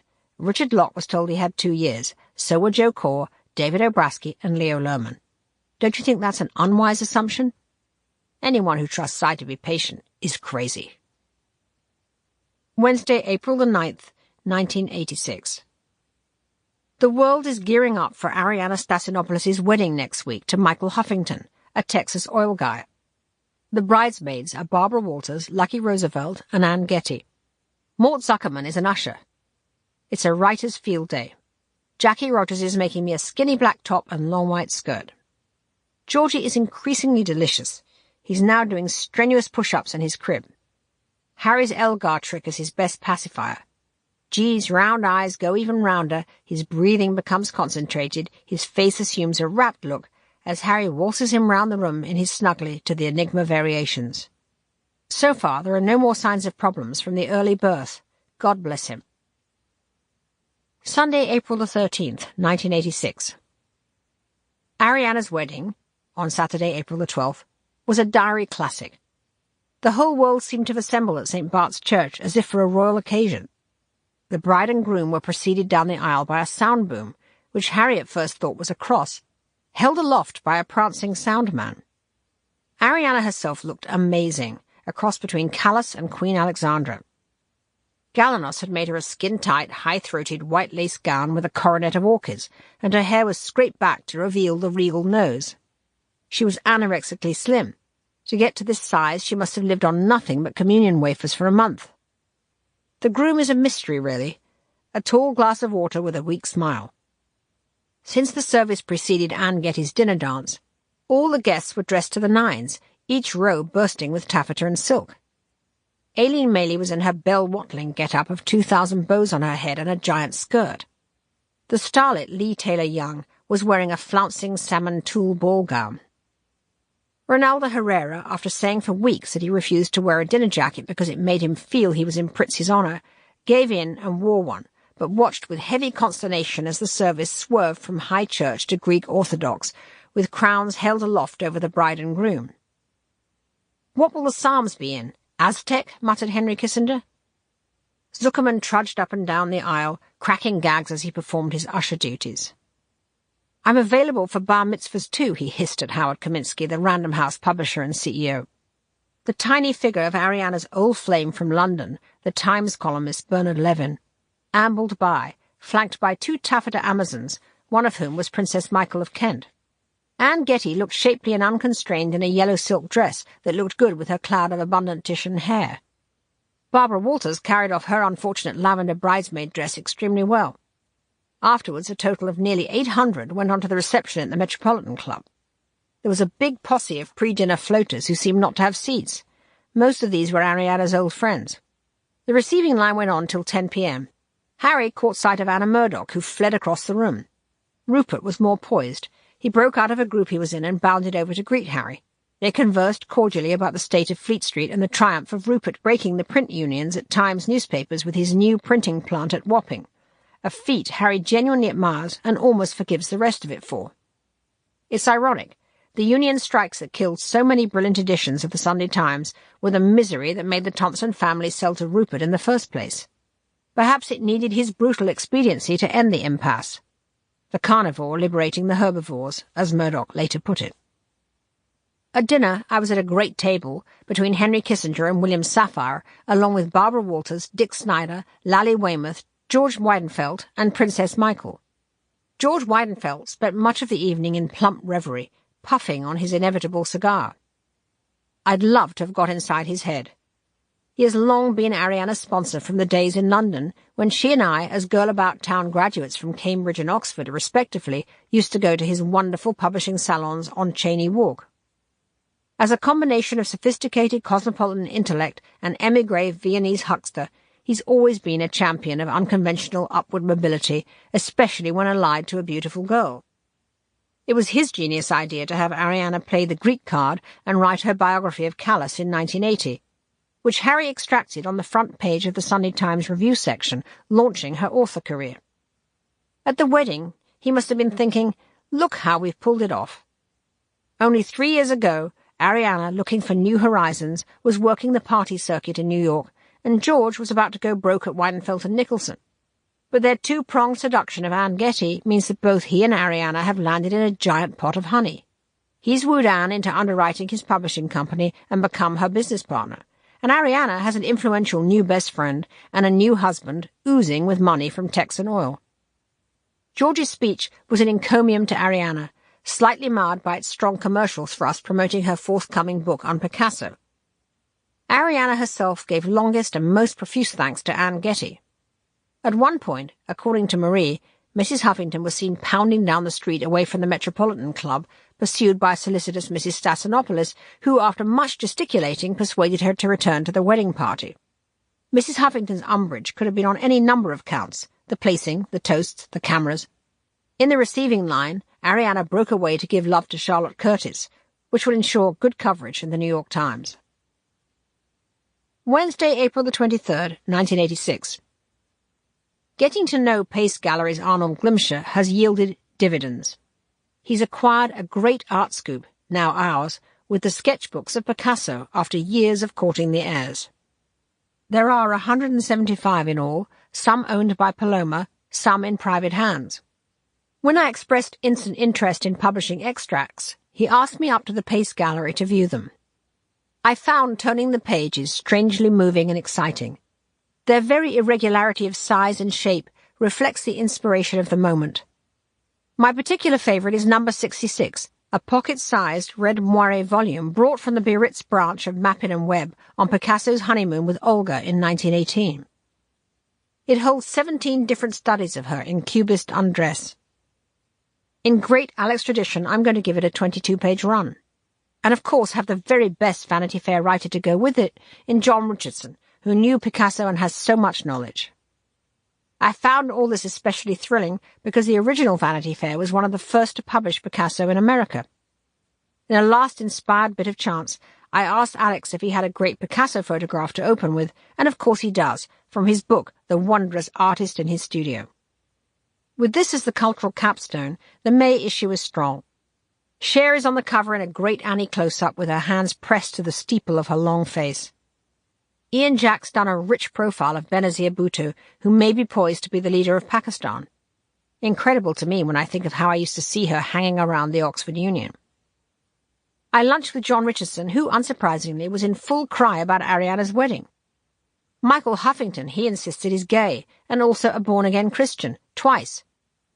It's bad enough to be a born-again Christian once, but twice is too much, he said. I dread to think what happened in between. Georgie Porgy has caught a cold, and every snuffle is like an arrow piercing. I worry so much about his health. We took him to Quogue for the first time last weekend. The alterations are wonderful. A huge farmhouse kitchen replaces the poky 2 rooms that existed there before. Georgie's nursery isn't ready yet, so I put his crib in my study in front of the window looking out on the dunes, and it was so joyful to see him trying to stand up and look out. Harry sang to him all the way down in the car to comfort him. I want more babies, tons of them. A girl called Daisy, and yet more. Friday, April the 25th, 1986. Today, when I woke up at 7, I found myself between sleep and waking, thinking about Wallis Simpson, the Duchess of Windsor, and the irony of her fate, her lifetime of trapped penance for winning the man she loved at the expense of his abdication from the throne. I turned on the TV, and a news flash came up that she has just died. So bizarre. Harry is always saying I'm psychic, and perhaps I am, because a month ago I reached out to Wallis's great friend, Aileen, the Countess of Romanones, whom Ronaldo brought to us, to tee up a piece about the Duchess's last days. Fortuitously, it's just about ready now to crash into the closing June issue with a cover flash. The piece is full of insider details. To me, the most telling is a story about the Duchess's sense of being snubbed by the royals yet again, just before the funeral of the Duke of Windsor. Wallis offered the Queen the use of her hairdresser, Alexandra, from Paris, and was rejected. The Duchess, after all these years, clearly didn't have a clue. She had no idea how deeply inappropriate such an offer would seem. The Queen would no more want Alexandra to poof up her changeless immobile shampoo and set than she would consider going to the Palladium with Steve Rubell for a nightcap. Saturday, April the 26th, 1986. Park Avenue Mores up close. Some tips. To convey the precious bonds of friendship. When Ronaldo complains he has a bad back, 2 aspirins in an envelope dropped off at his townhouse by Pat Buckley's driver with a copy of Anita Bruckner's new novel. To note with regret a friend's absence from a house party, a half-eaten cake for Mortimer's owner Glenn Birnbaum, delivered by Bill Blass's driver with a note. We missed you this weekend. Here's your piece. Enjoy. Oscar de la Renta is an expert at these small personal obeisances. So is Jerry Zipkin, of course. His thank-you presents are a legend of personal curation and inventiveness. A bunch of flowers after a weekend in the country sent by your secretary is not going to pass muster. Everything has to be strenuously personal, or, in the case of Pat Buckley, colourfully offbeat. Jane Reitzman apparently gave the Kissingers a tractor for Christmas for their house in Connecticut. She also buys 4 sets of Bulgari earrings at $25,000 a throw for each of her girlfriends. But fewer in this league. Oscar, I am sure, is brilliant at not spending a bean. His are all tokens of high-concept creativity whipped up by his design staff. Unlike everyone else, I really don't feel charmed by Oscar. Today he came on the phone and yelled at me because of Bob Colacello's great piece on John Fairchild and his sway over Society in Women's Wear Daily and W. Bob wrote that Oscar leaked everything to Women's Wear to buy himself immunity from bad press. He got this direct from John Fairchild. Oscar, it seems, thought he was going to get special protection in Vanity Fair because he's such a close friend of Alex. I'm totally furious, he fumed at me. I am such a friend of Condé Nast, and I have been treated like dirt. All my friends are calling me to say this piece is totally derogatory. Glad they're all reading it. On top of which, you say that Geoffrey Bean has a turnover of 175 million and mine is 20 million, which frankly makes you ridiculous. I have nothing against Geoffrey Bean. He's a talented designer. It's just that his business is not 20 times bigger than mine. Mine is 20 times bigger than his. With my fragrance, I am 400 million. Everyone knows I am bigger than Bean. Look, Oscar, I said. If we have printed an incorrect figure, I would very much like to run a correction once we have checked it out. If we've been inaccurate, I can rush the correction into the July issue. What is the point? He fumed again. Artfully, he's not about to give me real figures to print. I'm telling you, I would be calling Alex, but he's left for Connecticut, and I tell you something else. When I see that cheap little nobody Bob Colacello, he better get out of my path, because I will knock him down. I had a sudden memory frisson at this moment of my first meeting with Oscar 4 years ago in a freezing New York December when I was editor of Tatler. My mission, of course, was to try to get his advertising. Over lunch, I could see Oscar sense my need, and his amber eyes seemed to slant with cruelty as he deliberately withheld the favour. He has not perceived me as important enough, figuring he has Alex above me all sewn up. At the Saks lunch, I also learned that he's one of the only designers who refuses to let Saks advertise him in Vanity Fair. Why would he do that? Some umbrage whose cause is mysterious? Loyalty to Leo? Seems unlikely. Now he just discovered that in the case of Vanity Fair, Alex, in fact, does not call the shots. You know, Oscar, I said, all this grieves me very much, because I've always been very friendly towards you. In fact, only this week, I killed a photograph of you with Annette Reed at a house party of armoured Ertikans that might have embarrassed you. And yet I never hear from you. Ever since I have been in New York, you have never called me once. I also reminded him he's never advertised and therefore has no leverage. He saw the blunder instantly. You know, you are totally right, he said. Tina, I like you so much, and you know I'm always telling Alex what a brilliant thing he did bringing you from England. Somehow the months flew by, my private life in total disarray. Now that I've got the conniving bastard where I want him, I'm taking him to lunch May the 28th to nail his business. I even followed the fine art of Park Avenue friendship and sent him over a copy of the sketchbooks of Picasso with a florid note inside. This was one of the more enjoyable power plays in New York. Meanwhile, I am bigger than Bean has become a new office catchphrase to replace styled by Shiva Fruitman. Sunday, April the 27th, 1986. The Countess of Romanones called from Acapulco and said she had only just heard about the Duchess of Windsor's death. She's supposed to escort the Duchess's body to Frogmore on the grounds near Windsor Castle on Tuesday. I can't get through to the Lord Chamberlain from here or British Airways, she said implausibly. Can you please send him a telex that I'm on my way and make me a reservation on the Concorde on Tuesday? I would be so terribly grateful. Also, if you wouldn't mind, can you ask Carolina Herrera if I could borrow a good black outfit for the funeral? Mine has white buttons, which might be all right. It wouldn't be in Spain, so I'm not sure. I've got a black straw hat. You can tell Carolina, of course, that I'll mention that it's her dress at every appropriate moment. I wonder which moments that would be. At the burial site? When I transferred her over to Sarah Giles to deal with the blather, it became clear why the Countess wanted us to do the bookings. She also expected us to pay. I guess the phone line to BA became cloudy when they asked for Aileen's Amex number. It was a typical response somehow from a friend of the Duchess of Windsor. The world's greatest clothes horse and freeloader would have understood a dress borrowed from a designer and an air ticket scored from Condé Nast. In fairness, the Duchess's estate had made no arrangements for how the round trip would be paid, and Buckingham Palace is not exactly famous for picking up bills, especially when it came to Wallis. Still, it seemed shabby not to do so, and made the Duchess's lonely end even more poignant. Is there anyone left who's not hustling? Georgie Frederick Evans, to whom I addressed this question, gave one of his extremely sceptical, nose-wrinkling smiles. Wednesday, May the 7th, 1986. Robert Hughes was in noisy form about Ariana's wedding press. It's frightening to think of George Weidenfeld fashioning this broad-shouldered Exocet beauty and aiming her at the bowels of Manhattan, he roared over lunch at the Four Seasons. He talked about the new book he's writing on the history of Australia called The Fatal Shore, and asked me how I feel Americans see Australia. I said they see it as a more uncouth Texas. It's so unlike Texas, Bob said. The optimistic view of space that America has is completely untrue of Australia. Here, people feel the further west you went, the freer you were. In Australia, the further west you went, the deadlier it was. Space didn't mean freedom. It meant huge, invisible prison walls that separated you more from England.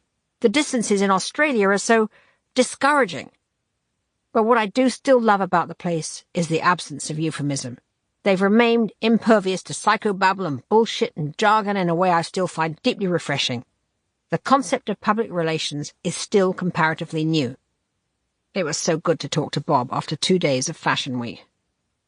Ralph Lauren's show this morning was all about the marketing of a wasp daydream, an unabashed homage to Savile Row. He's a genius, I've decided, especially when you see him come out to take his bow, a small work fanatic from the Bronx, born Ralph Lifshitz, who made his way up from the tie counter at Brooks Brothers, driven by his fantasy of American blondness. And the blondes on his runway were amazing indeed. Tousled Amazons in tweeds, all-American Sloane Rangers with a Hollywood gloss, snarling haughtily in their towering heels. The crowd was a clashing babble of the best people. Moving through it, inexorably, were the only people who really matter, the sober, taciturn figures of the men from Saks and the other stores, rotating from show to show, with expressionless faces, looking out for the dress that will move units. I have come to love this frivolous week in spring, when creativity and commerce come together. In fact, I realize more and more I love New York City, period. London seems to get smaller and smaller to me, as if it had swallowed Alice's Eat-Me cake. I'm beginning to feel that the vision of England I want to return to is increasingly the American vision, and I can create the best of both places here. Maybe Ralph Lauren is shrewder than he even knows. And what does my darling Georgie say to this? I will go wherever he wants and thrives. Today I brought him a wonderful feather duster to tickle his tummy on the changing table. Sunday, May the 18th, 1986. Quog. I'm sitting in my brand-new den in front of the big window looking out on the dune. To enhance this working paradise, I ordered a fabulous pine desk I saw at Marie Brenner's house from a warehouse in New Orleans. It's a 6.5 feet wide kitchen table with drawers, so I can spread right across instead of never having anywhere to put my overflow papers. In my extravagant way, I ordered 2, one for here and one for New York, and they arrived in an enormous truck, like those days as a child when I kept ordering things from mail-order catalogues that showed up in huge containers at Little Marlow, to Mum and Dad's consternation. This afternoon, when I crept in to look at Georgie napping, he looked so beautiful and happy it made me cry. The quality of his childhood sleep reminded me of my own. In my best memories of then, it was always summer nights like this. My favourite time was the dusk of 7 o'clock when I'd run about the lawn with Christopher barefoot, walking along the Quogue shore and seeing the 2-year-olds with their buckets and spades made me proud and excited about Georgie's own happy life to come. But also anxious for him to turn out to be okay after all he's been through. The paediatrician says he is slow to lift his head from the crib, and we're taking him to physical therapy. Harry sings him special songs and talks to him long and seriously, which he loves. I wish I could put the clock back to 6 months before his birth and change the outcome. I wish I knew if he'll be all right. Monday, May the 19th, 1986. I had a drink with Warren Beatty at the Ritz-Carlton. It was set up by Caroline Graham. She seems to know everybody, either through her school connections, her Kay Graham daughter-in-law connections, or her hot girl with David Frost in the 70s connections. She told me Warren was curious about me. I've never tried to meet him before, but now we're anxious to get a cover done for his new movie, Ishtar. The joy of being so far ahead on covers is that it gives us time to chase and negotiate. I thought he'd stand me up, but even so, had raced to Bergdorf's to buy a slinky black top and turquoise jacket to impress the world's most seductive man. In fact, he confirmed the meeting several times throughout the day, each time adjusting the time a bit. When he emerged out of the elevator at the Ritz, he looked not so much a movie star as a dishevelled intellectual in horn-rimmed glasses, tousled hair, and amorphous tweedy jacket. Only the unserious nose was reminiscent of Warren Beatty. The waiter tucked us into a table set for dinner, and under better lighting I could get a real look. His hair comes bouncing off his crown in a distinctly lightweight way, and his voice is light and Californian. It doesn't have the film star timbre of Jack Nicholson. A very pretty waitress asked us what we wanted to drink. Beatty immediately registered her. "Are you the one who wants to go to NYU?" he asked. "Yeah, it's me." "I hope," a magical smile, "you're really studying hard." Someone waved across the dining room. He took off one pair of glasses and put on another and said hi to Alan J. Lerner. Then he put both pairs away and smiled at me myopically. That's when I got the movie star charisma. The crow's feet around the worn eyes all spring to attention, full of charm and irony. "Well, Tina," he said, "why are we having this drink? I only agreed to it because I really like Caroline. But, I don't want to be interviewed." We dodged around that one for a bit. "How do you feel about David Thompson's piece on California in this month's issue?" I asked. Warren said nothing, but took his face into a sequence of silent reaction shots that were more expressive than anything he could say. They ranged from incredulity to pity, despair, hilarity. "If I really knew you, I would tell you what I think," he said when he was done. "And it would be all about embarrassment for the guy who wrote it. But tell me, Tina, do you have any brothers or sisters?" A phone was brought to our table.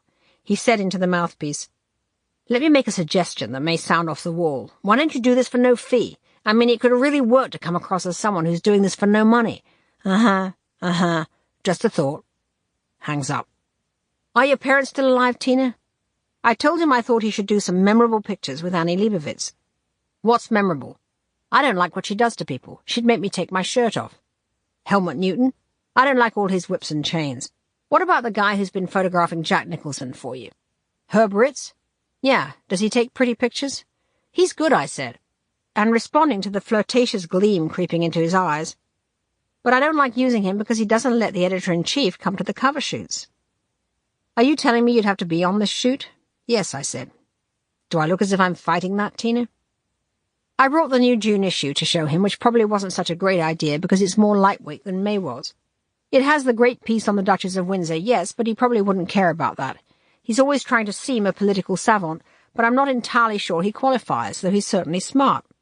He said he thought von Bülow on the cover was a big mistake, and only skimmed it, which I don't agree with and don't believe. We talked about the need to satirize the rich at this moment. He brought up Shampoo, which we agreed is just the kind of film people want right now. Who could write a sharp movie about the rich now? Me, I thought. Maybe Fran Lebowitz, he said, in that darting, table-hopping way. I see her hanging out at some odd functions, looking mildly uncomfortable. Is she too much in the rich's thrall, I pondered. He pushed his glasses up on his nose and looked interested. Well, that's what you want for this subject, he said. Someone who swam along with the rich, worked their way through it to the edges, rejected it, and now half hankers for it, even knowing what it means. Maybe he is very insightful, I thought, despite the tiny attention span.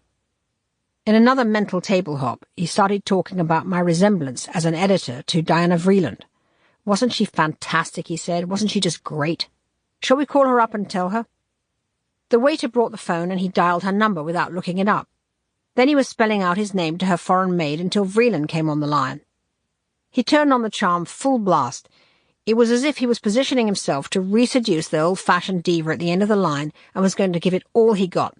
"Diana," he said, "it's Warren. I'm sitting here in the Jockey Club with Tina Brown, and we're just saying how wonderful you are." Pause. "Yes, wonderful. Well, if you've got laryngitis and can't speak, just listen. You're wonderful, and I'm going to come and see you in 2 days. Yes, because you're wonderful." Charm, tenderness, intimacy oozed out of him. Then he hung up, and was on to why Ann Getty should be the mayor of San Francisco, how David Gergen is underrated, how Mort Zuckerman has a chance of being important, if he plays it right. I circled inexorably back to the prospect of a Vanity Fair cover story and a photo session with Herb Ritz. "You know what you are, Tina," he said. "You're a closer. I have a friend in the hamburger business who taught me that expression." He walked me out to my car, making me wait to let him guess which one it was. "So your husband's in Washington half the week." Pause. "Which half?" And then, "How do we progress this now?" "I'll call Herb Ritz," I said. No, I didn't mean the pictures. Look, any time you want to waste some time, no interviews." Saturday, May the 24th, 1986. Gregor von Razori's piece arrived, retracing Humbert Humbert's journey across America with Lolita. It's 40 years since Nabokov wrote the original. It was as if Humbert had been married to Lolita for a quarter of a century and then decided to have a look at where she came from, Gregor writes. Then he takes off on his darkly amusing reflections, contrasting the brashness of today with the different brashness of then. There was no girl child accompanying Gregor, of course, or he'd be in handcuffs instead of celebrating with me about how well it turned out at the Four Seasons. I slightly wish I'd asked Martin to write it, as he's such a Nabokov junkie, but he would probably have asked if it was necessary to do the drive. Anyway, it's perfect for the August issue, and I'm now rushing it in. Monday, May the 26th, 1986, Memorial Day. Back from the ABA in New Orleans on a plane jam-packed with sweating, parted-out publishers. When I got to my seat, I found Faber and Faber's Matthew Evans sitting in it. We both had the same seat number. The stewardess demanded he leave the plane. He refused. I hid during this altercation, as I didn't want him to recognize me, and it would have made the conflict even more embarrassing. I was convinced I was going to be turfed off the plane, which made me frantic as I needed to get back to G and was already tired and hot and pissed off. They finally found me a seat at the back, where I palpitated in sardine intimacy for the rest of the flight with 2 beer-breath book packages, while I continued to hide from Matthew behind a Wall Street Journal. In a deft piece of family publishing synergy, Harry is now coming out with the Picasso sketchbooks as a book for Atlantic Monthly Press, which he still half-runs for more. He hosted an ABA party for Paloma Picasso. We had lunch with the preposterous Princess Michael of Kent, who looked about 15 hands high in an orange silk wrap dress. She has developed a mad false laugh and a new Lady Bracknell voice for dealing with inferiors. "Rowena," she gushed at the cowed debutante she totes around as her lady-in-waiting. "Where is the Dom Perignon? It was sitting outside, but those fools have taken it away. Find it!" Mad false laugh. "Isn't the service quite diabolical? Do shut the kitchen door, Rowena. I hate to stare into a kitchen." After the party, we went out to dinner with Paloma and Ed Victor and Sarah Giles and Leonardo Mondadori, who is publishing the sketchbooks in Italy, and we had so many laughs. Howard Kaminsky, the short, comical publisher of Random House, is a wisecrack a minute. I see why Cy likes him. He took a party out on a boat to see the alligators and asked the guide if he gave good swamp. Wednesday, June the 11th, 1986. I finally had my kiss and make-up lunch with Oscar, who is still totally offended, but off the warpath. He told me all about his son, Moses, whom he found in a trash can in the Dominican Republic and adopted. I was touched. A nicer side of Oscar at last. The September issue is a real pain in the ass with stories going down like bowling pins, but one great thing is that the Reagans have agreed to sit for our feature Staying Married is the Best Revenge, as have the Buckleys, Joan Didion and John Gregory Dunn, and the Libermans. Harry Benson came up with another great idea tonight. The Thatchers. Dynamite. I have finally decided to get the last 20 pounds of baby weight off with a trainer coming to torture me 3 times a week. He's a bespectacled eunuch with huge thighs called Richard, who says, "Good job," and "Go get 'em," as I wrestle with push-ups and sit-ups and bends. Cy and Victoria took us out to dinner at Arcadia with Jane Kramer of The New Yorker. Cy was at his most relaxed and genial, coming out with some memorable Cyisms. When I asked him about why he liked Vienna so much, he said, "Because it's so boring. People always answer the phone there on the second ring, and they never put you on hold." Victoria is, I realise, very much like Cy. She loves going to their Florida house because there's no staff. I put my foot down and said we only buy the house if there's no art and no servants. Then I know if I put something down it'll still be there next time I look. Jane complained to Cy about the latest wilfully tedious 3-parter in The New Yorker, but Cy defended it, revealing as he did that he had read all 3 parts, which, he said with a beatific smile, all hung together with a subtle homogeneity when read all together. The irony is he may be the only person left who has done so, including, I suspect, William Shawn. Thursday, June the 12th, 1986. The Dunn-Herrera combo has brought in a great scoop on Imelda Marcos in exile. She is said to have lost most of the fortune her husband scammed as president of the Philippines, but who knows what lurks in offshore bank accounts, artwork and jewellery, and then there's her collection of almost 1,000 pairs of shoes. Ronaldo can always be counted on to be on great terms with the wives of despots, whom he inevitably finds extremely charming and much misunderstood. Turns out he'd stayed often with Imelda and Ferdinand Marcos in Manila and partied along with them and Colin Tennant on Mustique. He got Imelda's agreement for an interview, and soon Nick was on his way to Hawaii with promised access to the Marcos hideout. He says he sat on his balcony at the Kahala Hilton for 4 days waiting for the call until he decided fuck it and showed up uninvited at a local pro-Marcos Filipino-American community birthday celebration in Imelda's honour. He had the smarts to stay for the full 5 hours in the auditorium, then sidled over to introduce himself. That's what's great about Nick. He can hustle like a shoe-leather hack when he needs to, then charm his way to Imelda's 3-bedroom rental.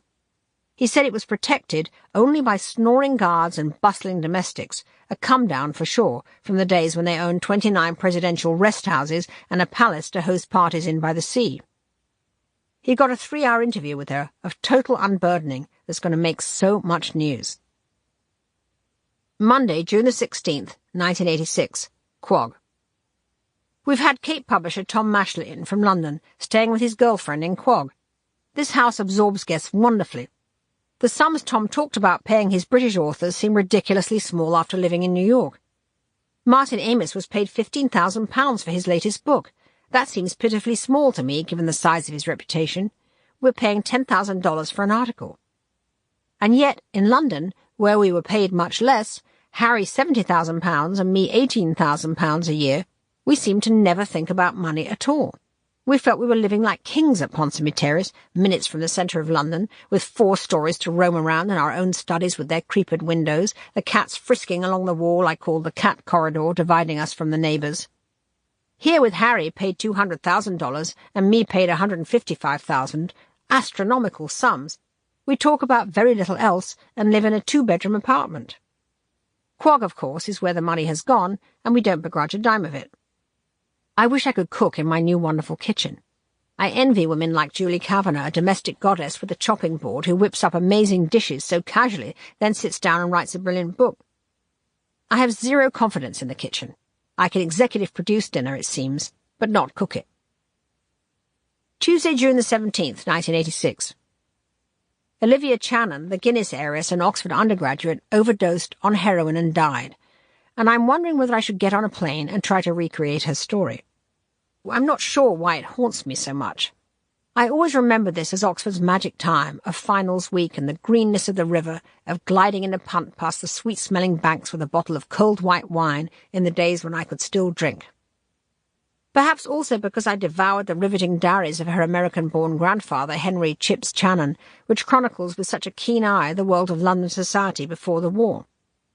How could Olivia have wanted to dull her senses from the beauty of Oxford in June?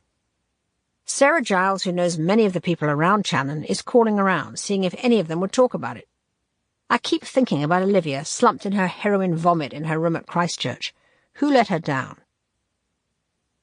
Monday, June the 23rd, 1986. I came to Oxford. Immediately felt odd leaving Georgie for the first time. Brought Sarah Giles to help me connect with people. Ed Victor suggested I hire William Mostyn Owen's daughter Allegra, who knew the Channon group and wants to be a journalist. I met with her today, a very beautiful third-year philosophy, politics and economics student at Trinity, who exudes the usual low-energy blankness of upper-class youth. I was glad to shed her at a Boojum's drinks party. The kids were a lot more friendly there. I liked the current editor of ISIS, a sparky blonde in a very short skirt, and there were some sweet, pudgy old Etonians with open faces. Gottfried von Bismarck, in whose room Olivia died, seems to have been a deeply bad influence, not just because of his drug habit. Beanpole thin with a cadaverous stare, he was known for hanging around looking gaunt when he was not off in Gstaad or Verbier or Bavaria. The one quotable thing Allegra told me about Olivia was that she told her Gottfried had asked her to feel his scalp because he knew it would repel me. I had lunch with a bunch of posh students Allegra knows, including her boyfriend, a young fogey with a thatch of blonde hair and a plummy voice called Boris Johnson. This group seemed more invested in the story not being told. I felt a ring of class loyalty and not enough time to penetrate it. Frustration with being an editor on a short time frame instead of a reporter who could hang out. Thursday, July the 3rd, 1986, Quog. Allegra Mostyn Owen turned out to be bad news. She wrote a really nasty piece about me in the Sunday Telegraph, even though she was supposed to be working as my paid researcher. The centrepiece was the lunch with Boris Johnson and co. But Allegra wasn't present, so Boris must have told her what to write, a snide, garbled version of what I said, because he took no notes and clearly recreated it, full of falsehoods from memory, and then she put her byline on it. I was truly gobsmacked by the awfulness of it. God knows why smiling Boris would behave this way either. I wrote a letter to the Telegraph, pointing out the author, Allegra, wasn't actually at the lunch she described, which they're going to publish, and hopefully it will detract from any further career she may want to have in journalism. But Boris Johnson is an epic shit. I hope he ends badly. Georgie has been so lovably sweet since my return that I want to eat him toe by toe. And now we have another Vanity Fair baby. The miraculous Pam McCarthy gave birth to an 8-pound boy, Joseph Winston McCarthy, on Wednesday night. Her first day of maternity leave. She closed the September issue, played in Chris Garrett, whom I had the brainwave of asking to come fill in for her for 3 months from her job as managing editor of Tatler, and dropped the baby. Her balancing skills are truly breathtaking.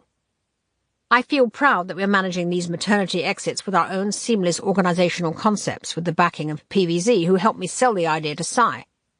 We're just figuring it out on our own, bringing Chris Garrett from London to shadow Pam so we don't skip a beat, and then, when Pam comes back, Chris packs her bags and flies off with her umbrella. Why don't all big companies do this? Monday, July the 7th, 1986. Heatwave continues. Chris Garrett's first day in the saddle greatly reassures me. I am lucky to know these two incredible women who understand how I work and are perfect counterbalances to my whirling ways. I signed a piece to a terrific new writer whom Sharon Delano brought in. Alex Shumatov, shambolic, clever, Russian by origin. I could tell from his endless circuitous storytelling in my office that he has a marvellous eye for detail.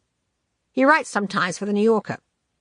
Sharon felt he would be great for a story I am currently consumed by, the murder of the feminist primatologist Dian Fossey in Rwanda. This tale has it all. Mystery, feminism, guerrillas. The village people called Fossey Nyaramba Sibili, the woman who lives alone in the forest, which sounds immediately poetic and mysterious. It's been a heavy lift to edit. Alex is one of those writers who needs to have it pulled from him in what he calls a vomit draft. Once something's on the page, Sharon starts to shape it and goes back and forth between us three. She often works all night, and on the way home runs into Cy arriving at 4 a.m. Sharon's taste in writers is so good it excuses all the tyrannical mayhem she introduces into the closing process, and her rigour is taking us to a new intellectual level. While Wayne is better at sentence polishing, Sharon is particularly good at structure, and when something is missing from a story's content, she, having been trained by Bob Silvers at the New York Review, obsessively researches new material to drop in. She got Alex to expand his purely naturalist bent, to delve into why Fossey travels so far to live on the edge, how from the days of her lonely childhood she seems to have disliked people as much as she loved animals, and how her rancour towards the poachers was actually deeper than her passion for conservation. Shumatov is a new kind of writer for us, and I'm going to make him a contributing editor, listed on the masthead. We need more far-flung narratives, more exploration of topics like the environment, more windows into other cultures. The magazine is now surpassing itself each month. It's like a living thing, competing with itself, straining its own boundaries. Saturday, July the 19th, 1986. Quog. Georgie's christening was a crazy delight, even though the turf went down literally the night before and we had 3 solid days of hammering, drilling and frantic trucks back and forth. Not appreciated by Mum and Dad, whom I brought out for a quiet rest after the jet lag, or by Georgie for that matter, who was cranky anyway after his TB jab. But it's all worth it. The new wooden floor on the porch, the lawn leading down to the pool, it looks fantastic. The morning of the christening there was another sudden summer storm, which played havoc with the little tables all set up on the porch. It suddenly looked like the deck of the Titanic, lashed with wind and rain. The 4-piece band that was supposed to play on the new brick terrace had to be relocated to the dry bit of the porch, a parking lot devised in all the mud. By the time we staggered off to the charming colonial Church of the Ascension, with Georgie swathed in his very royal-looking long christening robe, I was fit to be sedated. But sometimes a spontaneous disaster makes an occasion more memorable, and that's what happened. And since it always rains in England for every outdoor event, it felt poignantly like home. The Quog Church is 150 years old, shingled and white-fenced and nestled in trees. In the rain it was woody dark and damp, and wonderful smelling. A car from New York disgorged Julie Kavanagh, Sarah Giles, Chris Garrett, and Bob and Victoria Hughes. Then came Dominic Dunn and Harry's DC friend, the